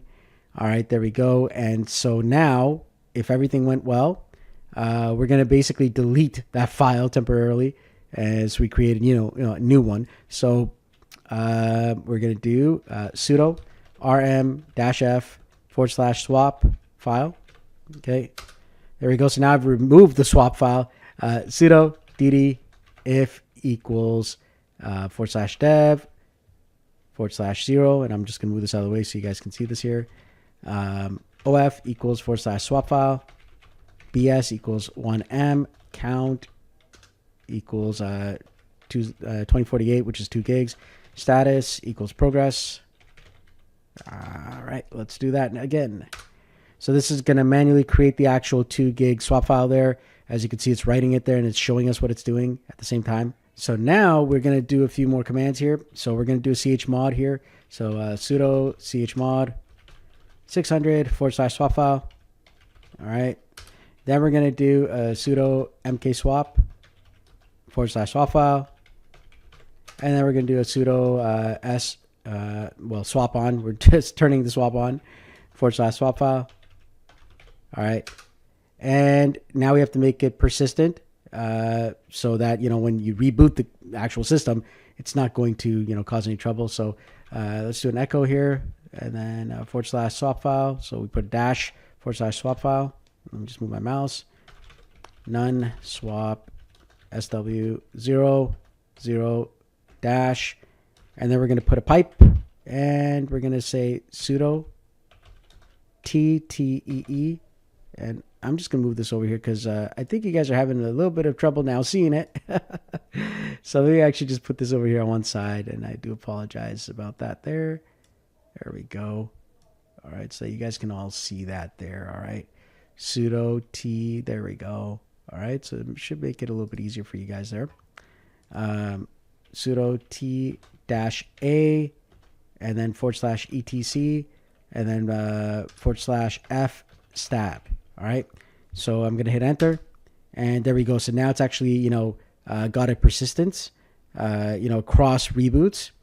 And now we're going to see what it says here. So we're going to do a swap on. All right, and dash dash show. And it's going to show us, yep, we got a swap file now, 2 gigs, okay? And we're just going to free this here. So free dash H. So free dash H. There we go. All right, so we're good to go there. Now, we could actually go on to the next steps here. So we need to actually create a custom Docker file. Now, if you saw my n8n, previous tutorials, we already created one for, for n8n specifically. However, what we're going to do now is we're going to create another custom one for Ollama. And so to do that, we're just going to create another directory just so that you can keep everything, in a different folder for that. So let's go ahead and type in mkdir Ollama-custom. So that's going to be a custom Ollama directory. And then we're just going to cd into it. So cd Ollama, there it is. And now we're going to create a new Docker file. So let's type in nano, then Docker file. Okay, so this is going to be the Docker file for the Ollama. So I'm inside of here now. At this point here, you're going to copy and paste in, this information. Now, so from Ollama, you're going to install curl. Then afterwards, you're going to be running the Ollama system to just get it all set up. And specifically, we're setting it up for TinyLlama because, of course, our server is small. And then afterwards, we're going to be running it. All right, so go ahead and we're going to hit Control-O to save that and then Control-X to exit. All right, so now we're going to do a Docker Compose edit right now. And so we're going to go to nano and we're going to do Docker Compose or docker-compose.yml. All right, and here we are. And now we have to add the Ollama stuff. Okay, so as you can see, we got, the caddy, we got the n8n, we got MySQL all the way down here. All right, so if you didn't watch my MySQL video, please go ahead and watch that because you'll be able to add your own MySQL to your system, to your n8n. Okay, so now we're going to add in Ollama. All right, so we're going to space in twice. We're going to type in OLLAMA colon. All right, that gets us the beginning of Ollama. Then we're going to hit enter and we're going to space 4 times. And then we're going to type in image colon and then Ollama. So OLLAMA/OLLAMA. Then we're going to hit enter again. And then 4 times again, we're going to type in container name. So container underscore name colon. And then we're going to type in space Ollama. All right, so OLLAMA. And then after that, we're going to hit enter and then we're going to space several times. And then we've got a restart. So once again, if it restarts, we want to make sure that everything is good. So restart only unless it stops. So unless it stopped. All right, there we go. Unless stopped, hit enter, space again 4 times. And this time we're going to put in the port numbers. So ports, from the ports, what we're going to do is we're going to go down here, hit enter, 1, 2, 3, 4, 5, 6. We're going to put a dash, and this time we're going to put a space, and we're going to type in colon 114342, or colon 11434, and then end in quotes for 4 spaces, and then we're going to type in volumes. So this is where we're going to save the data. So volumes, this is where we're going to actually access the Ollama stuff, Ollama data. Hit enter.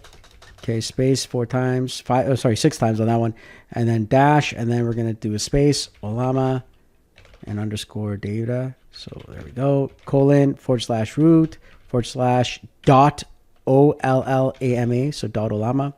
Next, we got to deploy it. So deploy is the next line, and then hit enter, and then go 6 spaces in, and then type in resources, colon, and then hit enter, and this time go 8 spaces in. 6, 7, 8. There we go. And then type in limits and then colon and then hit enter. And now 10 spaces in. 1, 2, 3, 4, 5, 6, 7, 8, 9, 10. And then you're going to type in memory colon and then 1.5 G. All right. So this basically limits the amount of RAM that we're going to use. So because we got a low RAM server, so it's about 2 gigs of RAM. We don't want to overload it. So we're kind of saying, okay, this is the maximum amount of memory you can use. All right. Perfect. So now we have to get our volumes in. All right. So we've got our volumes for caddy. We've got our n8n volumes. We've got our MySQL data volumes. So now we're going to add in Ollama. So Ollama underscore data and colon. So now at this point here, there's one more thing here. Actually, we can't use image because we've got that Docker file. If you remember, we created that a little bit earlier. So what we're going to do now is we're actually just going to go up here and we're going to delete the image and we're going to replace that with build colon and then we're going to hit enter, and then we're going to do about 6 spaces in, and we're going to type in context, colon, and then dot / Ollama - custom. Okay, and that's actually going to get that Docker file that we created. That was a custom file. Okay, so now one other thing that we have to do in all of this is make sure that they can all talk to each other. So inside of this file, we're going to be adding in a set of networks. All right, so a network that's going to be amongst all of them, and we're going to bridge it all. So to do that, we're going to actually add in a command inside of our Docker here called networks. All right, colon, and this is right under the volumes here. Hit enter, and let's go a few lines in. We're going to type in shared _net. Okay, whatever it is, we can name it anything, but I'm going to call it shared net. Hit enter, and then space, and then we're going to call this driver, and it's going to be a bridge. Okay, and now all we have to do is in every single service that we have to actually put that inside of there. So let's start off with our service at the top. Our first one is Caddy. So under volumes, we're going to just put inside of here, networks, colon, hit enter, then space inside of there, starting from the T, and then dash shared _net. And then we're going to repeat that now for all these. So let's do that for n8n. All right, for n8n, hit enter, spaces here again. All right, networks. All right, hit enter, space in, dash shared _net. Let's do it again for the next one. Okay, MySQL and Ollama. Let's do this here. So in the MySQL one, you're going to do networks dash shared _net, and then again inside of the Llama build, we could do it before the deploy but after the volumes. So there it is, networks shared _net, just like that. All right, so now let's save it. All these services should now be able to talk to each other. So Control O, and then Control X, and then you're going to do CD space ... and now Docker compose down, Docker compose up with the build. So Docker compose down, then Docker compose up -d -- build. All right, so you can see Ollama is now set up here. So I'm excited. So let's go now into our n8n and check it out.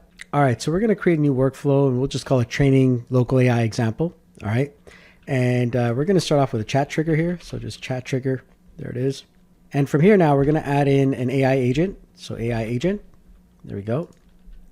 All right, so now we're going to change this down into define below. Okay, answer the user's text. And right now, of course, there's nothing there. So let's just open up the chat, just say hi, just to get some basic data here.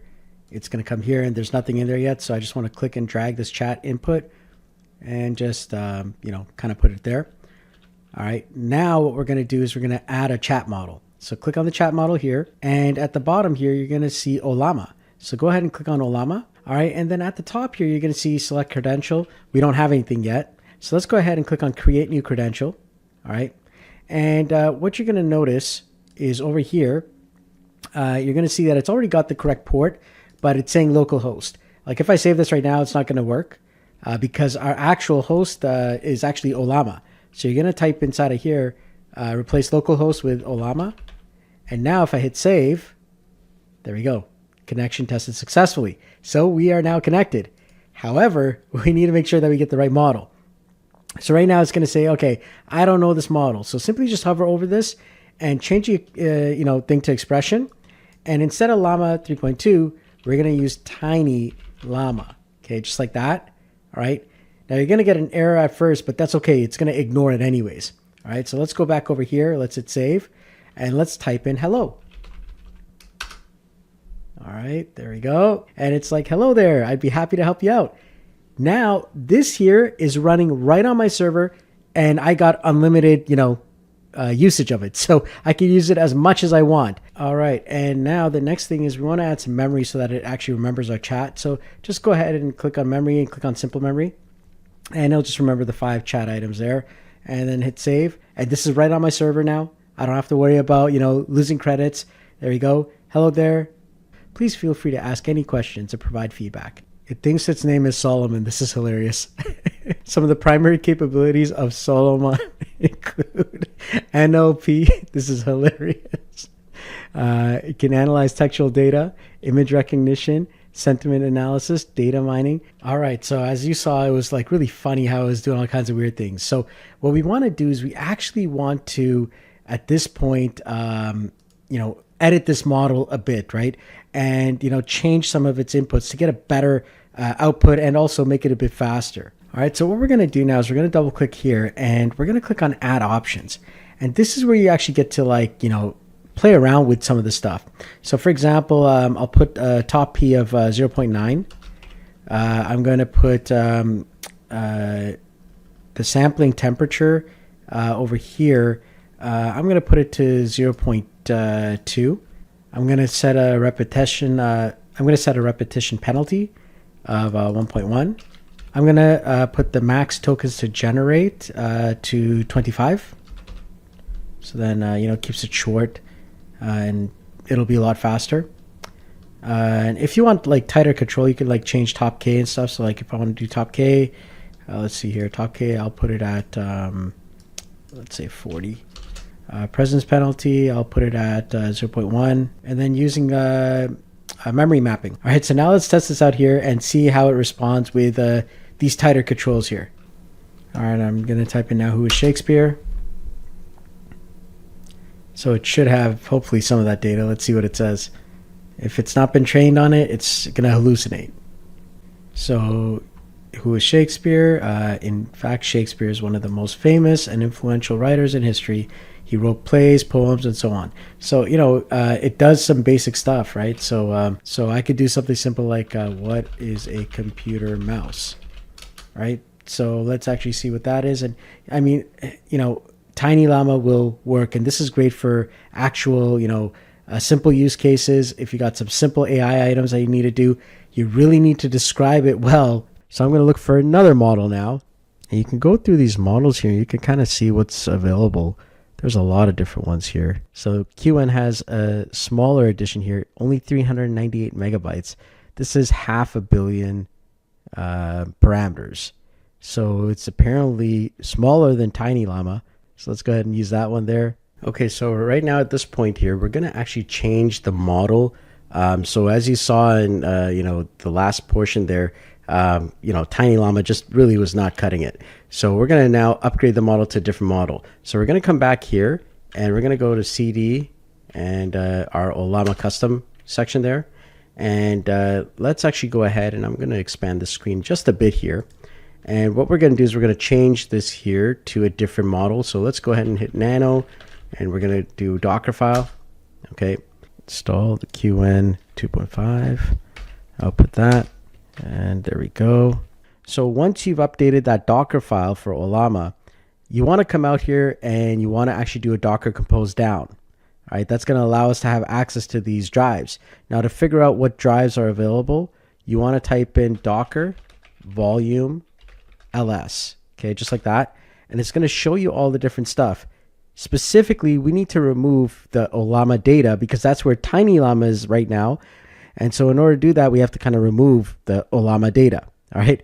Do not remove your other data though. All right. Specifically your n8n data. That's where all your flows are. All right. So what we're going to do now is the following. We're going to do Docker volume rm for remove. And then in this case here, it is going to be the n8n docker -caddy _ Ollama data. All right. So I just copy that there. And then I can just paste that in here.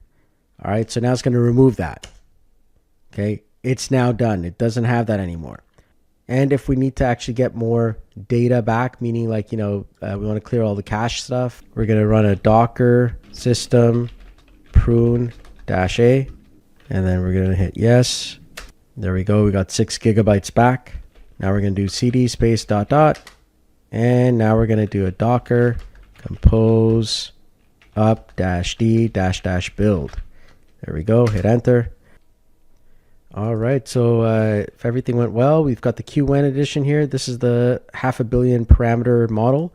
And this one here seems to be responding really, really well. So watch this. I'm just going to say hello. And it's fast. There it is, like 1.96 or 1.396 seconds. It says, hello, how can I assist you today? How many calories in sugar?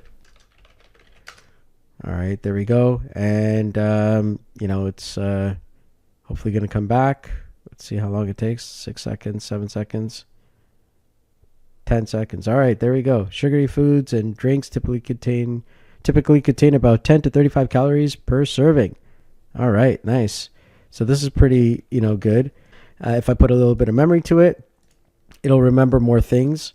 All right, so I'll say, hi, my name is Solomon. All right. And so it should pick it up. Hello, my name is Solomon. How can I assist you today? So it's, it's got that there. What is my name? All right, let's see if it remembers what my name is. Your name is Solomon. Okay, perfect. So there you have it. This is actually, running pretty decent and fast. It's a great little model there. But now if I want to get into even more powerful models, and let's say, you know what? I just can't run it off of here. I want to run it off of somewhere else. So now in the next part of the video, we're going to learn how to use LM Studio to run even more powerful models from our own desktop computer. So if you've got a gaming computer, a gaming rig, and then still access it from our n8n on DigitalOcean. So that's going to be our next thing, and it's going to be exciting. So let's dive into that now.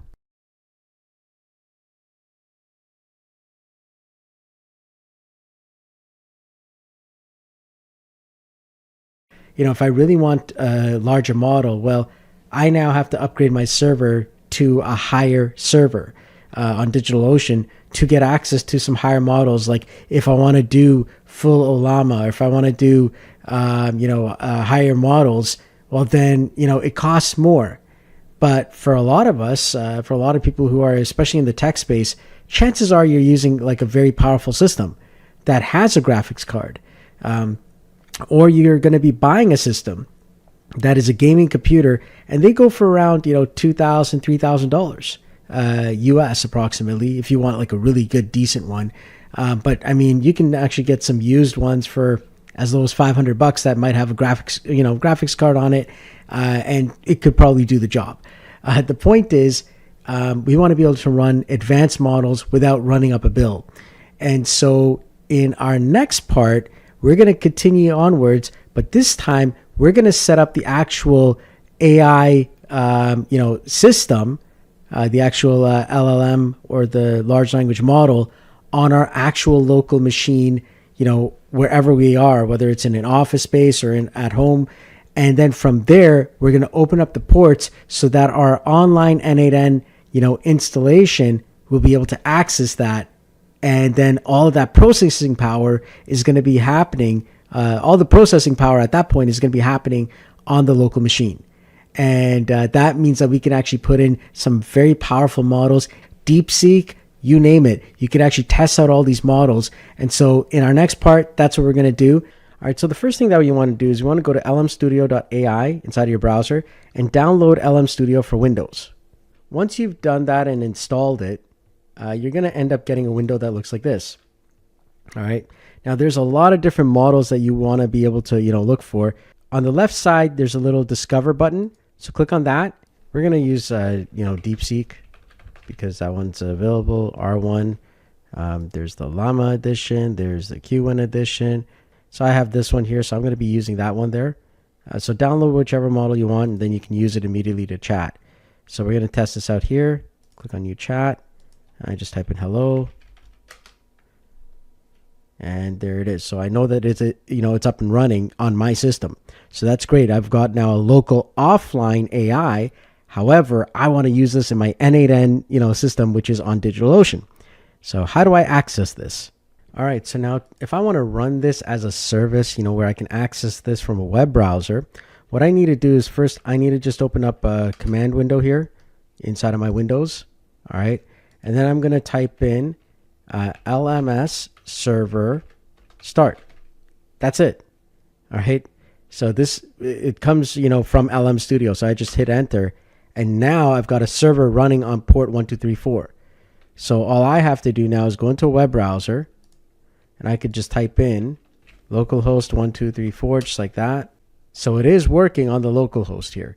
of course, it's saying unexpected endpoint. You want to come into the LM Studio API documents, and you can see all the different endpoints that are available. And I'm going to try and access it from my external server, which is going to be this guy right here.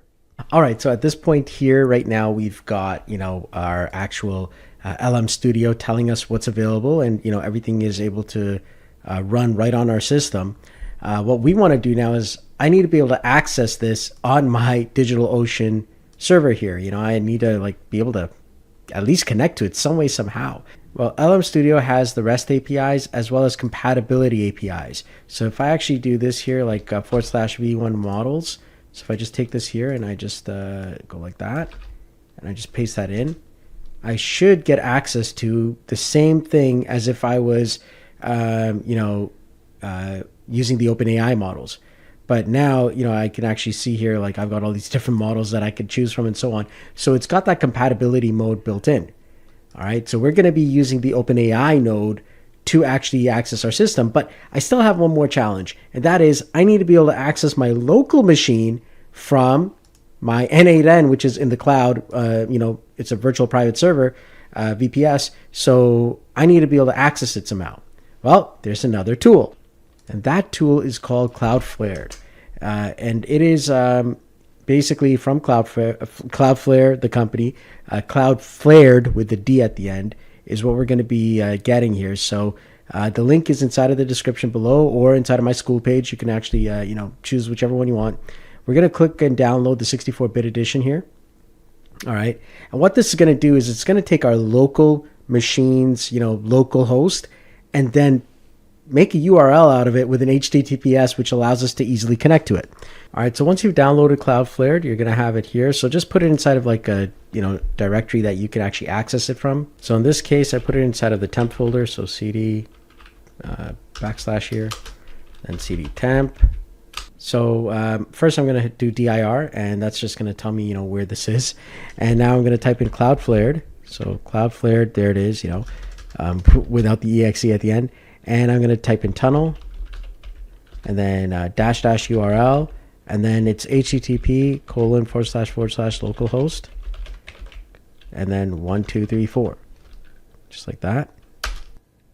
All right, and as you could see, this here is my new URL. It's a temporary URL, and this is great when I just need to test this out. So if I actually try and click on this thing here, I'll just copy this here. So basically, take it, copy it, and now I'm going to go inside of here. All right, and there we go. So I am now actually getting the LM Studio from my machine, but through this URL. So if I now do the actual endpoints here, so let's just get the models to see what models are available. It's picking this up from my computer externally.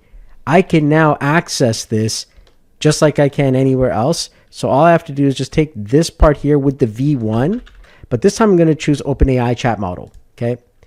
And specifically, I'm going to add brand new credentials by clicking on create new credential. And then from here, API key can be anything. I'm just going to put ASDF, whatever you want. Now, over here, that's it. I just replaced it with the V1 over here, just like that. So you could see before it was like that with the V1. I'm going to do that, and I don't need the / there. Hit save, and it's now connected to my system. All right, so now I'm just going to close this off here. Now when I actually look at the list, it's choosing all the models that I have on my physical desktop here, and I'm accessing it from my n8n.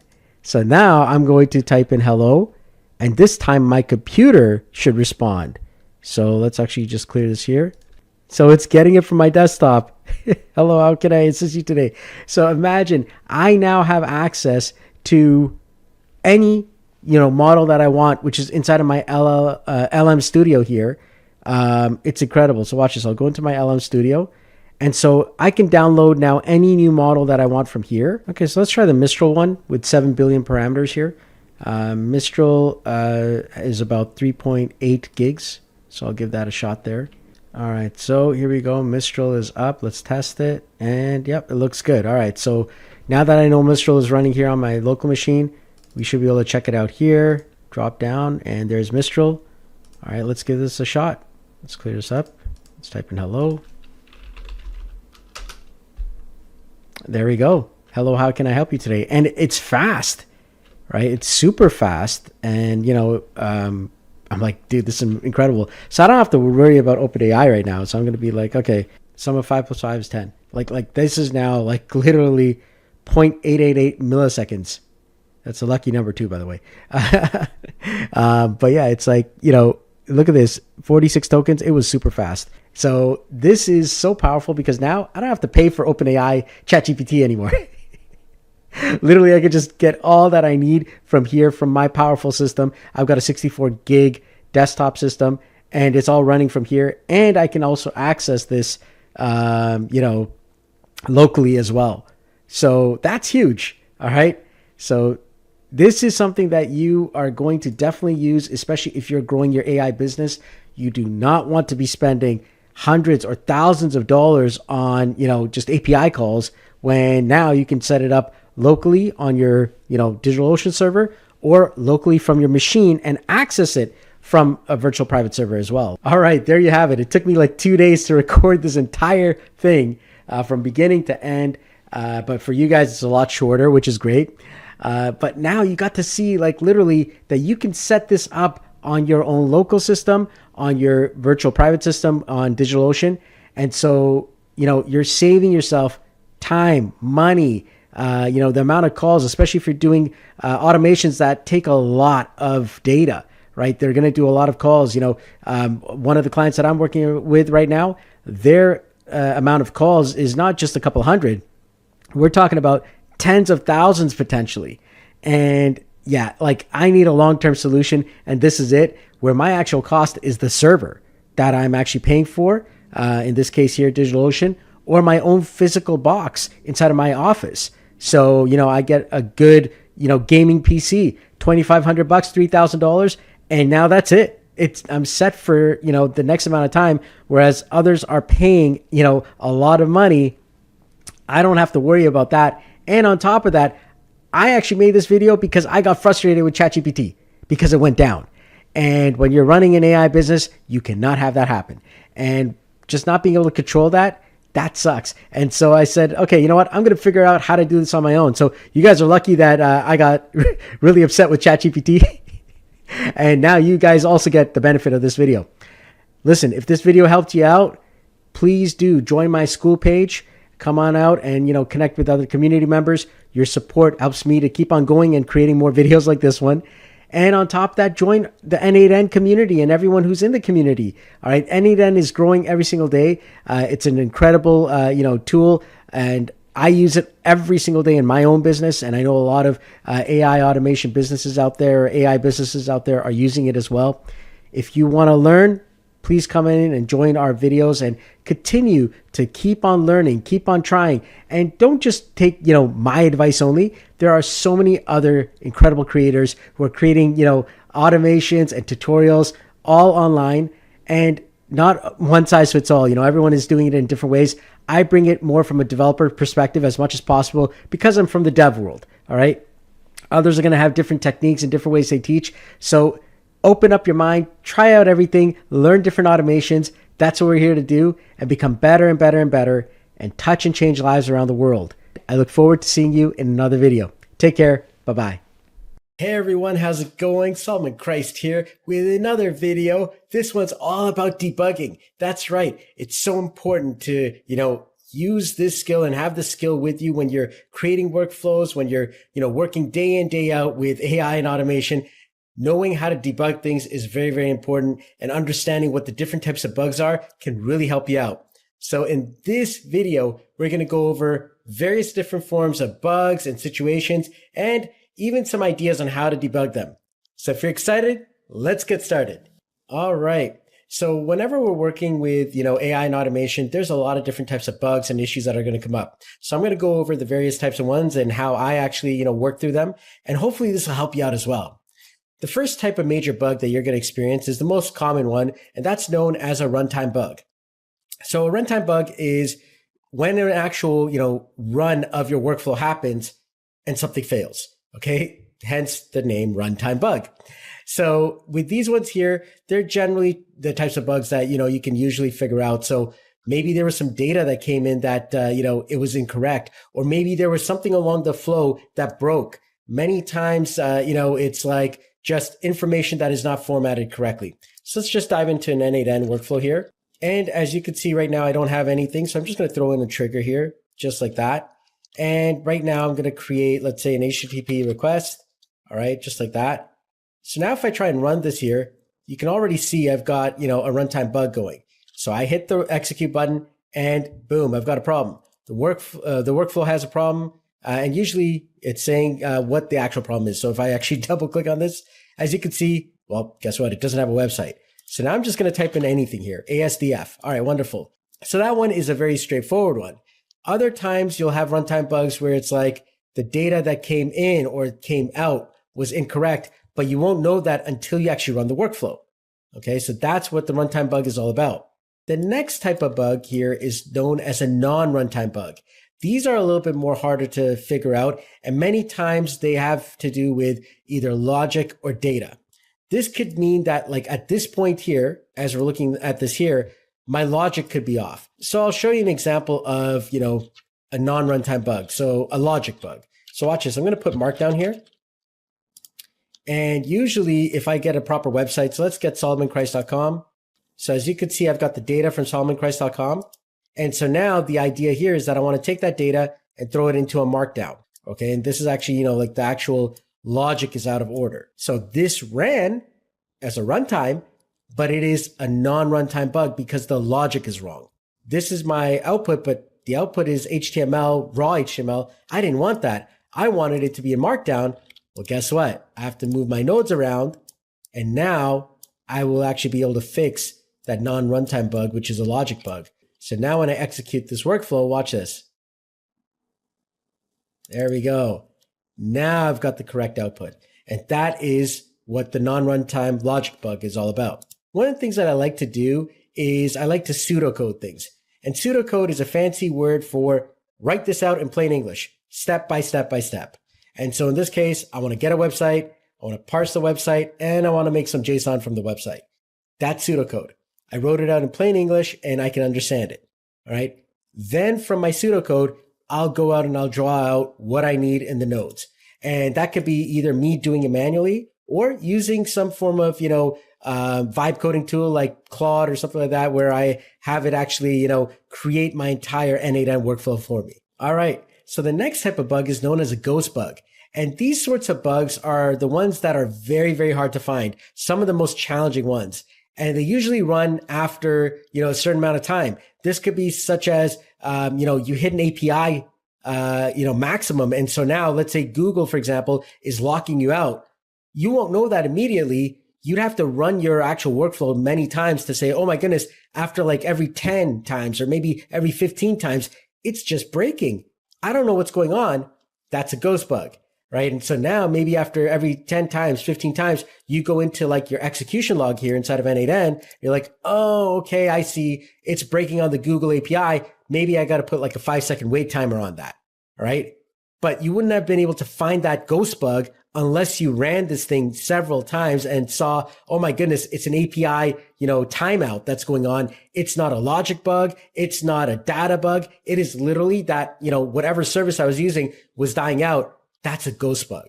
All right. Because it doesn't happen all the time. It happens sometimes and not sometimes. So that's the challenge there. That's why they're so hard to find. Our next type of bug is called an infinite loop bug.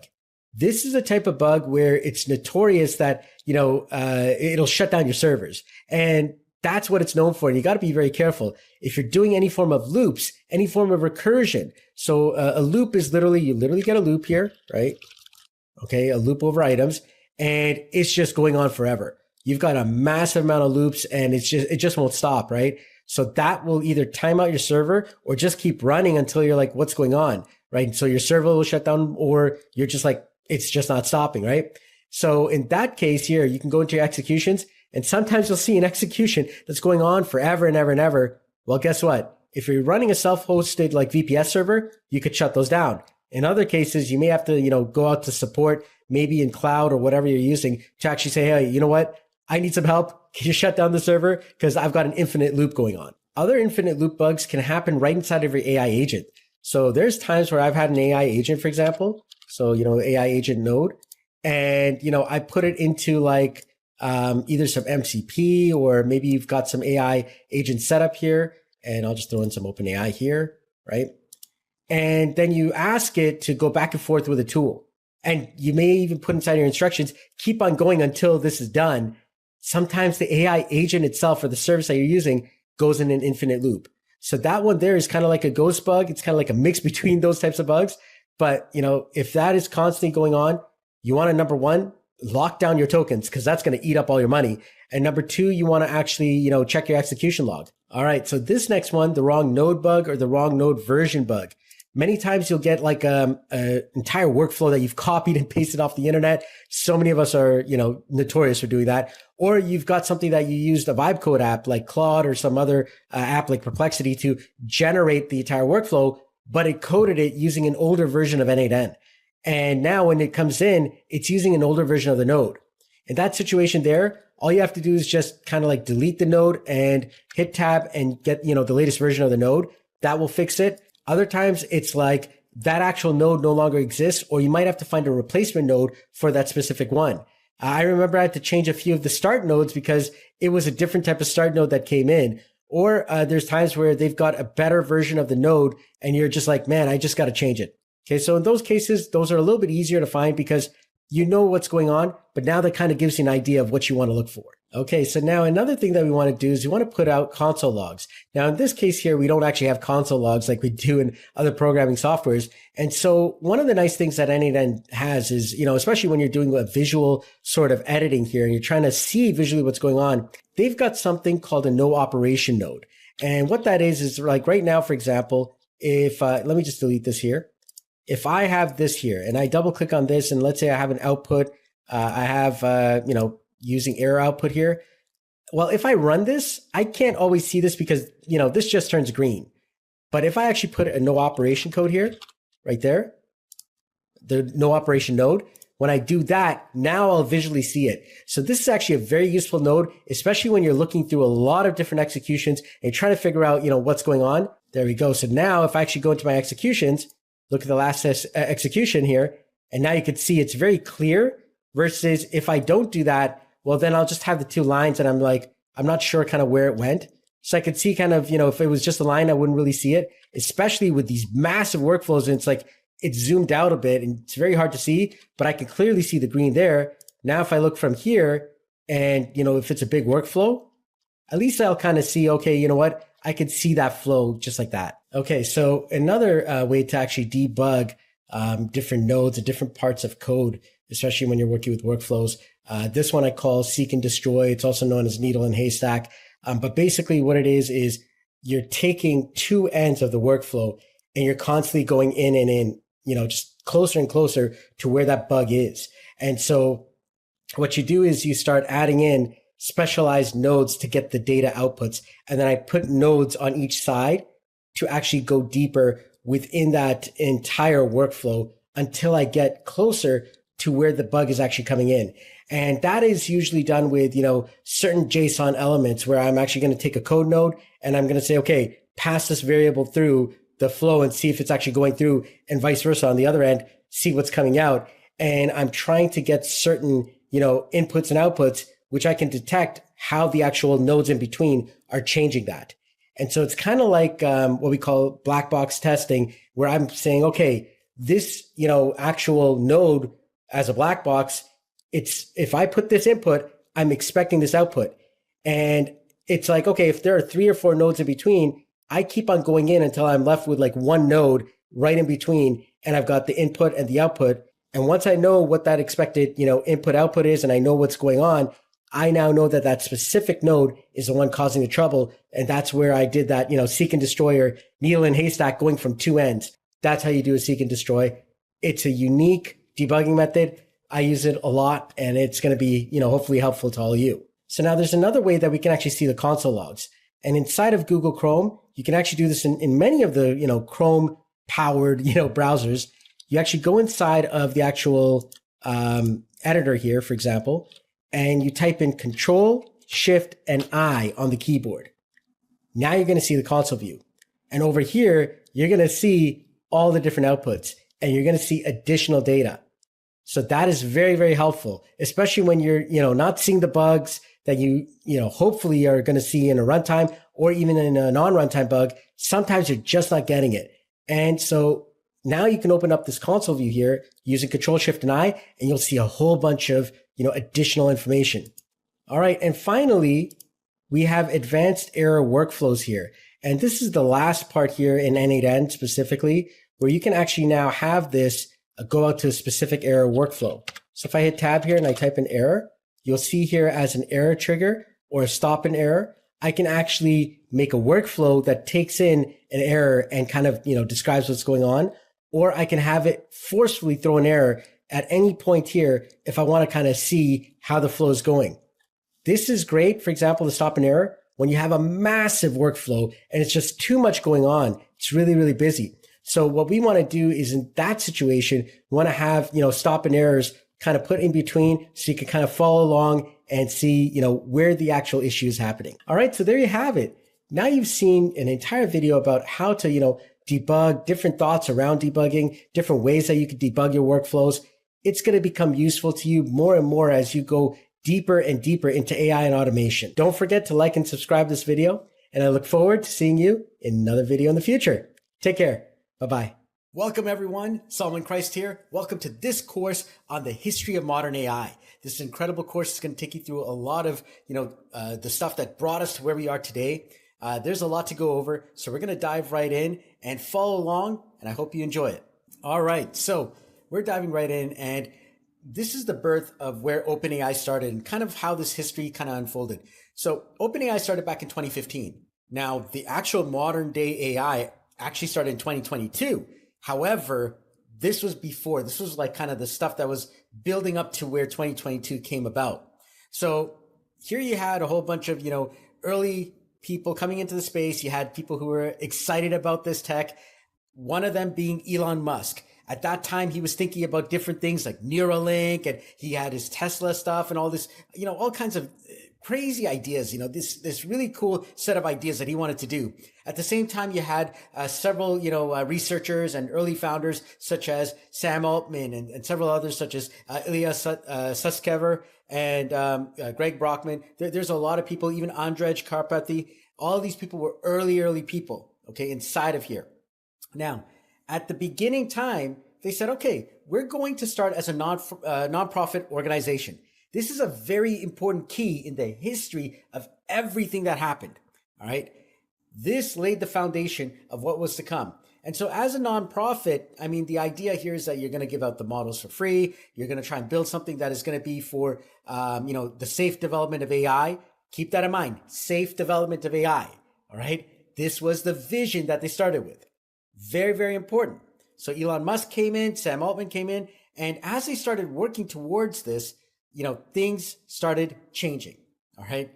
Now, this is the original mission here. Intelligence for humanity.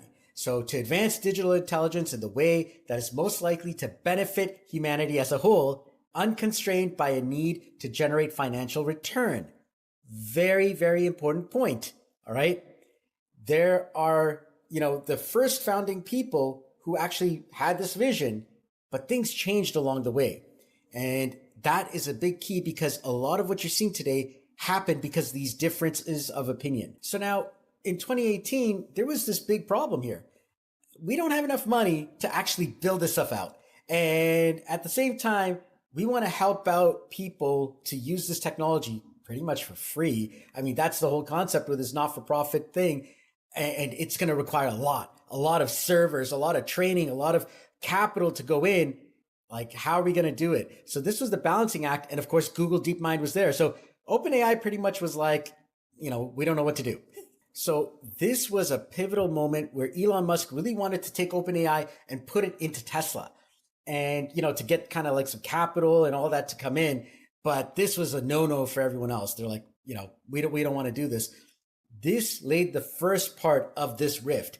And this rift started becoming bigger and bigger and bigger. As you'll see, as we continue, things started really shifting as things started moving along.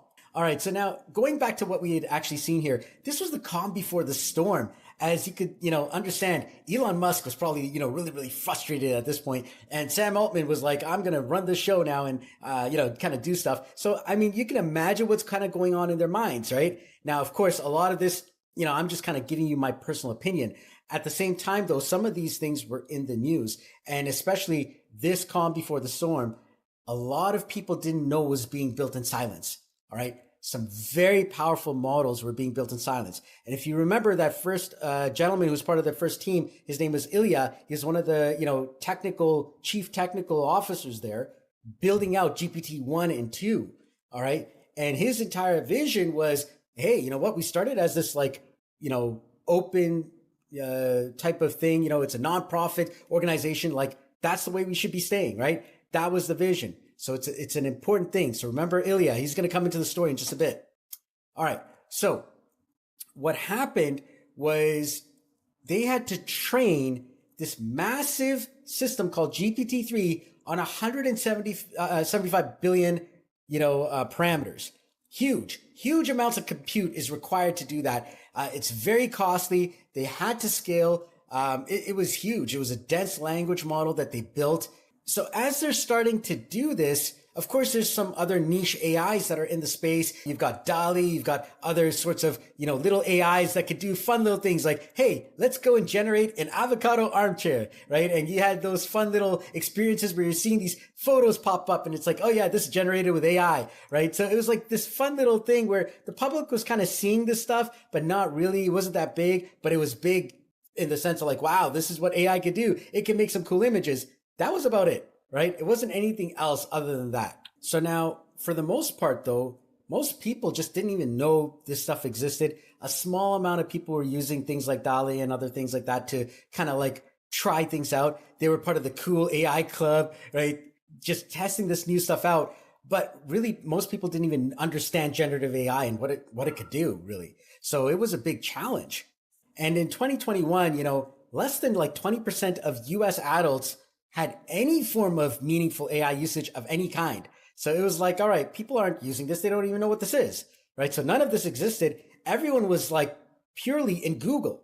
Speaking of Google, I mean, they had the advantage. They were doing all kinds of neat things. They had Lambda and Palm and Google's DeepMind, and they were doing all kinds of cool stuff. And everyone's like, yeah, Google is like the AI leader of the world, right? So that was the biggest key there. And so for a long time, this AI stuff was actually kind of like very private. You either had to be part of the ecosystem that was building this or the researchers to really know that this stuff even existed.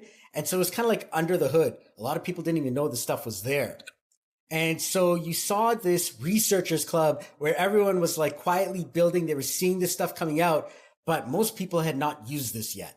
And that is where we started getting into this next level, which is about to hit. And what's going to happen next is what changed the entire world. So now at this point in time, internally, there was a lot of different conflict because more and more, commercialization of GPT and what ChatGPT was starting to become, they were just seeing that. And you had this difference of opinion, specifically two early people who were part of the, early team. They were sitting there and saying, listen, this is no longer what we signed up for. We're going to be leaving and we're going to be creating a brand new company. And these two people were actually siblings, Dario and Daniela. Amode is the last name. They went on to take on several of these early engineers as well from OpenAI. They formed a little team and they built a company called Anthropic.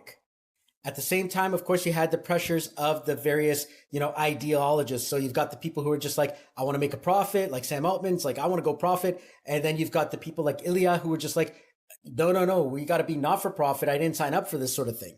All right. So this difference of minds was happening. And then you've got, of course, the Amode siblings, and they just literally left and they built out Anthropic, a completely different company. So this is all going on at the same moment in time. Of course, America is leading. But then a young man named Liang Wenfeng, he started buying a whole bunch of GPUs, NVIDIA GPUs. And as he was doing this, the United States blocked China from getting as many chips as they could to try and kind of restrict this. This is key because right now, at this moment in time, Firstly, nobody knows what's going on in the world of AI, and America is leading the way.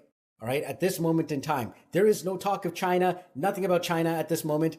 In fact, the rest of the world is really anywhere near AI yet. All right, so this is an important turning point in the history of modern day AI. So Dario and Daniela were, the VPs inside of OpenAI. One is VP of research and one was VP of safety and policy.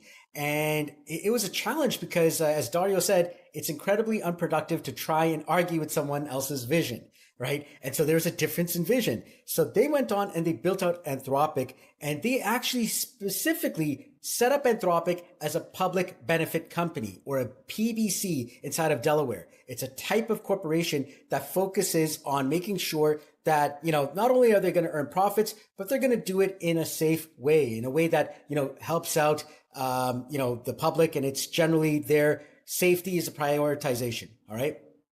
And seeing that this entire thing was shifting to this commercial side where you're going to have this cap profit model and it could increase as well, and you're starting to make profits and stuff, this did not sit well with what they were trying to build. And, the safety was another one. That was a big one, was that, you're missing out on the safety of what this thing needs, because this thing is super powerful. The biggest core key here is that AI for Anthropic should be something that is building AI that is fundamentally aligned with human values, not just corporate returns. That was a big thing. And that was where, this disconnect happened. And so this is the key now when you're looking at what has happened with Anthropic over these years and where OpenAI is going, you're seeing this play out already. So some of the things that they had as a core philosophy inside of Anthropic with their base ideas is explicit principles. The models are trained against a written constitution, not just kind of, doing whatever it wants. It's basically ensuring that there's helpfulness, honesty, and harmlessness. All right. That is a big thing for Anthropic. It's the core of its entire being, is making sure that everyone is safe. Number 2 is AI self-correction, making sure that the model is checking itself and checking its own responses to get better. All right. And safety over scale, prioritizing a safe guardrail system versus let's just go fast, break things, and, whatever happens, happens sort of thing, right? So this is a huge shift in the way they actually operated compared to what was going on with OpenAI. So now you remember that young man in China I told you about, Liang Wenfeng. He quietly had the strategy of stockpiling these chips because he wanted to make sure that he could train. And as he's training these models, he was a graduate of Zhejiang University, and basically, he wanted to continuously keep on being able to train. But as he's getting these chips, the United States in 2022 imposes this export ban. And what ended up happening was, because of that ban, they only had a limited amount of capabilities. So what do you do when you have a limited amount of capabilities, whereas the United States, unlimited? You could do whatever you want, right?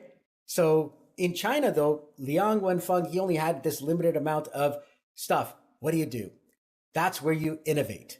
So as they were getting stopped, the United States, they stopped China from getting this computer infrastructure. They wanted to use it as a strategic move to stop, China from having the next level of stuff. So the initial ban was a ban against the NVIDIA A100 chips and the H100 chips. All right. So these were like big chips.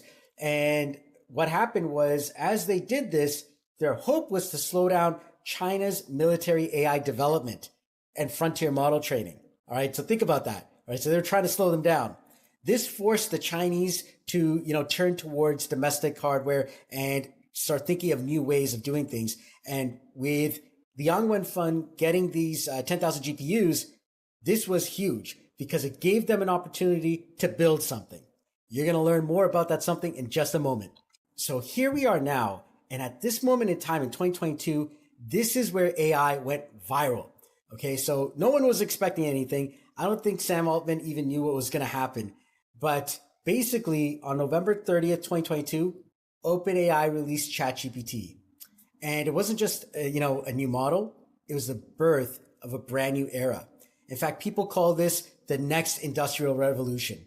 This was so huge. And within a short period of time, imagine like how fast the adoption happened. You think about Netflix, 3.5 years, Twitter, 2 years, Facebook, 10 months, ChatGPT, 5 days. That's how fast this thing grew. So this was so big that it initiated a code red inside of Google. It was huge. For the first time, Google actually saw that it could actually, be shut down potentially. Like, that's how big this was. A code red inside of Google, that was like, oh my goodness, a huge, huge shift.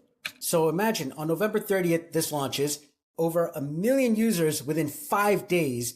There was like, you didn't need any technical knowledge, just literally a simple text box, type in, and everything started, coming back as if a human being was writing it. It was incredible. People were like, oh my goodness.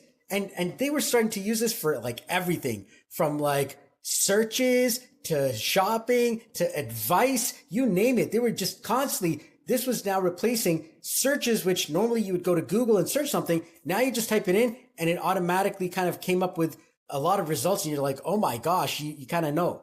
Now, of course, at this moment in time, the web search feature was not really there, but just the fact that the chatbot was there and had so much knowledge and information because it was trained on the entirety of the internet up until, a year before that time, it was huge.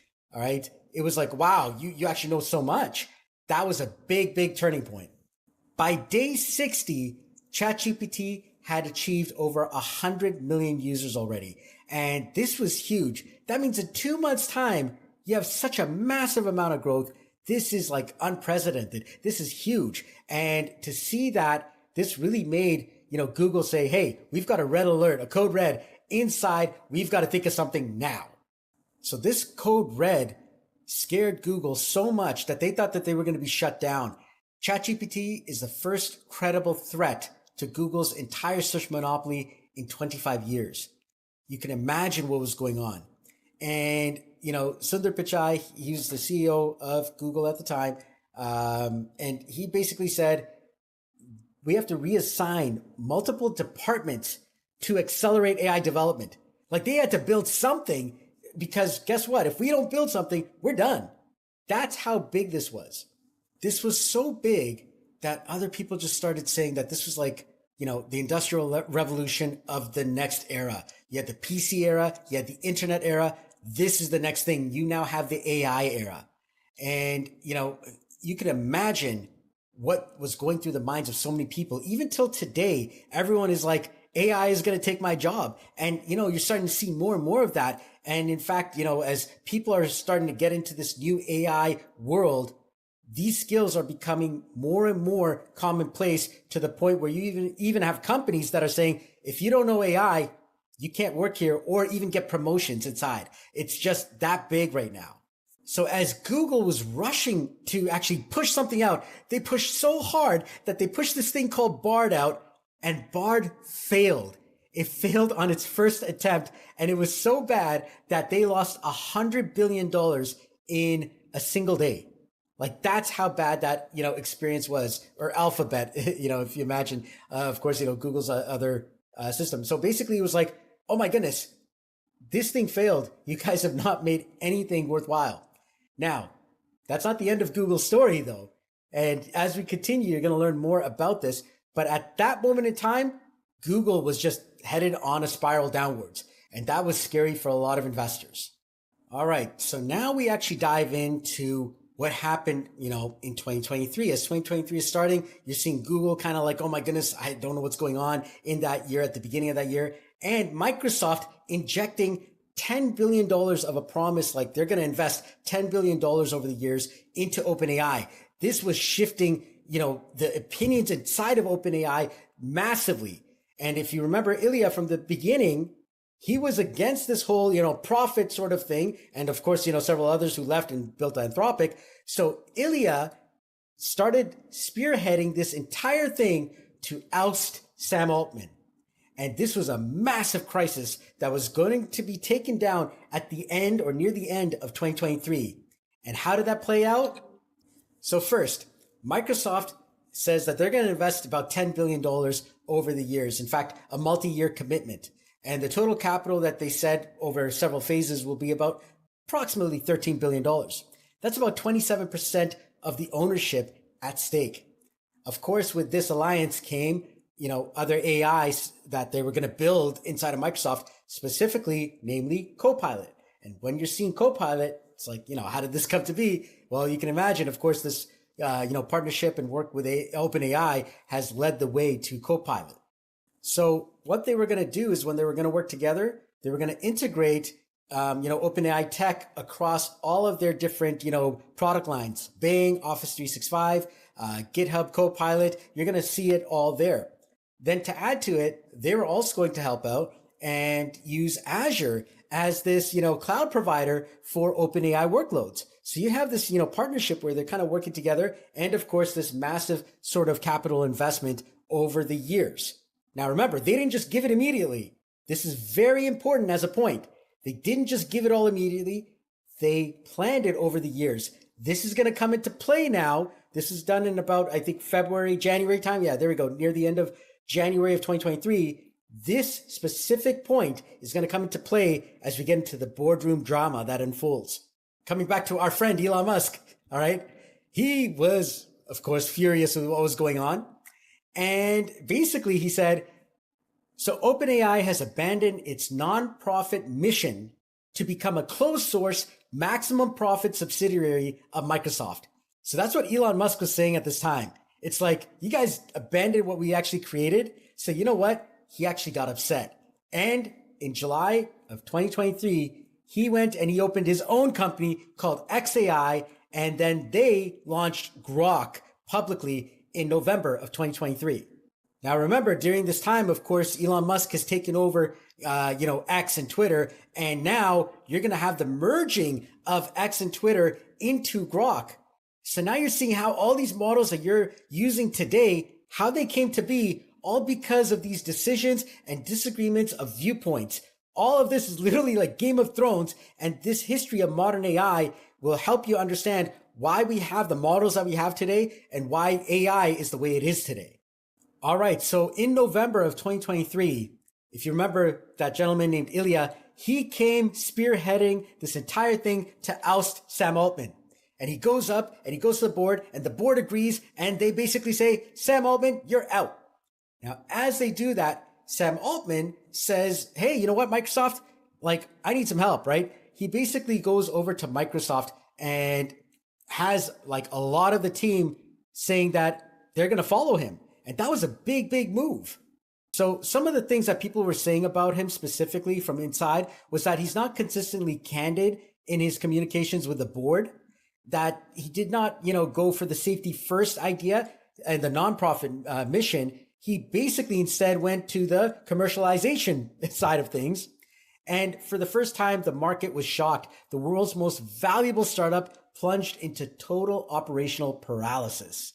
So now Sam Altman leaves, fine, and he says, I'm going to take my entire staff who want to come with me. Come on, let's go. 770 employees, they come with him. They say, we're going to come with you. That was massive. Can you imagine? 95% of that staff, or the majority of the staff, is like, we're coming.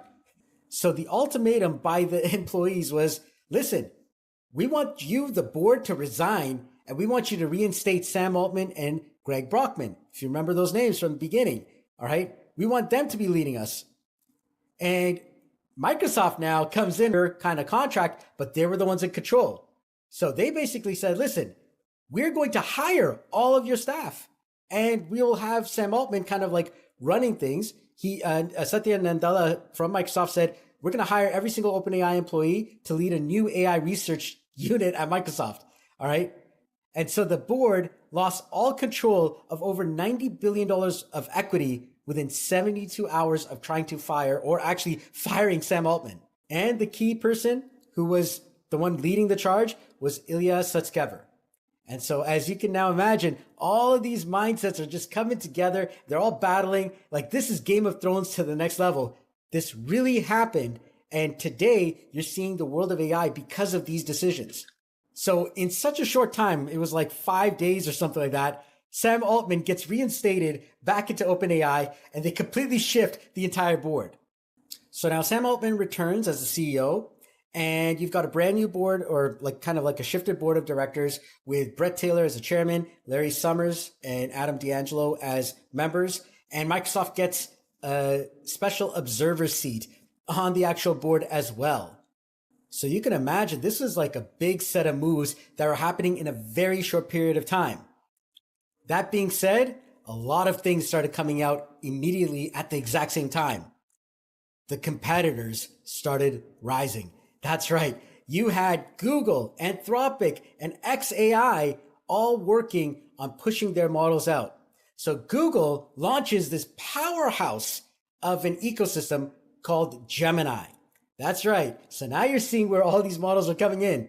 Anthropic pushes Claude. That is their safety first rival that, was coming out, and they were now pushing that. And xAI, of course, pushing out Grok. So all of these now are coming out, and you're getting all of these models coming in to compete in the entire ecosystem.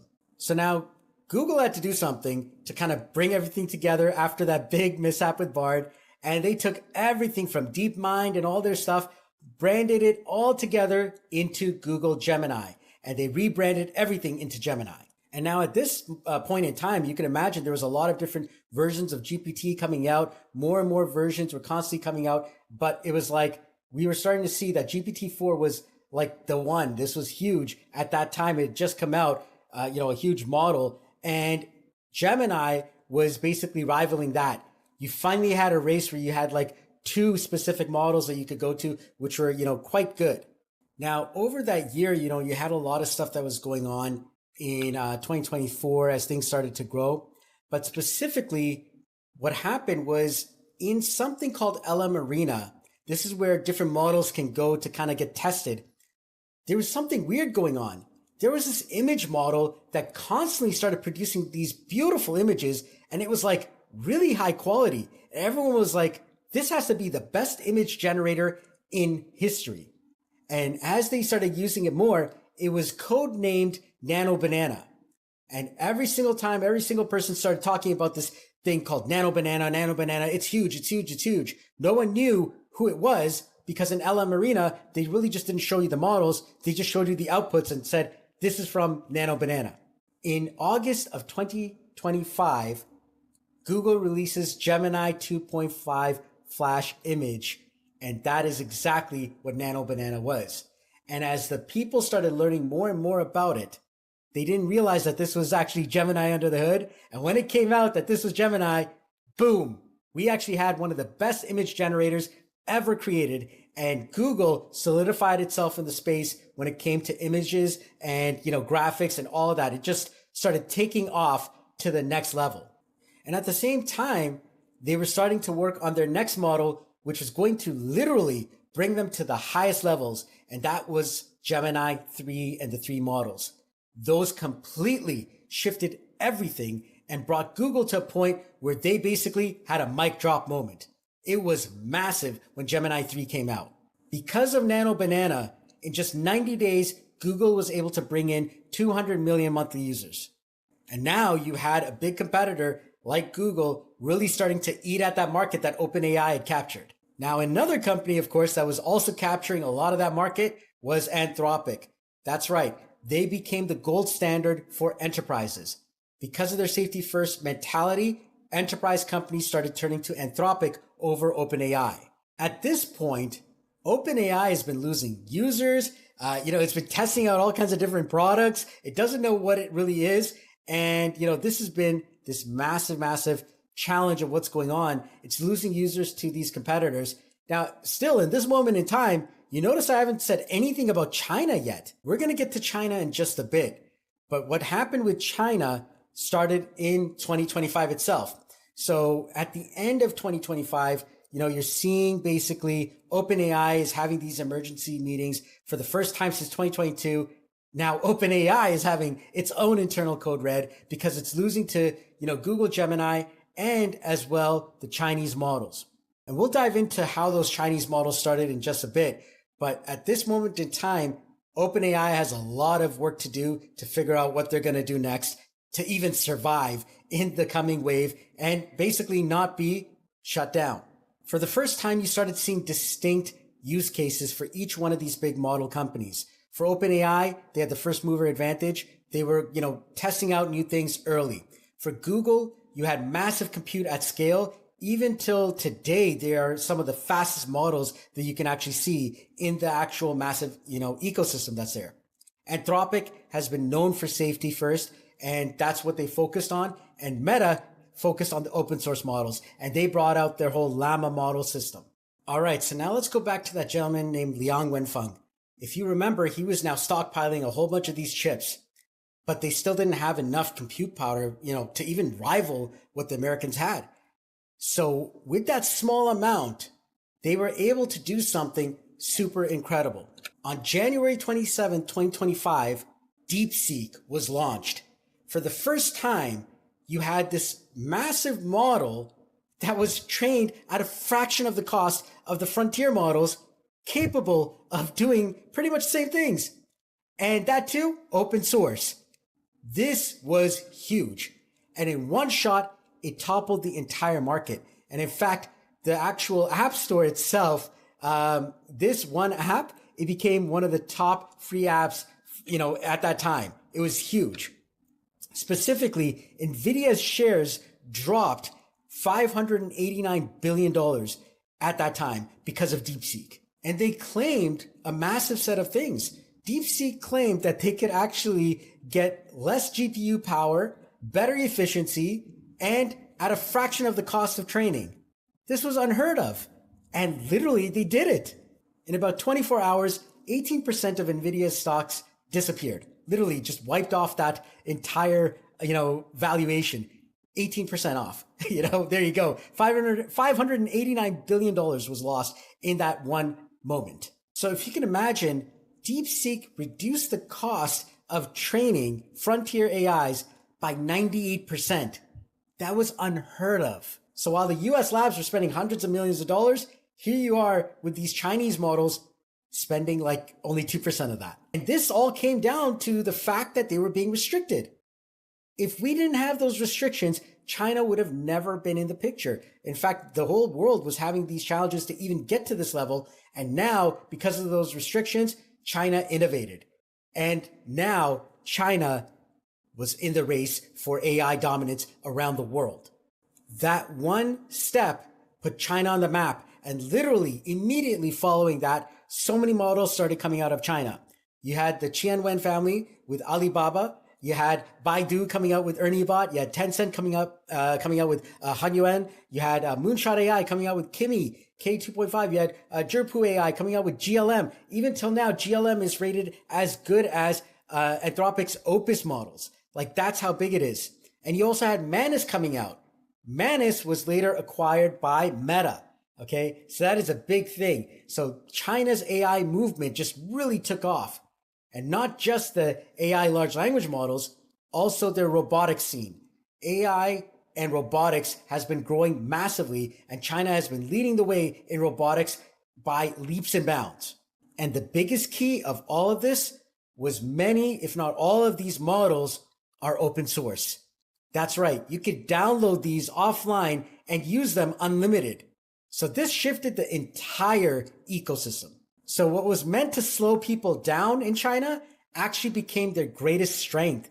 And it made it like literally a catalyst to actually find new ways to actually train these models and release them at a fraction of the cost.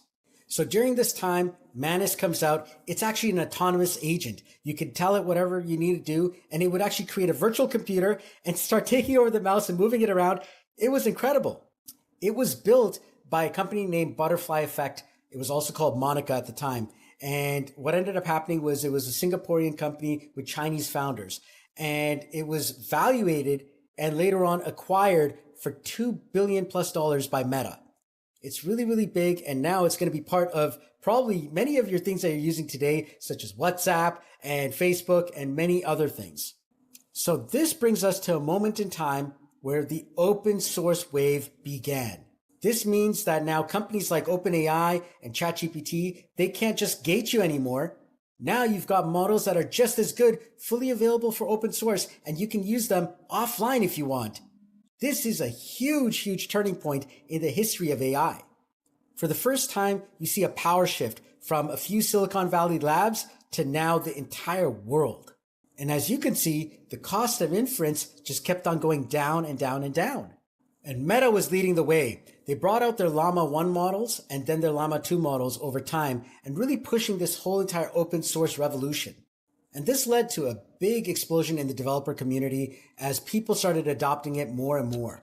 And as this was happening, more and more of these companies were just literally trying to get to less and less inference costs. So you can imagine now the cost of tokens kept on going down. And this was a key turning point because now people were able to use these models on smaller, less, expensive hardware, which is a big thing when you're looking at the cost of running AI. So this pushed the global developer adoption. AI is no longer a gated resource limited to Silicon Valley. Open models have triggered a global surge in building from Bangalore to Sao Paulo, from India to Southeast Asia to Latin America. As these new emerging markets were coming out, they were now getting AI implementation as well. The inference costs kept on falling down. They fell by 90% across the board. And it got to a point where every single time a major company was releasing their AI model that was supposed to be, behind closed doors, a new model that came out, within a week was fully open source, ready to go, that rivaled many of these closed models. So it was huge that this was happening. Now, this brings us over to 2026, as we started seeing now different countries trying to take different stances. So Europe, for example, tried to put a lot of regulation, and in doing so, they basically are costing themselves a lot of money. What ended up happening was all these strict compliances stopped people from actually using much of the AI and slowing down the frontier research and development and deployment. So this marked the end as well of this gated AI idea, where now you're going to be paying for these monthly models, monthly fees, and so on. People were starting to now say, hey, I can actually get these open source models and start using them offline, such as using tools like Ollama, LM Studio. You can use DeepSeek as well, some of these models here, and reducing the cost output. In fact, a lot of these open source models are rivaling many of the gated models as well. So now that brings us to the agentic turning point. In 2026, the entire year is all about agentic AI. We first started off with the models, which was the raw. The story is no longer about the brain. It's about the harness. And that harness gives the brain a purpose. So here, in this moment in time, we have a gentleman named Peter, and he's sitting down and he's saying, you know what? I can use these models to do a little bit more. Just having them kind of chat to me is one thing, but what if they could actually now run command line codes and, return back all the stuff that I need? And what if I could connect it, via one of my chat messaging tools, such as WhatsApp or Telegram? And I want it to actually have a personality. The AI that we're seeing today is very boring. I want it to feel like I'm actually talking to a human being. And so he started building out a soul file, a memory file, a heartbeat, and he used Anthropic's latest model, which was known as Opus at the time. Now, initially, he called this thing Claude Bot. That's CLAWD-BOT. Now, everything I'm about to tell you happened in the course of 1 week. Okay, keep this in mind when I tell you the story, okay? So, here comes Peter. He's released this thing called Claude Bot. Claude, Anthropic Claude, the company, comes and says, hey, Peter, you have to change the name or else we're going to sue you. All right. Peter goes and he starts changing everything, and he goes ahead and he calls it Molt Bot. At the same time as he's doing this, there's another gentleman named Matt.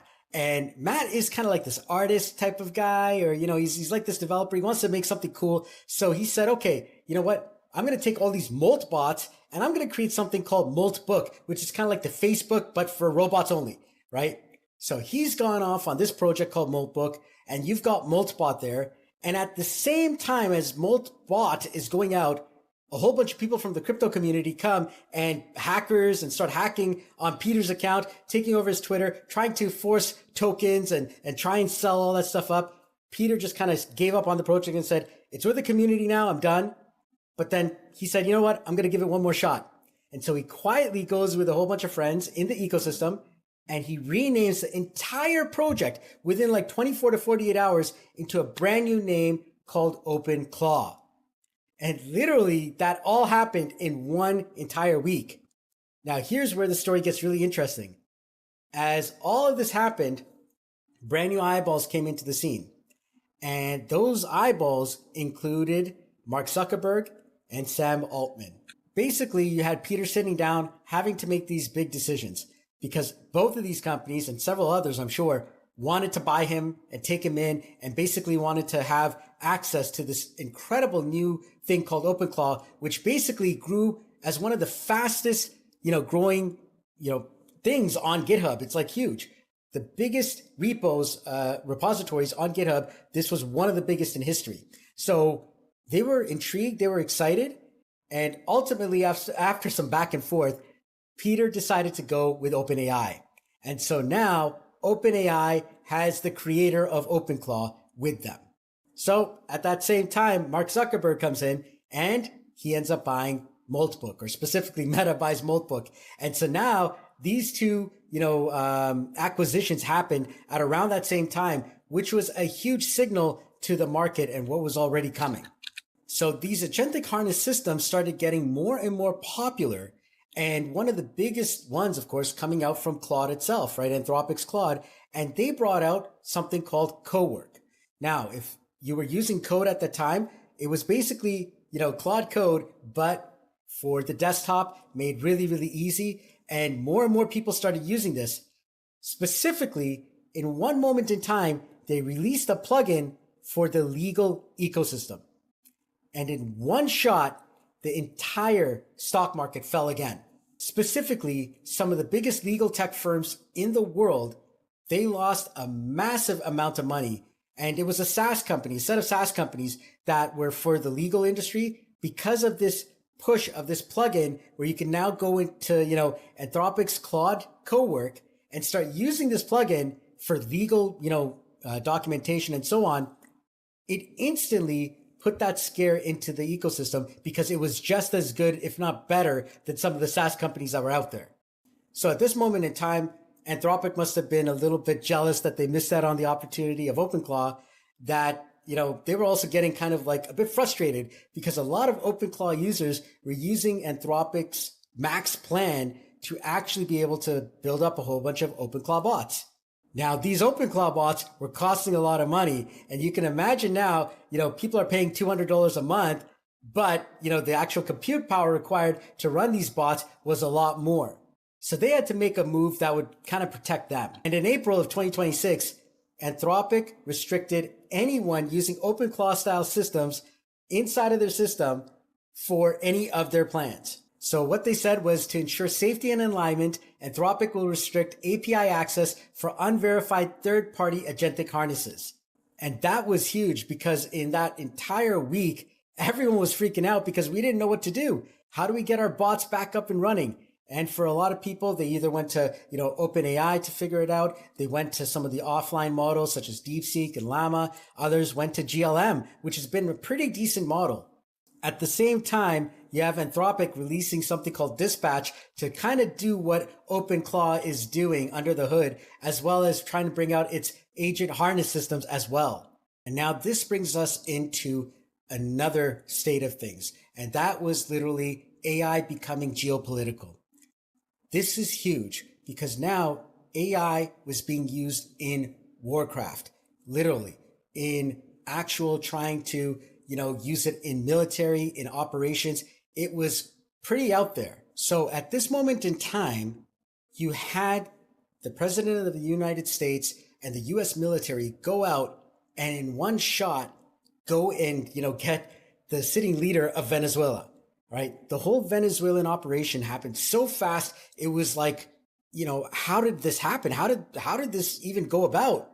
And there were reports that Anthropic Claude's models may have actually been used to do this.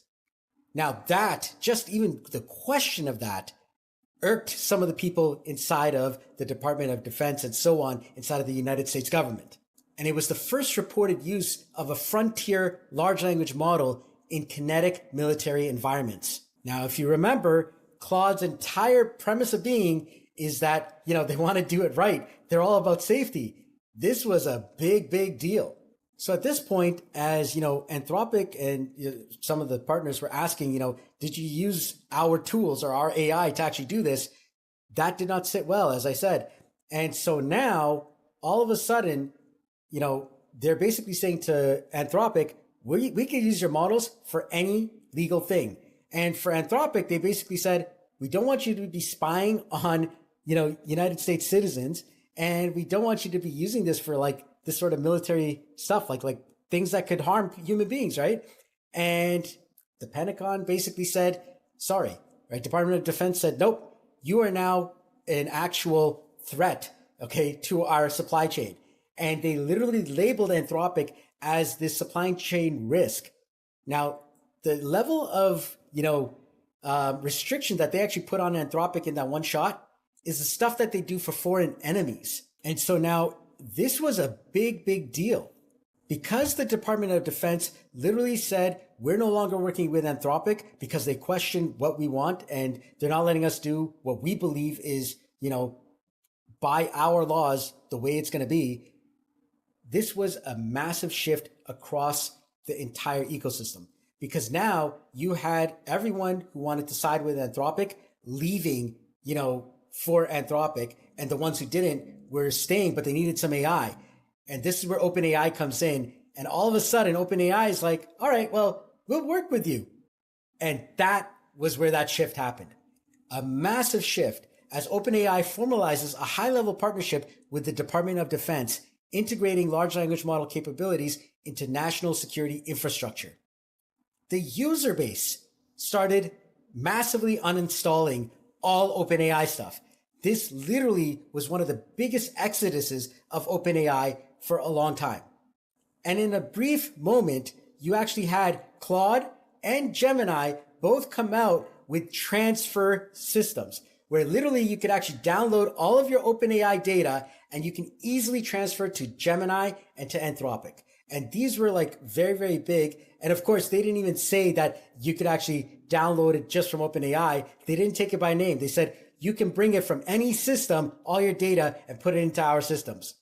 So that's what started happening. And you saw this big move of users leaving OpenAI in droves. So now you have an overall picture of where modern AI is, why things are in existence today, how they came to be. It comes from these three eras of AI evolution. From 2015 to 2022, you had the model era. From 2023 to 2025, you had the system era. And now in 2026 and beyond, you have the harness era. So that brings us to the next steps. And that is mastering the agentic harness. The history of AI has proven one thing, and that is the future belongs to those who control the system, not just the model. Congratulations on getting this far. You've now learned the history of modern day AI. Now go out there and go forward as you continue your training in becoming an agentic AI operator. I'll see you in the next course. Take care. Bye-bye.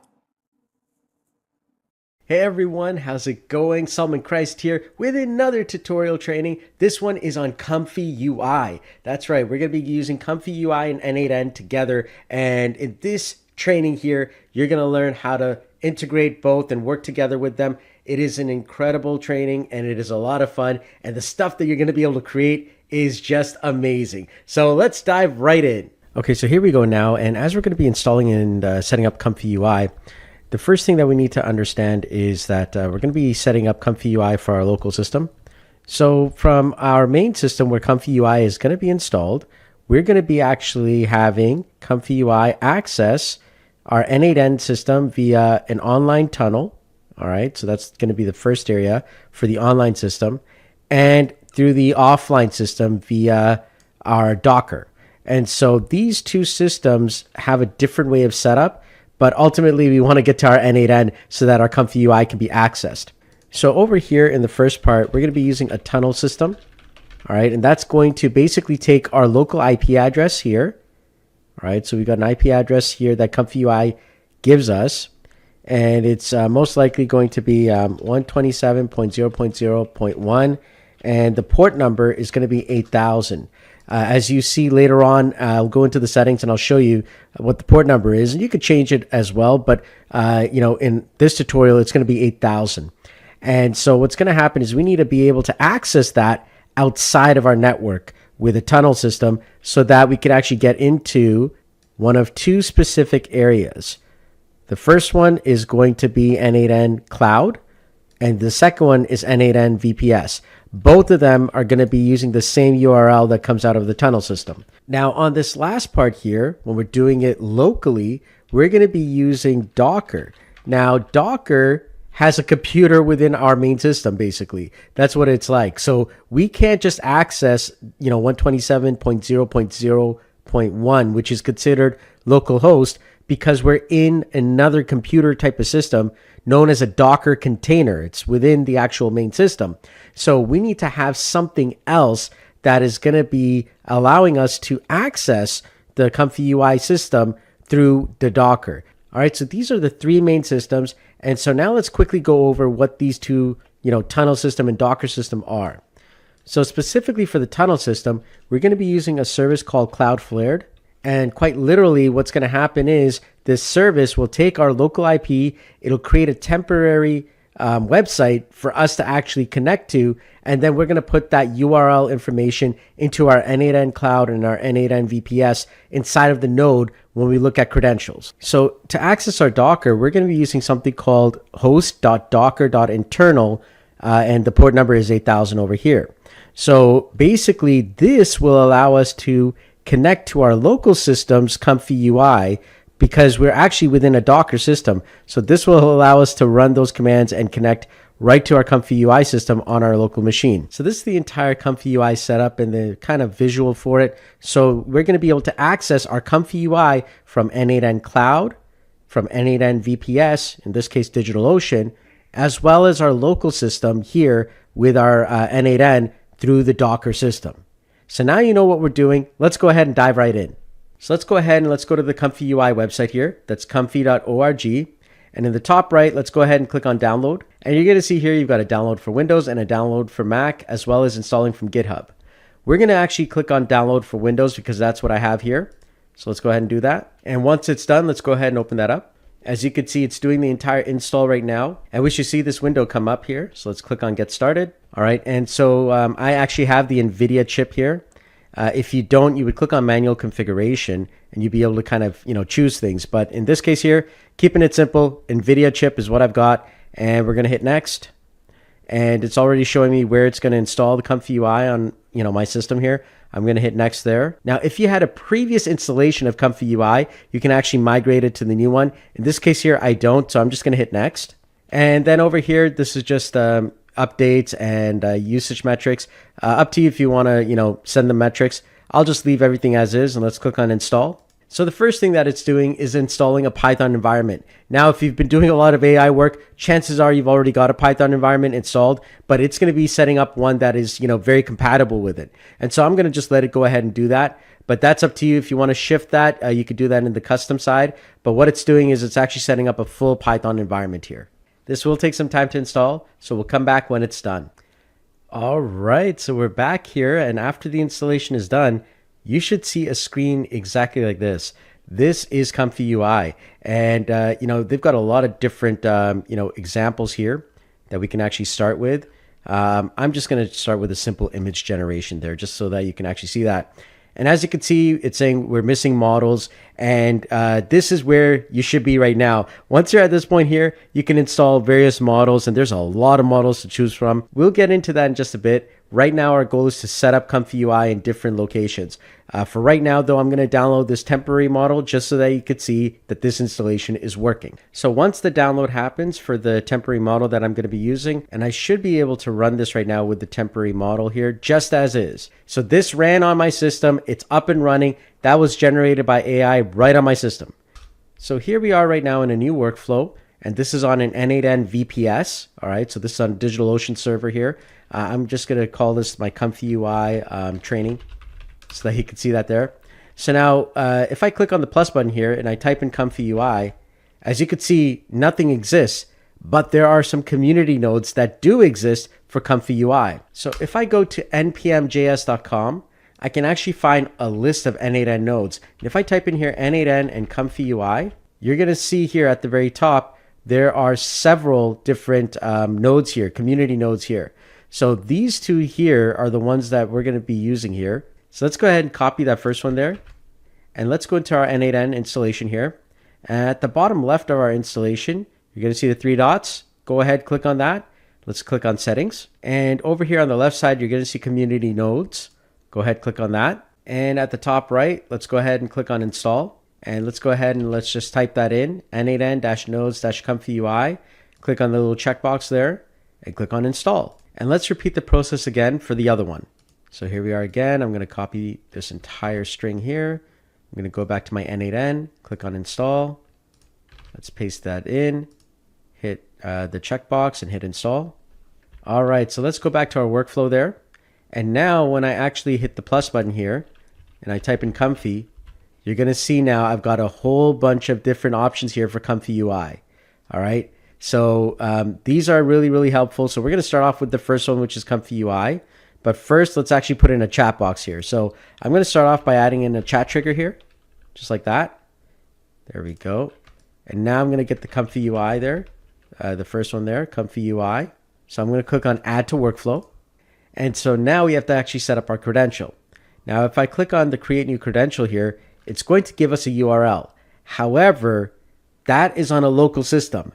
This is a VPS system or a cloud system. So it's the same thing in the cloud as well. So what's going to happen is we need another service that's going to allow us to take our local machine and route it up to our n8n inside of the cloud or in our VPS. So the company that actually has a tool like that is Cloudflare. If you'd like to learn more about how Cloudflare Tunnel works, you can actually click on the Cloudflare Tunnel link here, and they'll tell you more about Cloudflare, which is the app that we're going to be using. But specifically, I want you to click on the Downloads button here for Cloudflare Docs. And then if you go down here, you're going to see the Windows edition here, 64-bit.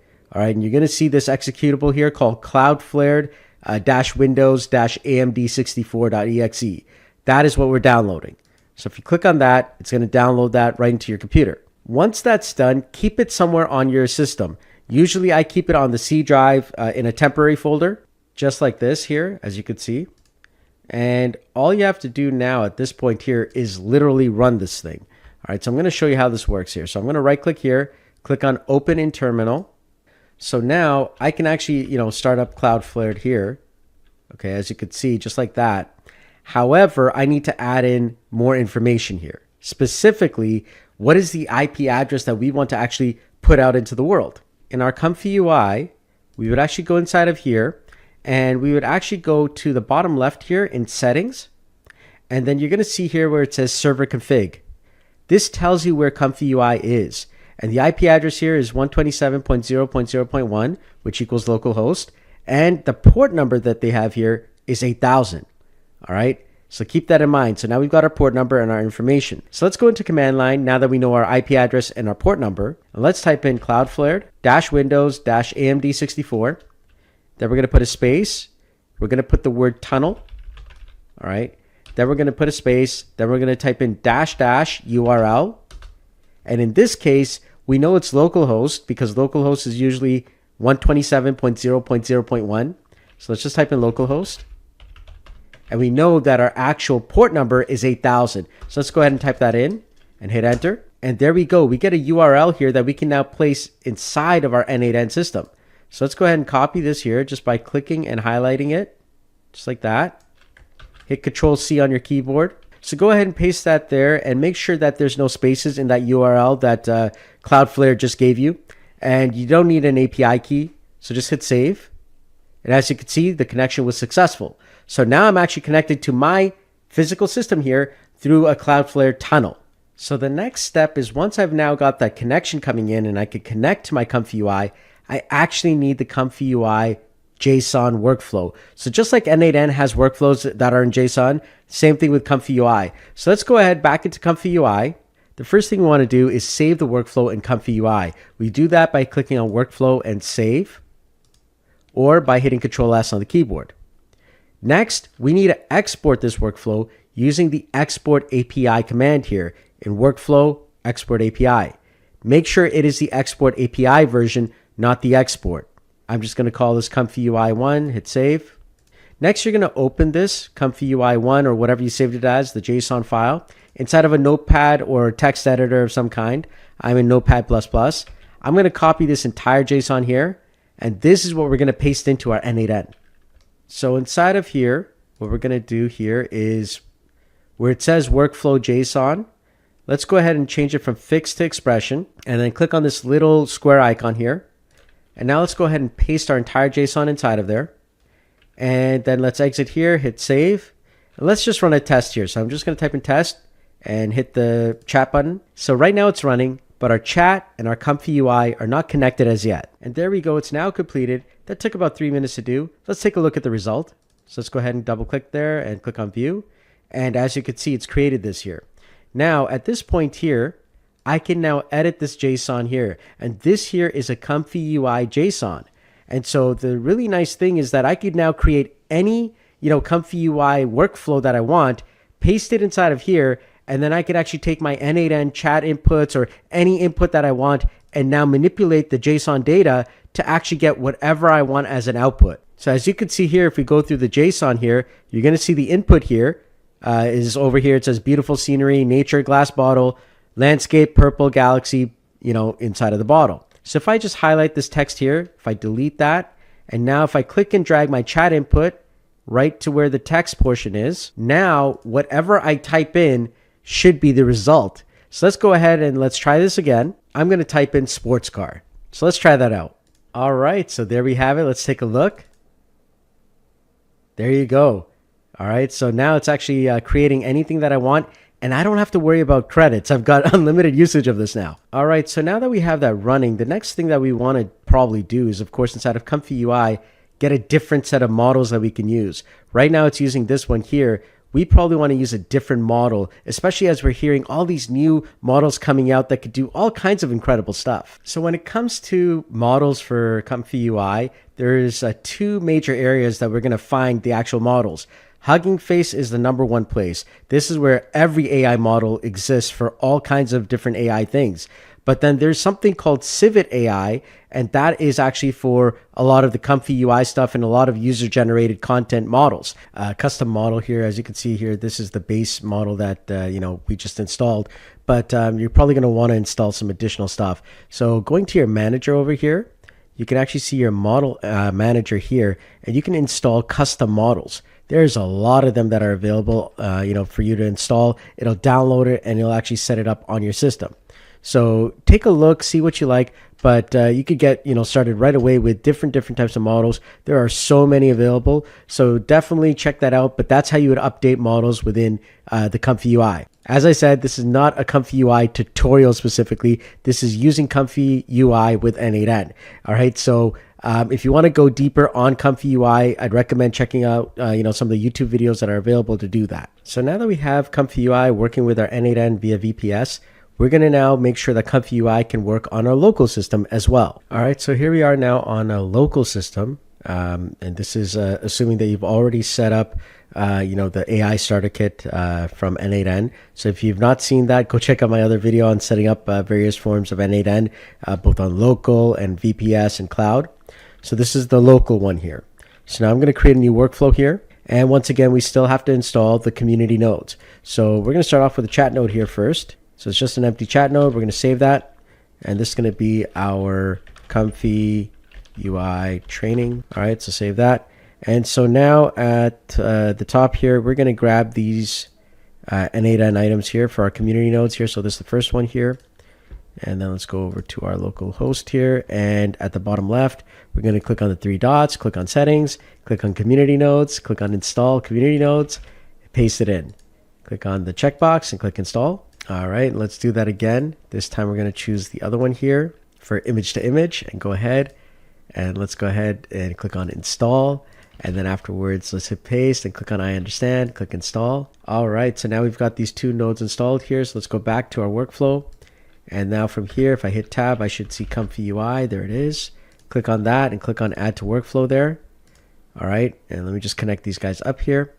And now the credentials. All right, so accessing my local Comfy UI is straightforward. It's 127.0.0.1 colon 8000. I can do that in your URL. However, in my local n8n, if I put that inside of here, as you can see, I'm going to get an error. And what ends up happening, it's because I'm actually within a Docker. So I actually have to change this from 127.0.0.1, and I have to change this to host.docker.internal. That's the equivalent one because remember, this entire n8n system is within a Docker container. So now that's my local host of the Docker. So if I hit retry, now I can access my n8n from my n8n, the Comfy UI. So now it's actually working. And so the same idea as before exists. I just take the JSON file of my Comfy UI and I paste that into my actual workflow here. So let's go to expression. Let's open up the square, paste that in. And then afterwards, I'm just going to create a quick little chat here. So I'll just do a test. And then I'm going to stop this here. There we go. And then I'm going to take this and I am going to now take the chat input and let's delete this text here, just like that. And I'm going to take this here, just like that. Paste that in. There we go. And then I go back to my main window here, hit save. And now I could just redo this here. Create a motorcycle. And there we go. Take a look at what we've got here. It created a motorcycle. All right. So now we're up and running as well locally. Now, for those of you who don't have a powerful system, you can use things like DigitalOcean for GPUs. SimplePod is another big one, as is RunPod. Both of them also provide GPU systems, which you can then access Comfy UI on as well. So it may be a great option. Some of the pricing, as you can see, it is costly depending on the system that you're doing. You got per hour, per second. So you can kind of see that, what the rates are. In some cases, it may actually be better to just buy a computer. You'll probably save that money, but up to you on how you want to do it. And, just knowing that these services exist could be helpful, especially if you're trying to set something up where, you don't need to buy the entire computer and you just need it for certain amounts of time. On SimplePod, this thing is from 5 cents an hour for the lower end machines or up to $1.50 an hour. So it's a little bit better in pricing, but still it can be pricey. So keep that in mind as you are, trying to figure out where to set up Comfy UI to use it. So there you have it. You've got a great little tutorial there on how to set up Comfy UI on n8n. And that could be on n8n Cloud, it could be on n8n via VPS, or even on the local hosted n8n as well. Now, of course, there's a lot of tutorials on Comfy UI. Specifically, our goal is to help you to integrate it into n8n, because from n8n, now you could do a lot of interesting things with the Comfy UI system. And that includes creating images, creating videos, creating all kinds of incredible workflows for yourself and your clients. So if you haven't already, please join my school community and also make sure you join the n8n community as well. Until next time, I look forward to seeing you in another video. Take care. Bye-bye. Hey everyone, how's it going? Solomon Christ here with another video. This one's all about debugging. That's right. It's so important to, use this skill and have the skill with you when you're creating workflows, when you're, working day in, day out with AI and automation. Knowing how to debug things is very, very important, and understanding what the different types of bugs are can really help you out. So in this video, we're going to go over various different forms of bugs and situations, and even some ideas on how to debug them. So if you're excited, let's get started. All right. So whenever we're working with, AI and automation, there's a lot of different types of bugs and issues that are going to come up. So I'm going to go over the various types of ones and how I actually, work through them. And hopefully this will help you out as well. The first type of major bug that you're going to experience is the most common one, and that's known as a runtime bug. So a runtime bug is when an actual, run of your workflow happens and something fails, okay? Hence the name runtime bug. So with these ones here, they're generally the types of bugs that, you can usually figure out. So maybe there was some data that came in that, it was incorrect, or maybe there was something along the flow that broke. Many times, it's like just information that is not formatted correctly. So let's just dive into an n8n workflow here. And as you can see right now, I don't have anything. So I'm just going to throw in a trigger here, just like that. And right now I'm going to create, let's say, an HTTP request. All right, just like that. So now if I try and run this here, you can already see I've got, a runtime bug going. So I hit the execute button and boom, I've got a problem. The workflow has a problem. And usually it's saying what the actual problem is. So if I actually double click on this, as you can see, well, guess what? It doesn't have a website. So now I'm just going to type in anything here, ASDF. All right, wonderful. So that one is a very straightforward one. Other times you'll have runtime bugs where it's like the data that came in or came out was incorrect, but you won't know that until you actually run the workflow. Okay, so that's what the runtime bug is all about. The next type of bug here is known as a non-runtime bug. These are a little bit more harder to figure out, and many times they have to do with either logic or data. This could mean that like at this point here, as we're looking at this here, my logic could be off. So I'll show you an example of, a non-runtime bug. So a logic bug. So watch this. I'm going to put Markdown here. And usually if I get a proper website, so let's get SolomonChrist.com. So as you can see, I've got the data from SolomonChrist.com. And so now the idea here is that I want to take that data and throw it into a Markdown. Okay. And this is actually, like the actual logic is out of order. So this ran as a runtime, but it is a non-runtime bug because the logic is wrong. This is my output, but the output is HTML, raw HTML. I didn't want that. I wanted it to be in Markdown. Well, guess what? I have to move my nodes around, and now I will actually be able to fix that non-runtime bug, which is a logic bug. So now when I execute this workflow, watch this. There we go. Now I've got the correct output. And that is what the non-runtime logic bug is all about. One of the things that I like to do is I like to pseudocode things. And pseudocode is a fancy word for write this out in plain English, step by step by step. And so in this case, I want to get a website, I want to parse the website, and I want to make some JSON from the website. That's pseudocode. I wrote it out in plain English and I can understand it. All right. Then from my pseudocode, I'll go out and I'll draw out what I need in the nodes. And that could be either me doing it manually or using some form of, vibe coding tool like Claude or something like that, where I have it actually, create my entire n8n workflow for me. All right. So the next type of bug is known as a ghost bug. And these sorts of bugs are the ones that are very, very hard to find. Some of the most challenging ones. And they usually run after, a certain amount of time. This could be such as, you hit an API, maximum. And so now let's say Google, for example, is locking you out. You won't know that immediately. You'd have to run your actual workflow many times to say, oh my goodness, after like every 10 times or maybe every 15 times, it's just breaking. I don't know what's going on. That's a ghost bug. Right. And so now maybe after every 10 times, 15 times, you go into like your execution log here inside of n8n. You're like, oh, okay, I see. It's breaking on the Google API. Maybe I got to put like a 5-second wait timer on that.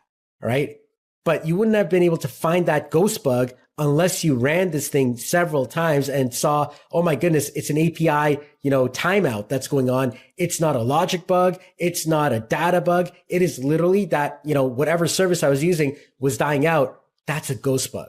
All right. Because it doesn't happen all the time. It happens sometimes and not sometimes. So that's the challenge there. That's why they're so hard to find. Our next type of bug is called an infinite loop bug. This is a type of bug where it's notorious that, it'll shut down your servers. And that's what it's known for. And you got to be very careful. If you're doing any form of loops, any form of recursion. So a loop is you literally get a loop here, right? Okay. A loop over items. And it's just going on forever. You've got a massive amount of loops and it just won't stop, right? So that will either time out your server or just keep running until you're like, what's going on, right? And so your server will shut down or you're just like, it's just not stopping, right? So in that case here, you can go into your executions and sometimes you'll see an execution that's going on forever and ever and ever. Well, guess what? If you're running a self-hosted like VPS server, you could shut those down. In other cases, you may have to, go out to support, maybe in cloud or whatever you're using to actually say, hey, you know what? I need some help. Can you shut down the server? Because I've got an infinite loop going on. Other infinite loop bugs can happen right inside of your AI agent. So there's times where I've had an AI agent, for example. So, AI agent node. And, I put it into like either some MCP or maybe you've got some AI agent setup here. And I'll just throw in some OpenAI here, right? And then you ask it to go back and forth with a tool. And you may even put inside your instructions, keep on going until this is done. Sometimes the AI agent itself or the service that you're using goes in an infinite loop. So that one there is kind of like a ghost bug. It's kind of like a mix between those types of bugs. But, if that is constantly going on, you want to, number one, lock down your tokens because that's going to eat up all your money. And number two, you want to actually, check your execution log. All right. So this next one, the wrong node bug or the wrong node version bug. Many times you'll get like an entire workflow that you've copied and pasted off the internet. So many of us are, notorious for doing that. Or you've got something that you used a vibe code app like Claude or some other app like Perplexity to generate the entire workflow. but it coded it using an older version of n8n. And now when it comes in, it's using an older version of the node. In that situation there, all you have to do is just kind of like delete the node and hit tab and get, the latest version of the node. That will fix it. Other times it's like that actual node no longer exists, or you might have to find a replacement node for that specific one. I remember I had to change a few of the start nodes because it was a different type of start node that came in. Or there's times where they've got a better version of the node and you're just like, man, I just got to change it. Okay, so in those cases, those are a little bit easier to find because you know what's going on, but now that kind of gives you an idea of what you want to look for. Okay, so now another thing that we want to do is we want to put out console logs. Now in this case here, we don't actually have console logs like we do in other programming softwares. And so one of the nice things that n8n has is, especially when you're doing a visual sort of editing here and you're trying to see visually what's going on, they've got something called a no operation node. And what that is like right now, for example, if, let me just delete this here. If I have this here and I double click on this and let's say I have an output, I have, using error output here. Well, if I run this, I can't always see this because, this just turns green. But if I actually put a no operation code here, right there, the no operation node, when I do that, now I'll visually see it. So this is actually a very useful node, especially when you're looking through a lot of different executions and trying to figure out, what's going on. There we go. So now if I actually go into my executions, look at the last execution here, and now you can see it's very clear versus if I don't do that, well, then I'll just have the two lines and I'm like, I'm not sure kind of where it went. So I could see kind of, if it was just a line, I wouldn't really see it, especially with these massive workflows. And it's like, it's zoomed out a bit and it's very hard to see, but I can clearly see the green there. Now, if I look from here and, if it's a big workflow, at least I'll kind of see, okay, you know what? I could see that flow just like that. Okay, so another way to actually debug different nodes and different parts of code, especially when you're working with workflows. This one I call seek and destroy. It's also known as needle and haystack. But basically what it is you're taking two ends of the workflow and you're constantly going in and in, just closer and closer to where that bug is. And so what you do is you start adding in specialized nodes to get the data outputs. And then I put nodes on each side to actually go deeper within that entire workflow until I get closer to where the bug is actually coming in. And that is usually done with, certain JSON elements where I'm actually going to take a code node and I'm going to say, okay, pass this variable through the flow and see if it's actually going through, and vice versa on the other end, see what's coming out. And I'm trying to get certain, inputs and outputs, which I can detect how the actual nodes in between are changing that.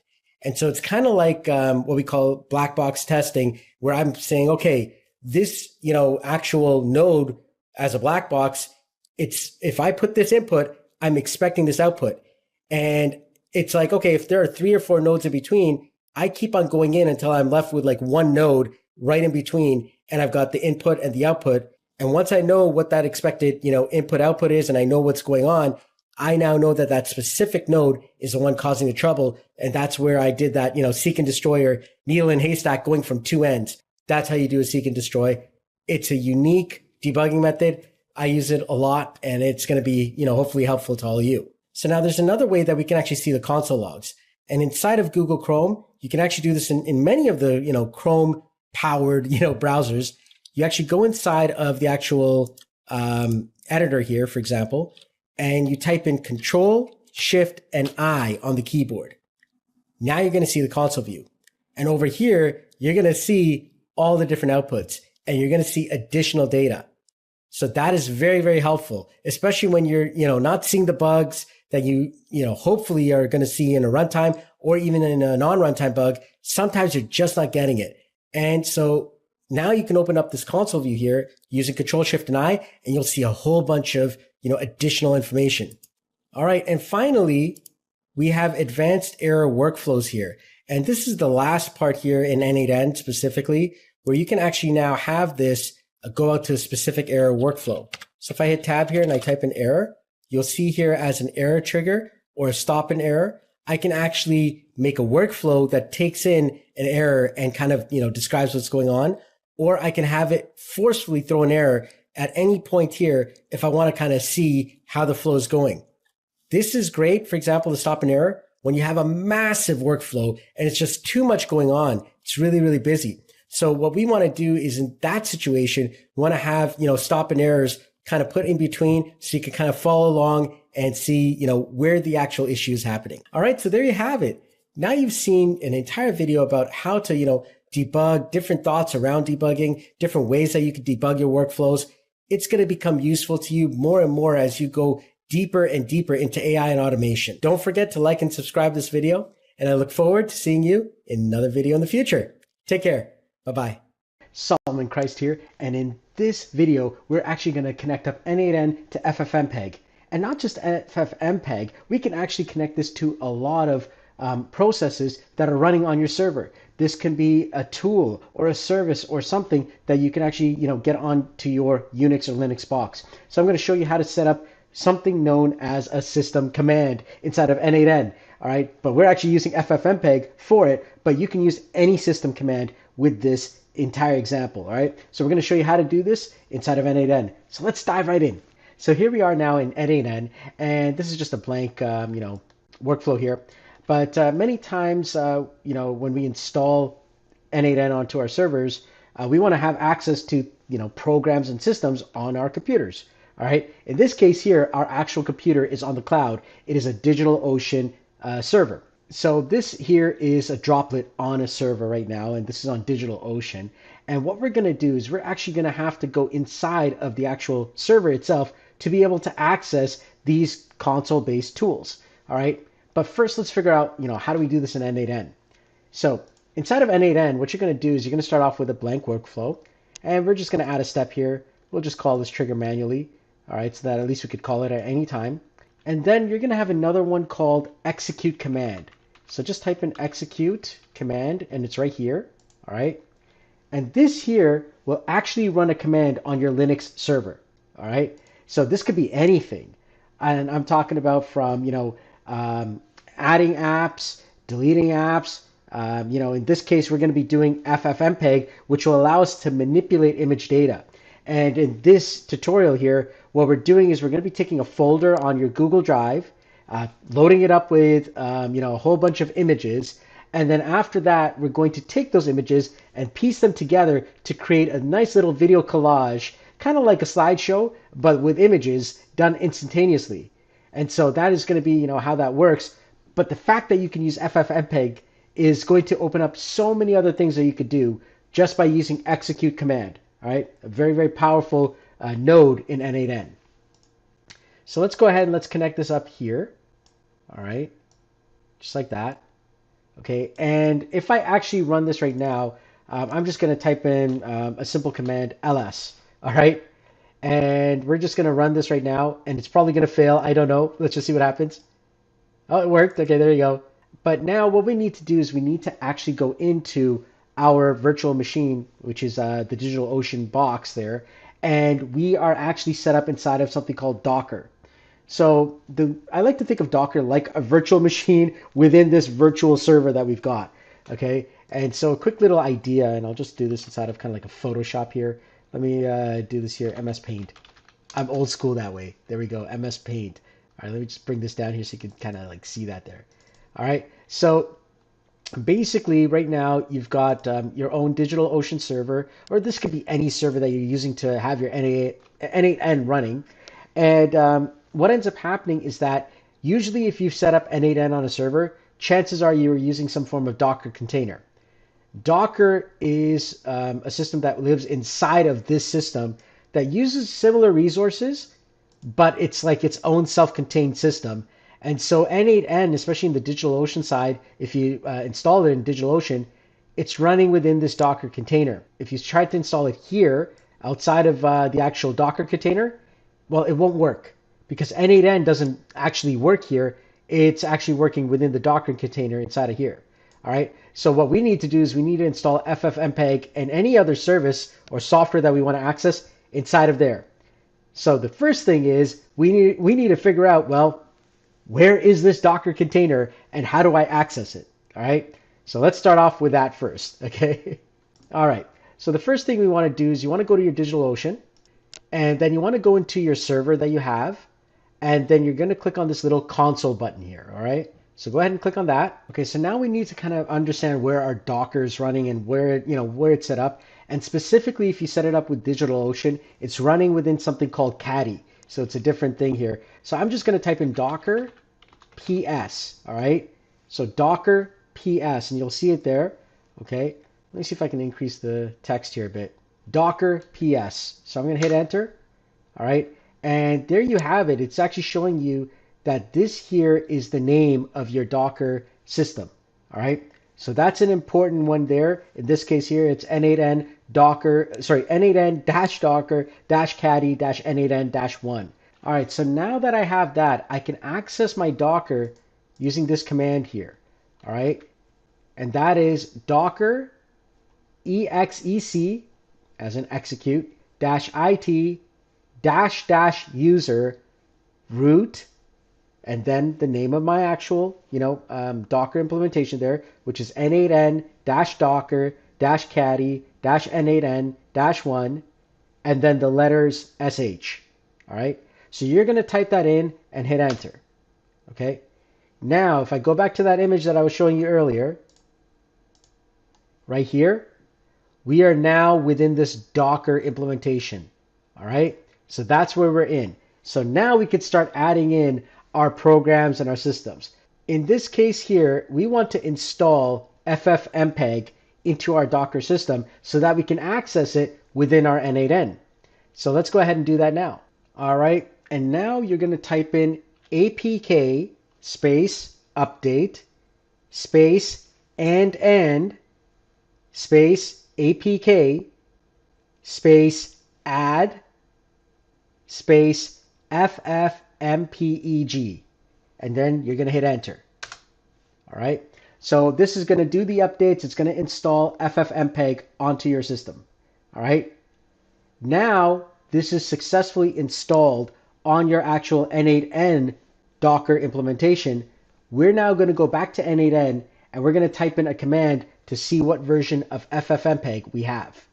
All right, so here we are, and we're going to go back into our execute command here, and we're going to type the following in: ffmpeg -version. And all I have to do is hit test setup. And there it is. Okay, it shows me the version of ffmpeg, and you now have successfully installed ffmpeg on your n8n installation. And so now you're probably wondering, well, what can we do with ffmpeg? All right. And so what we're going to do is we're going to actually set up a Google Drive, and we're going to now loop through a whole bunch of images, and then we're going to connect them all together and create a nice little video slideshow of those images. Here we are on my main system where I already have this set up. And here in this Google Drive node for searching for files, we're looking for file folder. We're going to be using search, looking for a folder name. We're looking for star.star, which is everything. And then we're adding a filter here. And in the from list, okay, the filter is going to be type folder. Okay, so add the filter, type folder. And then in the from list, you're going to click on the drop down and you're going to search for that folder you just made.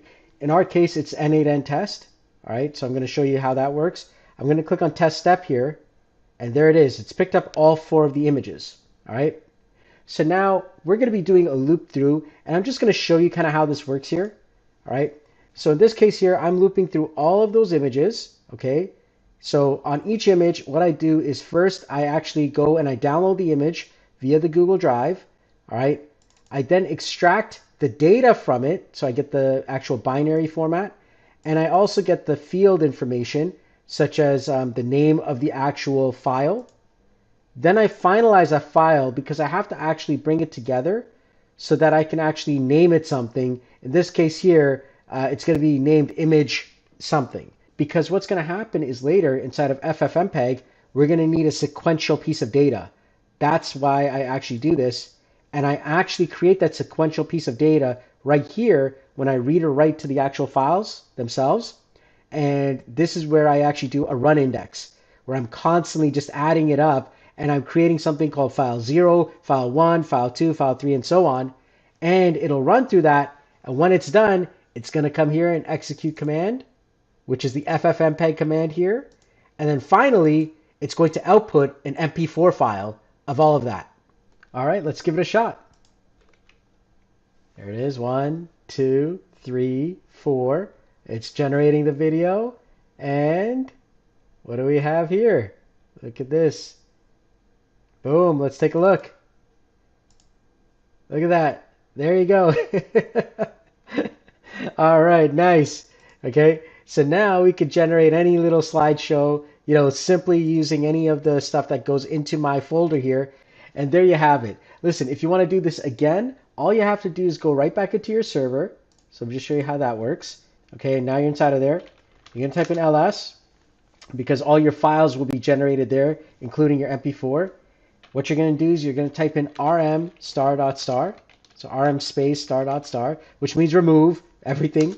All right. And now you can do this again. So if I add another image, so let me just add another one. There we go. I just added another image inside of there. So now I should have 5 images. So if I rerun this now again, so I just hit that, I rerun this entire flow all over again, I should see now the 5 actual images. There we go. It's generating the video. All right. It's really neat that it does this. Okay. And I just updated it. Imagine creating a video that fast. And now I click on view. 1, 2, 3, 4, 5. All right. So now you can do that. So go ahead, give that a shot. And if you want to, get access to this and many other neat flows and tutorials and training, please come on out and check out my school community. Well, there you have it. You learned how to use the execute command node and use it with n8n. I hope you enjoy this video, and please do come on out to my school community where I teach you how to use AI and automation inside of your day-to-day lives. This is Solomon Christ. Until next time, I'll see you in another video. Take care. Bye-bye. Hey everyone, Solomon Christ here, and in this incredible video, we're going to be going over how to back up your n8n workflows. By the end of this video, you'll have a workflow set up just like this, where you'll just be able to click a button, and all of a sudden, by the end of it, it's going to back up every single workflow in your n8n right into a Google Drive, ready to go. Here it is, backup June 18, 2025. And as you can see, all my workflows are coming right in, all as JSONs ready to be downloaded. And this has 71 right now. As I add more and more, you can do as many as you want. But literally, this is what we're going to be building here, so you can always back it up. So let's not waste any more time. Let's dive right in. So here we are in the workflow. And basically what it's going to be doing is first we're going to be, starting the workflow manually. We create a Google Drive node. All right, and it's a simple node which basically connects up, and what it's doing here is it's just generating a folder name. But basically what we're doing is we're creating a folder name starting with the word backup underscore, and then we're just setting the date. So in this case here, it's going to be backup underscore the month, the day of the month, and the year. But that's what this does here, and it creates that folder inside of my Google Drive. So you want to have a place where you're going to put all your backups. And I've got something called backups n8n here. All right. And so that's going to be where I'm keeping it. You could actually choose, where you're going to keep your own. But basically, it's going to be a main folder where all your backups are going to be kept. Next, we've got an n8n node.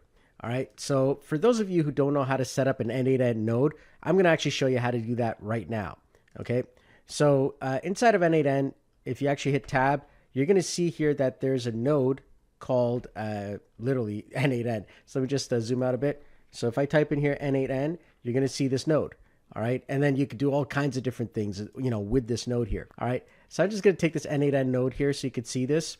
And as you can see, it's asking for an n8n account. All right. So if I click on create new credential, it's going to say, well, I need an API key and I need some domain followed by /API/v1. Where do we get that? Okay, so inside of your n8n, this is a self-hosted n8n account, all right? On the left side here, you're going to see these 3 little dots. Click on that, click on settings, and over here, you're going to see n8n API. So go ahead and click on that. You're going to see this little button called create an API key, all right? And if you don't, it'll probably be in the center. But what you're going to do is you're going to click on create an API key. And from here now, and let me just turn off my video so you can kind of see this a little bit more clearly. Over here, you want to give it a label. All right. So I call it, n8n underscore API. You can call it whatever you want. Basically, you want to choose your expiry. You could choose as many days as you want. Because I'm using it all the time, I put no expiration. And then I click on save, and it's going to give me that key. All right. That's the key that we want to use, and it's going to show it to you, right here. And so, for example, I did an n8n API, but once you get that key, that's what you're going to use. And then when you're going to come back here, inside of your credentials, you're going to basically do the following. You're going to put that API key inside of here, and then you're going to get your base URL. So in this case here, I've got a subdomain, n8n.solomon.christ.com. You could choose whatever your domain is, all right? And then after that, you're going to do /API/v1, okay?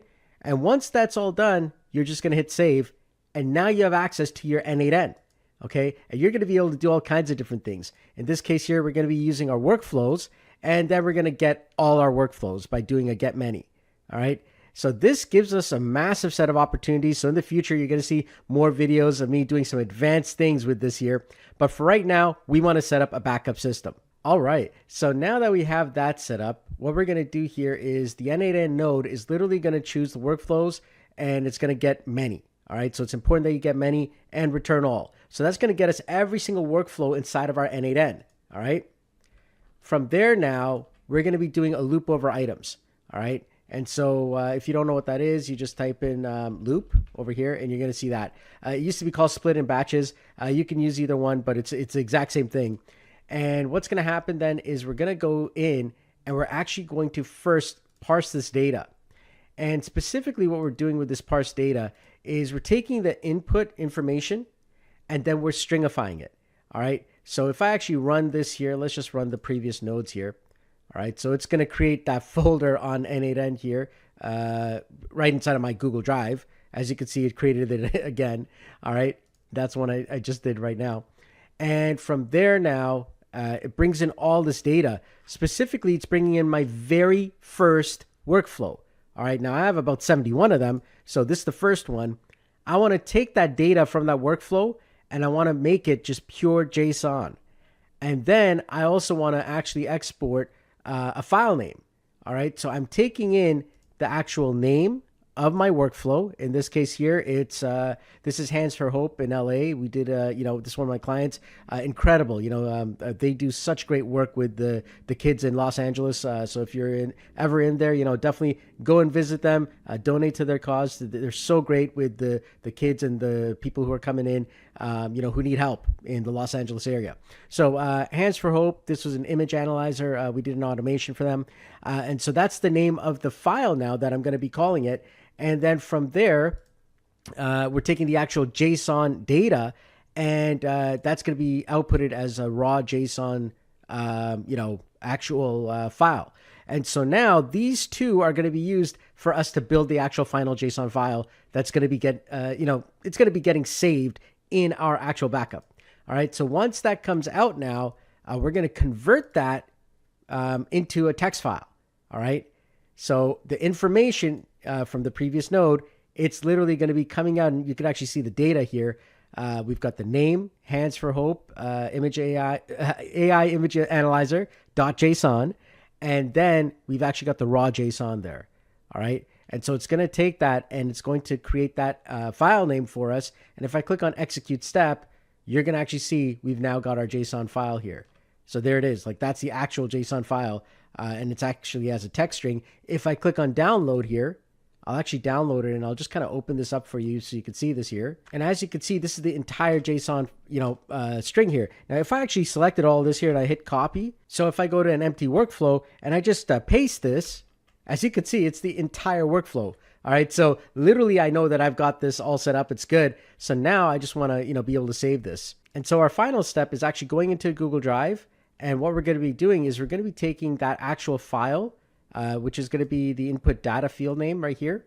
All right. And it says data, right? And there it is, right? So that's going to be coming in. The file name is coming in from the previous node.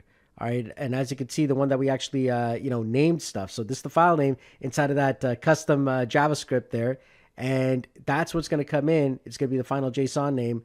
And then it's going to go into my drive, specifically into that folder that we created earlier right here. So it's grabbing the ID of that folder, and there we go. So now it's all going to go right inside of this. All right. Now, of course, it's generating a whole bunch of these because I'm actually doing this several times, but usually you'll run this once. So here we go. I'm going to click on execute workflow. And now it's taking all 71 of my workflows that are currently on this n8n implementation that I have here, on this n8n server that I got, and it is literally writing these files out. Okay, every single one as a JSON, ready to go. I'm now backing up all of my workflows. So I don't have to worry about, oh my goodness, I lost everything. And a lot of people, they're like, how do I back up all these workflows? Especially, the more you start working on n8n and, you're helping out clients, yourself, your friends and community, this is such an important thing, is to back up your workflows. Now you could do that and have it in a place where you could actually download it. A lot of the other tutorials are doing it on GitHub, but not everyone has GitHub. All right. Just so happens that I'm a, software developer, so I do. But for most of us, you're probably not going to have GitHub, but you're probably going to have a Google Drive. All right.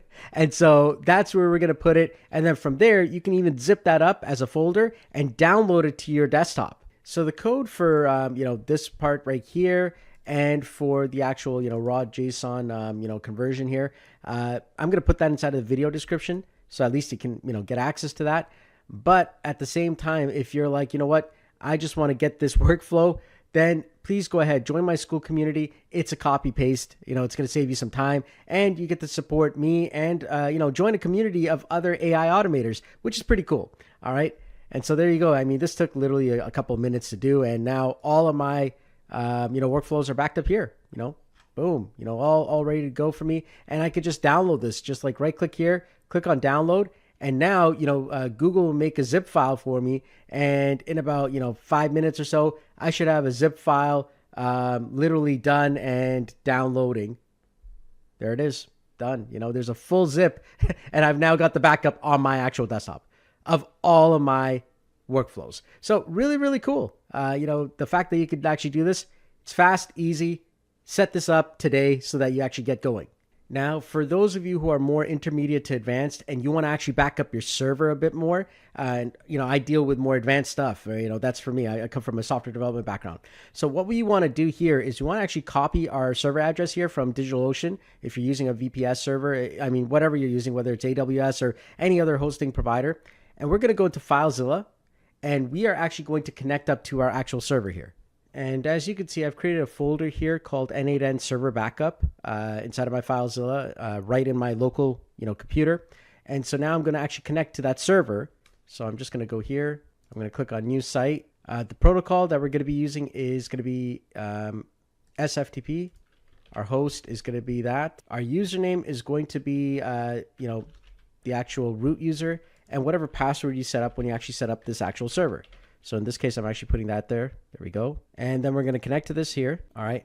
Once you're inside of this, what you're going to be doing is, as you can see, I've already got like a .n8n here, but that's not, where I'm going to be going because I'm not going to see any files there. All right. So I have to actually go up a few and I have to go into my OPT folder. And now you're going to see, your n8n Docker Caddy. That's where all your files are, your Docker Compose YAML, everything that you were doing. So what's going to happen now is, if you just download everything, it's going to take a while. Like I'm talking really, really long because there's a lot of files, but chances are, exactly which files, you changed or you actually worked on. For me specifically, the Docker Compose YAML is like so important. That's the area that we actually, get everything that we need. And then I had some custom Docker files. So, this Docker file here and this Olama custom, those are the main ones that I actually, did myself. So if you know specifically what actual folders and files you did, then those are the ones you want to actually just grab and download and put inside of like a backup folder sort of thing. Right. So there we go. It's all done. It's all backed up. I don't have to worry because the rest of it is just, n8n stuff. It's going to be the Docker for n8n. It's going to be the n8n files. So all of that is there. I don't really have to worry too much about those because those will come in with every fresh install of n8n. But specifically the Docker Compose YAML, the custom Docker files that I created, those don't come. Right. So those are the ones that I want to have backed up. And so that's what I do is I'll create a backup file here or a folder and I'll keep everything inside of there. So now I've got two different types of backups here. I've got my, actual workflows backed up on my Google Drive. And I've also got my actual server backup stuff for more advanced users if you're going to set up a brand new server. Okay, so those are two very, very powerful ones, and hopefully that helps you out. Thank you so much for checking this video out. It's a short one because I wanted to get you up and running, and a lot of people, they don't know how to back up their actual stuff. This video now, you have no excuses. Make sure you have backups of your n8n workflows, all right, especially when you're doing a lot of automations. And I hope you enjoyed this video. If you did, please join my school community. There's a lot of other automators like yourself. And if you want to get access to, workflows and ongoing, information, advanced training, because that's what I now am specializing in, especially bringing my software background to the table. So if you want to learn more advanced stuff, then this is the place to be. Thanks so much for joining me, and I look forward to seeing you in another video. Take care. Bye-bye. Hey everyone, how's it going? Welcome to this next video here on n8n Q mode. Now you get into the world of something called stress testing. That's right. What stress testing is all about is we want to see how many users can we actually put into our system, into our workflow, into whatever we've built until the server breaks or until everything breaks apart. And so when you're doing a simple workflow, if you're just doing something on, a basic level, well, maybe a couple of users might actually be good. But once you get to maybe 5, 10, 15 users, what's going to happen is now your server is going to get to a stress level where it can't handle anymore. And everything that used to take maybe a couple seconds, maybe it's taking half a minute to a minute or even longer. And the more users you add, the slower it gets until eventually your server just shuts down. And that is a stress test. That's where you push it to the stress level. So when that happens, what do you do, right? Well, in this video, we're going to go over n8n Q mode, and we're going to discover why this incredible mode of using n8n is actually the key to scalability. So let's dive right in. One of the challenges in n8n when you're actually building out workflows is, once you start building out some great workflows, your customers are going to come in and they're going to like what you do. And so what's going to happen is now, you got your first n8n implementation here, and, a user comes in, they call up your workflow, and your workflow works, and it's great. Okay. This could be maybe, let's say it's an AI that actually takes a photo and does something with it. All right. And maybe it's going to sharpen the image, right? Something like that. Or it takes a black and white photo and makes it color. Whatever workflow you've made that, that it's going to do. So basically, at the end of the day, in order to do that for one person or two people, that's okay because, you're taking a file, you're bringing it into some workflow that you've created, and then you're outputting the final, file after it goes through AI systems. Now, the challenge is, well, with one user, it's okay. What happens when you get to 10 users? Does the server slow down? Does it crash? What happens when you get to 50 users? Or 100 users or more than that, right? So now we get into a stress point. And stress testing is all about, seeing how far we can push our server before it breaks. Now, at the end of the day, you want a solution that's going to help you to grow and expand or scale. So n8n has something built in called n8n Q mode. So you have your main n8n system, whatever it is, you could call it whatever. Now, what's going to happen is normally what was happening before was you're just running all of your actual automations here. All right. And so now, this server is the only one. However, in n8n Q mode now, what's going to happen is this main server is no longer running any n8n workflows. So what's going to happen instead is that now when an actual workflow has to be done, the main n8n is going to say, okay, listen, I've got some work that needs to be done, a brand new workflow that comes in, and I'm going to send it to some form of database here that is going to take all this information and say, hey, here's an ID, all right, of an actual workflow that I need, and I need someone to do it. I don't care who does it, just I've got this workflow ID.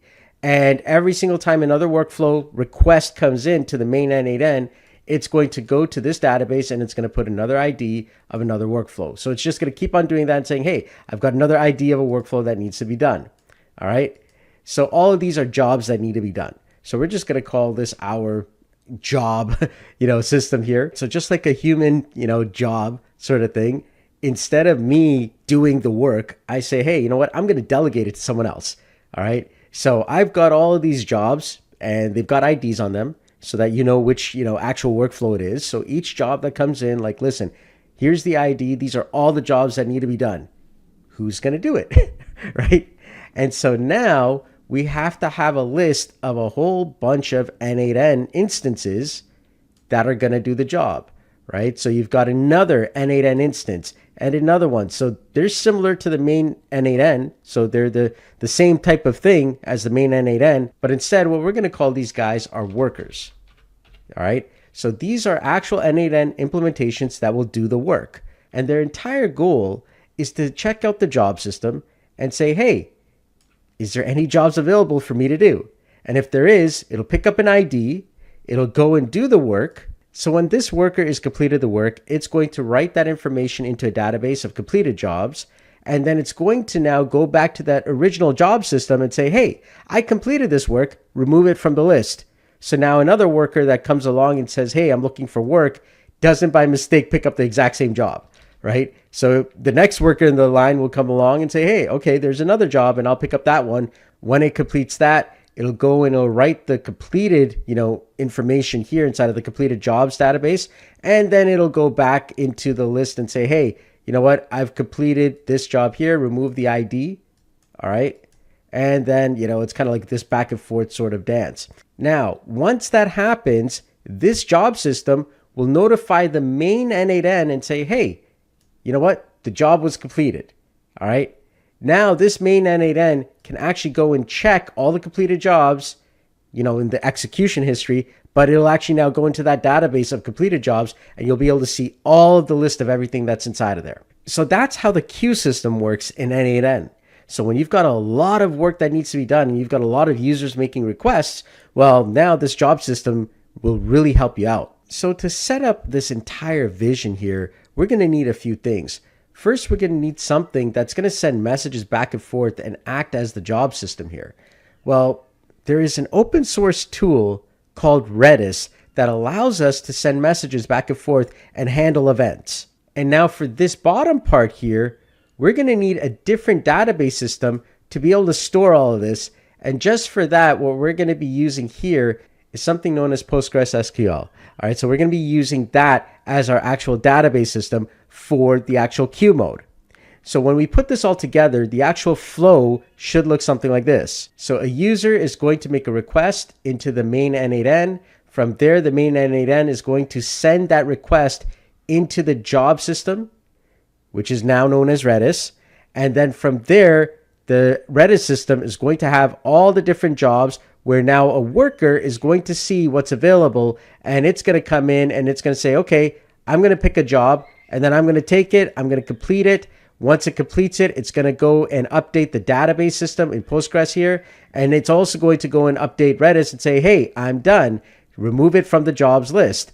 And then from there, the main Redis system is going to send a message to the main n8n saying that the job is done. And now the main n8n can actually go into the database to see that, yes, indeed, the job is there and it is done. So the great thing about the setup is that as your application gets bigger and better and more powerful and you have a lot of users coming in, you can literally increase the amount of workers here to actually be able to handle that many users. So let's say, for example, your entire system here is now getting stressed with, let's say, 20 users. Well, just fire up another worker and now you're good to go.